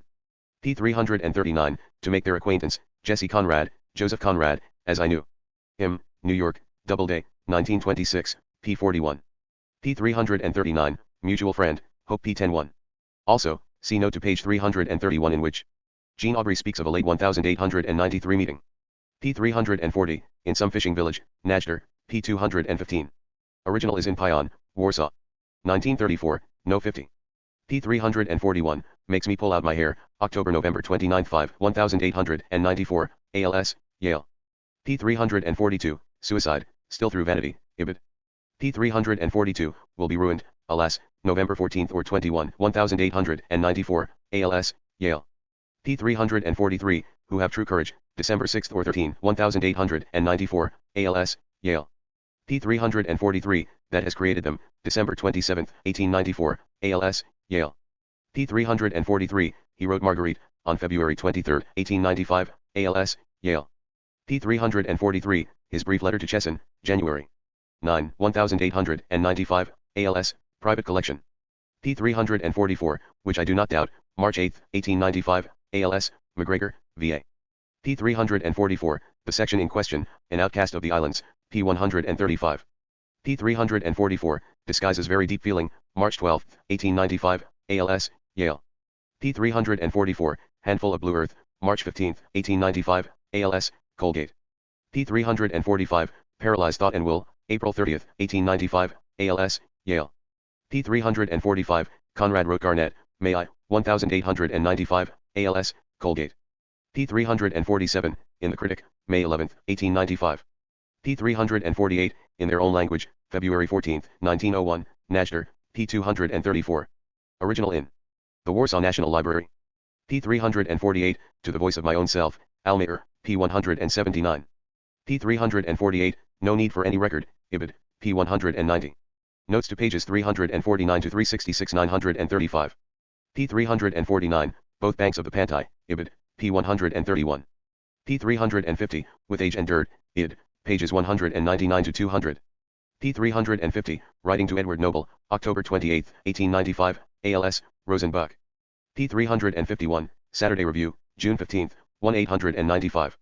p. 351, Weekly SMW, June 9, 1895. p. 351, The Athenaeum Critic, The Daily Chronicle Reviewer, James Ashcroft. Noble in the Academy, respectively, May 25, May 11, June 15. p. 351, he had met the Brickell family, many of the details which followed arrive from Najder's researches. p. 352, Emily's diary, her diary and letters from Conrad are in the possession of her daughter, Madame Francaret was Michel. Najder used some of the made real in an article called Conrad in LX, v, and the letters appeared with some errors in Les Nouvelles Littéraires, August 6, 1964. p. 354, We Must Help Make Triumphant, ALS, Private Collection, Michel. p. 354, Is Not Worth the Trouble, ALS, Private Collection, Michel. p. 354, Long Letter to Ted Sanderson, I, pages 176 ff. This important letter, unfortunately, is the sole one of Conrad 74 to the Sandersons for which no original has turned up. The others are at Yale. p. 356, Writing Emily Brickell, ALS, Private Collection, Michel. p. 357, Light But Poisonous Lies, ALS, Private Collection, Michel. p. 357, I6THINST at 4 p.m., Garnett, p. 39. p. 357, Very Near My Heart, Outcast, p. 9. p. 358, The End Was at Hand, Garnett, pages 8 ff. p. 358, In a Dismal Failure, September 24, 1895, ALS, Berg. p. 360, Conrad Explained to Garnett, ibid. p. 360, In a Letter to Noble, October 28, 1895, ALS, Rosenbach. p. 361, Close Contact by Every Pore, Outcast, p. 140. p. 361, An All-Pervading Discontent, ibid, p. 56. p. 362, Is Better Than Strife, ibid, pages 80 to 81. p. 362, To Witness His Slow Agony, ibid, p. 39. p. 363, Night Already, ibid, p. 360. p. 363, About Tropical Countries, ibid, pages 360 to 61. p. 363, He Had Told Noble, October 28, 1895, ALS, Rosenbach. p. 363, Dismal Light to Me, November 2, 1895, ALS, Rosenbach. p. 364, Writing to Mile Brickell, November 14, 1895, ALS, Private Collection. Conrad mentions in passing, I find myself now with a lawsuit on my hands. There is nothing more alien to my tastes and habits. The episode is unclear, but possibly it was connected to his activities on behalf of Hope's brother-in-law Rourke, or, more likely, the result of a further deal with a man named Mayharg and some claims on another reef. p. 364, The Bookman, Volume LXVI, Number 5. The Sisters was reissued by Hugo Mercia in 1968, in Milan, with Ford's introduction. All references will be to this edition.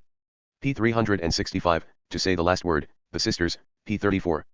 p. 365, Immense and Tormenting Idea, ibid, pages $6 ff. p. 366, The Most Hopeless of All, ibid, pages 18 ff. p. 366, Out of Opposed Race Natures, ibid, p. 20. 936 notes to pages J66-J80. p. 366, by Garnett's Adverse Criticism, which we pick up in Conrad's letter to Garnett for March 23, 1896, Garnett, p. 46. p. 367, Marriage and Family Life, p. 115. p. 368, Idiotic Mystery of Heaven, Garnett, p. 46. p. 369, In a Week a Fortnight. Joseph Conrad and His Circle, p. 12. p. 369, Would Not Live Long, ibid. p. 370, No Bother at All, April 9, 1896, ALS, Yale. p. 370, Unworthy Even of a Curse, April 13, 1896, ALS, McGregor, VA. p. 371, National Observer, April 18, 1896. p. 371, Saturday Review, May 16, 1896. p. 373, Such a Signal Proof, May 18, 1896, ALS, Illinois. p. 373, Reading Your Next Book, May 11, 1896, Jean Aubrey, ed., 20 letters. To Joseph Conrad, London, First Edition Club, 1926, 8 pamphlets with outpagination, numbering, and sequence. p. 373, W. Henley May 22, 1896, ALS, Texas. In his reprinting of the letter, Garnett P52 has mistakenly dated it May 24. P374, to bore you really, May 25, 1896, ALS, Illinois. P375, he was expressing to Garnett, May 22, 1896, ALS, Texas. P376, stick to the fingers, June 2, 1896, ALS, Colgate. P376, at that for 2 pence, June 6, 1896, Garnett, pages 56 to 57. P376, try some other way, June 10, 1896, ALS, Yale. P376, harmonize with the drama, these and several other Garnett letters to Conrad are reproduced in the Garnett family by Carolyn G. Heilbrunn. New York, Macmillan, 1961. P376, his raving in VO_SH, Joseph Conrad and his circle, P26. P377, admitted to be necessary, June 19, 1896, Garnett, P59. P378, mentioned by Jesse, Joseph Conrad, as I knew him, P27. P378, Indian Magazine and Review, for June 1896. This information comes from S. Mario Curley.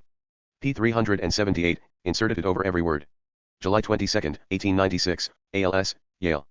P378, or at best circumstantial, according to this reasoning, Conrad already had the first pages of Jim in hand when Blackwood asked for another submiss. Zion in the spring of 1898. See author's note to Lord Jim, p. 8. Eloise. Nappe argues that Conrad may have made his notes for the novel in Teofila Bobrowska's commonplace book as far back as his honeymoon in 1896 to strengthen her circumstantial argument. Hay cites a brief note for the rescue on the verso of the final page of the Tuan Jim sketch. Since the rescue goes back to the summer of 1896, there is some possible connection to an early idea of Jim, Hay, Comparative Literature, 12. Fall I 960, pages 289 to 309. P379, while I wrote, to Unwin, July 22, 1896, ALS, Yale. P379, fit only to be stoned, August 5, 1896, Garnett, P63. P379, the persons and feelings, Ibid, P64. P379, I am afraid of it, Ibid. P380, answering Garnett's criticism, August 14, 1896, ALS, Colgate.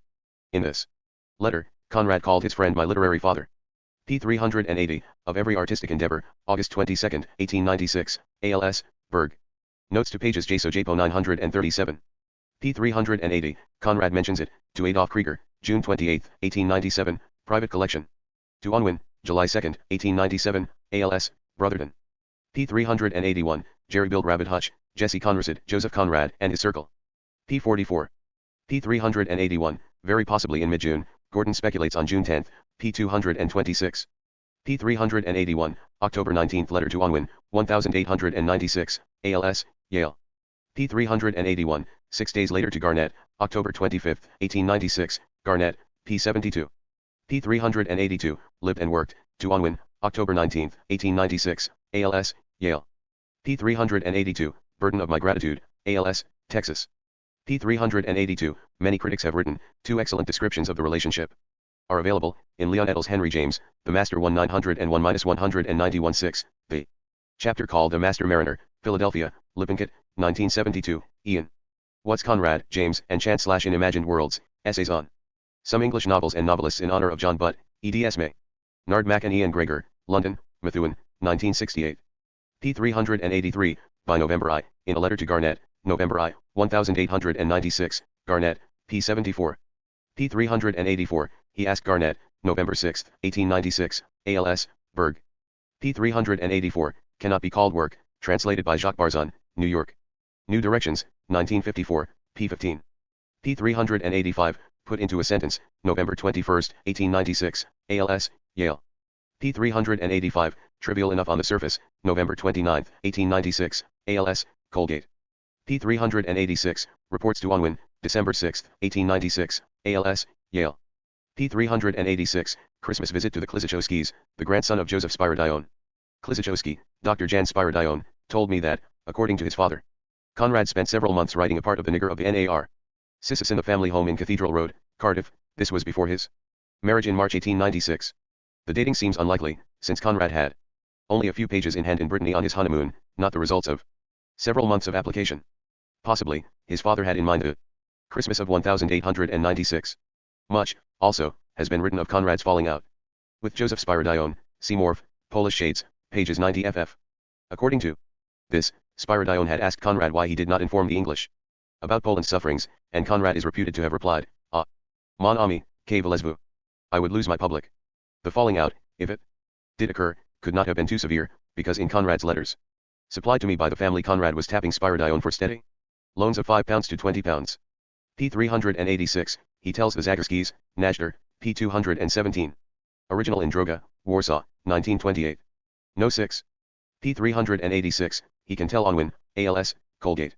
p. 387, not a shameful failure, January 27, 1897, ALS, Yale. p. 389, as clean plate glass, to Garnett, February 13, 1897, Garnett, p. 89. p. 389, but not an artist, Harris Wilson, ed., Arnold Bennett and H. G. Wells. Urbana, University of Illinois Press, I-960, pages 38-9, dated December 8, 1897. p. 390, Essence of Life, February 2, 1897, ALS, Yale. p. 390, Jesse Feared, Joseph Conrad and His Circle, pages 50 ff. p. 390. p. 390. p. 391. p. 391. p. 391. p. 391. p. 392. p. 392. p. 392. p. 393. p. 393. p. 393. p. 394. 938 notes to pages JPO-OJ. To live for at last, to Garnett, February 19, 1897, ALS, Berg. On his writing table, that is, no novel that he was capable of completing. He told Helen Watson, March 14, 1897, ALS, Yale. He could even tell Garnett, February 28, 1897, Garnett, p. 91. Necessity than anything else, April 5, 1897, ALS, Berg. He indicates that, April 14, 1897, ALS, Brotherton. Chops in Anticipation, May 26, 1897, ALS, McGregor, VA. Met his demand for £40, Conrad's terms were steep. David Meldrum Rec. Amended publication, but Conrad rejected Blackwood's original offer. Until his demand for £40, about $500 to $7.50 in current monies, was met. Garnett on June 2, 1897, ALS, Yale. No distinction of any kind, June 20, 1897, ALS, Brotherton. He wrote Onwin, July 18, 1897, ALS, Texas. My Nose in the Air, to Sanderson, July 19, 1897, ALS, Yale. A Regular Assortment of Ailings, to Sanderson, July 26, 1897, ALS, Yale. p. 394, is not the best part of him. I understand that a new biography by C.T. Watts and Lawrence Davies, which has not yet appeared, will stress his impact on social history. Believe a Thing or Two, August 5, 1897, ALS, Dartmouth. With further remarks, August 9, 1897, ALS, Dartmouth. To the Least of His Slaves, August 24, 1897, ALS, McGregor, VA. Discerned in the Aim, the manuscript of the preface is at the Rosenbach Library. p. 397, feeding into the preface was a mix of James, Pater, Flaubert. Very possibly Maupassant, his preface to Pierre Etienne, and perhaps Brunetière, the critic and editor of La Revue de Deux Mondes. For the relationship to Brunetière, see Hay, Joseph Conrad and Impressionism. With James in mind, it is of some interest that the typescript has the half-erased the art of fiction on its first leaf. For a detailed description of the typescript, see Neil Joy's Conrad's preface to the Nigger of the Nar. Sissus, the lost typescript recovered, Conrad Iana, 9, pages 17 to 30. Professor Joy also offers ample evidence that the 1902 Hythe pamphlet was not a wise forgery, although his proof is circumstantial.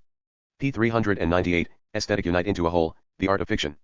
p. 398, when we come to the preface, the text derives from the collected edition of the Nigger of the Narcissus. p. 399, of all good art, style, in appreciations, 1884. More accessible in lit. Literary Criticism, ed. Lionel Trilling, New York, Holt, Reinhardt, 1970. Pages 267-68. p. 400, is sometimes amusing, December 20, 1897, ALS, Dartmouth. p. 401, Nor Where God Is. Essay, January 14, 1897, Ibid. p. 401, for the last 3 months, September 4, 1897, ALS, National Library of Scotland. p. 402, Reckless of Consequences, September 6, 1897, Ibid. p. 403, Daughter of a Man's Heart, The Rescue, p. 10. p. 403, In a Guarded Letter to Conrad, William Blackburn, ed., Joseph Conrad. p. 395. p. 395. p. 396. p. 397. Notes to pages oj-I. 939. Letters to William Blackwood and David S. Meldrum, Durham, N.C. Duke University Press, 1958. p. 13. p. 403, in return, Conrad indicated, October 30, 1897, ALS, National Library of Scotland. p. 404, I Have to Live Upon, September 24, 1897, Garnett, p. 103. p. 404, The Secret of My Life, October 2, 1897, Lettres Francaises, p. 32. Origi. NAL unknown. p. 405, In a Cataleptic Trance, October 8, 1897, Garnett, pages 108-9. p. 405, Of a Betting Slave Mentality, Cott's essay, The Late Tragic Spirit, A.P. Paired in Creativity, September 1945, pages 137-60. p. 405, Conrad mentioned to Garnett, October 14, 1897, Garnett, p. 115. p. 406, Too Good, Too Terrible, November 11, 1897, Two Letters from Stephen Crane to Joseph Conrad, London, First Editions Club, Kirwan Press. 1926. p. 406, Very Air One Breathes, November 16, 1897, ALS, Columbia. p. 407, Conrad Took a New Tack, November 5, 1897, ALS, Yale. p. 407, Conrad normally practiced, possibly this can be traced to his loss of Blackwood for the Rescue, to Meldrum, November 5, 1897, ALS. Duke. p. 407, Patron Jew, November 11, 1897, Garnett, p. 116. p. 407, I May So Express It, November 9, 1897, ALS, National Library of Scotland. p. 407, Bows Out of the Letter, November 30, 1897, in French, ALS, Harvard. p. 408, To Do Something for Him, Leon Edel, Henry James, p. 53. p. 408, of his earlier time, expressed to Edith Wharton, Ibid, p. 48. p. 409, Much to Your Own Surprise, December 5, 1897, Garnett, p. 119. The letter to Crane, dated December I, is at Columbia. Ford stressed after Conrad's death that he and his friend, along with Crane and James, were Impressionists. Conrad, however, had fought the label, as he fought all labels, and stressed that Impressionism as an art form was a surface treatment, lacking solidity thus. Crane slips from one's grasp. The matter is not a simple one, and my remarks in Part 6 will demonstrate how sharply Conrad diverged from the Impressionists. p. 409, and see We're Doing, December 8, 1897. p. 409, As Empty as the Sky, The Nigger, p. 27. p. 410, Just Born of the Earth, The Red Badge of Courage, New York, Norton. 1962, p. 21. p. 410, Have Been Learned by Heart, December 6, 1897, ALS, Dartmouth. p. 410, On Its Stage, Last Essays, pages 168-69. p. 411, In the Accomplished Task, January 12, 1898, ALS, Columbia. p. 412, Nothing Shall Be Done, February 3, 1898, ALS, Yale. p. 412, He Wrote a Friend, Stallman and Gilkes, eds Stephen Crane, Letters, New York, New York University Press, I-960, p. 176, N22. p. 412, Daily Mail's Characterization, December 7, 1897. p. 413, Of the Ship at Sea, December 9, 1897, ALS, Rosenbuck. p. 414, He Does Not Think, December 14, 1897, ALS, Dartmouth. p. 414, If He Went to Sea, The Opinion of A. F. Skiffley, in his Don Roberto. 940 notes to pages F14-42 London, Heinemann, 1937, p. 331, denied by Baines, p. 2I4N, and re-examined by C.T. Watts in Joseph Conrad's Letters to Cunningham. Graham, Cambridge, England, Cambridge University Press, 1969, p. 107 and to lines 25-28. p. 414, Before Vanishing Forever, December 23, 1897, ALS, Foy F. Quiller Couch. p. 415, The Splendor of Youth, Ibid. p. 415, I Can't Understand It, to Galsworthy, January 7, 1898, ALS. Birmingham. p. 415, Writing to Garnett, January 7, 1898, Garnett, p. 124. p. 416, No Conspiracy of Silence, January 7, 1898, ALS, Berg. p. 416, Commend to Your Heart, January 21, 1898, Najder, p. 223. Original in Wiadomysci Literacki, Warsaw, 1929, No 51. p. 418, in a letter that, January 14, 1898, ALS, Dartmouth.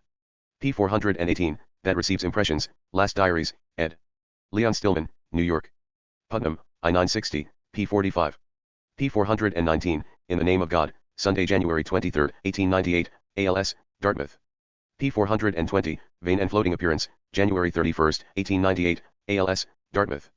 p. 421, Nothing but a surface, January 16, 1898, ALS, Birmingham.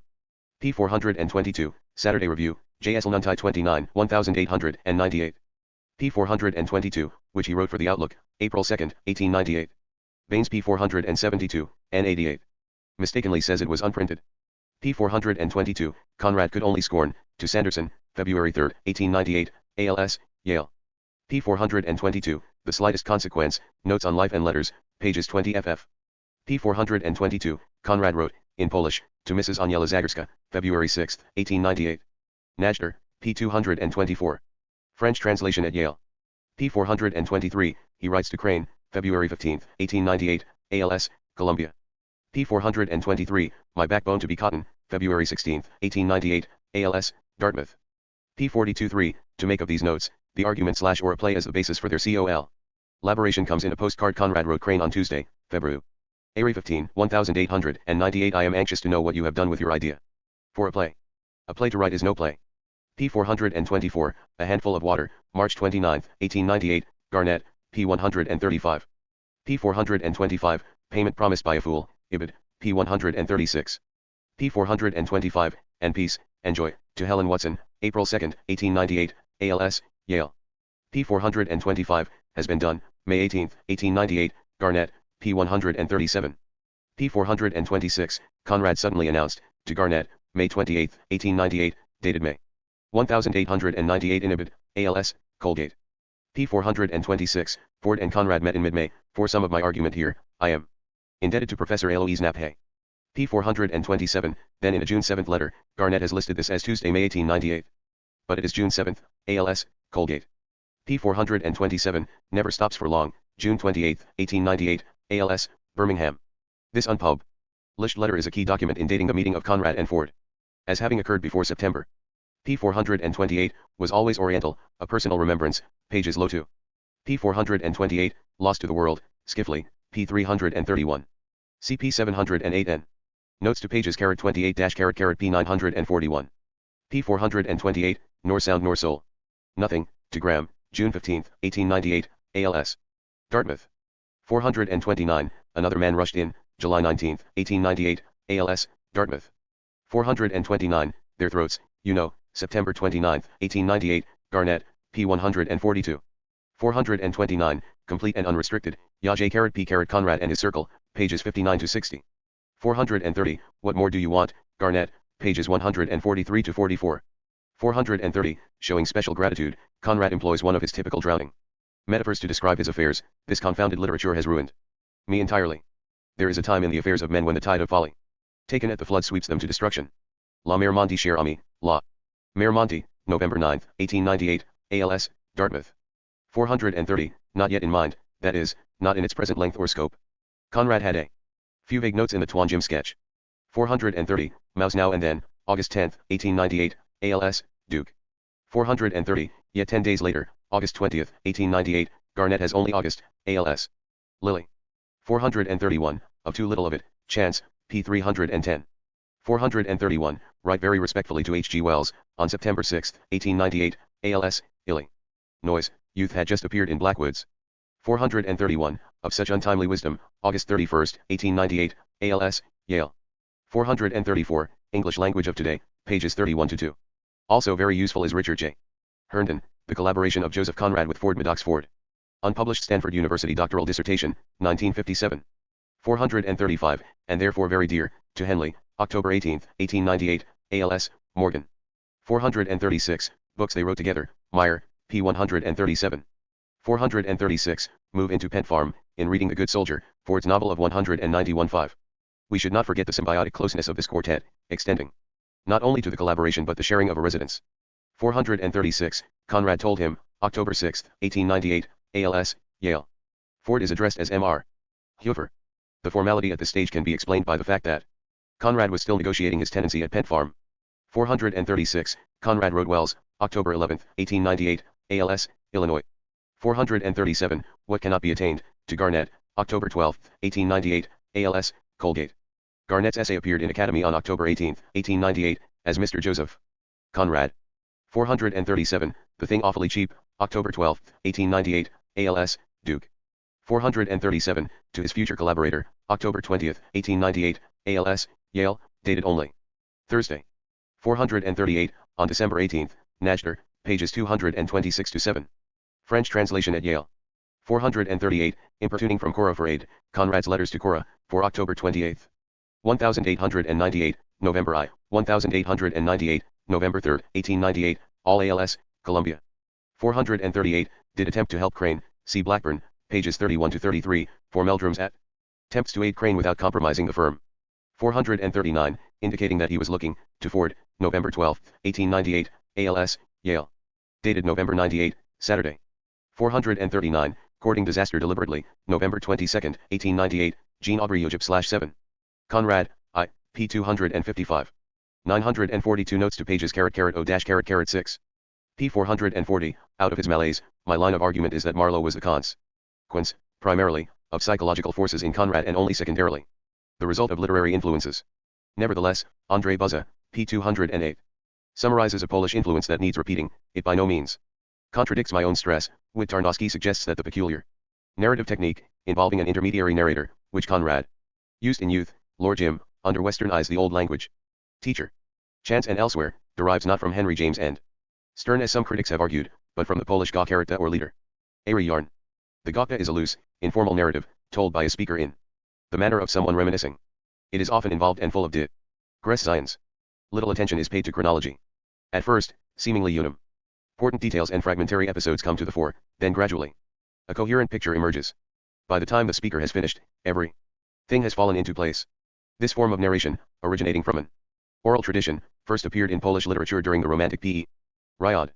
Tarnowski argues that the Gaucheratta style lent itself especially to Conrad, since much of his narrative material was based either on his own memories, or on yarns which he heard from other people. p. 440, ever was or will be, to Wells, December 4, 1898, ALS, Illinois. p. 440, he announced to Blackwood, December 13, 1898, ALS, National Library of Scotland. p. 440, to bear your imprint, December 31, 1898, Ibid. p. 441, writing to Wells, December 23, 1898, ALS, Illinois. p. 441, A Politics and Literature, Najder, pages 228-29. French translation at Yale. 6. The Novelist, 1899-1904. p. 446, Of the Open Sky, in Modern Painters, I. p. 446, Epigenetic Principle, Childhood and Society, pages 65 ff. p. 447, With the Personal Father, Gandhi's Truth, pages 132 flf. p. 448, In the Temporal Sphere, Lord of the Four Quarters, Myths of the Royal Father, New York, Collier Books, 1966, p. 23. p. 448, The Source of Transformation, Art and the Creative Unconscious. Princeton, Princeton University Press, 1959, pages 178 ff. p. 449, More Permanently Enduring, p. 12. p. 449, Their Own Religious Experience, Mircea Eliade, Shamanism, Archaic Techniques of Ecstasy, Princeton, Princeton University Press, 1964. I-95I, p. 8. p. 450, One Writes for Oneself, to Marriott Watson, January 23, 1903, ALS. Rosenbach. p. 452, Que la nudité, Mallarmé, p. 131. p. 454, Meantime One Must Live, August 22, 1899, ALS, National Library of Scotland. p. 456, Waits on Imagination Alone, October 12, 1899, ALS, Yale. Notes to pages F-6-4y8. 943. p. 456, An Almost Unflagging Invention, Simons, Notes on Joseph Conrad. London, Myers, 1925, p. 30. p. 457, He Wrote to Galsworthy, February 11, 1899, ALS, Birmingham. p. 457, Not as Recognized, quoted by Robert Scholes, Structuralism in Literature, New Haven, Yale University Press, 1974, pp. 83 ff. The text by Shklovsky, Orklovsky, is Sur la Théorie de la Prose. p. 458, Integrity of the Pattern, Anatomy of Criticism, Princeton, Princeton University Press, 1957, p. 80. p. 459, Cloth and Glittering Bronze, Youth, p. 134. p. 460, I Am Utterly Squashed, November 12, 1900, Garnett, p. 172. p. 460, The Dust of the Contest, August 2, 1901. Original unknown. p. 462, Sloth, Ignorance, or Folly, ALS, Berg. p. 464, Of a Vast Metamorphosis, Descent and Return, The Orphic Theme in Modem Literature, Cambridge, Harvard University Press, 197 1, pp. 12-13. p. 465, As Death But As Life, Eros and Civilization, A Philosophical Inquiry. Into Freud, New York, Vintage, 1962-1955, p. 149. p. 465, The Subjugation More Complete, Lord Jim, p. 129. p. 465, Barely Reaches Medium Height, Psychoanalytic Explorations in Art. New York, Schocken Books, 1964-1952, p. 20. p. 466, Differentiation in One, p. 86. p. 468, Moving in a Visible World, May 31, 1902, ALS, Duke. 7. The Major Career, 1899-1910. p. 471, Specifics of this attack. There is no proof that Conrad read the words of her attack, although he may well have. He certainly was aware of the general contents. He does mention a letter from her, but since it has never turned up, we cannot be sure that its words paralleled her published attack. p. 472, Glowing Mass of Coal Within, Youth, p. 35. p. 473, He Belittled to Garnett, January 13, 1899, ALS, Colgate. p. 473, Even When He Wrote to Crane, January 13, 1899, ALS, Columbia. p. 473, Seem Lax and Large and Pale, Experiment in Autobiography, London. Macmillan, 1934, pages 615 ff. p. 474, Should Come in Your Way, February 2, 1899, ALS, Dartmouth. p. 474, That Is Practically EFF Caradictive, February 8, 1899, ALS, Dartmouth. p. 474, A Mere Trifle to It, to Blackwood, February 8, 1899, ALS, Nationally. Brary of Scotland. p. 475 Je suis sauve, February 8, 1899, ALS, Dartmouth.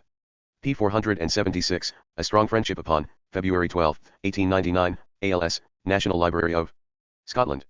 p. 477, 14 Years Ago With My Money, February 10, 1899, ALS, Duke. p. 477, Feather in Maker's Cap Yet, Blackburn, p. 48. p. 478, or Public Opinion, Walter Kaufmann, ed. The Viking Portable. Nietzsche, New York, Viking, 1954, p. 547. 944 Notes to Pages YP-P. p. 479, As One Would, Might Lord Jim, the document is reproduced by Alexander Janta M. Joseph Conrad, Centennial Essays, ed. Krzyzanowski. Pages 85-110. Included at the end of the sketch are Conrad's brief notes for the rescue and an outline for a play with an Italian setting. p. 479, Conrad also told Meldrum, February 14, 1899, ALS, Duke. p. 481, A Sort of Silverpoint, a Delicacy, pages 142 ff. p. 482, Had Been Invulnerable and Immortal, The Inheritors, p. 9. p. 482, Forever and Ever, Ibid, p. 205. p. 483, Three Times Over, ALS, Colgate. p. 483, No Time to Lose, ALS, Colgate. p. 484, Tardiness of His Vitality, December 3, 1902, ALS, Yale. p. 484, Conrad Chided Ford, Early July 1901, ALS, British Museum. p. 485, Long Enough for That Rescue, Garnett, p. 153. In an extremely intimate letter to Ted Sanderson, on October 12, 1899, Conrad repeated similar images of desperation. He says, I fear I have not the capacity and the power to go on carrot to satisfy the just expectations of those who are dependent on my exertion. So I turn in this vicious circle and the work itself becomes like the work in a treadmill, a thing without joy, a punishing task, ALS, Yale. p. 485, I Really Care to Work, May 25, 1899, Jean Aubrey Y6. Feb. Conrad, I, p. 277. p. 486, A Touching Letter to Helen Sanderson, June 22, 1899, ALS, Yale. p. 487, Resolutely Away From It, August 22, 1899, ALS, National Library of Scotland. p. 488, On the Verge of Craziness, April 17, 1899, ALS, Birmingham. p. 489, Top of My Miserable Skull, Thursday, ND, I-899, I-90, ALS, Yale. p. 489, Under the Tepid Ruins, October 2, 1898, ALS, Yale. p. 490, Line of the Least Resistance, August 23, 1899, ALS, Berg. p. 490, My Ideal and of My Risk, ALS, Berg. p. 491, Who Has Lost His Gods, September 16, 1899, ALS, Lilly. p. 492, Apart from Subject, October 9, 1899, QZ and Hurry, Joseph Conrad, I, pp. 279-80. p. 492, appear in 14 installments in all, as follows, chaps. I 4 October. 1899, v November, 6-7 Dec, 8-9 January 1900, x 11 February. 12-13 March, 14-15 April, 16xx May, XXIXXIII. June, XXIBXXVII July, XXVIIIXXX August, XXXIXXXV. September, 30XL October, XLIXLV November. P492, first of this month, ALS, Yale. P493, called Conrad's attention, Conrad's letter for October 26, 1899, to Sand. Earson, ALS, Yale. P493, of your own feelings, October 14, 1899, ALS, Dartmouth. P494, rebel in my imbecility, to Sanderson, October 26, 1899, ALS, Yale. P494, simple and sensitive character, Lord Jim, P8. P494, at times on the edge, Ibid, P93. P495, as honourable as pocket-picking, November 8, 1899, ALS, nationally. Brewery of Scotland. Notes to pages 4 PS5 945. P495, a November 13 letter, dated Sunday, November 99, ALS, Yale. P496, Jesse describes 1, Joseph Conrad and his circle, pages 67 ff. P496, of course this year, ALS, Duke. P497, Doings of German Influence, December 25, 1899, Najder, P232. French translation at Yale. P497, A Homogeneous Book, December 26, 1899, ALS, National Library of Scotland. P497, To Make Up the Number, January 3, 1900, ALS, Duke. P498, Ever Invented by Jew or Gentile, January 4, 1900, ALS, Dartmouth. P498, Conrad wrote Garnett, January 20, 1900, Garnett, pages 164 ff. P498, To Run in a Circle, January 19, 1900, ALS, Dartmouth. P499, That She Entertained Jim, Blackburn, P86. P499, Very Near My Heart, April 3, 1900, ALS, Duke. P499, Healthy and Rich, March 26, 1900, ALS, Colgate. P499, He Announces to Meldrum, April 3, 1900, ALS, Duke. P500, Such Indications is Returned, April 12, 1900, ALS, National Library of Scotland. P500, Blackwood Responded, April 24, 1900, Blackburn, pages 91-2.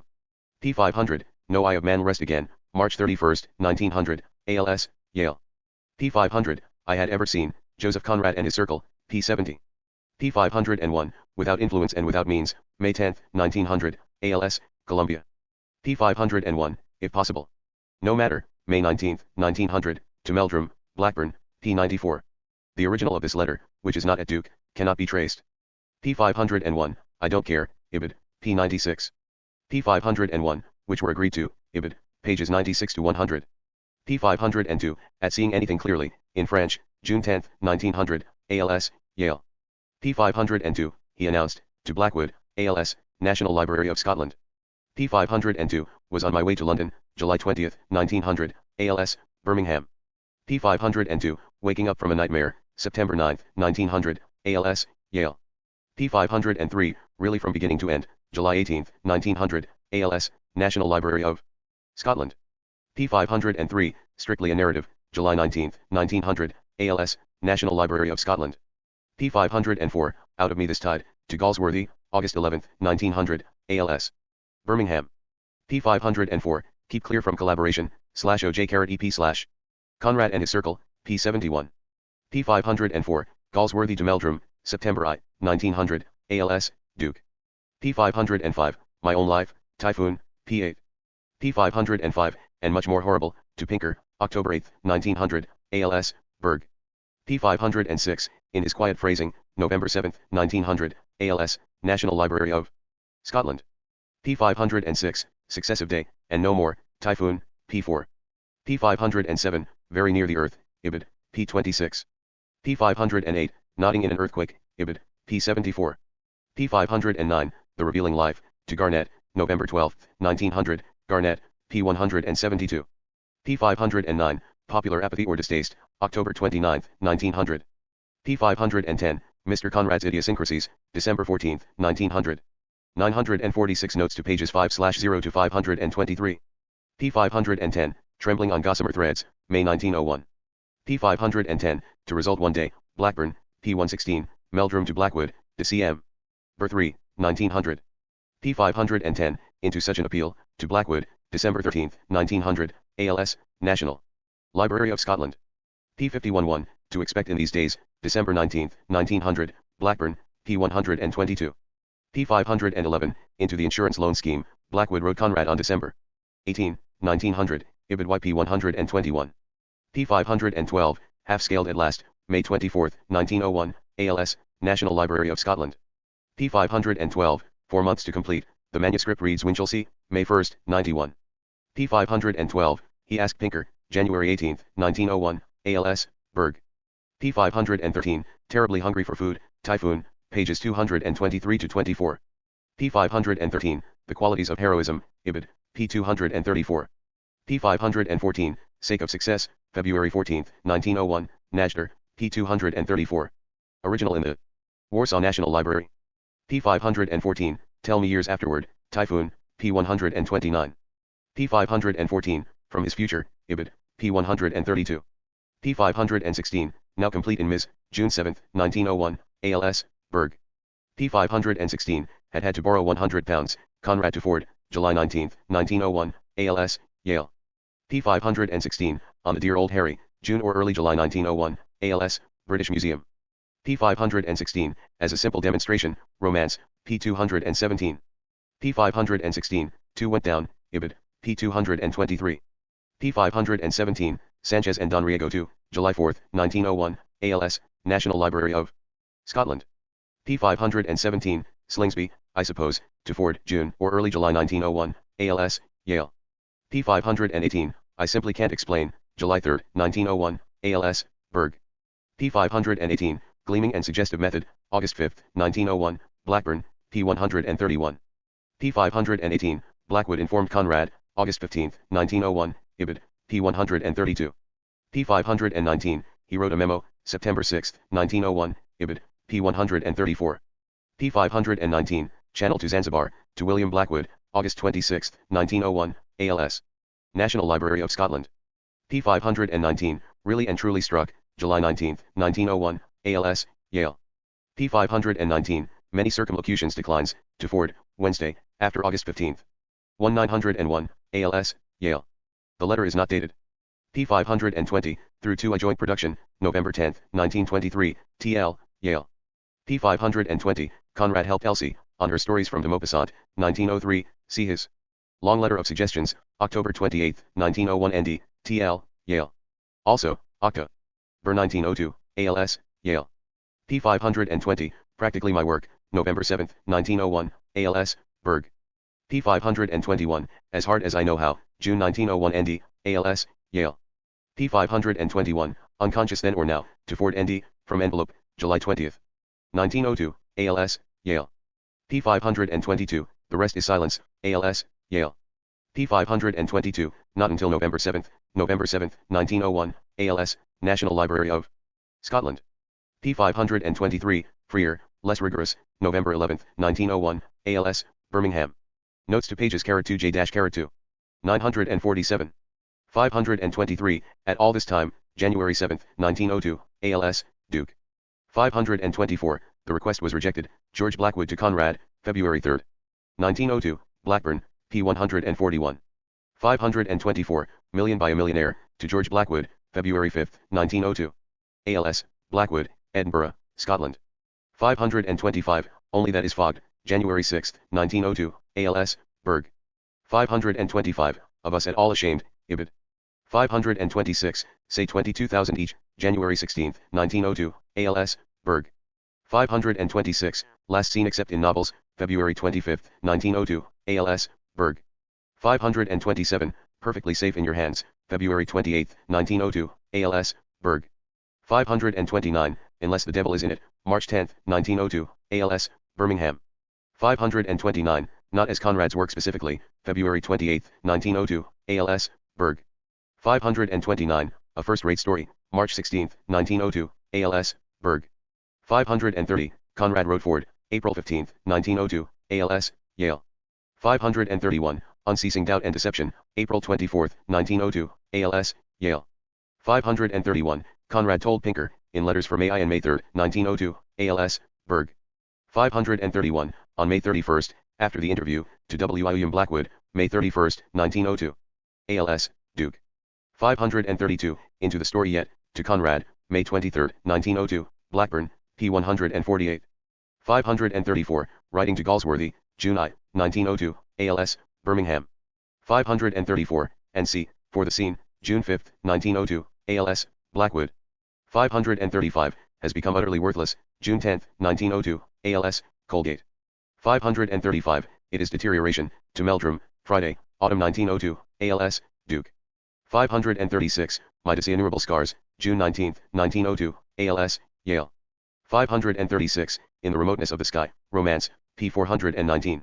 536, simply has to be done, June 24, 1902, ALS, Yale.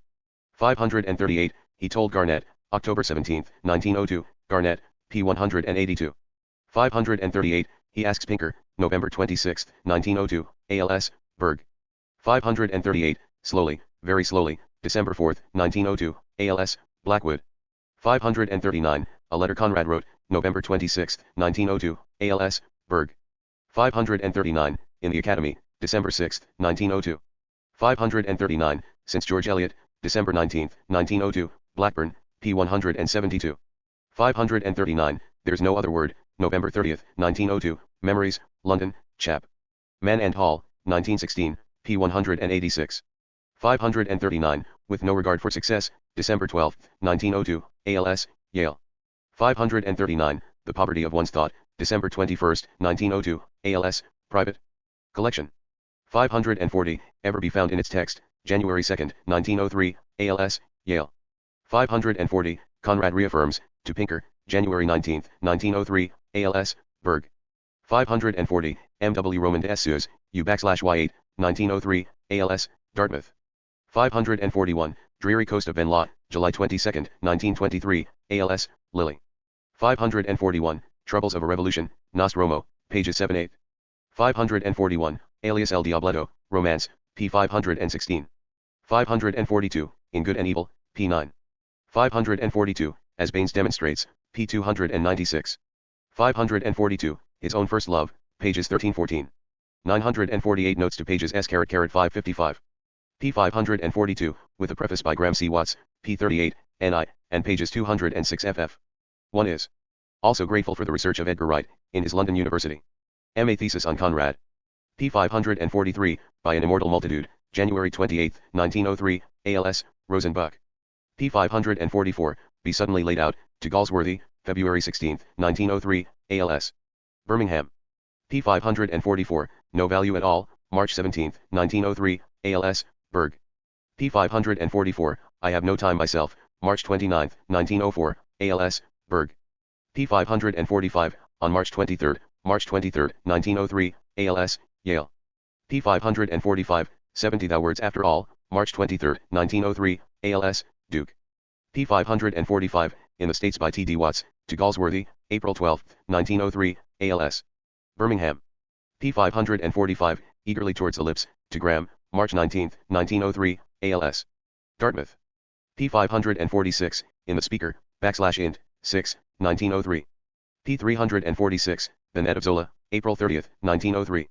p. 547, delayed by this work, to Pinker, May 7, 1903, ALS, Berg. p. 547, of my character mainly, August 22, 1903, ALS, Birmingham. p. 547, concerned mostly with Italians, May 9, 1903, ALS, Dartmouth. p. 547, has not yet even begun, June 4, 1903, ALS, Birmingham. p. 548, to Pinker, he indicated, August 22, 1903, ALS, Berg. p. 548, I cut myself off, August 22, 1903, ALS, Birmingham. p. 549, remarkable piece of work, ALS, early September 1903, private collection. p. 549, with me for anything, October I, 1903, ALS, Yale.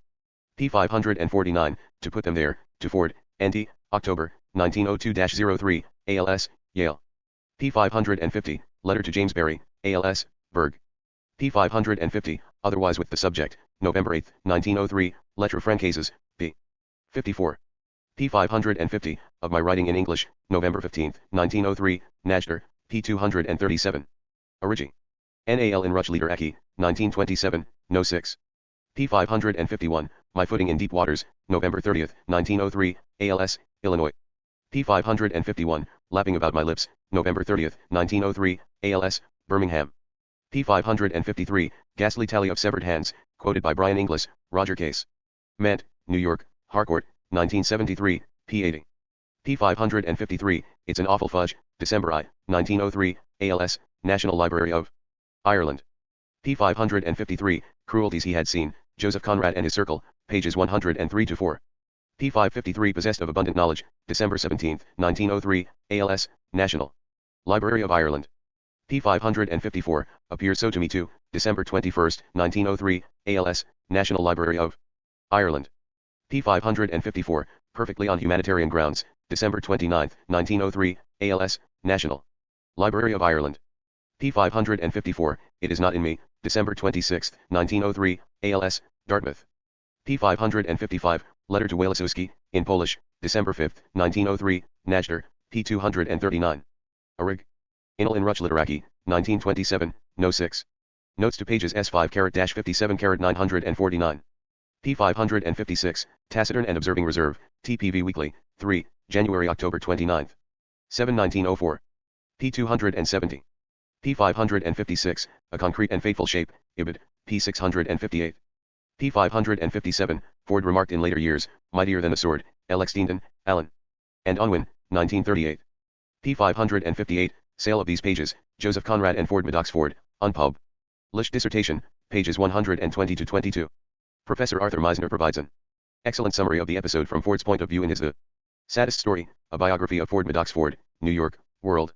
I-97I, pages 89-91. P558, Awful Anxiety to Me, February 7, 1904, ALS, Illinois. P558, At the Age of 16, Joseph Conrad as I Knew Him, P51.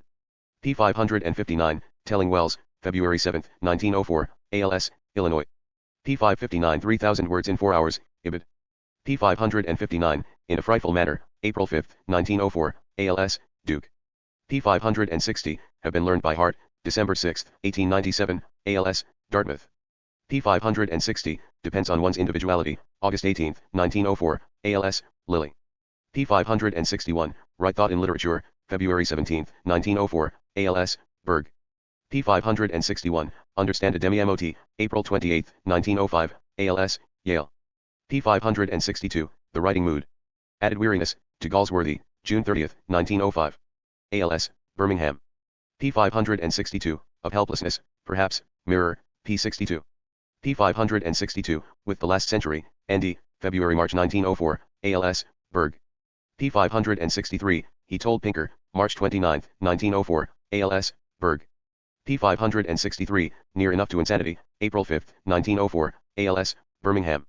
P563, Would Talk to a Friend, to Pinker, April 18, 1904, ALS, Berg.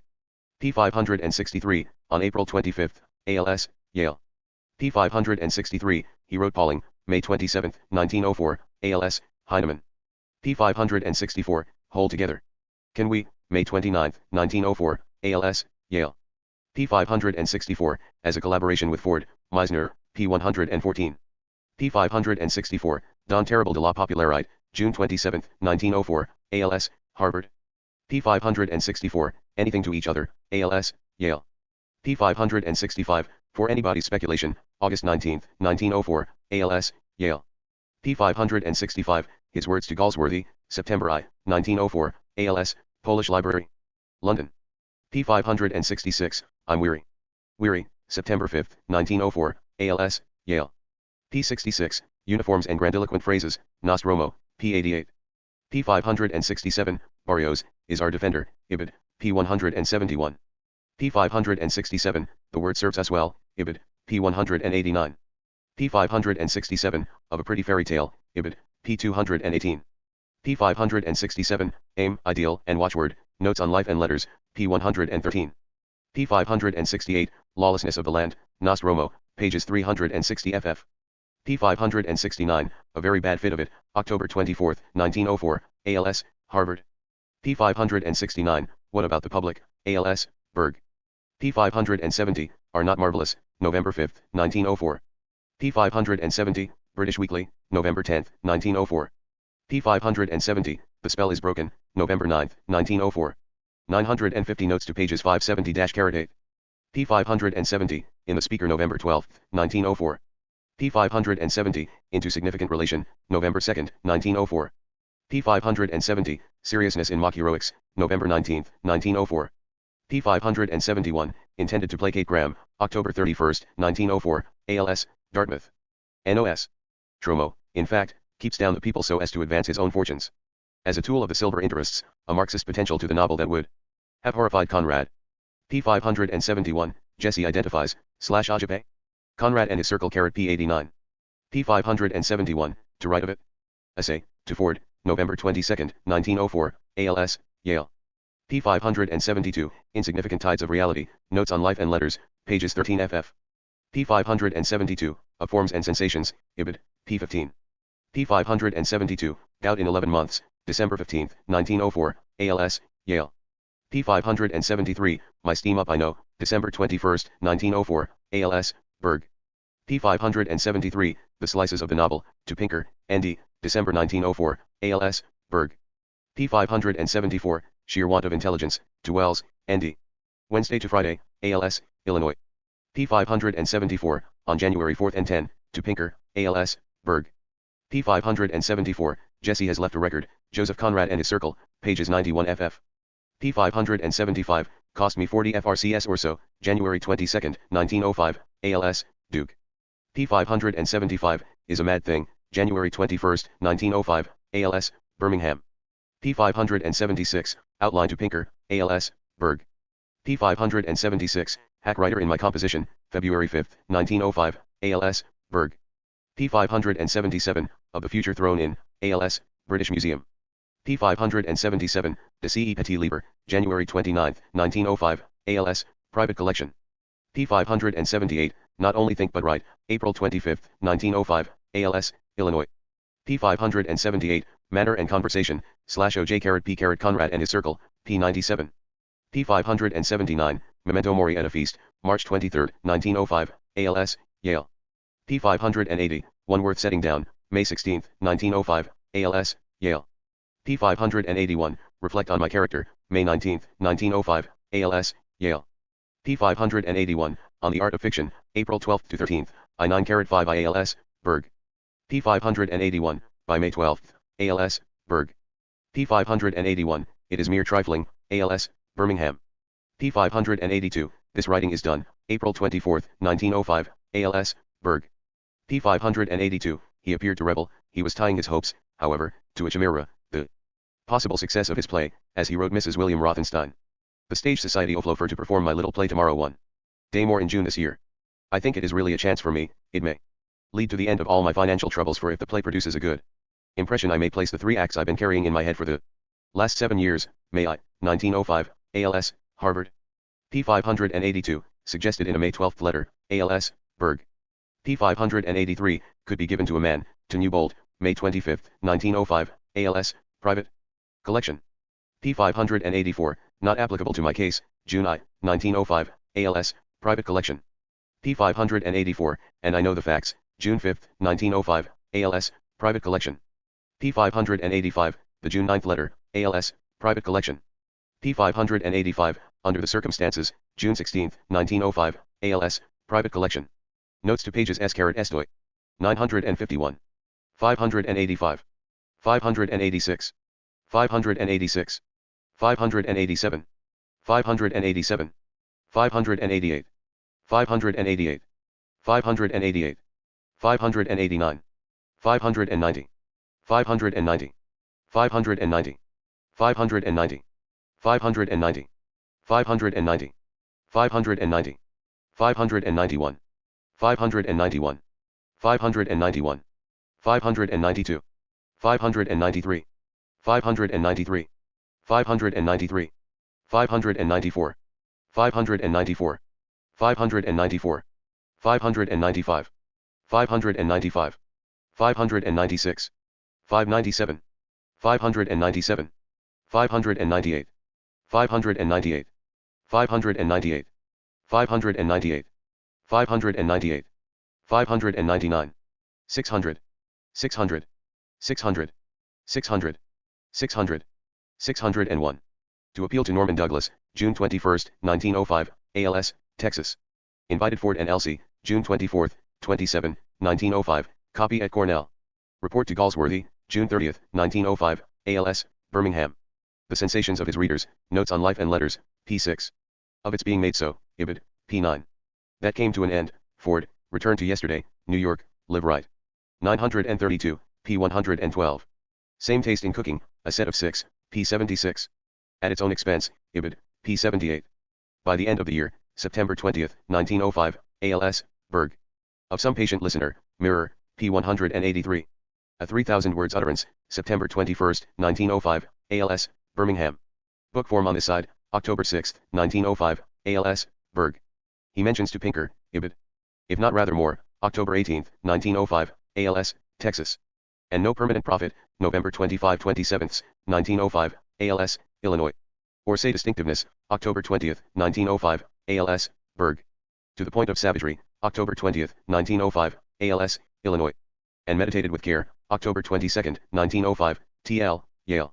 Nervous breakdown of a sort, to Ada, Mrs. John, Galsworthy, Octo. Birth 31, 1905, ALS, Birmingham. National spirit was there, November 2, 1905, ALS, Birmingham. When it does come, November 25, 1905, ALS, Illinois. Also, to Calvin.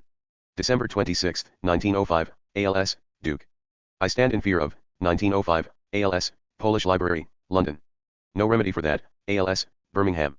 Of feeling and passion, a set of 6, p161. To chance of course, ALS, Berg. It is authentic enough, ALS, Berg. Of inferior, values, p9. As the faintest crack, Ibid, pages 9xff. My technical intention, October 7, 1907, ALS, Dartmouth. It's too big a job, Ibid. Therefore I am deadly, the secret agent, p68. Treat him with justice, Ibid, p75. Of his sinister freedom, Ibid, p81. Perhaps of appeased conscience, Ibid. Of the perfect anarchist, Ibid, p82. Of their respective trades, Ibid, p92. You have no force, Ibid, p309. According to the matter created, January 18, 1906, ALS, Berg. Go to pieces just now, February 7, 1906, ALS, Harvard. Songs and ribble jokes, to Pinker, February 13, 1906, ALS, Berg. Quicker than I expected, March 5, 1906, ALS, Berg. Affected by false admirations, Jean Aubrey 7 Ojib Conrad, 2, p32. But a dramatic development, April 4, 1906, ALS, Berg. 952 notes to pages 601 to 61 p6 oi, Heaven or on Earth, April 9, 1906, Ibid, p33. p601, committed, or even contemplated, Joseph Conrad and his circle, p113. p601, husband's regard and esteem, Ibid, p116. p602, of his close friendship, Ibid, p117. p603, inhabitants of this island, May 30, 1906, Jean Aubrey Ojib 7 Conrad. 2, p34. p603, bath suitable for baby, Sunday, June 1906, ALS, Harvard. p604, until they eventually disintegrated, my father, Joseph Conrad, Lon. Don, Calder and Boyars, 1970, p31. p604, for our little circle, August 2, 1906, ALS, Birmingham. p604, and to Marguerite Borodowska, August 2, 1906, ALS, Yale. p604, Sawdusty Brain, August 15, 1906, ALS, Yale. p604, to Jane Wells, August 4, 1906, ALS, Illinois. p605, of the Red Continent, August 14 to 15, 1906, ALS, Birmingham. p605, more honest than mine, September 12, 1906, ALS, Polish Library, London. p605, certain event in history, November 7, 1906, Jean Aubrey, Joseph. Conrad, 2, p38.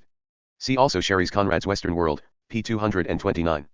p605, in a work of imagination, September I, 1923, Jean Aubrey, Joseph. Conrad, 2, p322. p606, will be 68,000 words, it runs to about 90,000 words. p606, biographer and historian, July 30, 1907, ALS, Illinois. p607, with most affectionate congratulations, November 25, 1905, ALS, Illinois. Jean Aubrey has November 28. p607, treated of in this book, September 15, 1906, ALS, Illinois. p607, Pearl of the Diver, Leon Edel and Gordon N. Ray, eds, Henry James. N. H. G. Wells, Urbana, University of Illinois Press, 1958, pages 102 to 3. P. 607, My Many Thanks, 20 Letters to Joseph Conrad, London, 1st Editions Club, 1926. P. 608, The Impress of Your Personality, September 25, 1908, ALS, Illinois. P. 609, The Collaboration Must Have Occurred, Meisner, P. 118. P. 609, Either Separately or Together, November 10, 1923, TLS, Yale. P. 610, Is His Announcement, to Pinker, October 4, 1906, ALS, Berg. P. 610, Assure Them I Am Safe, October 1906, ALS, Berg. P. 610, Matter in the Least, October 1906, Monday, ALS, Berg. P. 610, And an Always Rebellious Pen, September or October 1906, Lettres. Francases, P. 77. P. 611, Rest Are All Imbeciles, November 8, 1906, in French, Ibid, P. 77. P. 611, I Have Not Known for Years, November 15, 1906, ALS, Poitiers Library. London. P. 612, Of Thought Itself, to Davray, December 5, 1906, Lettres Francases, p. 79. P. 612, on the 8th, December 8, 1906, Ibid, p. 81. P. 612, Small Volume of Selected Writings, to Pinker, December 1, 1906, ALS. Berg. P. 613, Away from Jesse, December 11, 1906, copy at Cornell. Notes to pages 6IJ6G 953. Pass Over Our Heads, December 20, 1906, ALS, Berg. Behind Him on Beaujour, December 31, 1906, ALS, Birmingham. Will Subdue Her, January 3, 1907, ALS, Yale. On January 5, ALS, Yale. For Boris Hangs Thereby, ALS, British Museum. Spaniards and Corsicans, January 25, 1907, ALS, Berg. Have You to Lean Upon, January 8, 1907, copy at Cornell. Line in the 3 vols of it, January 15, 1907, private collection. Beastly Things Are Called, to Pinker, January 25, 1907, ALS, Berg. For a Little While, February 26, 1907, ALS, Berg. This Thing Must Come On, March 4, 1907, ALS, Berg. Chance of Securing Permanency, March 13, 1907, ALS, Berg. Way of Its Acceptance, May 6, 1907, ALS, Berg. In the Way of My Work, May 18, 1907, ALS, Berg. To Galsworthy, March 5, 1907, also, March 9, 1907, ALS, Birmingham. Ready to Come Out, April 13, 1907, ALS, Berg. May Make a Novel Popular, May 18, 1907, ALS, Berg. Tolerable of It to Heinemann, April 15, 1907, ALS, Heinemann. To Be Worked Upon Thoroughly, May 3, 1907, ALS, Berg. But to Galsworthy, May 6, 1907, ALS, Birmingham. 3 months from now, May 25, 1907, ALS, Berg. To Rothenstein, May 28, 1907, ALS, Harvard. He indicated to Pinker, June I, 1907, ALS, Berg. I finished Almack's Folly, June 6, 1907, ALS, Polish Library, London. Be Amused by Me at All, June 17, 1907, ALS, Birmingham. Any More Be Adequate, to Galsworthy, July 30, 1907, ALS. Birmingham. Work of Some Mark, to Pinker, July 27, 1907, ALS, Berg. Cannot Be Imitated, July 30, 1907, ALS, Berg. Newsy Letter to Galsworthy, August 24, 1907, ALS, Birmingham. Sands Are Running Out, August 20, 1907, ALS, Yale. On Clay and Gravel, August 31, 1907, ALS, Berg. Fiendish 10 Days of It, ALS, Yale. And Tearing My Hair, September 15, 1907, ALS, Birmingham. To the Hill to Pee Anyhow, Ibid. In Mr. Conrad's Narrative, September 12, 1907. Norman Sherry Iden. To Find the Reviewer. The Existence of the Latter, Country Life, September 21, 1907. At the same time, September 20, 1907, ALS, Harvard. It Was No Longer Menaced, a set of 6, p. 259. Heroic in Its Faith, Ibid, p. 11. How the Money Is Spent, September 1907, ALS, Berg. In the Nation, September 28, 1907. For One Secret Intentions, October I, 1907, Garnett, p. 207. But Conrad opposed that with, in his letter for October 1907, Garnett. Pages 205 ff. Caesar of the Dramatic World, Notes on Life and Letters, pages 78 to 9. 954 notes to pages 6-1-6-8. P. 631, Side of Wandering Generations, id. pages 79 to 80. P. 631, Conrad Told Galsworthy, October 24, 1907, ALS, Birmingham. P. 632, Of My Literary Life, October Low, 1907, ALS, Berg. P. 633, For What I Am Not, October 29, 1907, ALS, Polish Library, London. P634, Foreignness I Suppose, January 6, 1908, ALS, Birmingham. P634, Conrad told Galsworthy, id. P635, say 57 to 60,000 words, October 1907, ALS, Berg. P635, I am in my 50s, ALS, Yale. P636, Now It Must Come Out, January 7, 1908, ALS, Berg. P636, Real Subject of the Story, January 6, 1908, ALS, Birmingham. In print. In this important letter, Jean Aubrey inexplicably cut more than 500 words. P637, but as a simple reflection, January 14, 1908, ALS, Berg. P638, want to read the second, Thursday, January 1908, ALS, Berg. P639, in suggesting to Galsworthy, January 14, 1908, ALS, Birmingham. P639, it was a horrid nightmare, January 1908, ALS, Berg. P640, stop writing entirely, ALS, Berg. P640, as Jesse claimed, /O_P/ Conrad as I knew him, P119. P640, in the same letter, February 12, 1908, ALS, Berg. P641, in a special way, February 1908, ALS, Berg. P641, to the exact yard, February 1908, ALS, Berg, a different February let. Ter from the above. P641, with a proper flourish, ALS, Berg. P641, utilize his talent, we can speculate that Conrad felt he was playing flaw. Bert to Douglas's Maupassant. P642, can be done with patience, Saturday night, 1908, ALS, Colgate. P642, letter of March 23, ALS, Berg. P643, place in May 1908, ALS, Berg, to Pinker. P643, gone to pieces suddenly, undated, ALS, Berg. P643, only the exploitation of this, May 9, 1918, 2, P230, translated by Jews. Tin O'Brien. P644, the tone of the novel, March 14, 1908, ALS, Texas. P644, from the Garnets, see David Garnett, The Golden Echo, London. Chatto and Windus, 1953, pages 10 ff.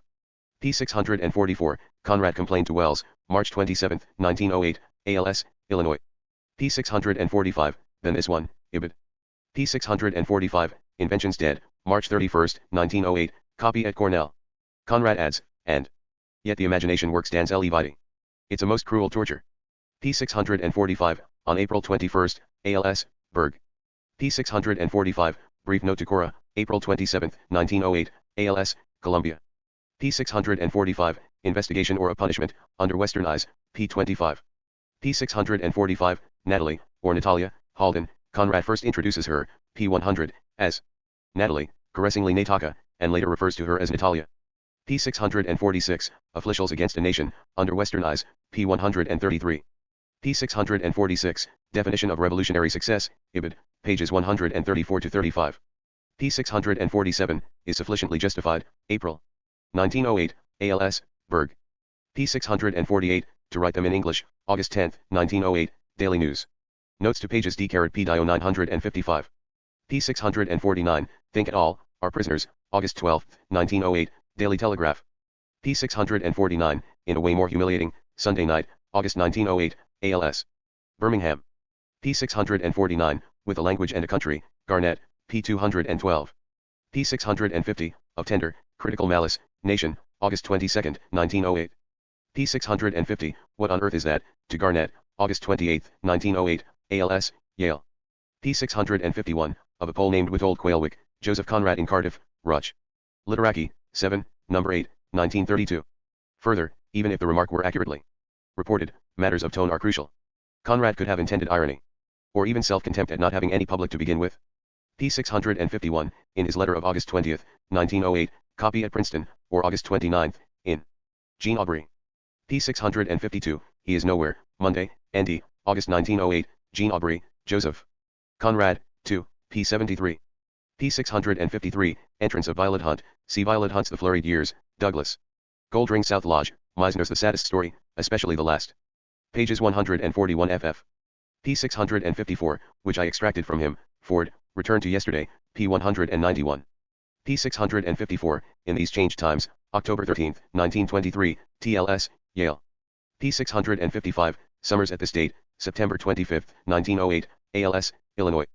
P6 to the power of 6th, well, this is our thing, New York, Boney and Live Right, 1909, P349. P657, In the Power of Folly, February 16, 1905, ALS, Dartmouth. P658, Being Edited Under Our Roof, Joseph Conrad and His Circle, P131. P658, A Man and a Half, undated, ALS, Berg. P658, May Yet Produce It, ALS, Berg. P659, I Have Forgiven You Long Ago, November 18, 1923, ALS, Private Collection. Jean Aubrey has October 23, 1923. P660, And Settle My Ideas, Wednesday, October 1908, ALS, Berg. P660, And the Years, Reminiscences, Ibid. P661, With Ford and the Review, ALS, Berg. P662, Then I Have Done, November 3, 1908, ALS, Yale. P662, To Wells, November 3, 1908, ALS, Illinois. P662, For Goodness Knows How Long, November 30, 1908, ALS, Birmingham. P663, He Indicates He Plans, December 12, 1908, ALS, Harvard. P664, I Think So Myself, December 17, 1908, ALS, British Museum. P664, Not Represented Is Not Art, The Art of the Novel, New York. Scribner's, 1950, P11. P664, Imperial Russia, at 31, December 29, 1908, ALS, Berg. P665, A Pair of Silly Innocents, Wednesday evening, March 1909, ALS, Berg. For other aspects from Ford's point of view, see Meisner, pages 180 ff. P666, Of Mere Spectators Auditors, 1909, ALS, Birmingham. P667, Disturbed by Casual Visitors, May 20, 1909, TLS, Berg. P667, Look here my dear Ford, this paragraph is in Conrad's holograph. P669, HKE A Cold Nightmare, April 16, 1909, ALS, Dartmouth. P669, Practical, Editorial Purposes, July 19, 1909, ALS, Lilly. P670, By That Almost Impossible Feat, May 5, 1909, ALS, Colgate. P670, Of Doing It at All, June 23, 1909, ALS, Yale. 956 notes to pages DY1 to 688. P671, I Must Bear the Disgrace, July 31, 1909, ALS, British Museum. P672, Highly Distasteful to Me, Wednesday, August 1909, ALS, Berg. P673, Cannot Work to Any Serious Purpose, to Galsworthy, September 7, 1909, ALS, Birmingham. P674, Conception Plateau Ideal, October 29, 1909, ALS, Private Collection. P674, New World and Old, October 17, 1909, ALS, Colgate. P675, More of the Stories They Like, Monday, October 1909, Jean Aubrey, Yo. Sefkin Roddy 2, P103. P675, Into the Translator's Prose, November 15, 1909, ALS, Harvard. P675, An Original Work Almost, ALS, Birmingham. P675, In Search of Sympathy, December 20, 1909, ALS, Berg. P676, To Galsworthy, on December 22, ALS, Birmingham. P677, in January 1910, Thursday, ALS, Texas. P677, There Is No Remedy, undated, Sunday night, ALS, Berg. P677, he wrote to Robert D. Humiers, December 23, 1909, ALS, Private Collection. P677, You Dare Say Dat Joseph Conrad and His Circle, P140. P678, Prehistoric Ages, to Garnett, May 27, 191 to, ALS, Berg. P678, Family Name in Crime and Punishment, The Political Novels of Joseph Conrad, Chicago, University of Chicago Press, 1963, P282. P679, A Notorious Double Agent, C. Baines, pages 370 ff and Hay, pages 268 ff. P680, Darkness of Mystical Contradictions, Notes on Life and Letters, P47. P680, Would Not Have Held Out Joseph Conrad and His Circle, pages 143 to 44. P681, Inducing Her to Go Away, Under Western Eyes, P371. P681, Put Him into an Asylum, February 6, 1910, Blackburn, P192. P682, Fatal Stoppage of Work, March 3, 1910, ALS, Birmingham. P682, Family and Furniture About Me, May 23, 1910, ALS, Berg. February 19, 1919, also ALS, Berg. P682, in a letter to Davray, ALS, Texas. P. 682, 4 rooms in a cottage, to Simons, May 6, 1910, copy at Princeton. P. 683, Little Hell into Another, May 17, 1910, ALS, Birmingham. P. 683, Certainly It Won't Hurt Me, ALS, private collection. P. 683, 3 pounds per 1,000 words, that is, if Conrad wrote at the rate of about 150,000 words a year, he would collect, in current monies, about $1 I-$25 a week from Pinker. Only Henry James among Conrad's seri. Us contemporaries could point to such paltry earnings. P. 684, and External Malevolence, Y. Conrad, pages 221 ff. P. 684, Close Association with Ufer, Ibid, p. 243. P. 684, Other Literary Prospectors, Ibid. P. 685, Unmanned and Then Destroyed, Ibid, p. 223. P. 685, and Very Roughly Imagined, Gerard, p. 255. P. 686, Shadows and Shades of Life, The Great Tradition, New York, Double. Day Anchor, 1954-1948, p. 252. P. 687, Very Safe Bunkum That, May 31, 1910, ALS, Birmingham. P. 687, in the familiar Maupassant, see Paul Kirchner, Conrad, The Psycholo. Just as Artist, Edinburgh, Oliver and Boyd, 1968, pages 220 ff. P. 688, Make Both Our Fortunes, July 27, 1910, ALS, Texas. Notes to pages 688 Yos. 957. P. 688, Mention Your Opinion, July 31, 1910, ALS, Rosenbuck. P. 689, Out of My Head, to Galsworthy, September 8, 1910, ALS. Birmingham. P. 689, In My Softened Brain, to Galsworthy, August 27, 1910, ALS. Birmingham. And Told Galsworthy, ALS, Birmingham. At length to Helen Sanderson, September 19, 10, ALS, Yale. With Immense Seriousness, to Galsworthy, October 27, 191 ALS. Birmingham. As a Mere Windlestraw, November I, 1910, ALS, Birmingham. Derided to Galsworthy, November 22, 1910, ALS, Birmingham. Reflect Before You Leap, Sunday, N.D., ALS, Chicago Historical Society. 695. 696. 696. 697. 697. 698. 698. 698. 699. 701. 702. 702. 703. 703. 704. 704. 704. 705. 705. 8, through Victory, 1911 to 1915. As he told Garnett, January 12, 191 1, Garnett, p. 222. He is not brilliant, December 22, 1910, ALS, Yale. Getting a degree in C.E., Tuesday evening, N.D., ALS, Birmingham. As next morning to come, Ibid. Explained to Joseph Desmet, January 23, 191 1, Jean Aubrey, Joseph. Conrad, 2, p. 125. 697, in the easier style, February 15, 191 1, ALS, Duke. 697, Conrad corresponded with Galsworthy, March 10, 191 1, ALS. Birmingham.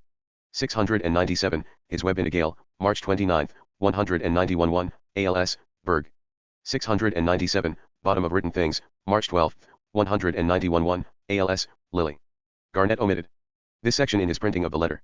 With not a page, to Galsworthy, Sunday, N.D., ALS, Birmingham. Sort of Dull Desperation, June 2, 191 1, ALS, Texas. Like a Nightmare, August 18, 191 1, ALS, Birmingham. Telling Galsworthy he was ashamed, June 26, 191 1, ALS, Birmingham. I deserved the recompense, Friday night, July 191 1, copy at Cornell. Possibly July 3 or 8, neither of which is a Friday. 699, long letter on July 28, ALS, Birmingham. 700, to receive this morning, September 23, 191 1, ALS, Birmingham.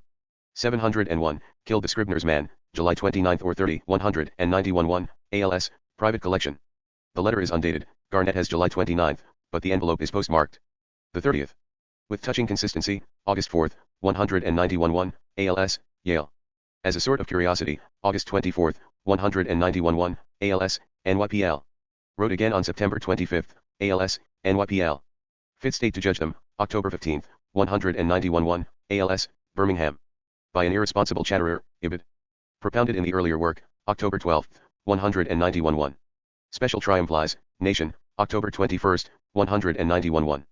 Personal Spite or Vanity, October 20th, 191-1, Garnett, pages 232-33. Concerned with Ideas, Ibid, pages 234-35. In the Manchester Guardian, October 11th, 191-1. 958 notes to pages 0-72.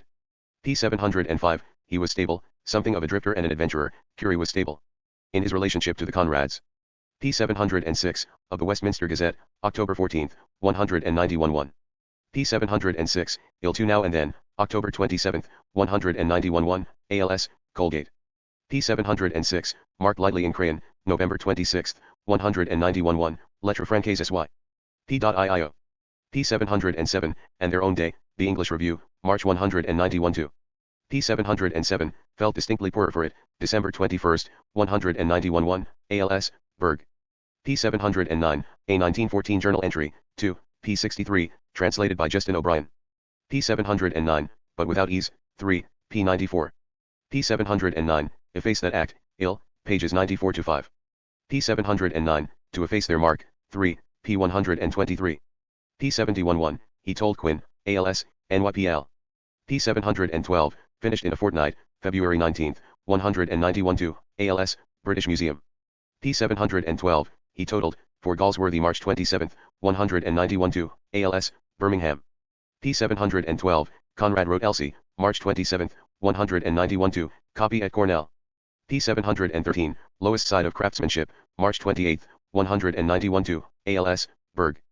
P714, Conrad wrote Pinker, undated, April 191-2, ALS, Berg. P716, or A Tale in the Third, ALS, Berg. Successive letters on May 30th, June 6th. June 26th are all at the Berg. P716, and Looking at the Scene, ALS, Berg. P717, Next Year in Good Time, ALS, Berg. P717, Exile to That Island, ALS, Berg. P717, Doesn't Stand on Quantity, ALS, Berg. P718, Serialization in the U.S., January 26th, 191-3, ALS, Berg. P718, More on the Lowest Estimate, February 20th, 191-3, ALS, Berg. P718, To Have It Serialized, ALS, Berg. P719, Creep. However, ALS, Berg, also for the May 4th letter. P720, which began with Davray, see letter to Davray, May 10th, 191-2, Lettre Françaises, pages 118-19. P720, of the Universe Demands, June 21st, 1912, ALS, Doucet. P720, Jessie has been fairly well, August 13th, 191-2, ALS, Duke. P720, A Letter to Gide, August 16th, 191-2, ALS, Doucet. P721, For an Extra Fiver, see August 23rd, 1912, TLS, NYPL, October 27th. 1912, ALS, NYPL. P722, The Thing at Sight, November 5th, 191-2, Garnett, P243. P722, Far Richer Than Mr. Kipling, October 14th, 191-2. P722, John Masefield, in the Manchester Guardian, October 16th, 191-2. P722, in England somewhere about 1890, October 25th, 1912. P722, Mere Verbiage in Comparison, to Garnett, October 16th, 1912, ALS. McGregor, V.A. P723, The Spectator Reviewer, November 16th, 191-2.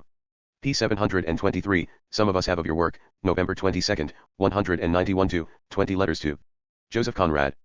P723, To Hold It That's All, November 25th, 191-2, ALS, University College.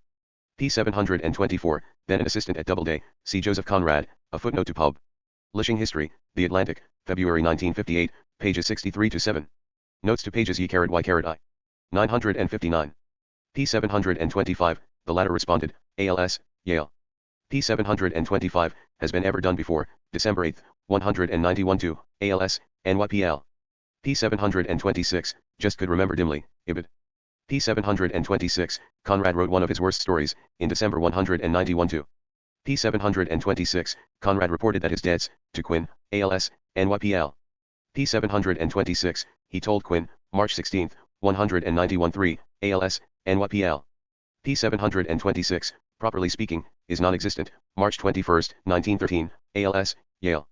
P727, you are not morally entitled, March 28th, 191-3, ALS, Yale.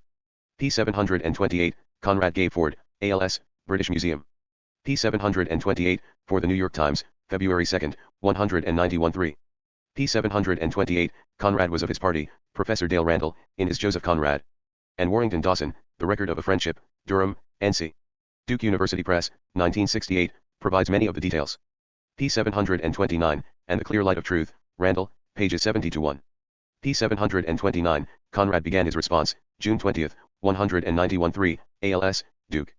P730, Nothing But Obscenities, Jacob Epstein, Let There Be Sculpture, New York, Dutton, 1955, P66. P732, finished their education with, April 12, 191-3, ALS, Birmingham. P733, Do That for a Bore, July 20, 191-3, ALS, Yale, and Jean Aubrey Egypt/7. Conrad, 2, P146.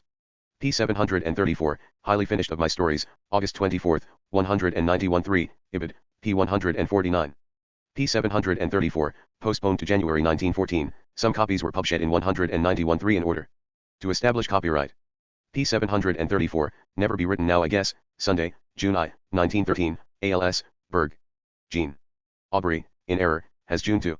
P735, he described to Arthur Symons, Saturday, ND August 2, 191-3, ALS. Alderman, VA. P735, dogged application to the task, ALS, Texas.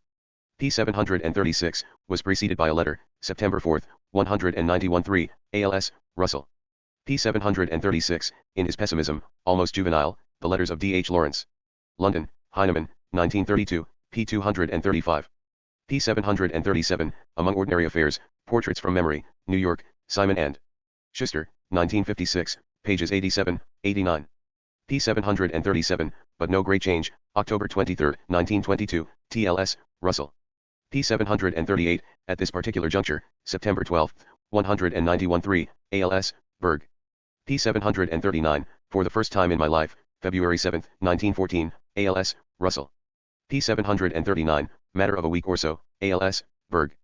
P739, for that is my quality, ALS, Berg. P740, before I start again, ALS, Berg.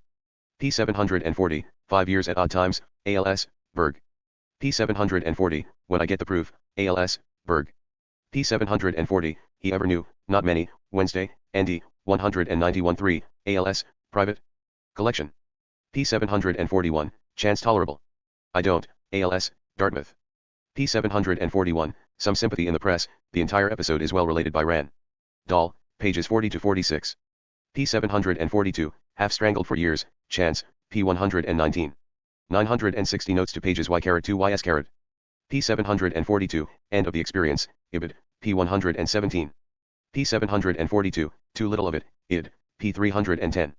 P743, of the Manchester Guardian, January 15, 1914.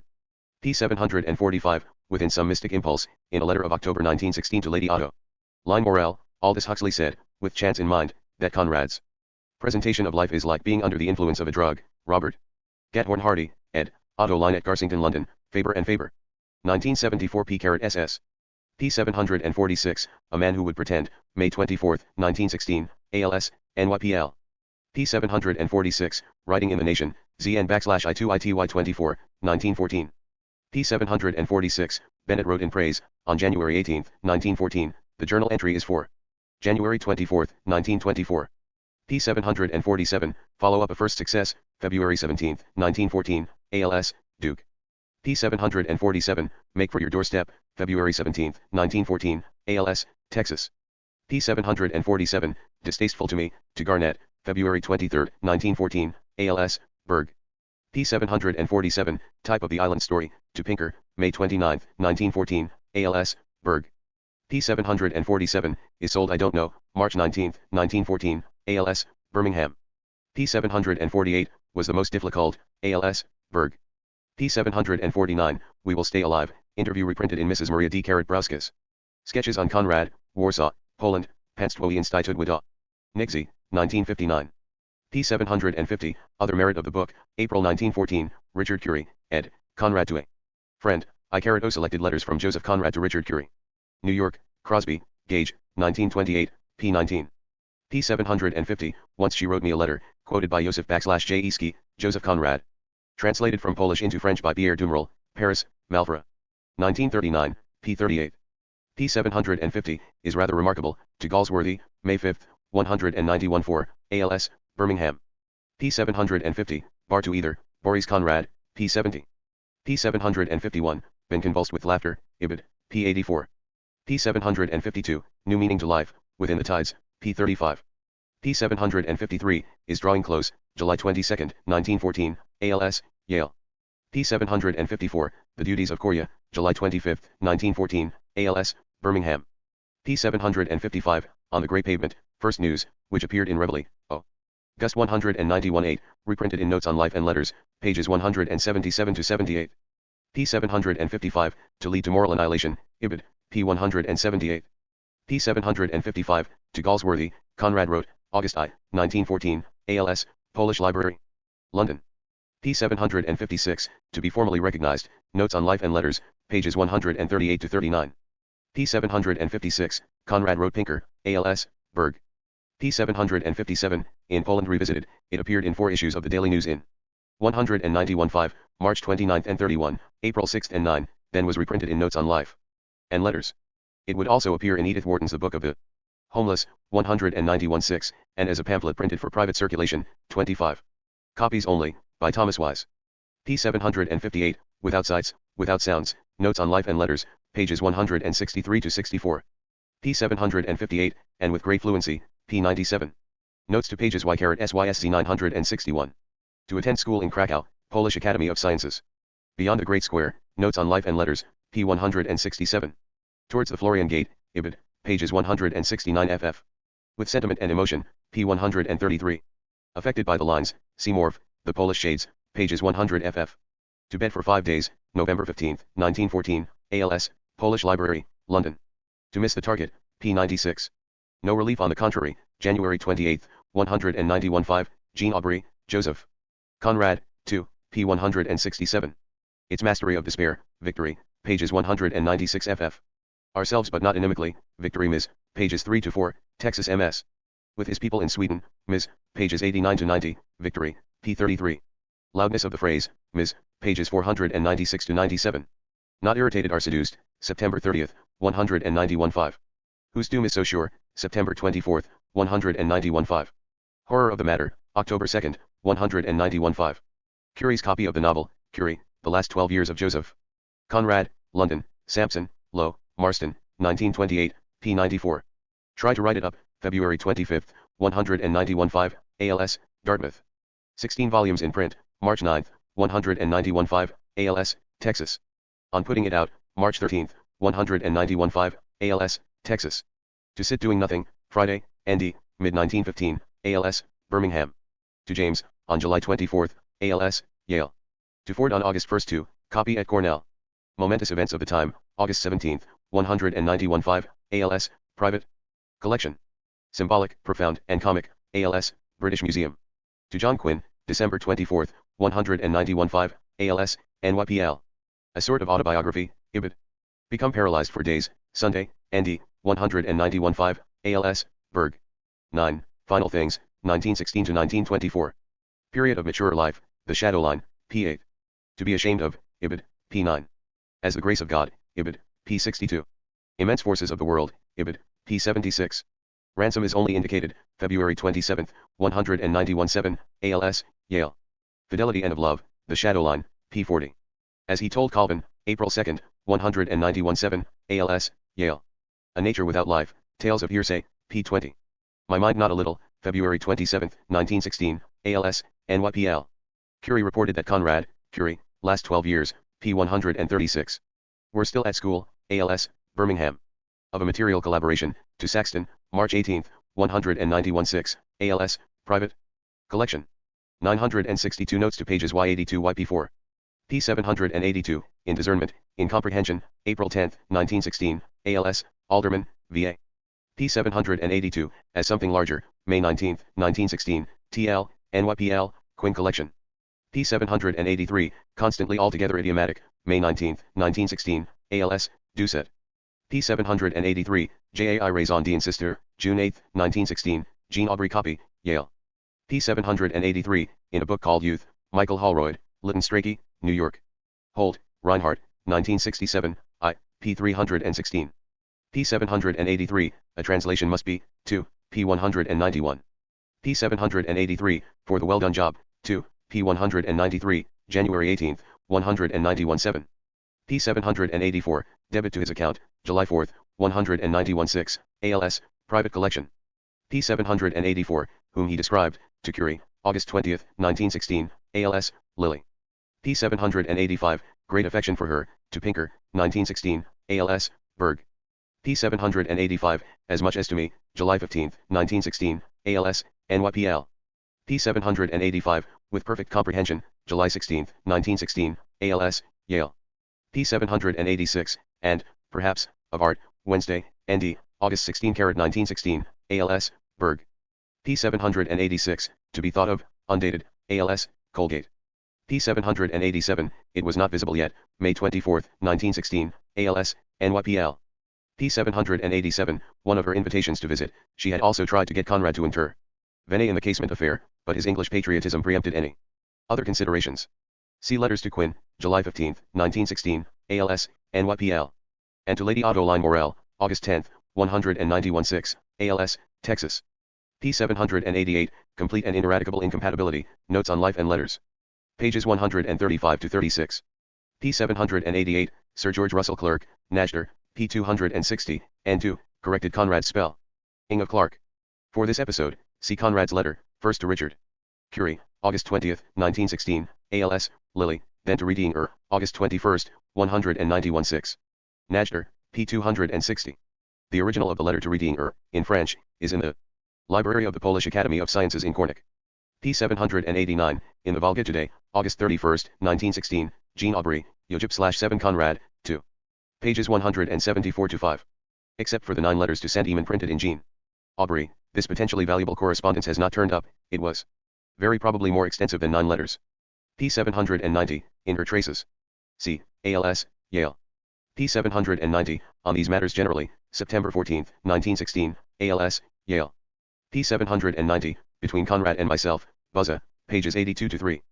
P791, that they do exist, October 191-6, ALS, Berg. P791, the day was fair and cold, ALS, Yale. P791, must remain my private possession, undated, TLS, Berg. P792, not to do so, November 191-6, ALS, Yale. P792, from me for 10 days, November 8, 191-6, ALS, Berg. P792, to Dent, however, Jean Aubry, Y, J. P. Conrad, 2, P. 180. P793, all that pomp to Pinker, Sunday, ND, early 191-7, ALS, Berg. P793, we're engaged on right, January 3, 191-7, ALS, Dartmouth.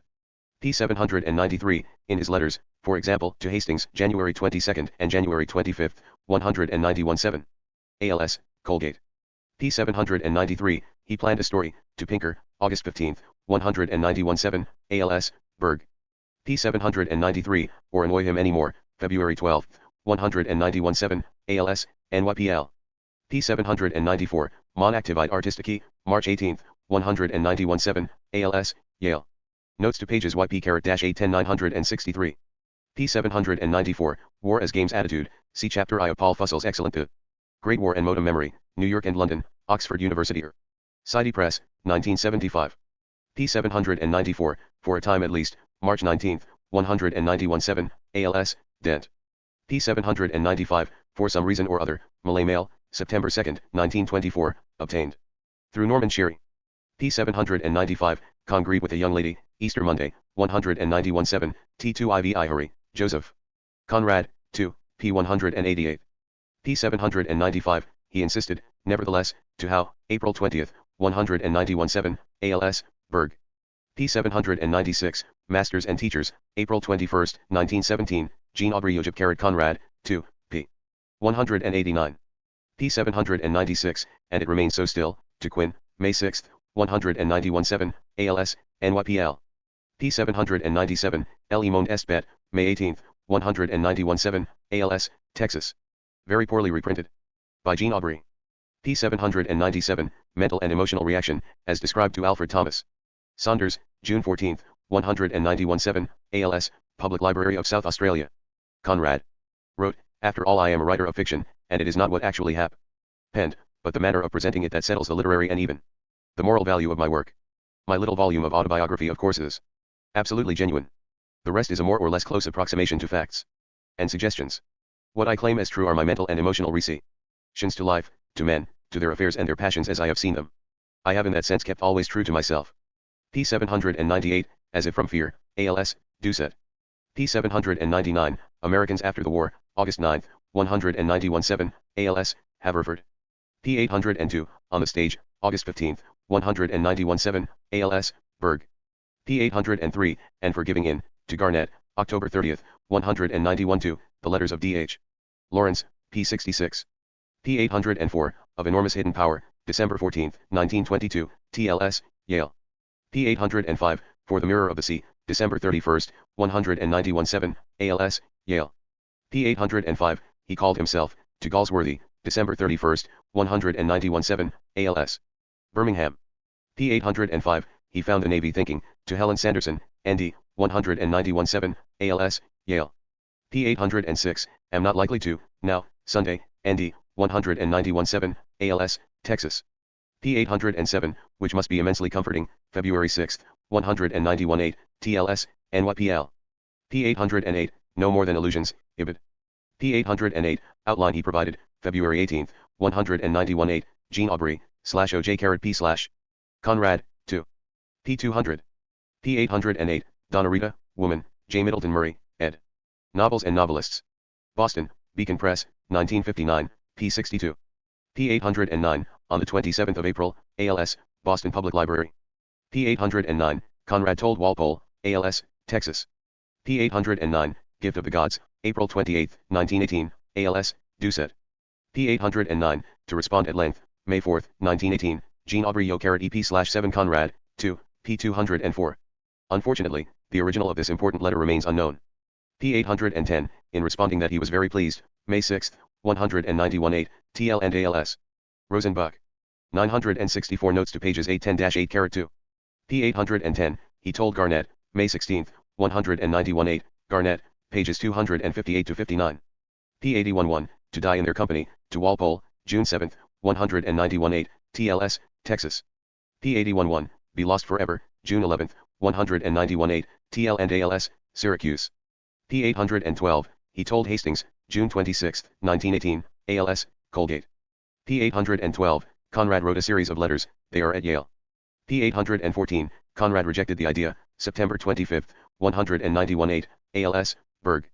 p. 814, As Good as the People, November 11, 191-8, ALS, Texas. p. 814, Has Got to Be Paid For, January 25, 1919, Jean Aubrey, 70/7/7/7 Conrad. 2, p. 216. p. 816, Writing Period of My Life, October 2, 191-8, ALS, British Museum. p. 816, To Be Wholly Dictated, ALS, British Museum. p. 817, Becomes Compulsive and Distorted, Dickens's obsessive need for an outing. Ins he felt slipping away resulted in his physically and psychologically depleting readings, whereas Hemingway offered up his personal exploits. Even his life, when he found himself failing on the printed page. p. 817, Is Not a Lady Holland, October 9, 191-8, TLS, Lily. p. 817, Expressing These Great Intentions, October 17, 1918, Jean Aubrey, /O. Seth Conrad, 2, p. 210. p. 817, Forgive My Imperfections, to Gills, November 25, 191-8, TLS, Berg. p. 818, When Conrad Wrote Boris, October 21, 1918, ALS, Boston Public Library. p. 818, Wonder at Her Weariness, October 16, 191-8, TLS, NYPL.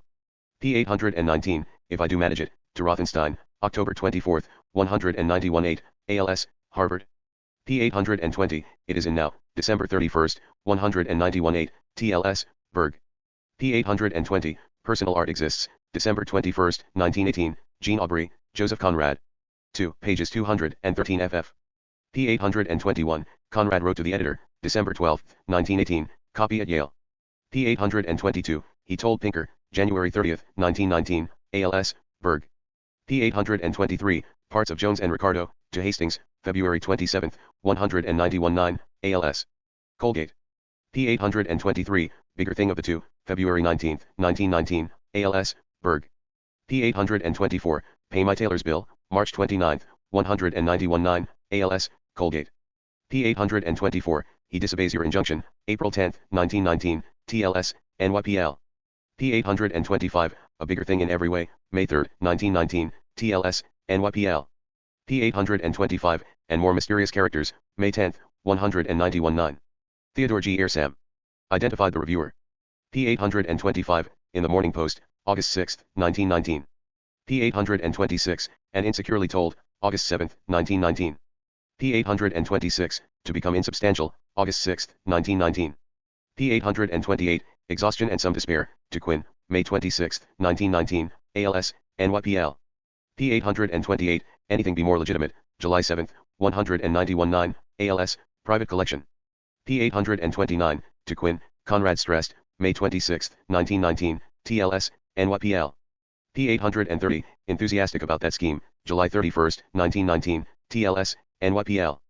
P. 831, A Rather Symbolic Package, August 20, 1919, ALS, Doucet. P. 831, What a Confession, early August 1919, George Keating, A Conrad. Memorial Library, New York, Doubleday, Doran, 1929, p. 281. P. 832, Conrad wrote to Jean Aubrey, ALS, Yale. Notes to pages 8-2-8 p. 965. P. 832, His Response to Gide, ALS, Doucet. P. 833, He wrote his young friend, October 14, 1919, ALS, Yale, and November 7, 1919, TLS, Yale. P. 833, Conrad heard from Gide, both Gide letters for November 10 and 2-1, R. At the Doucet. P. 833, Pardon or Set Fibles, ALS, Doucet. P. 834, But Not Complete Collection, September 29, 191-9, ALS, NYPL. P. 834, Conrad indicates that the clean copies, September 30, 1919, ALS, British Museum. P. 835, It Bored Me, August 6, 1919, ALS, Yale. P. 835, To Come on This Occasion, August 14, 1919, TL and ALS, Berg. P. 836, Chances of Closer Contacts, September 22, 1919, ALS, Duke. P. 836, Lengthy and Effusive, September 23, 1919, Randall, p. 199. P. 837, Conrad wrote Dead, October 25, 1919, Jean Aubrey Yet Conrad 2. 230. P. 837, Writing to a Producer Named Vernon, November 22, 1919, TLS. Brotherton. P. 838, Must Remain What It Is, November 11, 1919, ALS, Berg. P. 839, Period of Depression, to Major Gardner, December 24, 1919, ALS. Harvard. P. 839, Conrad told Quinn, TLS, NYPL. P. 840, Conrad wrote again, March 5, 1920, TLS, NYPL. P. 841, Conrad asked Wise directly, June 21, 1920, ALS, British Museum. P. 842, He Told Calvin, April 4, 1920, ALS, Hofstra. P. 842, When He Wrote to Aniela Zagarska, April 10, 1920, Najder, p. 261. Arig. Inal in Pion, 1934, no 50. P. 842, Suggesting Martha Duprois, November 4, 1919, copy at Yale. P. 842, Valerie Had Spoken, in his essay Poetry and Abstract Thought. P. 843, Patched Book, April 27, 1920, ALS, Yale.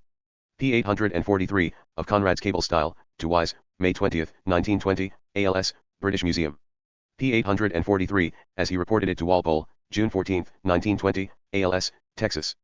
P. 844, World May Be Wrong, June 24, 1920, Jean Aubrey / Conrad, 2, p. 241. P. 844, Has Failed Him, July I, 1920. P. 844, was published anonymously in The Nation, /x/y17, 1920. P. 845, I Think, as in Expression, to Garnett, July 11, 1920, ALS, McGregor. VA. P. 846, Writing to the Ronnie, July 15, 1920, TL and ALS, Private Collection. P. 846, Sir James Brooke, and others, see John D. Gordon's The Raja Brooke. And Joseph Conrad, Studies in Philology, XXXV, pages 613-34, /O, p. 431, above, 4 sources of Lord Jim. P847, easing down a bit, July 17, 1920, TLS, NYPL. P847, on the wide seas, to hold, July 20, 1920, Jean Aubry 7, 5 carat pot, Conrad. 2, P244. P848, the second of which, July 25, 1920, TL, Yale. Jean Aubry's reprint of. The letter is unreliable. P849, as another kind of end, in his devotion to sailing ships, Conrad was poor. 966 notes to pages 8 carat P866. Perpetuating, in his way, his father's romanticism, Apollo's view of the pole. As both individualized and tied to tradition. P849, very lame and unsatisfactory, to Curie, August 18, 1920, ALS, Lily. P849, but one must live, Ibid. P850, pathetic population hypnotized, August 26, 1920, ALS, Berg. P850, knows what Donkin is, September 3, 1920, ALS, Yale. P851, much less dignified, October 9, 1920, ALS, Lily. P851, of the matter. Nothing did, to Wise, October 1920, Sunday, ALS, Brit. Ish Museum, and November I, 1920, ALS, British Museum. P852, perverse, cynical, and lame, November 17, 1920, ALS, Texas. P852, left as they are, November 29, 1920, copy by Elsie Hufer at Yale. P852, to 1 to Gide, December I, 1920, ALS, Doucet, misstated by Jean Aubry as February I, 1920. P852, on a piece of paper, October 10, 192-1, TLS, Texas. The manuscript of Conrad's little-known foreword is at Yale. P853, described the journey to Walpole, December 26, 1920, ALS, Texas. P854, all these years ago, Garnett, P276. P854, he prophesied that the critics, to St. Eamon, January 17, 192-1, Jean Aubry, Joseph Conrad, 2, P253.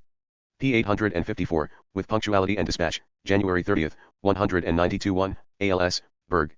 P854, one wishes to roar, to Jean Aubry, February 23, 192-1, ALS, Yale. P855, a horrid state, May 10, 192-1, ALS, Birmingham.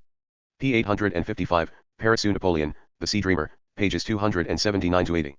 P856, with no particular trouble, June 8, 192-1, ALS, Birmingham. P856, gives me a little shudder, Ibid. P857, of the play itself, August 10, 192-1, copy at Yale. P857, great talent there or elsewhere, or else, Conrad grasped at any friendly Polish connection. P857, but Krakow, not Warsaw, Najder, P281, and 4. P858, should exercise their function, November 23, 1922, copy at Yale. P858, of the virtuous Bolsheviks, January 31, 1924, Jean Aubry, Joseph. Conrad, 2, P335. Copy at Yale, but not by Winauer. P860, the thought so profound, August 5, 192-1, ALS, Doucet. P860, La mine de tres morale, October 16, 192-1, copy at Yale. P861, unerring judgment, ALS, Colgate. P861, to raise to 200 pounds, see his September 8, 1921, letter to Tadeusz Marin. Oski, Najder, pages 271-72. P862, and at such a time, November 2, 192-1, ALS, Russell. P862, selection of the members, October 23, 1922, TLS, Russell. P863, he thanked Wise, ALS, British Museum. P863, who would have thought it, November 22, 1921, ALS, Harvard. P863, Conrad pointed out, November 29, 192-1, ALS, Harvard. P864, must have misunderstood him, The Rover, pages 7-8. P865, short and threatening mutter, Ibid, P237. P865, Conrad was very curt, ALS, Yale. P865, of December 15, ALS, Yale. P866, sort of feudal way, January 19, 1922, TL and ALS, Berg. Notes to pages 866-880 967. P866, Conrad explained to Aniela Zagorska, January 27, 1922, Najder, P277. Original in Ruch Leader Aki, 1927, No 5. P867, of my affectionate friendship, February 10, 1922, Jean Aubry Ujib /7. Conrad, 2, P265. p. 867, in terms of money, February 19, 1922, IBID, p. 266. p. 867, stability and support, July 10, 1922, ALS, Texas. p. 868, he began his management, April 4, 1922, TLS, Brotherton. p. 869, to be disappointed with, April 24, 1922, TLS, Lily. p. 870, shrinks from tragic issues, April 29, 1922, ALS, Lily. p. 870, also got on my nerves, May 24, 1922, TLS, Colgate. p. 871, to play Chopin for the family, Randall, pages 59 ff, also, p. 61, N97. p. 871, Dawson created hybrids, IBID, p. 108. p. 871, into at every step, TLS, Duke. p. 872, on June 29, Conrad told Curie, ALS, Lily. p. 872, which would fascinate people, June 30, 1922, TL, Berg, incomplete. p. 873, crippling affair for him, to Graham, July 7, 1922, ALS, Dartmouth. p. 873, Conrad pointed out, to Wise, July 20, 1922, ALS, British Museum. p. 873, Conrad's letter to Borries, ALS, Keating, Yale. p. 873, Poor Louis. On Vera, ALS, Yale. p. 873, feeling was, apparently, reciprocated, Borries Conrad, pages 152-54. p. 874, of its fascinating mysteriousness, August 22, 1922, ALS, Berg. p. 874, and to Graham, August 25, 1922, ALS, Ardoch, through C.T. Watts. p. 874, The Widow and the Orphan, IBID. p. 874, he says that, to Eric Pinker, October 8, 1922, TL and ALS, Berg. p. 875, to Ben Rameau, he spoke, October 14, 1922, TLS, Private Collection. p. 875, learn it before Thursday, October 27, 1922, ALS, Yale. p. 875, would be worth hearing, October 30, 1922, TLS, Rosenbach. p. 875, with me about 8 o'clock, me Graz, p. 25. p. 876, before the first performance, Tuesday, Andy, ALS, Birmingham. p. 876, Jones welcomed Conrad, see Conrad's letter to Jones, November 3, 1922. ALS, Duke. p. 876, which has a larger meaning, November 6, 1922, ALS, Southern Meth. Odist University Library. p. 876, The Silence of the Night, October 30, 1922, TLS, Brotherton. p. 877, he characterized to Neil, November 8, 1922, Lettres Francaises, p. 180. p. 877, did an etching of Conrad, this etching, at the National Portrait Gallery. Is on the cover of Conradiana, the journal devoted to Conrad studies. p. 877, as he wrote Garnett, November 17, 1922, Garnett, pages 288-89. p. 877, and Conrad's response, November 20, 1922, TLS, Doheny Memorial Lee. Brary, California. p. 878, any sort of public appearance, IBID. p. 879, nothing but Marcel Proust, November 21, 1922, Xvihovy, Joseph. Conrad, 2, p. 287. p. 879, Conrad wrote Adams, TLS, Doheny Memorial Library, California. p. 879, will never be another, November 30, 1922, ALS, Lily. p. 880, in a letter to Curie, December 8, 1922, TLS, Lily. p. 880, according to Jean Aubry Yage 6p Carat Conrad, 2, pages 292-93, and 2. 968 notes to pages 88 I 8 pi. p. 881, to decline an academic degree, February 18, 1923, ALS, Berg. p. 881, of my profound respect, March 15, 1923, ALS, Fitzwilliam. Cambridge. p. 881, with any academic distinction, March 13, 1923, Jean Aubry, 7. p. 891. p. 892. p. 892. p. 893. p. 893. p. 893. p. 893. p. 893. p. 894. Notes to pages 8 pi po carat 969.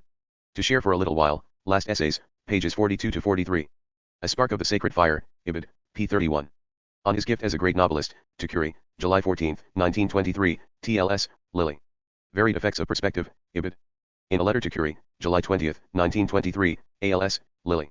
He wrote Wise, July 31, 1923, ALS, British Museum.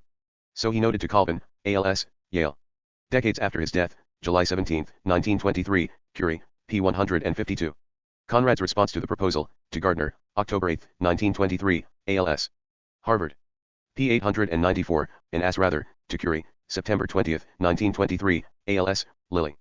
p. 895, double for Lord Blushbottom, from McCallmones being geniuses to Gether, quoted by Meisner, p. 331. p. 896, Conrad's response, November 10, 1923, TLS, Yale. He added, I looked at it and it seemed to me somewhat amateurish, which is strange, because that is not our failing either separately or together. p. 896, with another letter, 1923, ALS and TL, private collection. Jean Aubrija. Seth Conrad, 2, p. 323, has October 23, 1923, but the sequence of Ford Conrad letters makes November 18 more appropriate. p. 896, other arrangements between the two, see Conrad's letters to Ford, April 2, 1924, TL, Yale, and May 2, 1924, TLS, Yale. p. 897, wrote derisively to Eric Pinker, February 4, 1924, TL, Berg. Incomplete. p. 897, In the World has insulted him, letters to Eric Pinker, February 7, 1924. February 17, 1924, May I, 1924, Berg. I know, being ungenerous, September 15, Meisner, p. 336. Conrad further agreed, to Ford, May 2, 1924, TLS, Yale. His letter to Ford, May 22, 1924, TLS, Yale. His almost miraculous gifts, returned to yesterday, p. 201. The Heart Fluttered, described to Curie, November 12, 1923, TLS, Lilly. Belonging to John Quinn, I am grateful to B.L. Reed's study of John Quinn for several details of the auction, pages 602 ff. 900, got my share of the plunder, November 20, 1923, Jean Aubrey, Y. Conrad, 2, p. 324. Conrad asked Walpole, November 18, 1923, ALS, Texas. Recognition of the Irish Free State, to Jean Aubrey, November 20, 1923, ALS, Yale. Give me 20 for it, July 8, 191-3, ALS, NYPL. Are younger than my age, December 17, 1923, ALS, Lilly.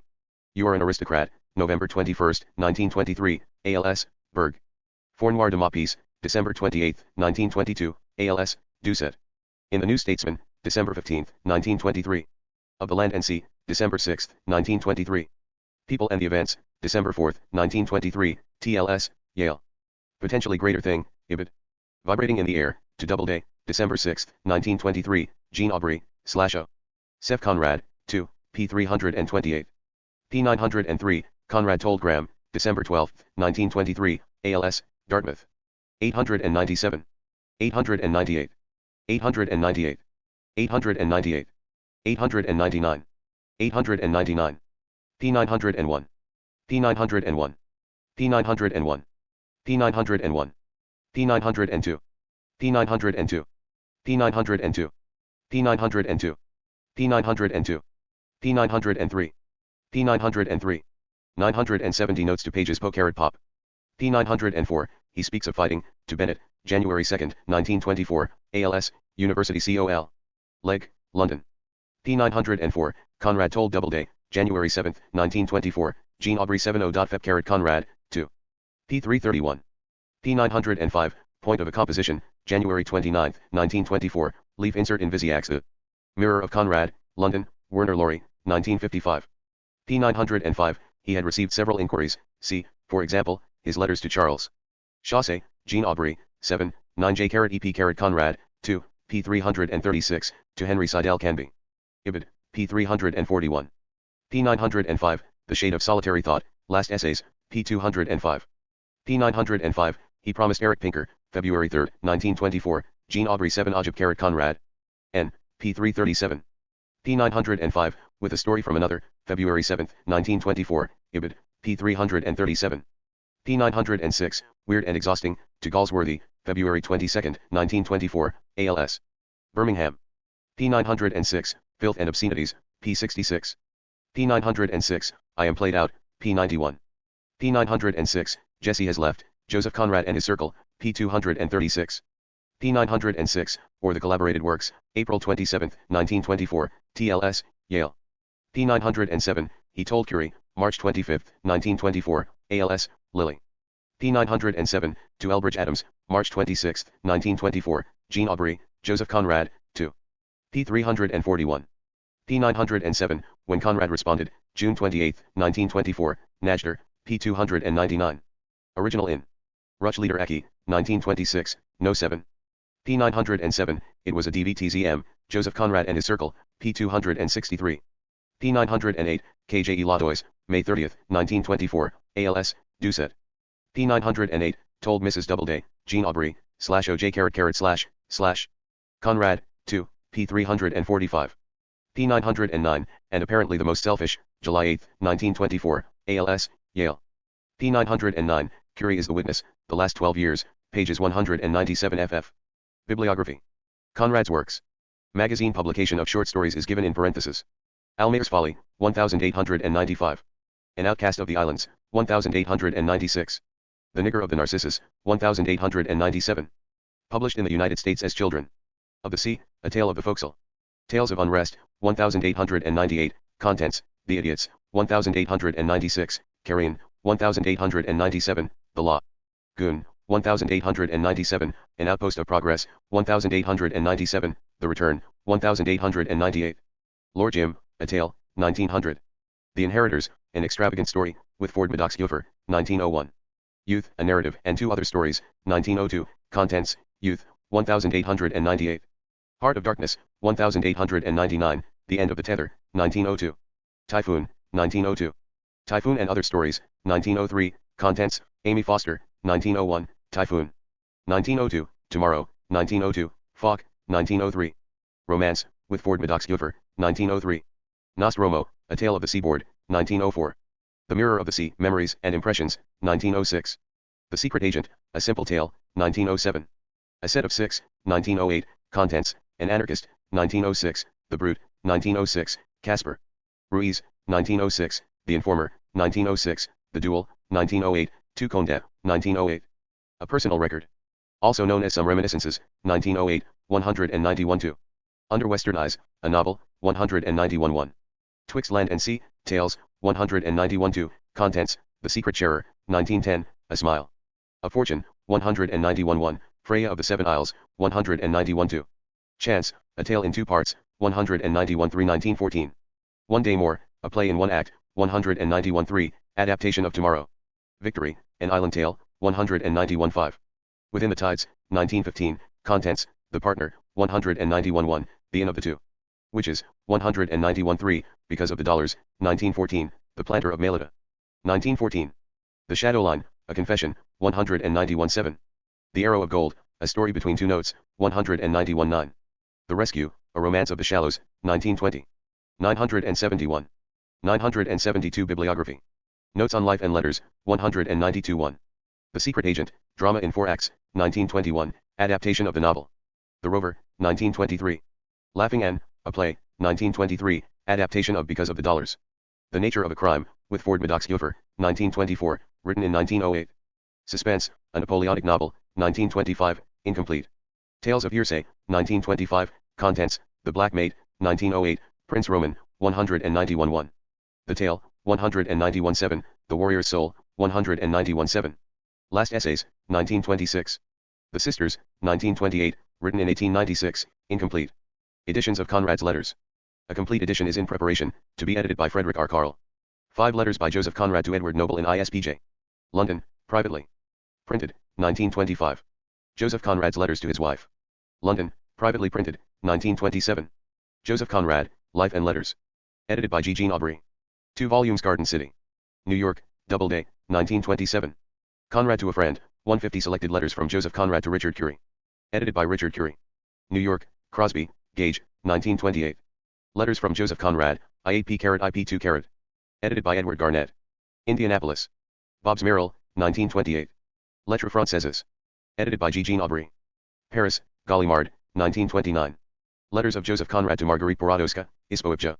Edited by John A. G. and Paul J. Sturm. New Haven, Yale University Press, 1940. Published in French in Geneva, Switzerland, by Libre Irie Draws, René. Rapin, ed. 1966. Joseph Conrad, Letters to William Blackwood and David S. Meldrum. Edited by William Blackburn. Durham, N.C., Duke University Press, 1958. Conrad's Polish Background, Letters to and from Polish Friends. Edited by Zdzisław Najder. London, Oxford University Press, 1964. Joseph Conrad and Warrington Dawson, The Record of a Friendship. Edited by Dale B. J. Randall. Durham, N.C., Duke University Press, 1968. Joseph Conrad's Letters to Cunninghame Graham. Edited by C.T. Watts. Cam. Bridge, England, Cambridge University Press, 1969. Selected Writings about Conrad. Books and Articles. Allen, Jerry. The Sea Years of Joseph Conrad. New York, Doubleday, 1965. Some good sleuthing into Conrad's sea career, but with weak interpretations and conclusions. Baines, Jocelyn. 7 CJEP/7 Conrad. New York, McGraw-Hill, I-960. For many years. A standard biography, but with naive critical interpretations of Conrad's work. Bibliography. 973. Berman, Jeffrey. Joseph Conrad, Writing as Rescue. New York, Astra Books. 1977. An analysis of Conrad's imagination as it derived from his attempt at suicide. Bradbrook, M.C. Joseph Conrad, Poland's English Genius. Cambridge, England. Cambridge University Press, 1941. An early attempt to grapple with his major themes. Conrad, Jesse, Mrs. Joseph. 79.F/7 Conrad and His Circle. New York, Dutton. 1935. Joseph Conrad, As I Knew Him. Garden City, Doubleday, 1926. Conrad Supplement, Transatlantic Review, 2, 3 454-65, 570-82, 689-700. August 1924. Evaluations after Conrad's death. Crankshaw, Y.DW2ITD. Joseph Conrad, Some Aspects of the Art of the Novel. Lon. Don, John Lane, 1936. Curie, K/CH2IYD. Joseph Conrad and His Characters. London, Heinemann, 1957. Joseph Conrad, A Study. London, Keegan, Paul, Trench, Trubner, 1914. The first book-length study, by a devoted friend. The Last 12 Years of Joseph Conrad. London, Sampson, Low, Mar. Ston, 1928. Dowden, Wilfred S. Almayer's Folly and Lord Jim, A Study in the Development of Conrad's Imagery. Rice University Studies, Lee, 13-27, Winter 1965. The Illuminating Quality, Imagery and Theme in the Secret Agent. Rice Institute Pamphlets, Slay I, 17-33, October I-960. Fleischman, Avram. Conrad's Politics, Community and Anarchy in the Fiction of Joseph Conrad. Baltimore, Johns Hopkins Press, 1967. A study that attempts to place Conrad in the English tradition of Burke and Mill. Ford Maddox. Joseph Conrad, A Personal Remembrance. Boston, Little. Brown, 1924. Insights into Conrad's novelistic techniques, intermixed with much unsubstantiated material. Gillen, Adam. Conrad and Shakespeare. New York, Astra Books, 1976. Mainly Shakespearean influence and language working within Conrad's books. Valuable chapter on Conrad and Poland. The Eternal Solitary, A Study of Joseph Conrad. New York, Bookman. I-960. Stress on themes of isolation in Conrad's work. Gordon, John Dozier. Joseph Conrad, The Making of a Novelist. Cambridge, Massachusetts, Harvard University Press, 1941. A classic of Conrad scholarship. Especially for the early novels. Serious Conrad scholarship begins here. Graver, Lawrence. Conrad's Short Fiction. Berkeley, University of California. Press, 1969. Argues that Conrad was essentially a short story writer, whose novels slackened beyond a certain point. Garrard, Albert. Conrad the Novelist. Cambridge, Massachusetts, Harvard University. Press, 1958. An important critical study of the major fiction. Joseph Conrad. New York, New Directions, 1947. Guetti, James. Heart of Darkness, The Failure of Imagination. In his The Limits of Metaphor, A Study of Melville, Conrad, and Faulkner. Ithaca. N.Y., Cornell University Press, 1967. Gurko, Leo. Joseph Conrad, Giant in Exile. New York, Macmillan Paperback. 1962. Criticism of Conrad's work, much of it derivative. 974. Bibliography. Hay, Alois Knapp. The Political Novels of Joseph Conrad. Chicago, University of Chicago Press, 1963. Important analyses of political themes in Conrad's major novels. Hewitt, Douglas. Conrad, A Reassessment. Cambridge, England, Bose and Bose, 1952. An influential interpreter of Conrad's decline in his last 15 years. Howe, Irving. Conrad, Order and Anarchy. In His Politics and the Novel. New York, Horizon Press, 1957. An attack on Conrad's presentation of socialists and anarchists and his political orientation as a whole. Jean Aubrey, Gerard. Joseph Conrad, Life and Letters. 2 volumes. Garden City, New York, Doubleday, 1927. The first fleshed out account of Conrad's life and the source of many important letters, now outdated as to fact and focus. A short, later biography called The Sea Dreamer, New York, Doubleday. 1957, adds little to the original study and is equally misleading as to fact and focus. Johnson, Bruce. Conrad's Models of Mind. Minneapolis, University of Minnesota Press, 197-1. An examination of Conrad's various models, whether SCO, Penauer, Pascal, or others. Karl, Frederick R. Conrad and Gide. Comparative Literature, XXIX, 148-71. Spring 1977. Conrad's Literary Theory. Criticism, 2, 317-36, Fall I-960. Conrad, Wells, and the Two Voices. PMLA, LSC 8, 1049-66, OC. October 1973. A Reader's Guide to Joseph Conrad. New York, Farrar, Straus and Giroux. Noonday Press, I-960, Revised Edition, 1969. Discussions of all Conrad's novels and stories. Kramer, Dale. Marlowe, Myth and Structure in Lord Jim. Criticism, 8. 263-79, Summer 1966. Levy, Fr. The Great Tradition. London, Chatto and Windus, 1948. The Place. Meant of Conrad in a tradition that includes Austen, Eliot, James, and Lawrence. Migraz, R. L. Joseph Conrad's Mind and Method, A Study of Personality in Art. London, Faber and Faber, 193-1. Discussions of Conrad's attachments to Poland as manifest in his thought and art. Meyer, Bernard. Joseph Conrad, A Psychoanalytic Biography. Princeton, N.J. Princeton University Press, 1967. An important Freudian reading of Conrad's life and work, with stress upon mother worship, illness, and fetishes. Morph, Gustav. The Polish Heritage of Joseph Conrad. London, Sampson, Low. Marston, 1930. This and the succeeding book attempt to tie Conrad in X. Trisibly to his Polish background, the idea has become increasingly influential. The Polish Shades and Ghosts of Joseph Conrad. New York, Astra Books. 1976. Moser, Thomas. Joseph Conrad, Achievement and Decline. Cambridge, Harvard University Press, 1957. An influential book that analyzes Conrad's decline. After Under Western Eyes. Bibliography 975. Najder, Zdzisiek. Conrad's Polish Background, Letters to and from Polish Friends. London, Oxford University Press, 1964. Important documentation of Conrad's Polish heritage. Of particular significance is the translation into English of the Bobrowski document. Nettles, Elsa. James and Conrad. Athens, G.A., University of Georgia Press, 1977. A. Scholarly Analysis of the Friendship and Literary Relationship. Palmer, John A. Joseph Conrad's Fiction, A Study in Literary Growth. Ithaca. N.Y., Cornell University Press, 1968.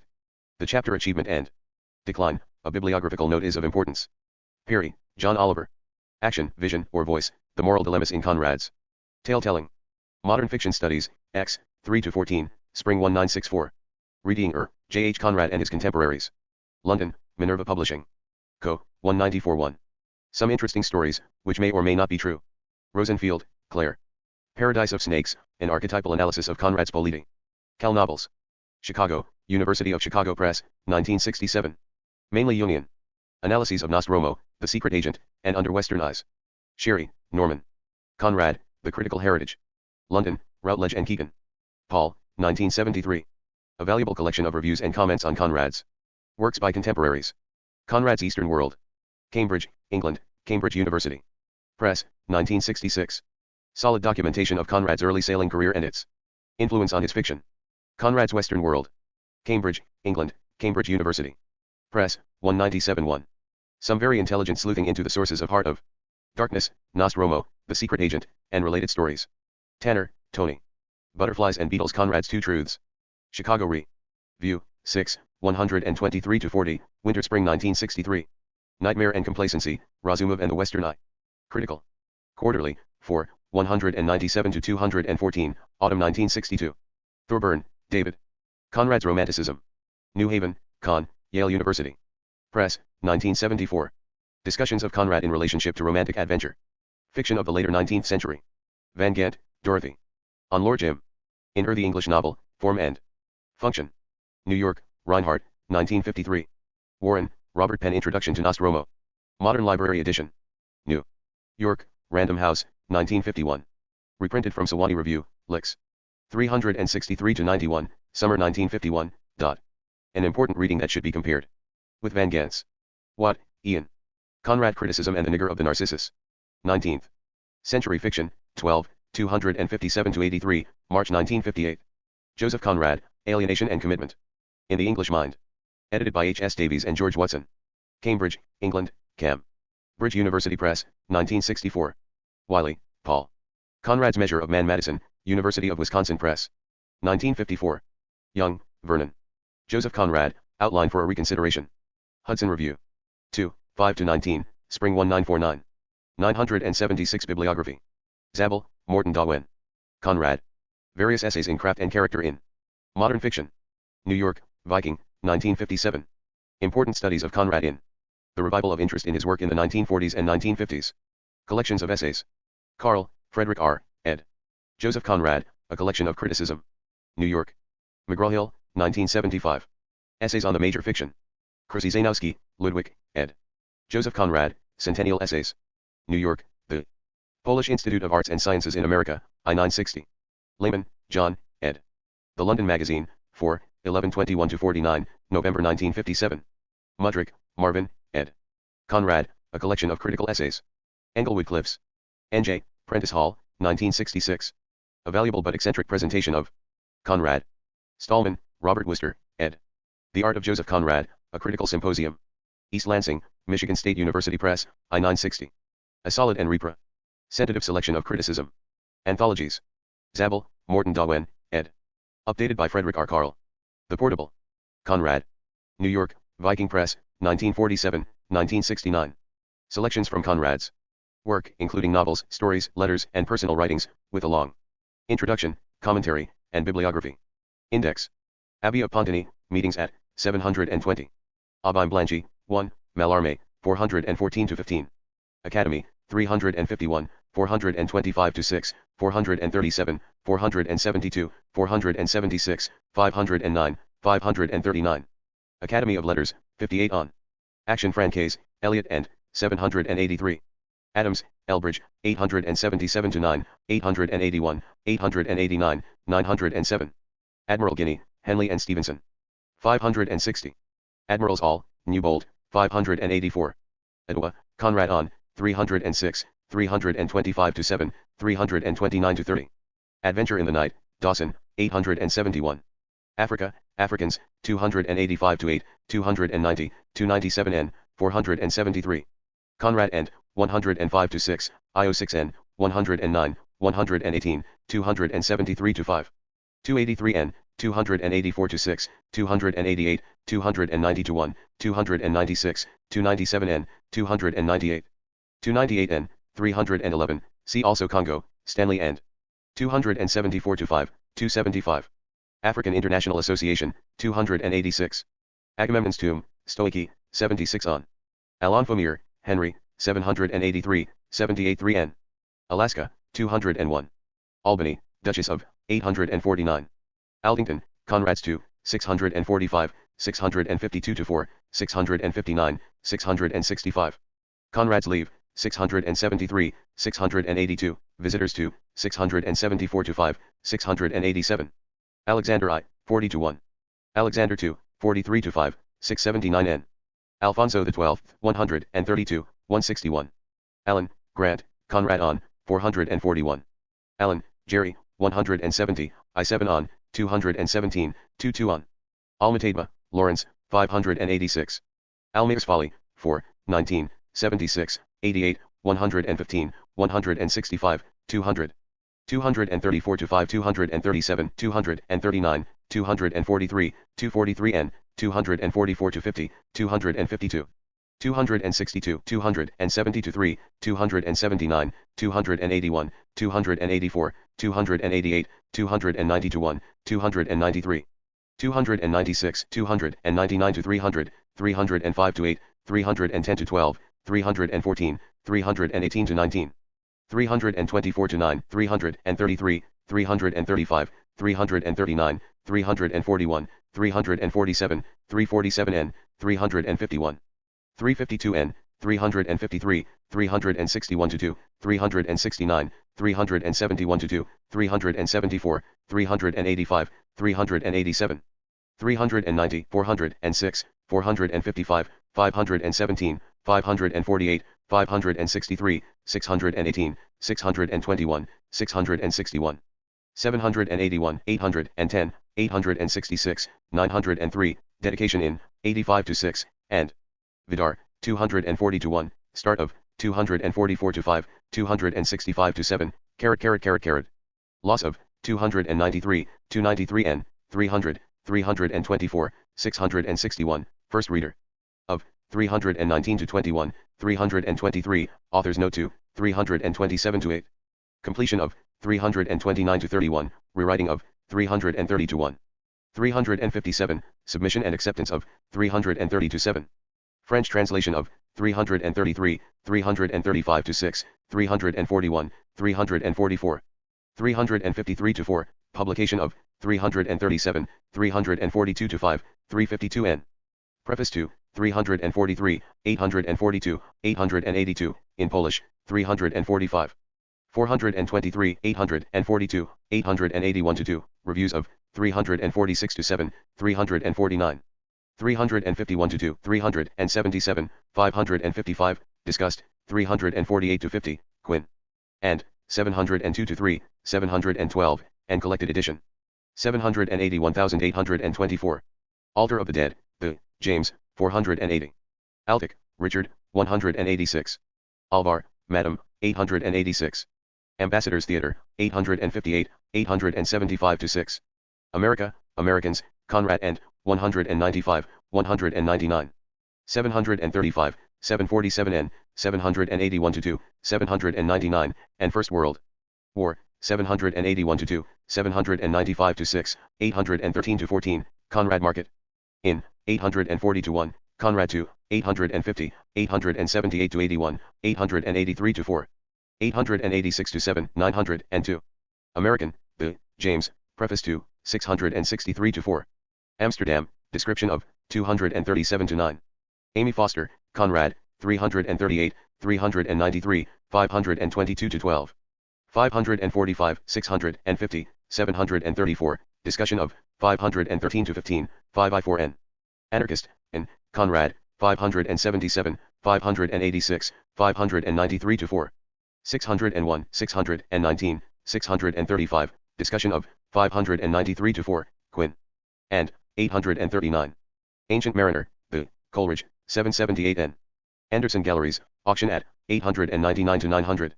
Anderson, Jane, 162 to 3, 166, 169, 784 to 5. 790 to 1, 79 on. Anderson, Robert, 595 to 6. Angel, Captain H.R., 316.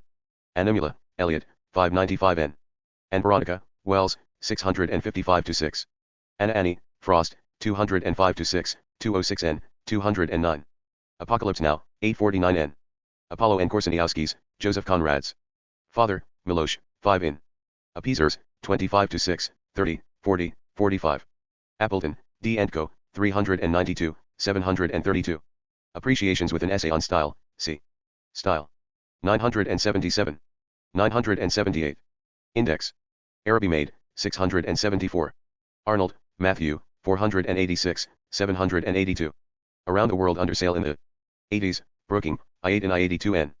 Arrow of Gold, the, Conrad, 53, 90, 104. 129 to 30, I3 on, 132, I32N, 140 to 1, 143, 147. 154 to 5, 1 carat 5 carat I66N, 170, I7 on, 171, 26 on. 3I3N, 365, 463, 589, 600, 759, 763, 777 to 8. 780, 782, 786, 789 to 90, 79 on, 795, 798, 808. 811, 820, 864, 867 n, first note of, 73. Cancelled opening to, Loy, 103, 803, week. Ness of, I42n, 169, 171, author's note to. 157, 166, I66n, I67n, 803, discussion of. 159 to 67, I66n, I67n, 169, I7 on, 805, 808. 831 to 2, 83 and 832n, dramatization of, 559. 793, 826, 829 to 30, 833, 874 to 5, French trans. Lation of, 708, 799, 816 to 17, 824, 831 to 3, 837. 839, dedication of, 770, 816, 824 to 5, 829. 833, 836N, Plan 4, 802 to 3, Completion of 804, 809, 811, Reviews of 808N, 825 to 6, 835. 836N, Serialization of 816, 820, Manuscript of 816, 833, Publication of 823, 823N, 824. 835, Dawson and 836N, 871. Art of Fiction, The, James, 397 to 9. As You Like It, Shakespeare, 68N. Ascending Effort, The, Conrad, 691. Ascending Effort, The, Born, 691. Aschendorf, Baron Ignaz von, 609, 896. Asef, Dino, 679N. Ashes F. Ziromsky, 76 on. Asquith, Herbert, 793. Assistant, The, Conrad, 739. Athenaeum, and Almayer, 351. Athenaeum Club, 3, 809. Atherton, Gertrude, 644. Australia, Conrad and, 188 to 92, 195, 201, 205. 252N, 254 to 5, 257, 261 to 2, Carriage, see also Port. Adelaide. Austria, Conrad and, 95, 114, II4N, 756, 756N. And First World War, 104, 754, 756, 757N. 757, 760, 763, 796, Poland and, see Poland. Author's Notes, 327 to 8, 385, 405, 479, 794. 821 to 2, 840, 849, 851, 869 to 70, manuscript of 834, 843, pamphlets of 834, 840. Autocracy and War, Conrad, 17 to 18, 31. 476, 566 to 7, 575, 577, 579, 586, 592. BAC, Ferdinand, 576N. Bacheller Syndicate, and Nigger, 392. Beardemacher, Gita, 273. Baines, Jocelyn, I56N, 171, 251, 312, 331, 521. 542, 559, 679N, 685, 685N, and charges. Against Apollo, 46, and Arrow, 170, I7 on. And Annie Frost, 206N, and Narcissus. 22 on, and Swindling, 74 in, Conrad Study. By, 852. Bakunin, Mikhail, 308, 679N. Balfour, Arthur, 481 to 2, 565, 579, 614. Balfour, Jabez, and Swindling, 74 in. Balzac, Honorda, 406, 508, 586, 6 Bangkok, Conrad and, 207 to 9, 211 to 12, 214. 252N, 253, 253N, 254, 795. Barker, Ambrose, Conrad 2, 605N. Barker, Granville, 582, 63 2N. Barker, Captain Wilson, 696, 750.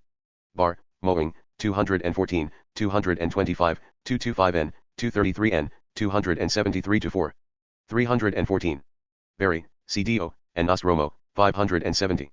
Berry, James M., 394, 422, 441, 550 to 1. Barron, Joseph, 219. Bartolot, Edmund Musgrave, 297N. Batten, Dr., 583. Baudelaire, Charles, 252N, 268, 365, 579, 772. Beach, Rex, and Chance, J2N. Beard, Captain Elijah, 207 to 9, 213, 431. Beardsley, Aubrey, 350, 482, 548. Because of the Dollars, Conrad, 241, 714. 738, 746, dramatization of, 559, 852. Beck, Lewis, 380. Beckett, Samuel, 461. Beer, Thomas, 4 Ion, 724N, Life of Crane by 4 Ion, 724N, 837, 883 to 4, 7 Beerbohm, Max, 548. Beethoven, Ludwig van and Nephew, 83N. 117. Belcher, Edward, 251. Belgium, Belgiums, 287 to 8, 294, 473, 552. 554, and Arabs, 297. Bell, Colonel, and Oswalds, 826. Belloc, Hilaire, 703, 72 2n. Benkendorf, Count d'Eta, 749n. Benz, Ernst, 881 2. Benjamin, Walter, on Kafka, 307. Bennett, Arnold, 322, 339, 467, 511, 724, and Conrad's work, 389, 408, 72 3n, 746, Conrad.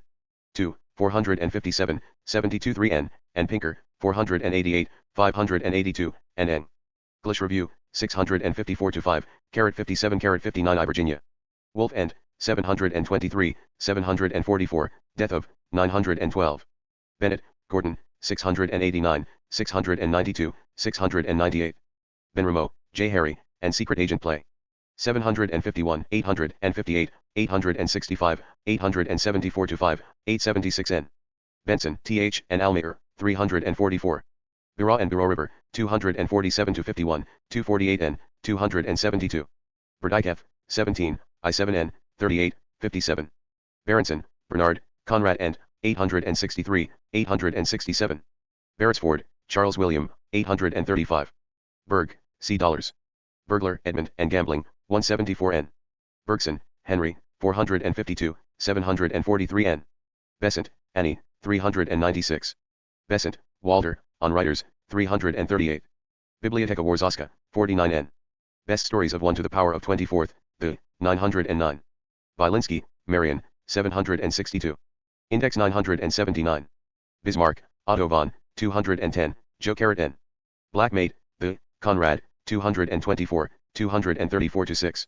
235 n, 374, 640, 829, 861, 866. Black and White, 488, 569 to 70. Blackmore, R.P., 664 n. Blackwood & Co., C. Blackwood, William. And Blackwoods. Blackwood, George, 524, 532. Blackwood, William, 526, 53 on, 785, and Heart of Darkness, 372, 393 to 4, 473, 477. 485, 490, 506, 534, description of, 393. 476 n, 506, and short stories, 393, 426 to 7. 477, 479, 485, 501, 504 to 6, 512, 516, 523 to 4. 526 to 7, 529 to 30, 53 on, 531, 544 to 5, and Gals. Worthy and Garnett, 394, 504, 506, 511. 522 to 3, 534, and Rescue, 401 to 3, 4 to 7, 440. 538, and Crane, 438, Loans and Advances of. To Conrad, 438, 473, 477, 477 n, 485, 487. 492, 495, 497, 499, 501 to 2, 510 to 11, 524, 531. 534, 537, and Lord Jim, 454, 477, 479, 485. 487, 490 to 1, 494 to 5, 497, 499 to 504, 510, 529. 531, 534, Conrad Self-Defense 2, 468, 495. 531 to 3, as prop, 471, and Youth Dedication. 476 n, and Conrad, 485 to 8, 506, 519, 534. And Serafina, 499 to 500, 516 to 19, 522 to 3. And Inheritors, 500, Ford and, 506, and Kennedy Book, 519, Conrad Interview. With, 531 to 2, 534, and Nostromo, 534, 538. 545, Conrad 2, on Explosion, 536, see also. Blackwoods. Blackwoods, 379, 385, 394, 485, 523 to 4, 555, 655, and Lord Jim, 251, 427, 430 to 1, 492, 495, 498 to 500, 502 n, 713, and Carrion, 390.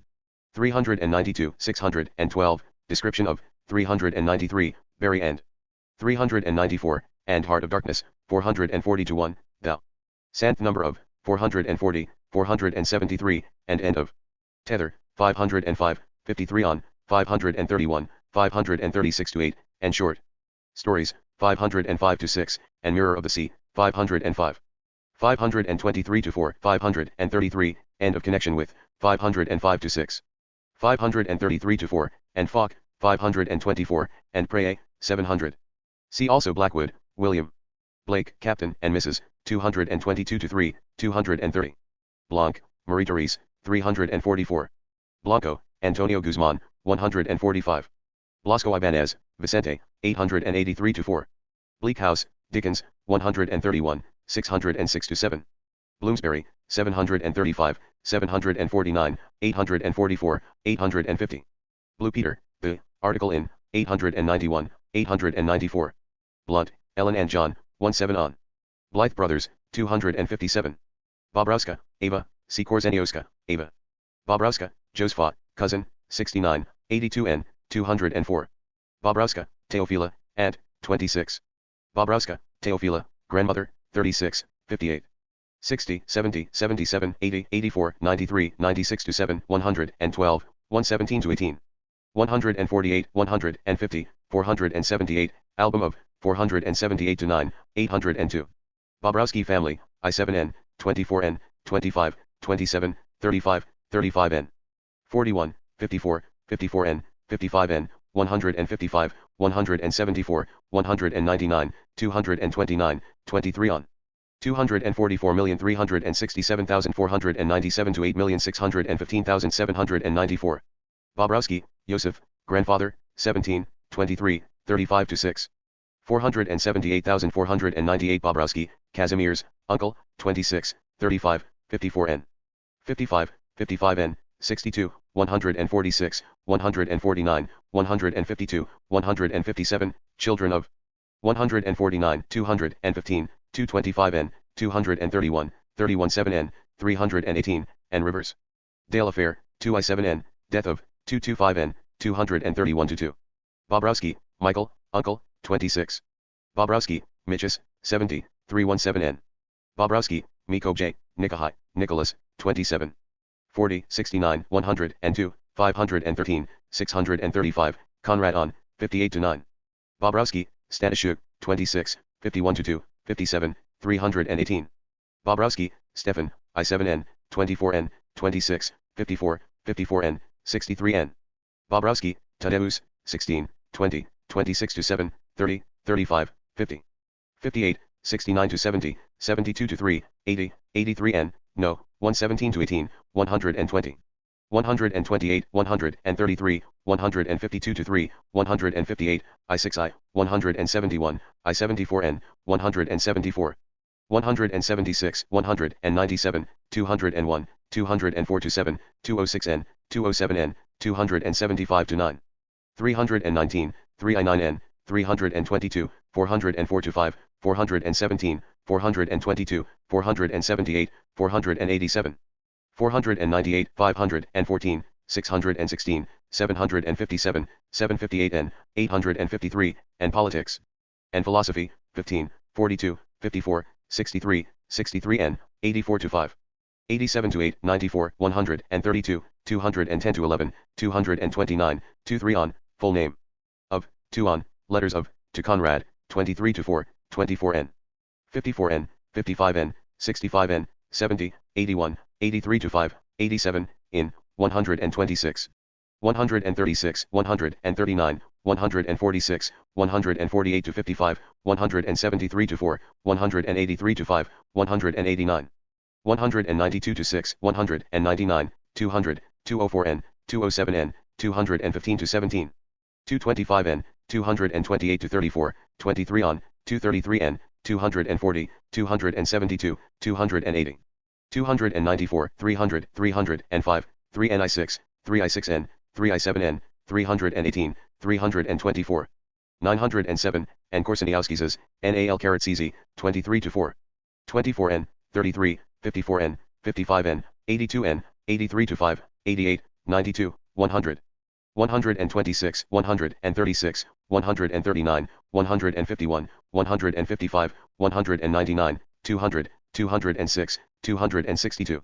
312, Advice to and Criticism of Conrad by 23 to 4, 24n, 83, 83n, 84, 88, 93 to 4, n8, 126. 139, 146, 148 to 52, 173 to 6, 183 to 4, 195 to 6, 250. 280, 305, 312, 315 to 16, 3i6n, 3i7n, 324, 328. 677, 886, see also letters to above, and Apollo, 23 to 4, 24n, 33, 35, 35n, 45, 62, 63n. 72, 94, n8, 125, description of, 24n, 35n. 84 to 8, 498, as writer, 30, 86 to 7, 205, see also. Memoirs, as Conrad's guardian, 35, 55n, 79. 81, 83, 83n, 84 to 5, 88, 92, 146, 174, 247, 580. And Ava, 36, 139, and visits with Conrad. 57, 59, 67, 69, 71, and 3, 192, 204 to 5, 215 to 16. 231, 235, 275 to 6, 281 to 3, 3i2, 324, and Dr. Kopernicki, 81, 206 to 7, 207n, and Conrad's Education, 84 to 5, 88, 97, and 2, 152. Dedication to, 85 to 6, and Conrad's Finances. 85, 88, 95, n8, 126, 140, 146, 148 to 51. 153 to 4, 156 to 7, 173 to 4, 183 to 4, 195, 200. 204 to 7, 214 to 17, 225n, 233n, 234, 274, 3i6n. 328, 333, 369, 527, 584, 891, and writers. 87 to 8, 205, document of, 88, 95, n8, 126. 140, 153 to 4, 173, 195, 217, and Conrad Citizenship, 95, ni, nin, n4n, n8, 126, 176. 191 to 2, 215, 217, 230 to 4, and Conrad C. Career, 97, 100, and 7 I8, 126, 152 to 3, 174. 176, 183, 190, 192, 199, 204 to 10, 215 to 17. 980. Index. 225, 230 to 4, 240, 281, 300, 305, 310, 315 to 16. 3i6n, 31,711, 324, Conrad's letters to, 127 to 8. 146, 190, 215 to 16, 228, 232 to 3, 240, 248, 254. 291, 300, 311 to 16, 319, and Conrad's at. Tempted suicide, 148, 151, 157, 173 to 5, 3. 314, 758n, and Conrad's business ventures. 152, 190 to 1, 206, 214, 217, 231 to 3, 233n, and Conrad's health, 195, 232, 240, 305, 314. 3i7n, illness of, 205, 215 to 17, 261, 305, 318. 324, death of, 279, 322, 328 to 9, 340, 867, and Marguerite, 280, 312 to 13, and Conrad's writing career, 312 to 13, 315. Boer War, 493-4, 496-7. Boyne, Contesta, Memoirs of, 855. Boharsky, Edmund, 237n. Bolsheviks, 814-15, 840, see also Russia. Bonaparte, Napoleon Joseph, 63n. Bone, David, 877, 883, 887, 902. Bone, Gertrude, 336. Bone, Muirhead, 72-2n, 877, 887, 903, 904. Bonar, Mr., 140, 173. Bonteen, Anne Elizabeth, 439. Book of Job, the, Winauer, 857-9, 868. Book of Prefaces, A. Mencken, 804n. Bookman, 351, 364, 877. Books, Conrad, 586, 856. Booth, William Stone, 541. Bourne, Charles, 252-3, 779. Borneo, 241-3, 247, 250-1, 281, 285, 288, 291. 296, 301, 327, 478, 846. Borneo and the Indian Archipelago, Mar. Ryat, 251. Bost, Reverend, John Ent, 881, 893-4. Bottomley, Horatio, and Swindling, 74 in. Bourden, Marshall, 595n, 595-7, 603. Bourne, George, 691. Bradley, AC, 68n, 58 on. Bridges, Robert, 58 on. Brigadier, Conrad on, 789. Brickell, Emily, 330, 341, 351-4, 356-7, 363-5. Brickell, Madam, 351-2, 357. Brickell, Paul, 351-2, 354, 364. British Museum, 725, 815, 841, 843. British Weekly, and Nostromo, 570. Brittany, Conrad's Inn, 381. Bronte Family, 63, 80, 110, 272. Brooke, Sir Charles, 845.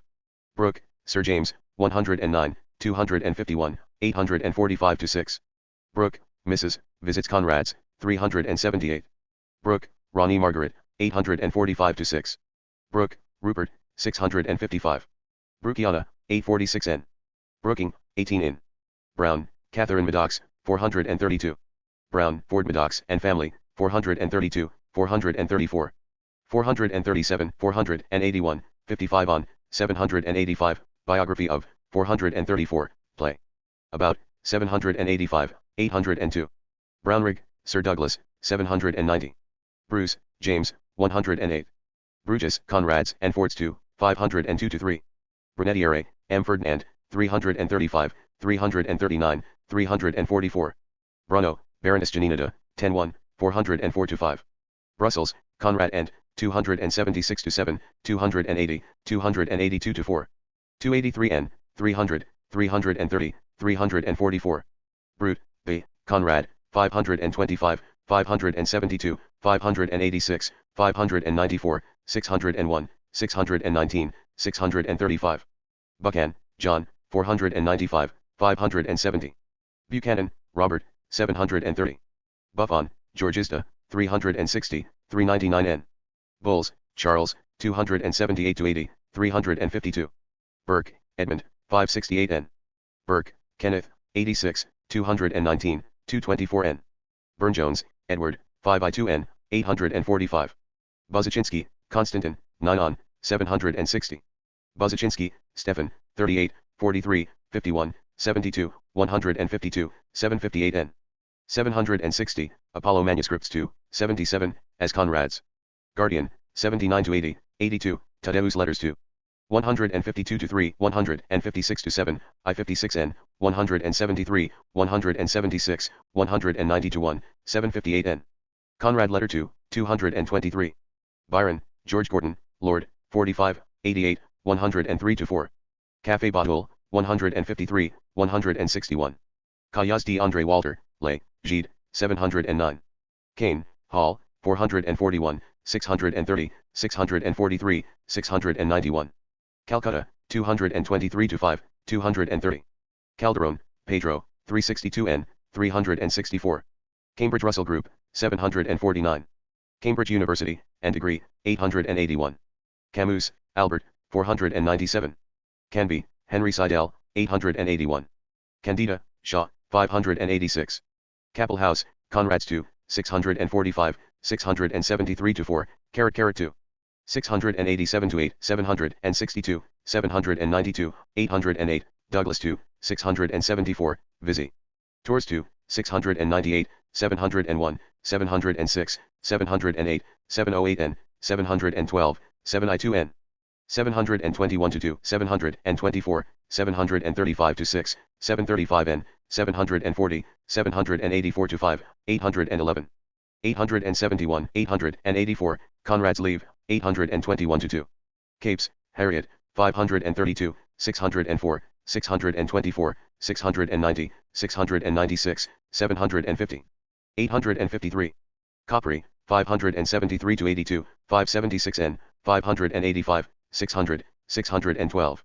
Coppery Sketches, Douglas, 641.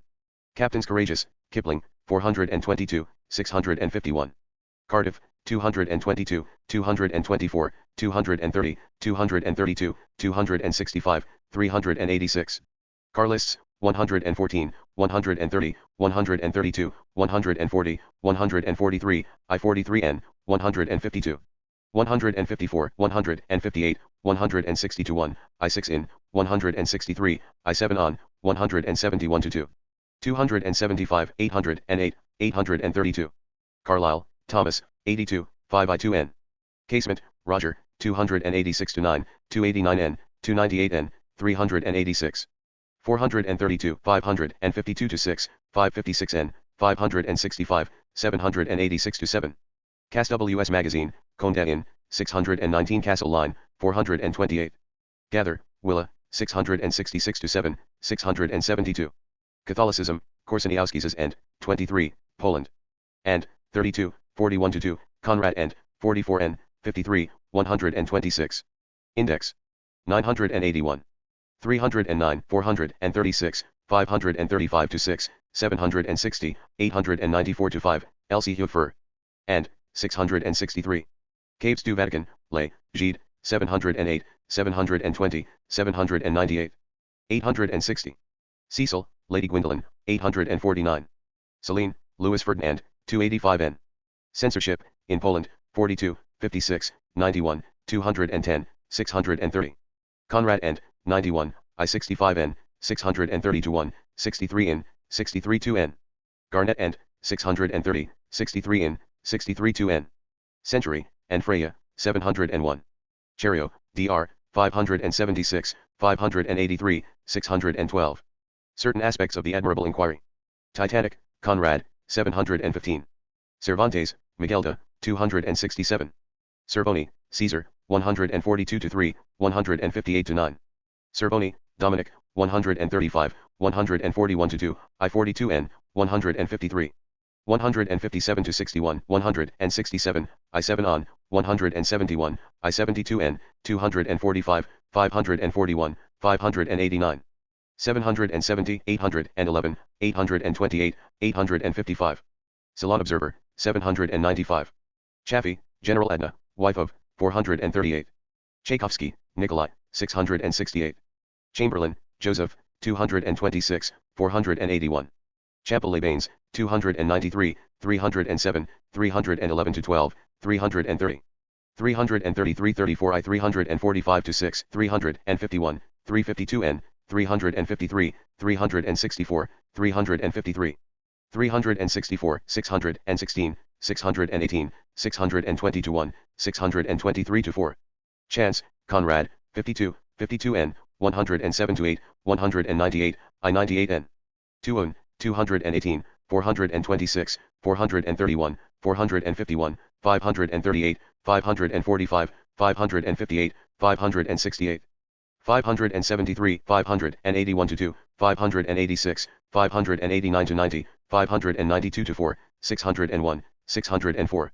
613-20, 622, 625, 629, 634, 638-40, 644. 661, 678, 682, 683 n, 685 to 6, 685 n, 688 to 91. 698, 702, 706 to 7, 711 to 13, 715, 724 to 8, 724 n. 732, 741, 767, 784 n, 873, success of, 391. 746 to 7, 763, 780, James End, 408, 744 to 6.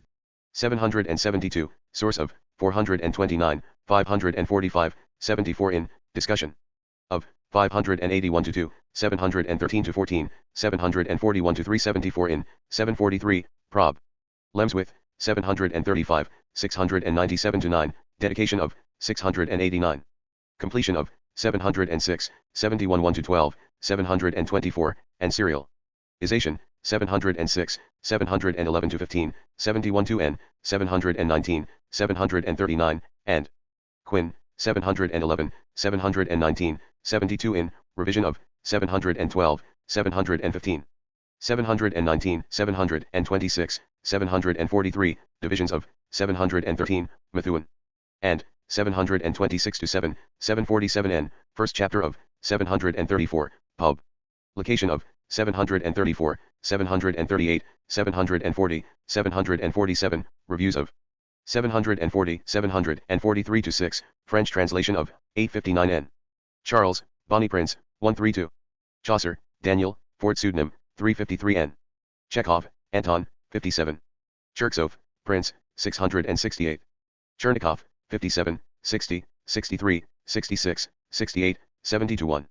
Chesson, W.H., 335 to 7, 342 n, 343, 810. Chu, Samuel C., 873. Chicago Daily News, J. G. N. Children of the Sea, the, Conrad, 392 n. Kochko, Victor, 127 to 8, 140, 148. Kominsky, Stanishuk, 53, 57. Chopin, Frederick, 353. Christmas Day at Sea, Conrad, 201 to 2. 891 to 2. Churchill, Winston, 481, 494 n, 799. Quailwick, Witold, 651. Cinders, the, Apollo Korsaniowskis, 907. St. Ports, the, Ford, 506, 514. Civil List Pension, 331, 614, 690, 699. Clark, Barrett H., 809 to 10. Clark, Bruce and Jesse's Operation, 571. Clark, Kenneth and Modigliani, 72 in. Clerk, Sir George Russell, 788 to 9. Clifford, Hugh, 425, 426 n, 432, 473, 491 to 2. 687, 689, 692, 814. Claude, Edward, Gissing 2, 5390. Cobwebs and Gossamer, Conrad, 200. 571. Cockerell, Sydney, Visits, 862. Coleridge, Samuel Taylor, 272, 398, 778. 778 n, 863. Collected edition, Conrad, 327 to 8, 364, 397. 405, 479, 557, 674, 840, 852 to 4, 856, 866. 887, in America, 732 to 3, 781 to 2, 785, 787. 824, 829, 851, in England, 781, 850, 852. 866, presentation copies of, 839, 852, 866 n. Corrections for, 849 to 50, and Blackmate. 866, Ford and, 898, see also author's notes. And names of editions. Collection of British authors, Tauchnitz. 632. Columbia, Cartagena, 143 to 5, I-44N. Colonial Clippers, the, Lubbock, 317. Colvin, Sydney and Lady, 3, I-67N, 545, 757. 809, 811, 881, Conrad 2, 778 to 80, 794, 796. 799 to 800, 83 in, 841 to 2, 895, 909, description. Of, 559, as reviewer, 746, and Victory Play, 824, and Uniform Edition, 866n, Death of 912. Comedy Humane, Balzac, 406. Comedy, Commedia, Apollo Korsaniowski's, 34 greater than 39. Comedy of Errors, The, Shakespeare, 66. 68n. Comite d'études du Haut Congo, 286-7. Comte, Augusta, 82. Conde, 11, Conrad, 545, 576, 589, 612. 619, 628, 635, 703, 793. Condition of Women in the United States. The, Benson, 344. Congo, 246, 445n, 481, Conrad and, 15, 81. 177, 228, 238, 243, 248, 254, 257, 262, 265. 273, 275, 277, 280-9, 289n, 290-3, 293n. 294-8, 298n, 299-301, 306, 386, 439, 473. 540, 552-5, Leopold and, 265, 286-7, 4 squared. 554, Stanley and, 274-5, 286-7, 297n, case. Met and, 286-9, 289n, 298n, 386, 552-5. 787. Congress of Vienna, 40-1. Congreve, William, 795. Conrad, Boris, 46-7, 392, 429n, 43n, 495n. 982. Index. 538, 565, 576, 57,611, 600, 604, 61,411, 623. 756, 796, 826, 849, 853, 904, Fathers feel. Ings about and relations with, 46-7, 417. 434-5, 498, 637, 683, 696, 699-700, 720. 750-1, 758-9, 763, 778, 78 in, 793, 798. 805n, 83 in, 832, 873n, 885-7, 890-1, 893-4. Illness of, 47, 70, 503-4, 547, 591, 593-4. 599-600, 613, 615-18, 620-22, 635, 812-13. 818, 890, and First World War, 154, 160. 162, 166, 494, 604, 760, 770, 772, 778, 781. 78 in, 784-5, 787, 789-93, 799, 805, 809-13. 890, and Jane Anderson, 162, 791, birth and christening of, 416-18, birthday party for. 521-2, education and future of, 604, 622. 676, 682, 696, 698-700, 750-1, 770, see also.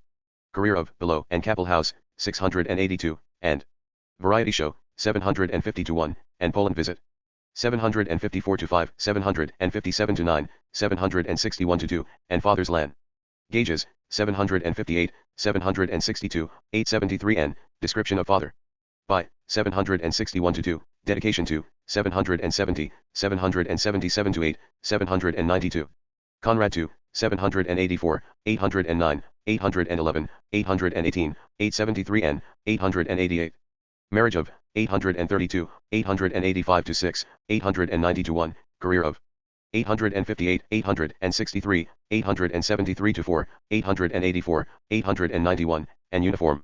Edition, 866, 866n, affair of, 873, 873n. Book about Father by, 873n, 885-6, 913. Visits parents, 893, 907, 910, father and Phi. Nances of, 901, and Conrad's birthday, 903. Birth of son of, 904, after father's death, 91-3. Conrad Jesse, 3, 2 in, I-67N, 373, 399, 416-17. 424-5, 426N, 495N, 504, 531, 539N, 544-5. 594, 623-4, 658, 687-8, 698, 719-20, 725. 756, 806, 834, 839, 847, 866, 874, 907, 909. Illnesses, knee operation and lameness of 47, 70, 504, 547, 558, 558N, 559, 562-3, 569. 571-3, 576N, 583, 591-2, 600, 635, 690. 696-8, 755, 762N, 803-6, 811-13, 820, 822. 836, 838-9, 841, 843, 847, 849-51, 853, 859. 863, 890, 904, 907-9, Conrad's dependents. On, 47-8, 601, 680, 812, 885, 908, and Jane Anderson, 162-3, L-S-790-79 on, and Blackmate, 235, 640, and various. Conrad friends, 349, 495N, 527, 538, 565. 571, 601-2, 705, 796, 809, 863, 912, description of, 369, and Conrad's illness. Breakdown, and financial loss, 376, 613. 677N, 68 OI, and money matters, 391, Preg. Nancy of, 392, 411, 414, 591-2, 600-1, 603. And Conrad C. Career, 429, 429N, and Fords, 495N, 496, 503-4, 520, 530, 538, 601. 658, 663, 665-6, 677N, 852, and Marguerite. 500-1, and Capri, 574-5, 581, and Douglas. 576, 578, 698, Cookbook by, 614, 6I4N, 899. And Poland visit, 754-5, 760-1, Conrad 2. 790-2, 812-13, 885, 887-90, 908, and Boris, 818, 885, 890-1, and Corsica, 849. 85 853-4, Conrad's return from America, 890-1, to France, 894, to Quinn. On auction, 900, and Epstein's visit, 906-7. After Conrad's death, and death of, 913, c. Also George, Jesse. Conrad. John, 47, 162, 652, 698-9, 720, 756. 791, 805N, 812-13, 874, 887, illness and health of, 70, 504, 547, 617-18, 620, 755. Birth and naming of, 417, 591, 602, 604. Education of, 849, 853, 863, and uniform. Edition, 866, 866N, to France, 880-1, 893. 4, and Conrad's birthday, 903, career of. 907, visits parents, 910, after father's death. 913. Conrad, Joseph, 151, 384-5, 393, 479, 501. 518, 529, 86 in, 871, 899, and names, 13. 17, 19-21, 2 in, 22, 53 and 54 n, 130, I3 on. I39N, 139, 182, I84N, 187 to 9, 197 to 8, 224. 224N, 225N, 248N, 249N, 249 to 51, 331 to 3. 337 to 8, 348, 416 to 17, 432N, 514, 577, 705. 753, 756 to 7, 862, 878, 911, and language. 13, 4, 5, 9, 2, 13, 21, 29, 38 to 40, 53, 53N. 60, 7 in, 78N, 88, 91 to 2, 92N, 98 to 9, 105, 108. 3, 127 to 8, 130 to 1, 136, 146 to 7, 152 to 5. 176 to 7, 182, 184 to 7, 90-2, 198 to 9, 205. 221 to 5, 230, 236, 258, 267 to 71, 279 to 83, 291.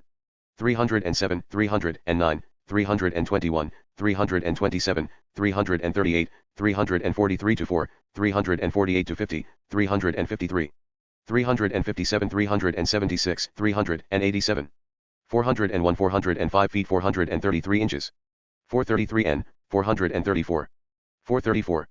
437, 473, 514 to 15. 614 to 15, 637. 640.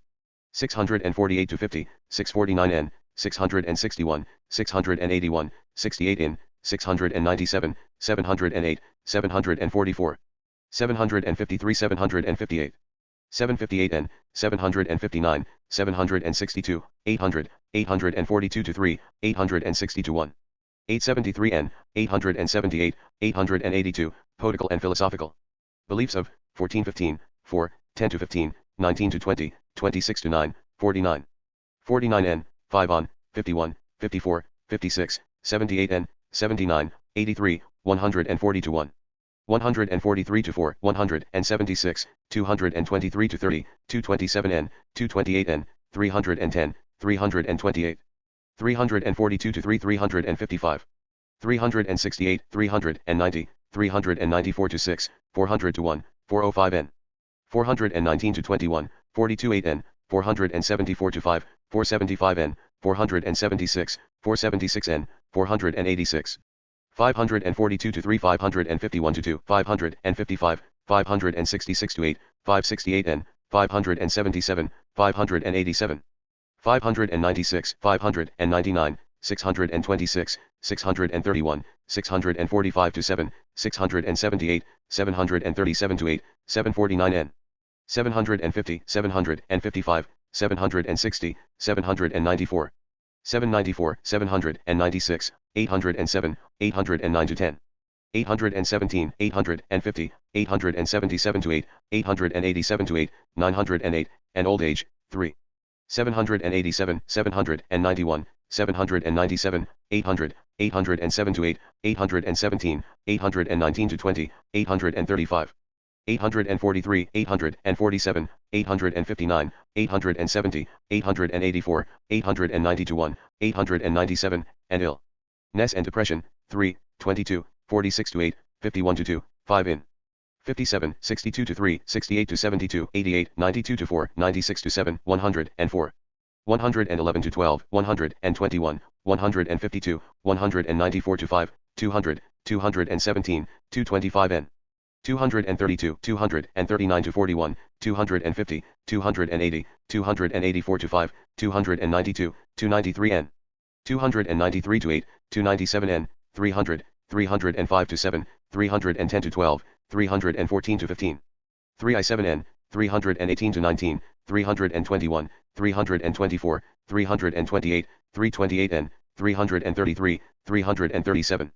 343, 345 to 6, 356 to 7, 364, 376, 386, 394, 416. 423 to 5, 429N, 441, 492, 496 to 9, 502N, 504. 510, 514, 527, 429, 532, 547, 550 to 1, 558. 559n, 562 to 4, 566, 569, 572 to 3, 578 to 9, 581. 583, 585 to 6, 590 to 3, 599 to 600, 611, 613 to 14. 616 to 20, 623 to 4, 635, 637, 639 to 40, 644, 652. 655, 662 to 3, 667 to 70, 669n, 677, 077n, 680 to 4, 687 to 90, 695, 698 to 9, 702, 705 to 6, 712. 714 to 15, 721 to 3, 734 to 5, 742, 749 to 50, 761 to 3. 762n, 770 to 3, 780, 792, 798, 806, 809 to 10. Index. 983. 812 to 13, 817, 822, 835, 838 to 41, 843 to 4, 847. 850 to 6, 859 to 60, 963, 866, 871, 878 to 9, 887. 890 to 1, 893 to 4, 898 to 9, 901, 90,111, 903 to 4, 906. 908 to 10, and suicide, 4, 18, 83 n, 3, 125 to 7. 129, 140, 146, 148, 151 to 2, 156 to 7, 17,011.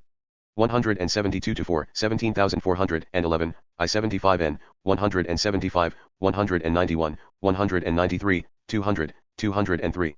205, 215, 275n, 314, 342, 388 to 9, 424, 614.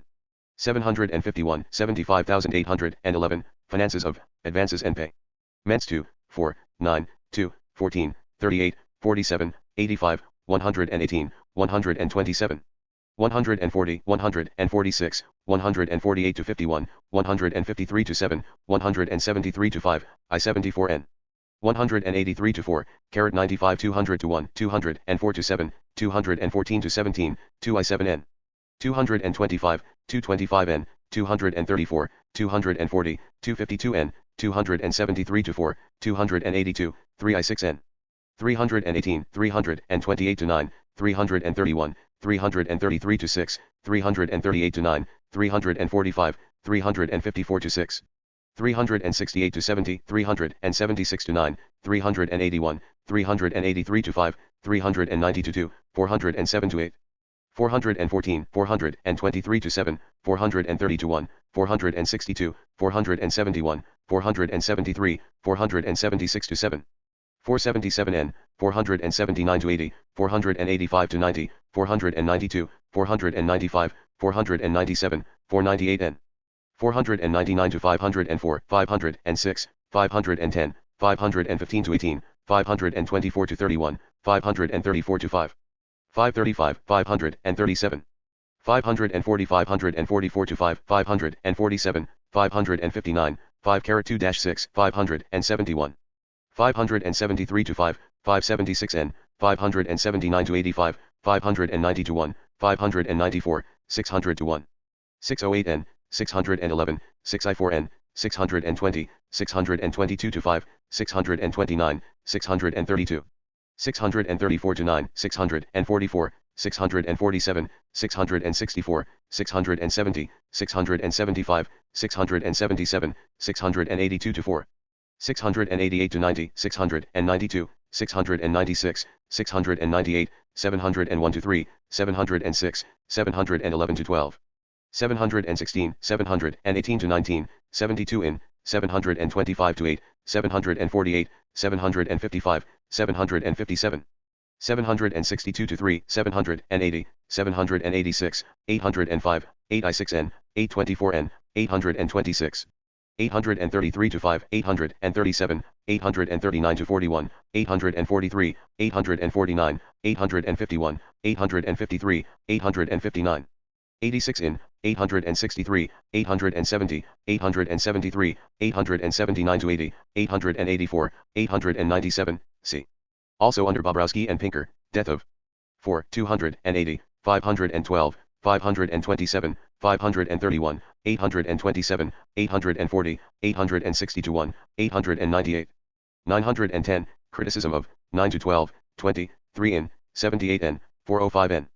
471, 478 to 9, 645, 650 to 1, 750, see also under.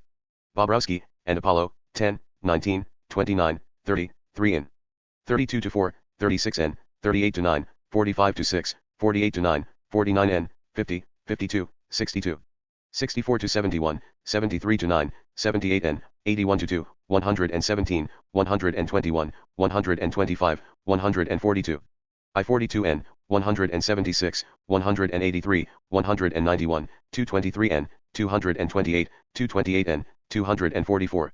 248, 275, 314, 447 to 8, 498, 567, 663, 664 n. 699, 705, 707, 752, 882, 884, 886, see also.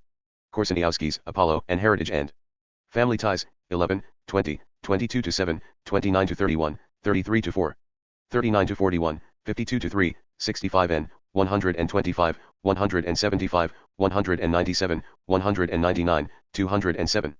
215 to 16, 231, 244 to 6, 262, 277 to 8, 281 to 2, 310. 3I8N, 328, 332, 340, 353, 367, 478, 497 to 8. 555, 566, 577, 633N, 645, 661, 878, Selfa. Fence by, 12 to 14, 780, 319, 368, 461 to 2, 468. 490 to 1, 495, 531 to 3, 640, 649, 649 n, 65 on.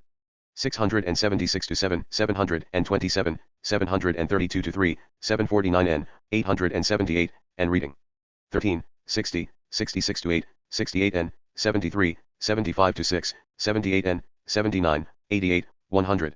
105 to 10, 112, 130 to 1, 134, 136, 145, 154, 158. 160, 162 to 5, 64 n, I65 n, 169, 184 to 5, 209 to 10.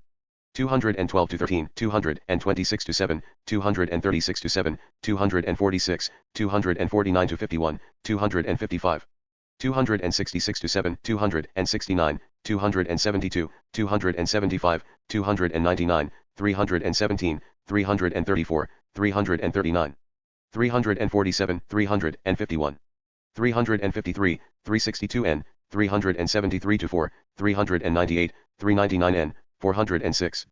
408, 412, 42 3 n, 424, 441, 445 to 6, 451, 542 n. 560, 615, 623, 671, 677, 710, 716, 76 on, 780. 846 n, 854 to 5, 855 n, 863, 879, 882, birth.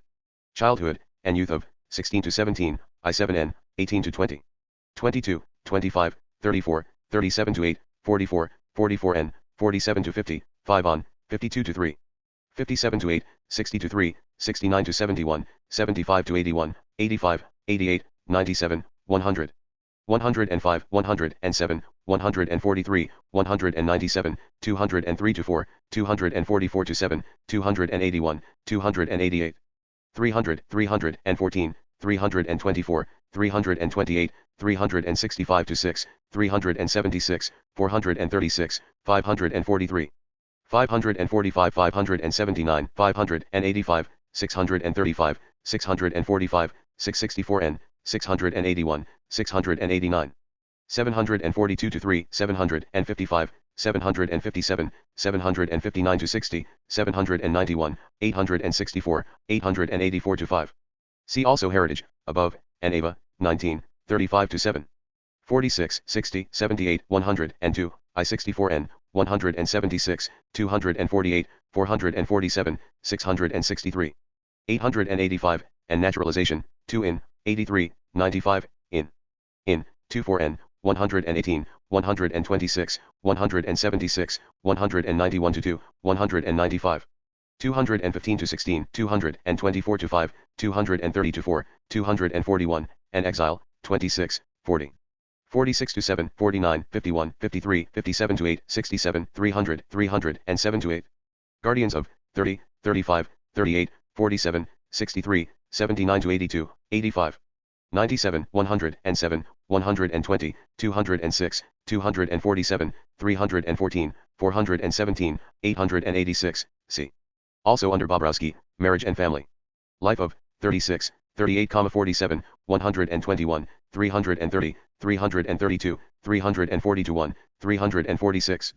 353, 363 to 4.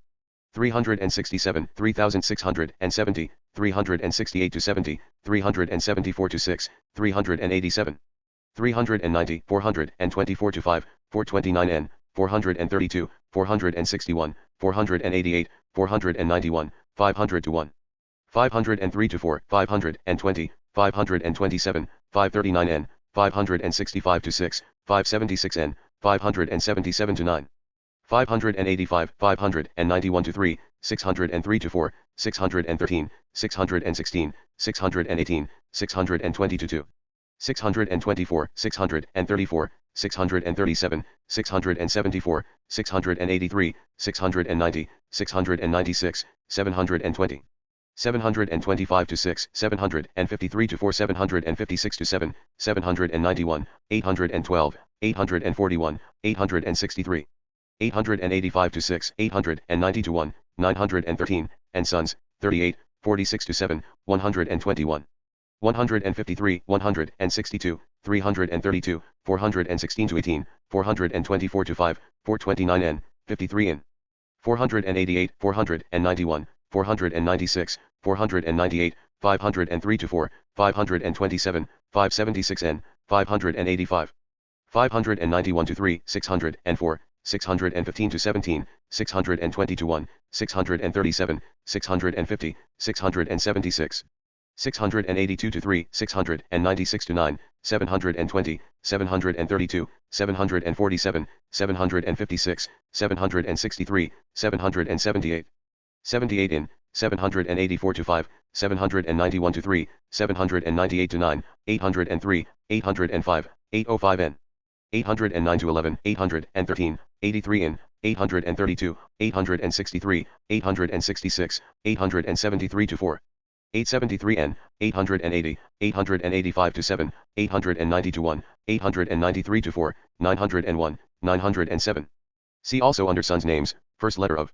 44, 223 n, and education, 64 to 5, 71 to 2, 79. 79 n, 80, 8 on, 81 to 2, 84 to 5, 88, 90, 9 on, 91 to 3.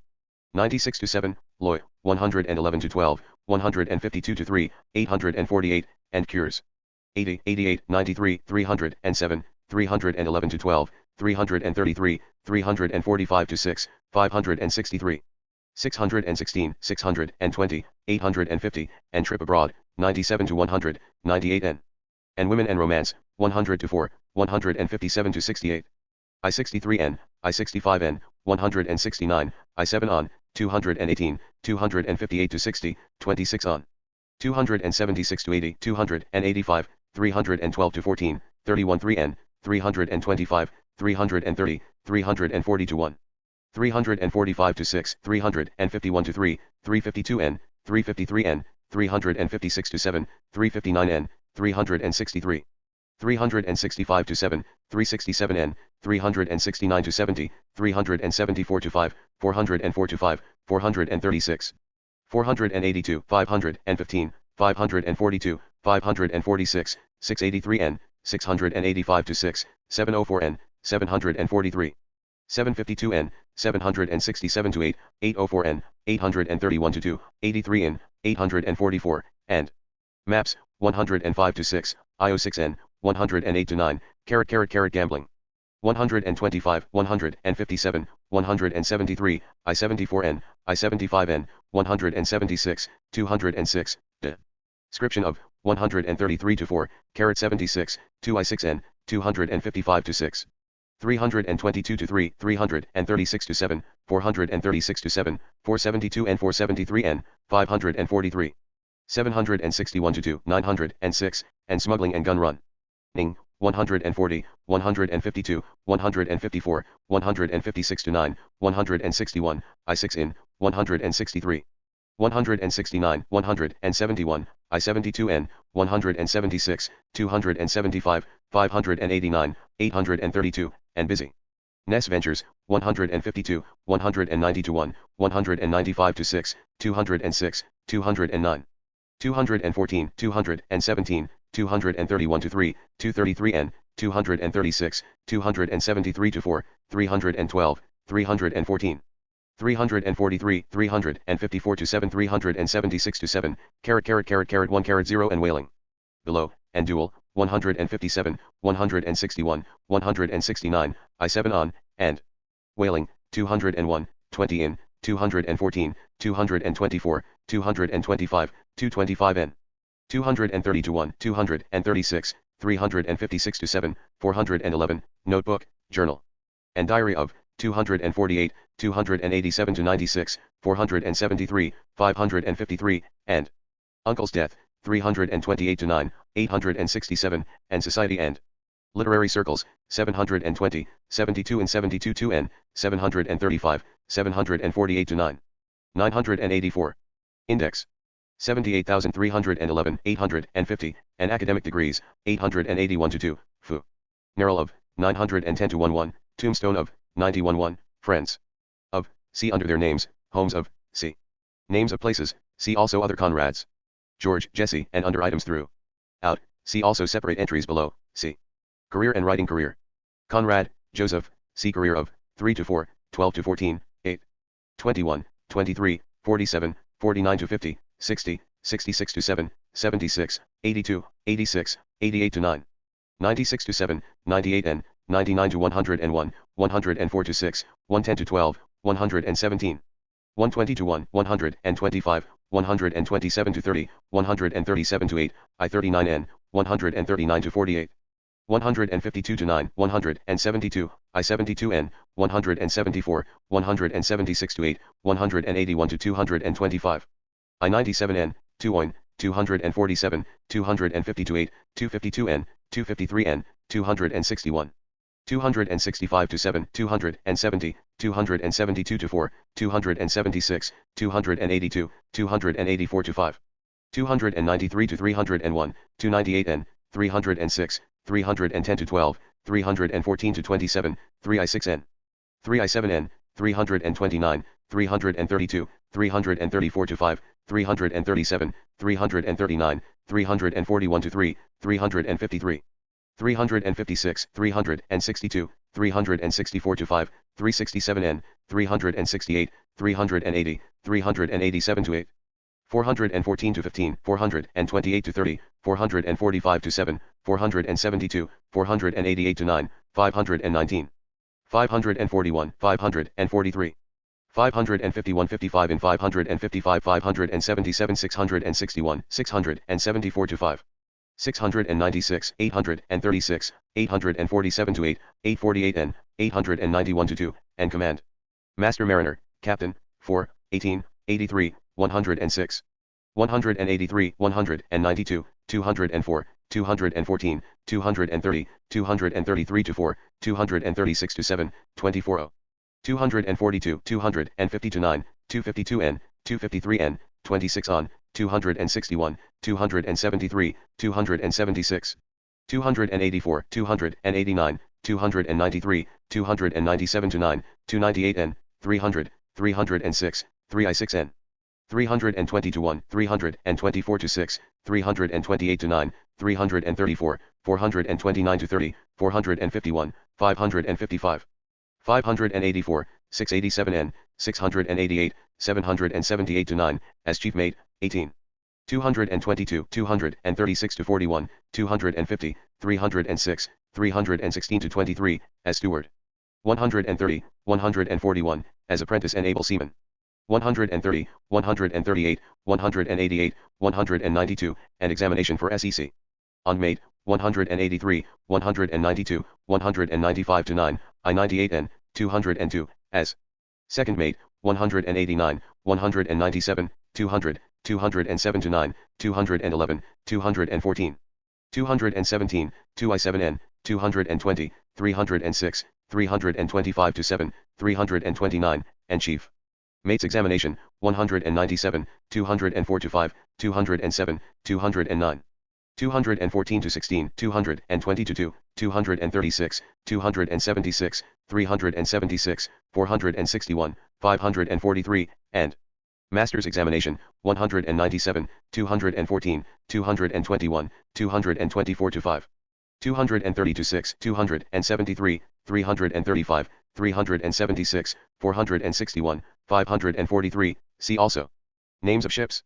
Conrad, Joseph, writing career of, 3 to 5, 9 to 19, 29, 34, 38 and 39, 46 to 50, 57, 60, 62, 67 to 8, 70, 76, 85, 88, 94, Loy, 105, 107, No, 113, 119, 121, 129 to 31, 143 to 4, 175, 177, 188 to 9, 191. 193 to 4, 201, 203n, 204, 210, 212, 217, 219, 224, 230, 250, 265 to 73, 281 to 2, 284, 290, 296, 310, 312 to 14, 316, 325 to 5, 328, 330 to 1, 333 to 4. 336 to 41, 343, 346 to 52, 358 to 61, 364, 367n. 370, 372, 376, 380 to 6, 388 to 9, 393 to 4, 397. 399 to 405, 405n, 410, 412, 414 to 15, 426, 432. 432n, 433 to 4, 445, 448 to 51, 45 on, 459. 469 to 70, 47 in, 475, 475 n, 478, pass him to. And memory and imagination, 1314. 4, 14 to 16, 24, 29 to 30, 3 on, 34, 42 n, 43, 48. 57 to 9, 62 to 4, 76, 83, 102, 104 to 5, 07, 0. Lion, 116 to 17, 4-5, 137, 41, 144, 157. 160 to 2, 188 to 9, 91, 93, 201, 204, 207. 212 to 13, 218 to 19, 236 to 7, 240 to 1, 243 to 4. 246 to 50, 252, 265, 271 to 2, 274, 281, 284, 288.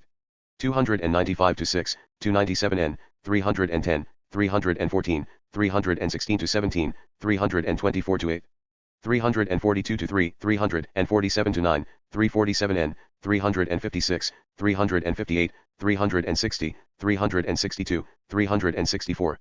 37 374-7 381, 383, 386, 392, 398, 412.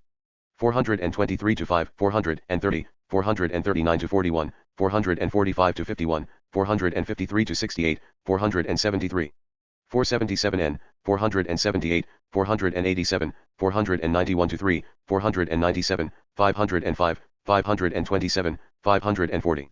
545, 552, 562 to 7, 573, 577, 579, 581, 587, 589, 591, 595 to 6, 605, 612, 624, 635, 637, 643 to 6, 648, 653, 661, 670, 673, 675, 681 to 4, 686 to 8, 695 to 707, 713, 715, 718 to 19, 721, 725 to 6, 735, 74 in, 746, 758 to 60, 762 to 4, 767 to 8, 770 to 1, 777, 782, 788 to 9, 796 to 7, 803, 805, 811, 817, 822, 825, 830, 835, 838, 846, 859, 864, 870, 872, 877, 892, 896, Prepara. Shin 4, and Shift 2, 4, 33, 200, 220, 236 to 7. 240, 246 to 7, 251, 256 to 7, 272 to 4, 293, 300 to 1. 313 feet 329 inches, 337, 446, beginning of, 4, 38, 72. 86, 225, 234 to 5, 237, 261 to 2, 265 to 6, 273, 280. 300 to 1, 309 to 10, 320 to 1, 323, 326, 339, and international repute, 4, 735, 753, 753 and 782. 841, 882, growing reputation and larger O. Dians 4, 2, 434, 635, 692, 707, 715. 722 to 5, 734 to 5, 740, 800, 822, 841, 85 in, and other writers, 12, 15 to 16, 26, 34, 48, 59 n, 65 n, 66 to 8, 68 n, 70, 88, 106 to 8, 110, 130, 164. 185, 187, 194, 217, 225, 227 n, 246, 250 to 1. 269 to 70, 272, 279 to 80, 315 to 16, 318, 322 to 3. 338 to 9, 341, 347, 349 to 51, 365 to 6, 371 to 2, 374.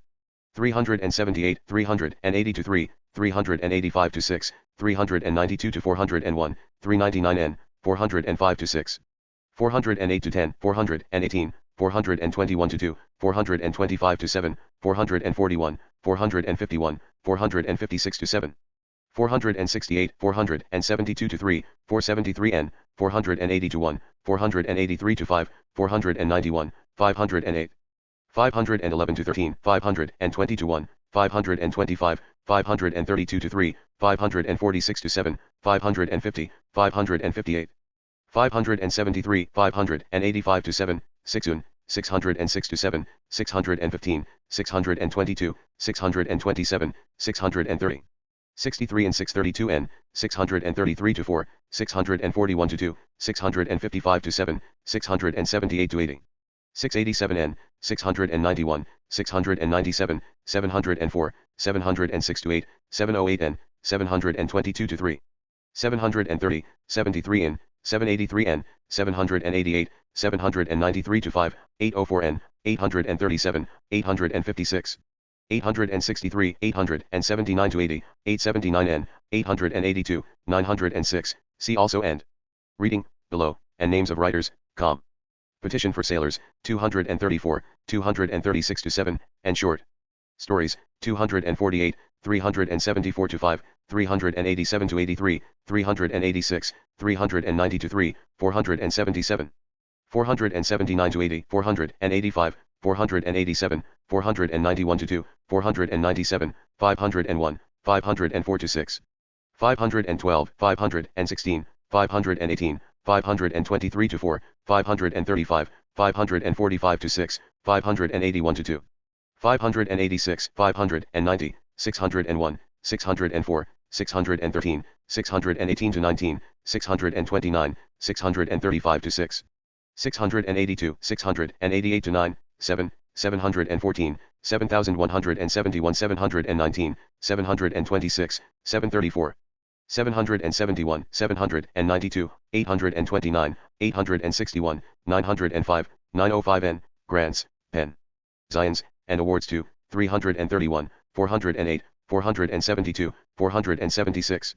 535 feet 565 inches, 579 to 81, 583 to 5, 590, 608 N, 614, 644, 690, 794 N, and popular taste, 338 to 9, 370, 377, 382, 384, 394, 403, 420, 423 to 4.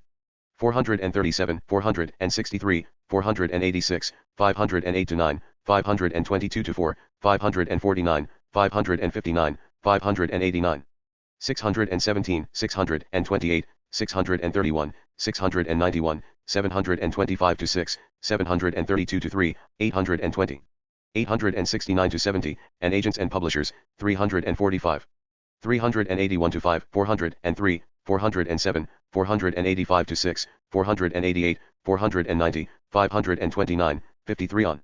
533, 544, 726, 732 to 3, 735, 785, 829 to 30, 853. 866 N, 866 to 8, see also names of, maturity, development, and change in style of, 358 to 9. 370 to 1, 374, 376, 386 to 7, 393, 409, 411, 415. 422, 424 to 5, 438, 495, 536, 678, 683 to 7, 691. 699, 705 to 6, 744, 752 N, 763, 765, 777. Index. 985. 779 to 80, 802, 820, 830 to 1, 837, 902, and dramatization, playwriting, and theater. 410 to 12, 424, 556 to 7, 559 N, 560 to 2, 582, 586. 669, 786, 786 N, 793, 802, 829 to 30, 834. 837 to 41, 851 to 2, 854 to 8, 865, 868 to 9, 872. 874 to 7, decline in, and lassitude toward. 505, 683 to 7, 726, 749, 764. 770 to 2, 777. 786. 797 to 800, 817, 820, 822, 825, 835, legacy of. 637, and the new, 722 to 3, 729 to 30, 743. 748 to 9, 783 N, 799, 810, 820, 844, 896. Reaches peak, 748, works of, and motion. Pictures, 849 N, memorialization of, 852. 881 to 2, 893, 893 N, 905, translation by, 857. And posthumous audience, 869, and LEC. Tours, 878 to 9, 884, 886, 889, and Transat. Atlantic Review, 895 to 7, and Legends. 909 to 10, and Collectors, see under Titles and Collectors Names, and Ford, see under Ford, and Symbolism, see France and Sim. Boli STEs, Works of, see Titles. Conrad, Philip, Birth of, 904. Conrad at the Crossroads, Boharsky, 237 N. Conrad and his contemporaries, Reading 724. Conrad and Poland, Gillen, 405 N. Conrad and the Reporters, Morley, 902. Conrad and Shakespeare, Elon, 68N, 405N. Conrad Iana, 405N, 708N, 74N. Conrad's Eastern World, Sherry, 203N. Conrad's Politics, Fleischmann, I44N. Conrad's Unknown Ship, Morgan, 237N. Konstantin, Pavlovic, 41. Constantinople, 177, 181, 228N. Convergence of the Twain, Hardy, 656. Cook, James, 255. Cooper, James Fenimore, 73, 168, IO7N, 427. Cooper, Captain Frederick George, 13 on. Cope, Captain WH, 316, 324. Copiat, Jacques, 72-1. Corelli, Marie, 385, 396, 441. Camail, B. Conrad in, 379. Correspondent, Nigger in, 674, 674N. Corsica, 849, 851, 85 and 852N, 853-5, 864. Cosmopolis, 379, 391, 395. Cosmopolitan, and Rescue, 819-20. Côte de Chassewan, Du, Proust, 874. Countries of the World, 892. Courtney, W.L., Reviews by, 409, 509, 648-9. 649N. Krakow, Conrad and, 73, 75, 77, 80, 88, 90. 9 on, 95, 96, 111-12, 117-18, 618, 664N. 754-5, 758-61, 807, as Free Republic, 40-1. In, Apollo's Death in, 47, Museum of Craniology at, 81, Cholera in, 97, 98N, and Secret Agent, 857. Craig, Captain, 241, 248, 675. Craig, James, 2-1. Crane, Cora, 405-6, 438, 472, 501, 645. Crane, Stephen, 427, 438, 472, 486, 488, 645. 712, Conrad and, 405-6, 408-10, 4 Ion, 416. 426, 438, 642, 804N, Conrad Letters to, 406. 408, 411, 473-4, and Collaboration, 410-12. 4 Ion, 423N, 424, 427, 559, 883, Beer Life of. 4 Ion, 724N, 837, 883-4, 887, Meldrum and. 413, 423, 438, 486, Conrad Visits with, 416. 421, 423, 426N, 432, 495, 501, Death of, 495. 501-2, 502N, Conrad Essays on, 883-4, 887. Crime of Partition, The, Conrad, 476. 749N. Crime and Punishment, Dostoevsky, 539. And Under Western Eyes, 678-9, 678N, 706. Critic, Reviews in, 347, 510. Crossland, TWH, 654. Gumming, William, 223. Cummings, E. and Transatlantic, 896. Curie, Richard, I67N, 235, 505N, 545, 680. 687, 707, 710, 7I4N, 724, 757, 767, 770, 803. 840, 873, 880, 886, 893, 908-9, Conrad 2. 143, 162, 540-1, 560, 763, 817, 840, 849N. 851, 86 in, 872, 880, 883, 894, 899, 9 oin. 907, and Heart of Darkness, 292, and Romance, 520, Articles and Study of Conrad. By, 705. 733-4 746, 750 782, 86 in. 869-70, 881, 912, as reviewer, 705-6, 746. 902, meets Conrad, 72 in, 72-2N, visits. Conrad, 721, 838, 843, 907, 909, Conrad 2. On Curie's book, 750, and dedication, 770.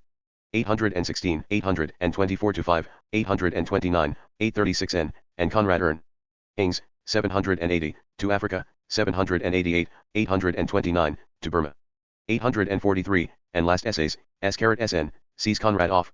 887, and Uniform Edition, 892-3, 893n. 894n, as Executor, 909n, and Conrad's Final Days, 909-10, and Funeral, 911, Death of 912. Currie, Sir Donald, 428. Cuddy Sark, 203-4, 55-73. Zapsky, Tudor, 92n. Zarnecki, Antoni, interview by, 7490. Czartoryski, Adam Jersey, 40.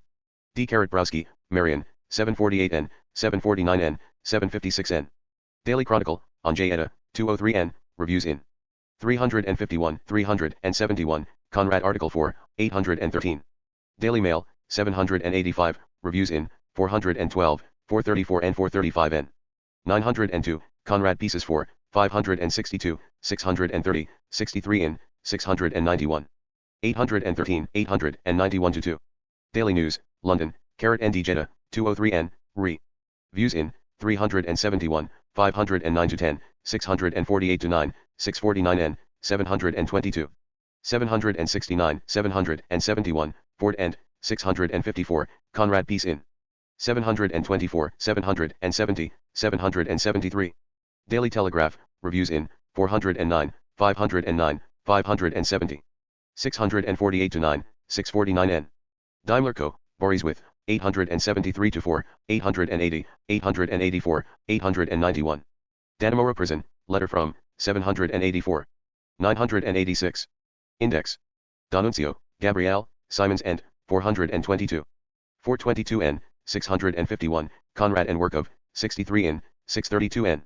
Dante, 451, 799-800, 871. Darwin, Charles, 194, 244, 368, 400, 421, 513. Daudet, Alphonse, 353, 422, 837. Davidson, Joe, bust by, 782, 784n. Davidson, John, 350. Davies, W.H., 642, 72-2n. Da Vinci, Leonardo, Berenson and, 863. Davis, John William, 888. Dabre, H.D., Conrad 2, 502, 53 on, 610-11. 644, 680, 682, 706, and French translations. 529 and 53 on, 612-14, 687, 720. Dawson, A.J., 571, 604. Dawson, Ernest, 538-9, 604, 614, 909, 911. Dawson, Francis Warrington, I-7 on, 545, 687. 707, 710, 728, 74 in, 912, Conrad 2, 269n. 686-7, 697, 740, 747, 836, 14 points.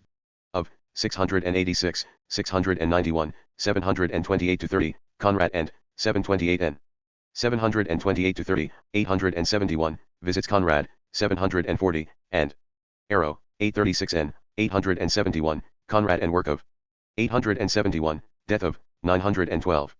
Deal, Conrad's 2, 563, 849-50. Death in Venice, Man, 193. Deep Sea Edition, 782, 784. Deerslayer, Cooper, I07n. Defamiliarization, 45-7n. Degas, Edgar, 548. De Gaulle, Charles, 56. Degeneration, Nordaw, 626n, 728. Degeneration and Deportation, Gross. 626n. De la Mare, Walter, reviews by, 769, 826. De la Tour, Georges, 759. Delcommune, Alexander, 284, 298-9. Delcommune, Camille, 293-5, 298-9. Delistang, C. and Family, 126, 130-4, 138. 140 to 1, 143, 156, 158, 195, I97N, description. Of, 130 to 3, I32N, Conrad's break with, 154 to 5. Deluxe edition, 785, 879, 882. Dent, Hugh and J.M., 771, 792, 794, 837.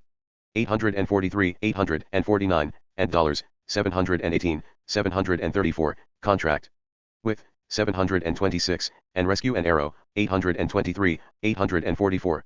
And collected edition, 866, 882, 898. De Quincey, Thomas, 579. Descartes, René, 315. Desjardins, Paul, 720. Desmet, Joseph, 697, 706. Dial, article in, on Rover, 908. Diary, Pepys, 407N. Diary on the Congo, Bartolot, 297N. Dickens, Charles, 16, 26, 52-3, 64, 68, 80, 88. 92, 131, 186-7, 267, 272, 511, 706, translations of, 34, 66, Conrad and Wells and 606-7, lecture tour of, 878. Dickinson, G. Lowes, 655. Dictionary of Accepted Ideas, Flaubert. 384. Dobry, Reverend Charles, 42-3N. Document, Bobrowski, see under. Bobrowski. Dodd, Mead & Co., 392N, 732. Dollars, 712, 714-18, 720-1, 723-4, 726. 734, 738-40, 769, see also Victory Dole B.S. House, A. Ibsen, 401 Dome, 339. Don Carlos, 132, 143, I43N, 157, 160, I6 in. 162-3, I7 on, 171, 176, 3I3N, see also. Carlists. Don Quixote, Cervantes, 68, 6un. Don Quixote, Conrad and, 13, 17, 28, 73, 100. 102, 129, 157, 160, 176-8, 212, 219, 231. 251, 401, 42.5 carat J carat, 497, 527, Korsaniowski's and, 23, 24N. Dostoyevsky, Pfeiffer, 22, 87, 119, 176, 597-8. 650, Conrad and, 34, 70, 91, 9 in, 484, 615. 678-80, 704, 706, 708 and, 794, Gide and. 859. Doubleday & Co., and Conrad's Works, 518. 724, 724 n, 732-3, 738, 747, 747 n, 772, 772 n. 782, 785, 787, 823-4, 883, 905, and Follett Study, 782. Doubleday, FN, 732, 863, 903-4, and Quinn Auction, 702, 900, and Arrow. 820-1, and Heinemann, 821, and Conrad's. Visit to America, 850, 878-9, 88 in, 883. 888-9, Conrad Lunches with, 863, 879, 890. Conrad 2, on Pinker, 867, Visits with. Conrad, 889-90, and Boris's Marriage, 890. Conrad 2, on Short Stories, 905n. Doubleday, Mrs., 888-90, 908. Douglas, Alfred, 654. Douglas, Norman, Description of, 576-8. Conrad and, 576-8, 585, 641, 674, 677. 717, 728, 800, writing of, 576-8, 590. 641, an English Review, 578, 641-2, 655. 658, 688, 728, Ford and, 578, 897, and Wells, 578, 657, Conrad 2, 585, 590, 604. 641-2, 688, 706, illness and recovery of. 698, 701. Down the Orinoco in a canoe, Triana. 542 N. Dowson, Ernest, 349 to 50. Drake's Drum, Newbold, 584. Dramatic Society, and One Day More, 561. Dreiser, Theodore, 724 N, 804 N. Druzkoes, Baron, 11 in. Duckworth, Gerald, 407. Duel, the, Conrad, 546, 614 to 15, 618 to 20. 628, 635 to 6, 639, 780, Idea 4, 61 3N, Serial. Isation of, 619, 624, Discussion of, 628 to 9, Movie of, 849N. Duelists, the, %N. Duke of Sutherland, 186 to 9, 192, 219, 892. Du Maurier, George, 392, 472N. Index. 987. Dummett, Mrs., Conrad visits, 805. Duncan, Captain Archibald, 220. Ducroix, Martha, 842 carat. Durand, Mile, 58. Durham University, and degree, carat 8 in. Dudiel, Captain, 138, 156 to 7, 171. Diacuas, Julia, grandmother, 31. Dynamite, Conrad, 426, 429, 734, see also Chance. Jitty, Michaelis, 17. Earl of Shaftesbury, second mate of, 835. Eastwick, Edward B., 102, 542. Eddy, Mary Baker, 691. Edinburgh University, and degree, 88 in. Edward VII, and Grant, 579. Egalite, 141. Egoist, Joyce, Rosenbach and, 90 on. Egoists, A Book of Superman, Hunker, 669. Iliad, Mircea, 449. Eliot, George, 33, 144, 272, 332,468, 511, 533. 539, 607, 706. Eliot, T.S., 595 N, 735, 749, 783 N, 799 to 800. 842, 850, 868. Ellis, Captain Henry, 252, 252 N. Emin Pasha Murd, 274 to 5, 297 N. End of the tether, the, Conrad, 487. 492, 505, 512, 523 to 4, 530 to 2, 534 to 8, 544. 639, 777, serialization of, 505, 53 on, 536 to 7. Burning and rewriting of, 536 to 8, Fort End. 537, completion of, 538. Endeavour, 255. England, Conrad and, 9 to 11, 25, 29, 53 to 4, 54 N. 78 N, 83, 99 to 101, 115, 120, 154, 174 to 5. 177 to 8, 181 to 3, 188, 197, 209 to 10, 214, 222 to 6. 228, 228 N, 230, 300, 309, 332, 367, 554, 735. 788 to 9, 813, see also London, and Reform. Bill, 29, and Positivism, 82, 92, Seaman in. 182, 186, 348, Depression in, 306, Graham. And Imperialism of, 396, and Boer War. 493 to 4, and Casement Diaries, 555, Situation. In, 626 to 7, and First World War, 756 to 7. 756 N, 763, 789 N, 796, 807, Conrad's Return. 2, 761 to 2, 762 N, and Ireland, 818 to 19, c. Also under Poland. English Illustrated Magazine, 474. English Review, Fort End, 159, 578, 609, 638. 641, 647 to 8, 653 to 5, carat 57 dash. 659 N, 668 to 9. 671 to 3, 688, Conrad Reminiscences in, 159. 635, 642 to 4, 653 to 5, 660 to 1, 664, 666, 668 to 71. 71 in, 714, 719, 780, 896, finances of 602. 659N, 660, 664 to 5, 668 to 9, Marwood end.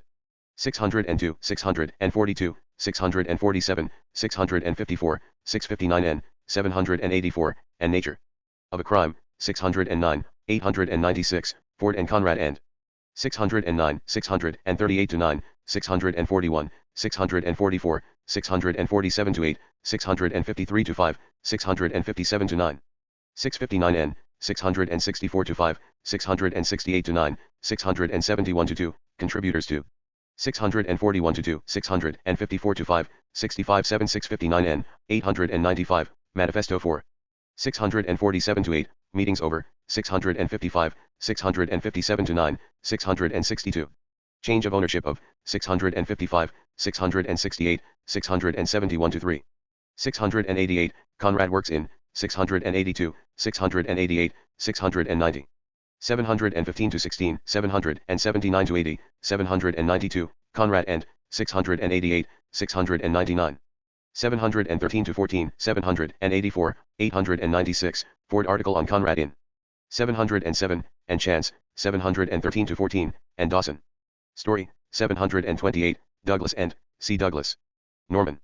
Epstein, banker, 355 to 6. Epstein, Jacob, bust by, 133, 784 N, 903. 906 to 7, Conrad 2, 73 in.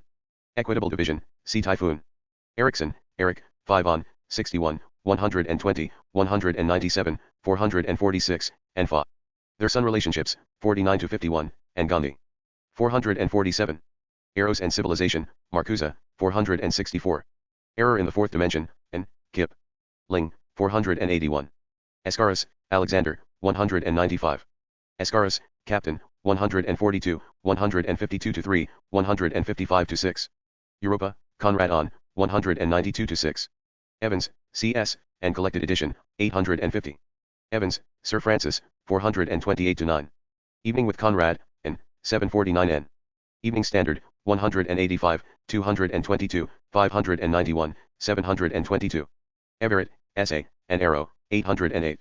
Everyman, Review in, 835. Exiles, Joyce, Rosenbach and, 90 on. Existence After Death. Hunt, 691. Expedition to Borneo, Keppel, 846 N. Experiment in Autobiography, Wells. 472 and 473 N. Explosives, Conrad, 581 to 2, 734. Extra Pharmacopoeia, Martindale, 433. Extracts from a Journal. Hall, 587. Fabian Society, 608. Fairy Queen, The, Spencer, 911. Faggot, Madame, 154, 173. Faithful River, The, Conrad, 571 to 2. Falconhurst, 2JN. Falk, Conrad, 254, 393, 505, 5-2-13, 545. 734, discussion of, 512 to 13, serialization of. 524, and Quinn, 719, 72 in, 834, 839 to 40. 899. Falmouth, Conrad in, 67, 208, 210 to 11. Fathers and Sons, Turgenev, 697. Faulkner, William, 384, 508, 572. Faust, 451, 466. Faumonniers, Lay, Gide, 860. Fecht, Richard, 156 to 7, 173 to 5, 177, 195. 199 to 200. Ferdinand, Archduke, 753 to 4. Fifth Queen, Bay, Ford, 516, 645, 647, 665.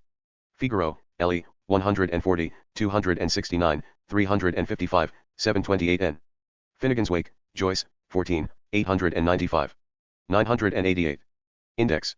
First Command, Conrad, 477, 477 N, 479.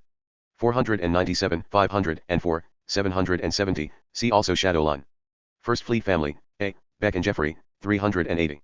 First World War, 153, 160, 162, I-66, 494, 597.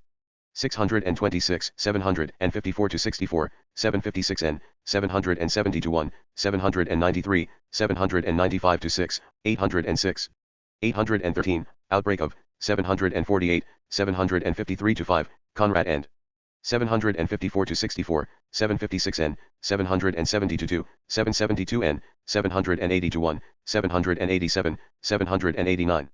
789 n, 790 to 3, 796 to 7, 803, 806 to 7, O.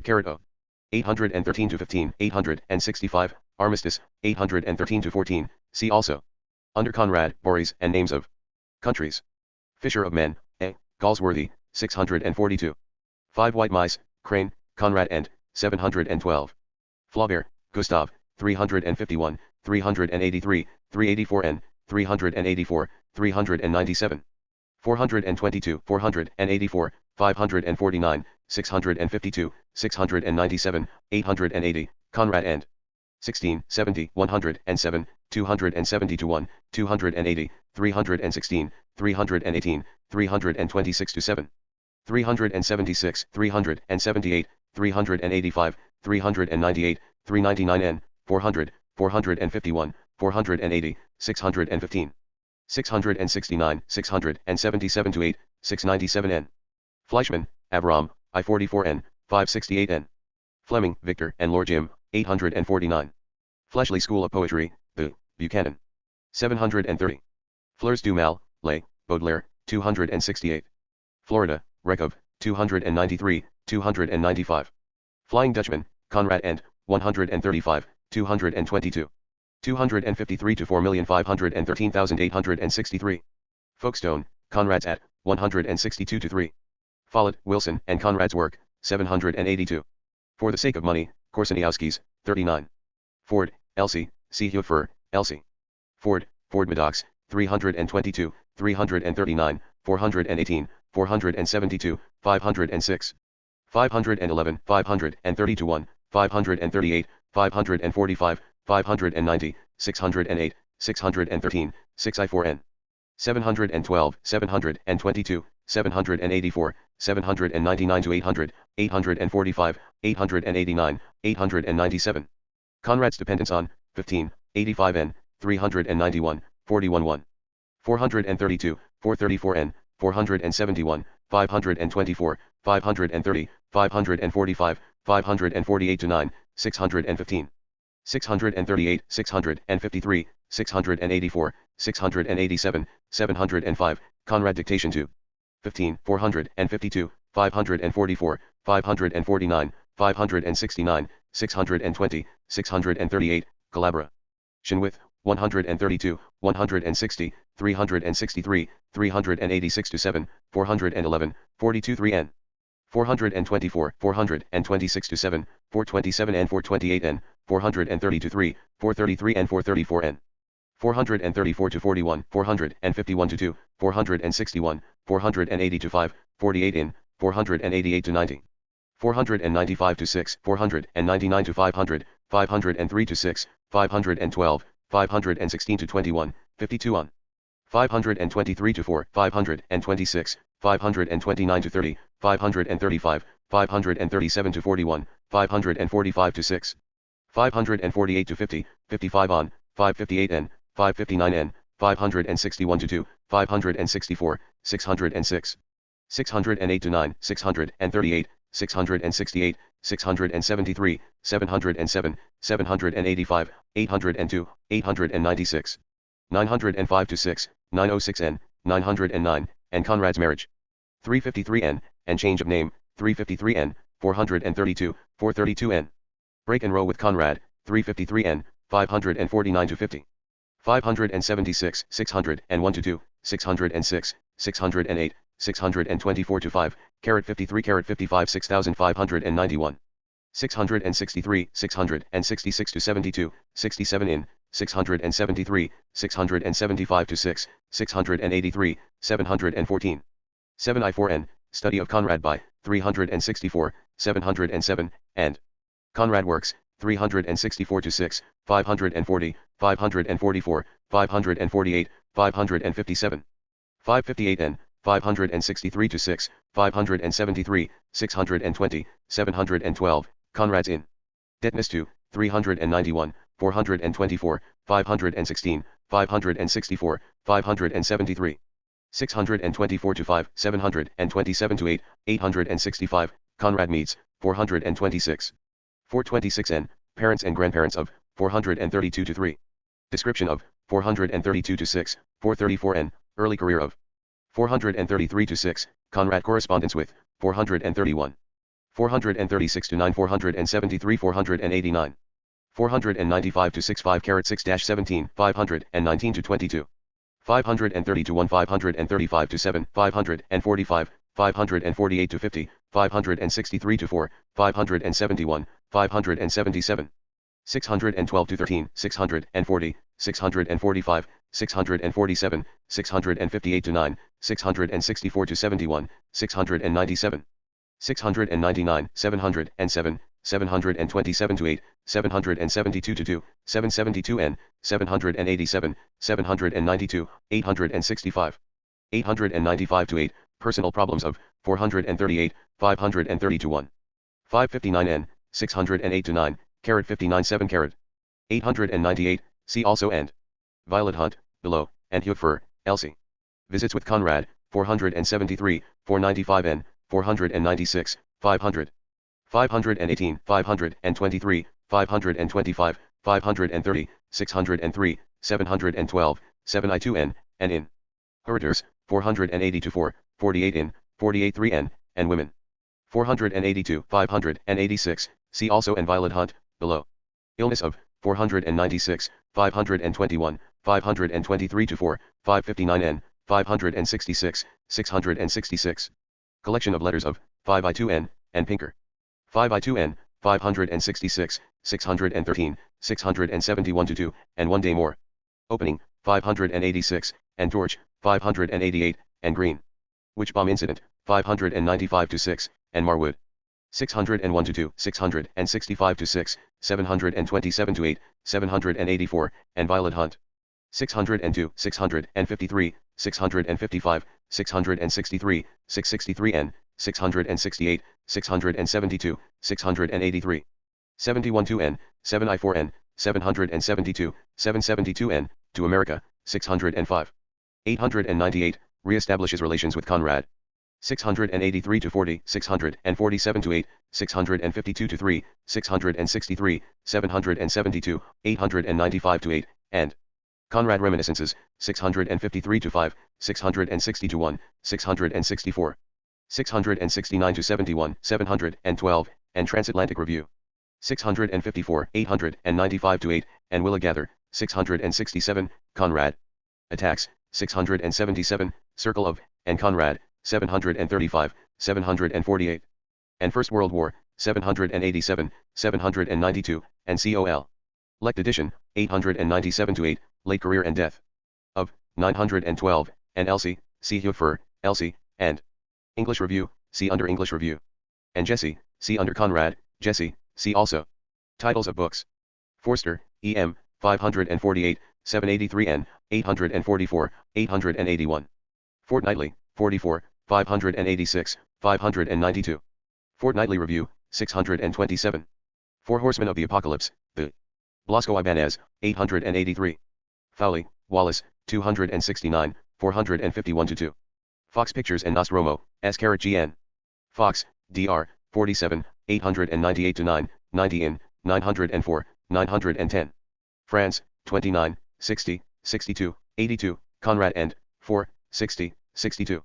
73, 78 and, 103, 114, 117, 120, 125 to 7, 140 154, 156, 159, 162, 175 to 7, 195. 1970, 228 n. 735, 788 to 9, 827, 880, see also Marseilles. And Symbolism, 91, 107, 109, 113, 194, 242. 267 to 8, 270, 349, 351, 358, 397, 400, 450 to 1.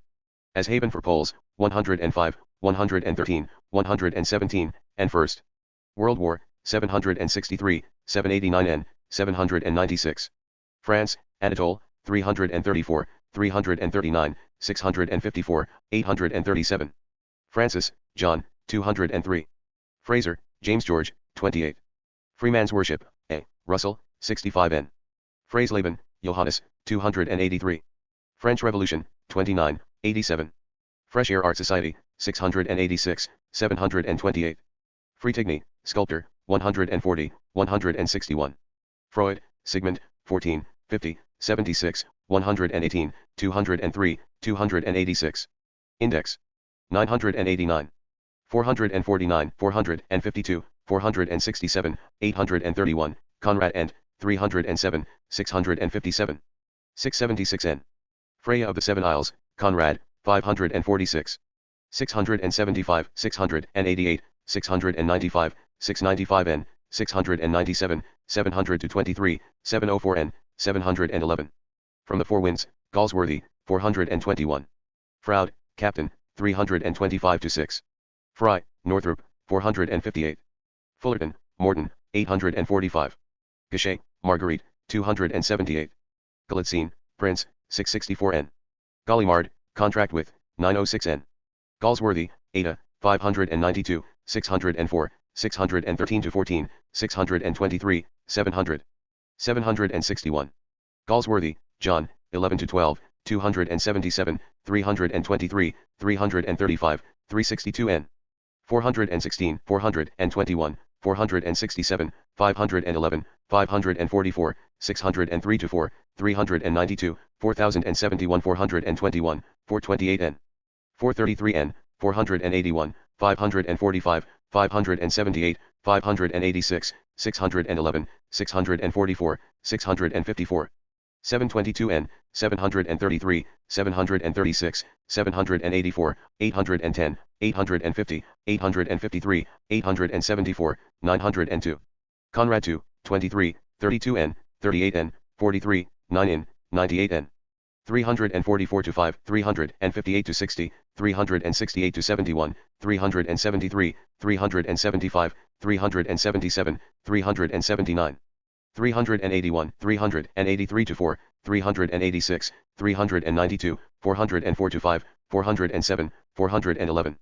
415 to 16, 424 to 5, 427, 429 to 31, 460, 473, 480. 483, 483 n, 485, 491 to 2, 498 to 9, 535 to 6, 535 n. 538, 560, 565, 649 n, 668, 669 n, 697 n. 793 n, 704 n, 722, 810 to 11, 839, 854, 877. 883 to 4, Conrad dependence on and support. From 322, 370, 376 to 7, 385 to 6, 404 to 5, 434. 471, 487, 545, 650, 65 on, 653, 658 n, 705. Conrad begins friendship with, 331, advice. To Conrad from, 334, 336 to 7, 383, 385, in. Introduction to Conrad letters, 335, 357, and. Conrad's works, 335 to 7, 344 to 5, 356 to 60. 359 n, 363 to 4, 366, 368, 370 to 2, 375 to 6. 375 n, 376 n, 377 to 81, 385, 390 to 2, 396 to 7, 404. 415, 424 to 5, 427, 430, 437, 499, 509, 539. 565, 570, 629 to 30, 649 n, 650, 695, 695 n, 701. 703 n, 704 n, 704 to 5, 725, 746, 828, 843 to 5. 861, 870, 902 to 3, description of first meet. Ing, 336 to 7, and Conrad's marriage, 346. 369 to 70, illness of, 371, 375, visits of, with Conrad, 387, 390, 423, 426 and 432, 603. 805 to 6, 838, 854, 887, and Russia and Rus. Shions, 390, 650,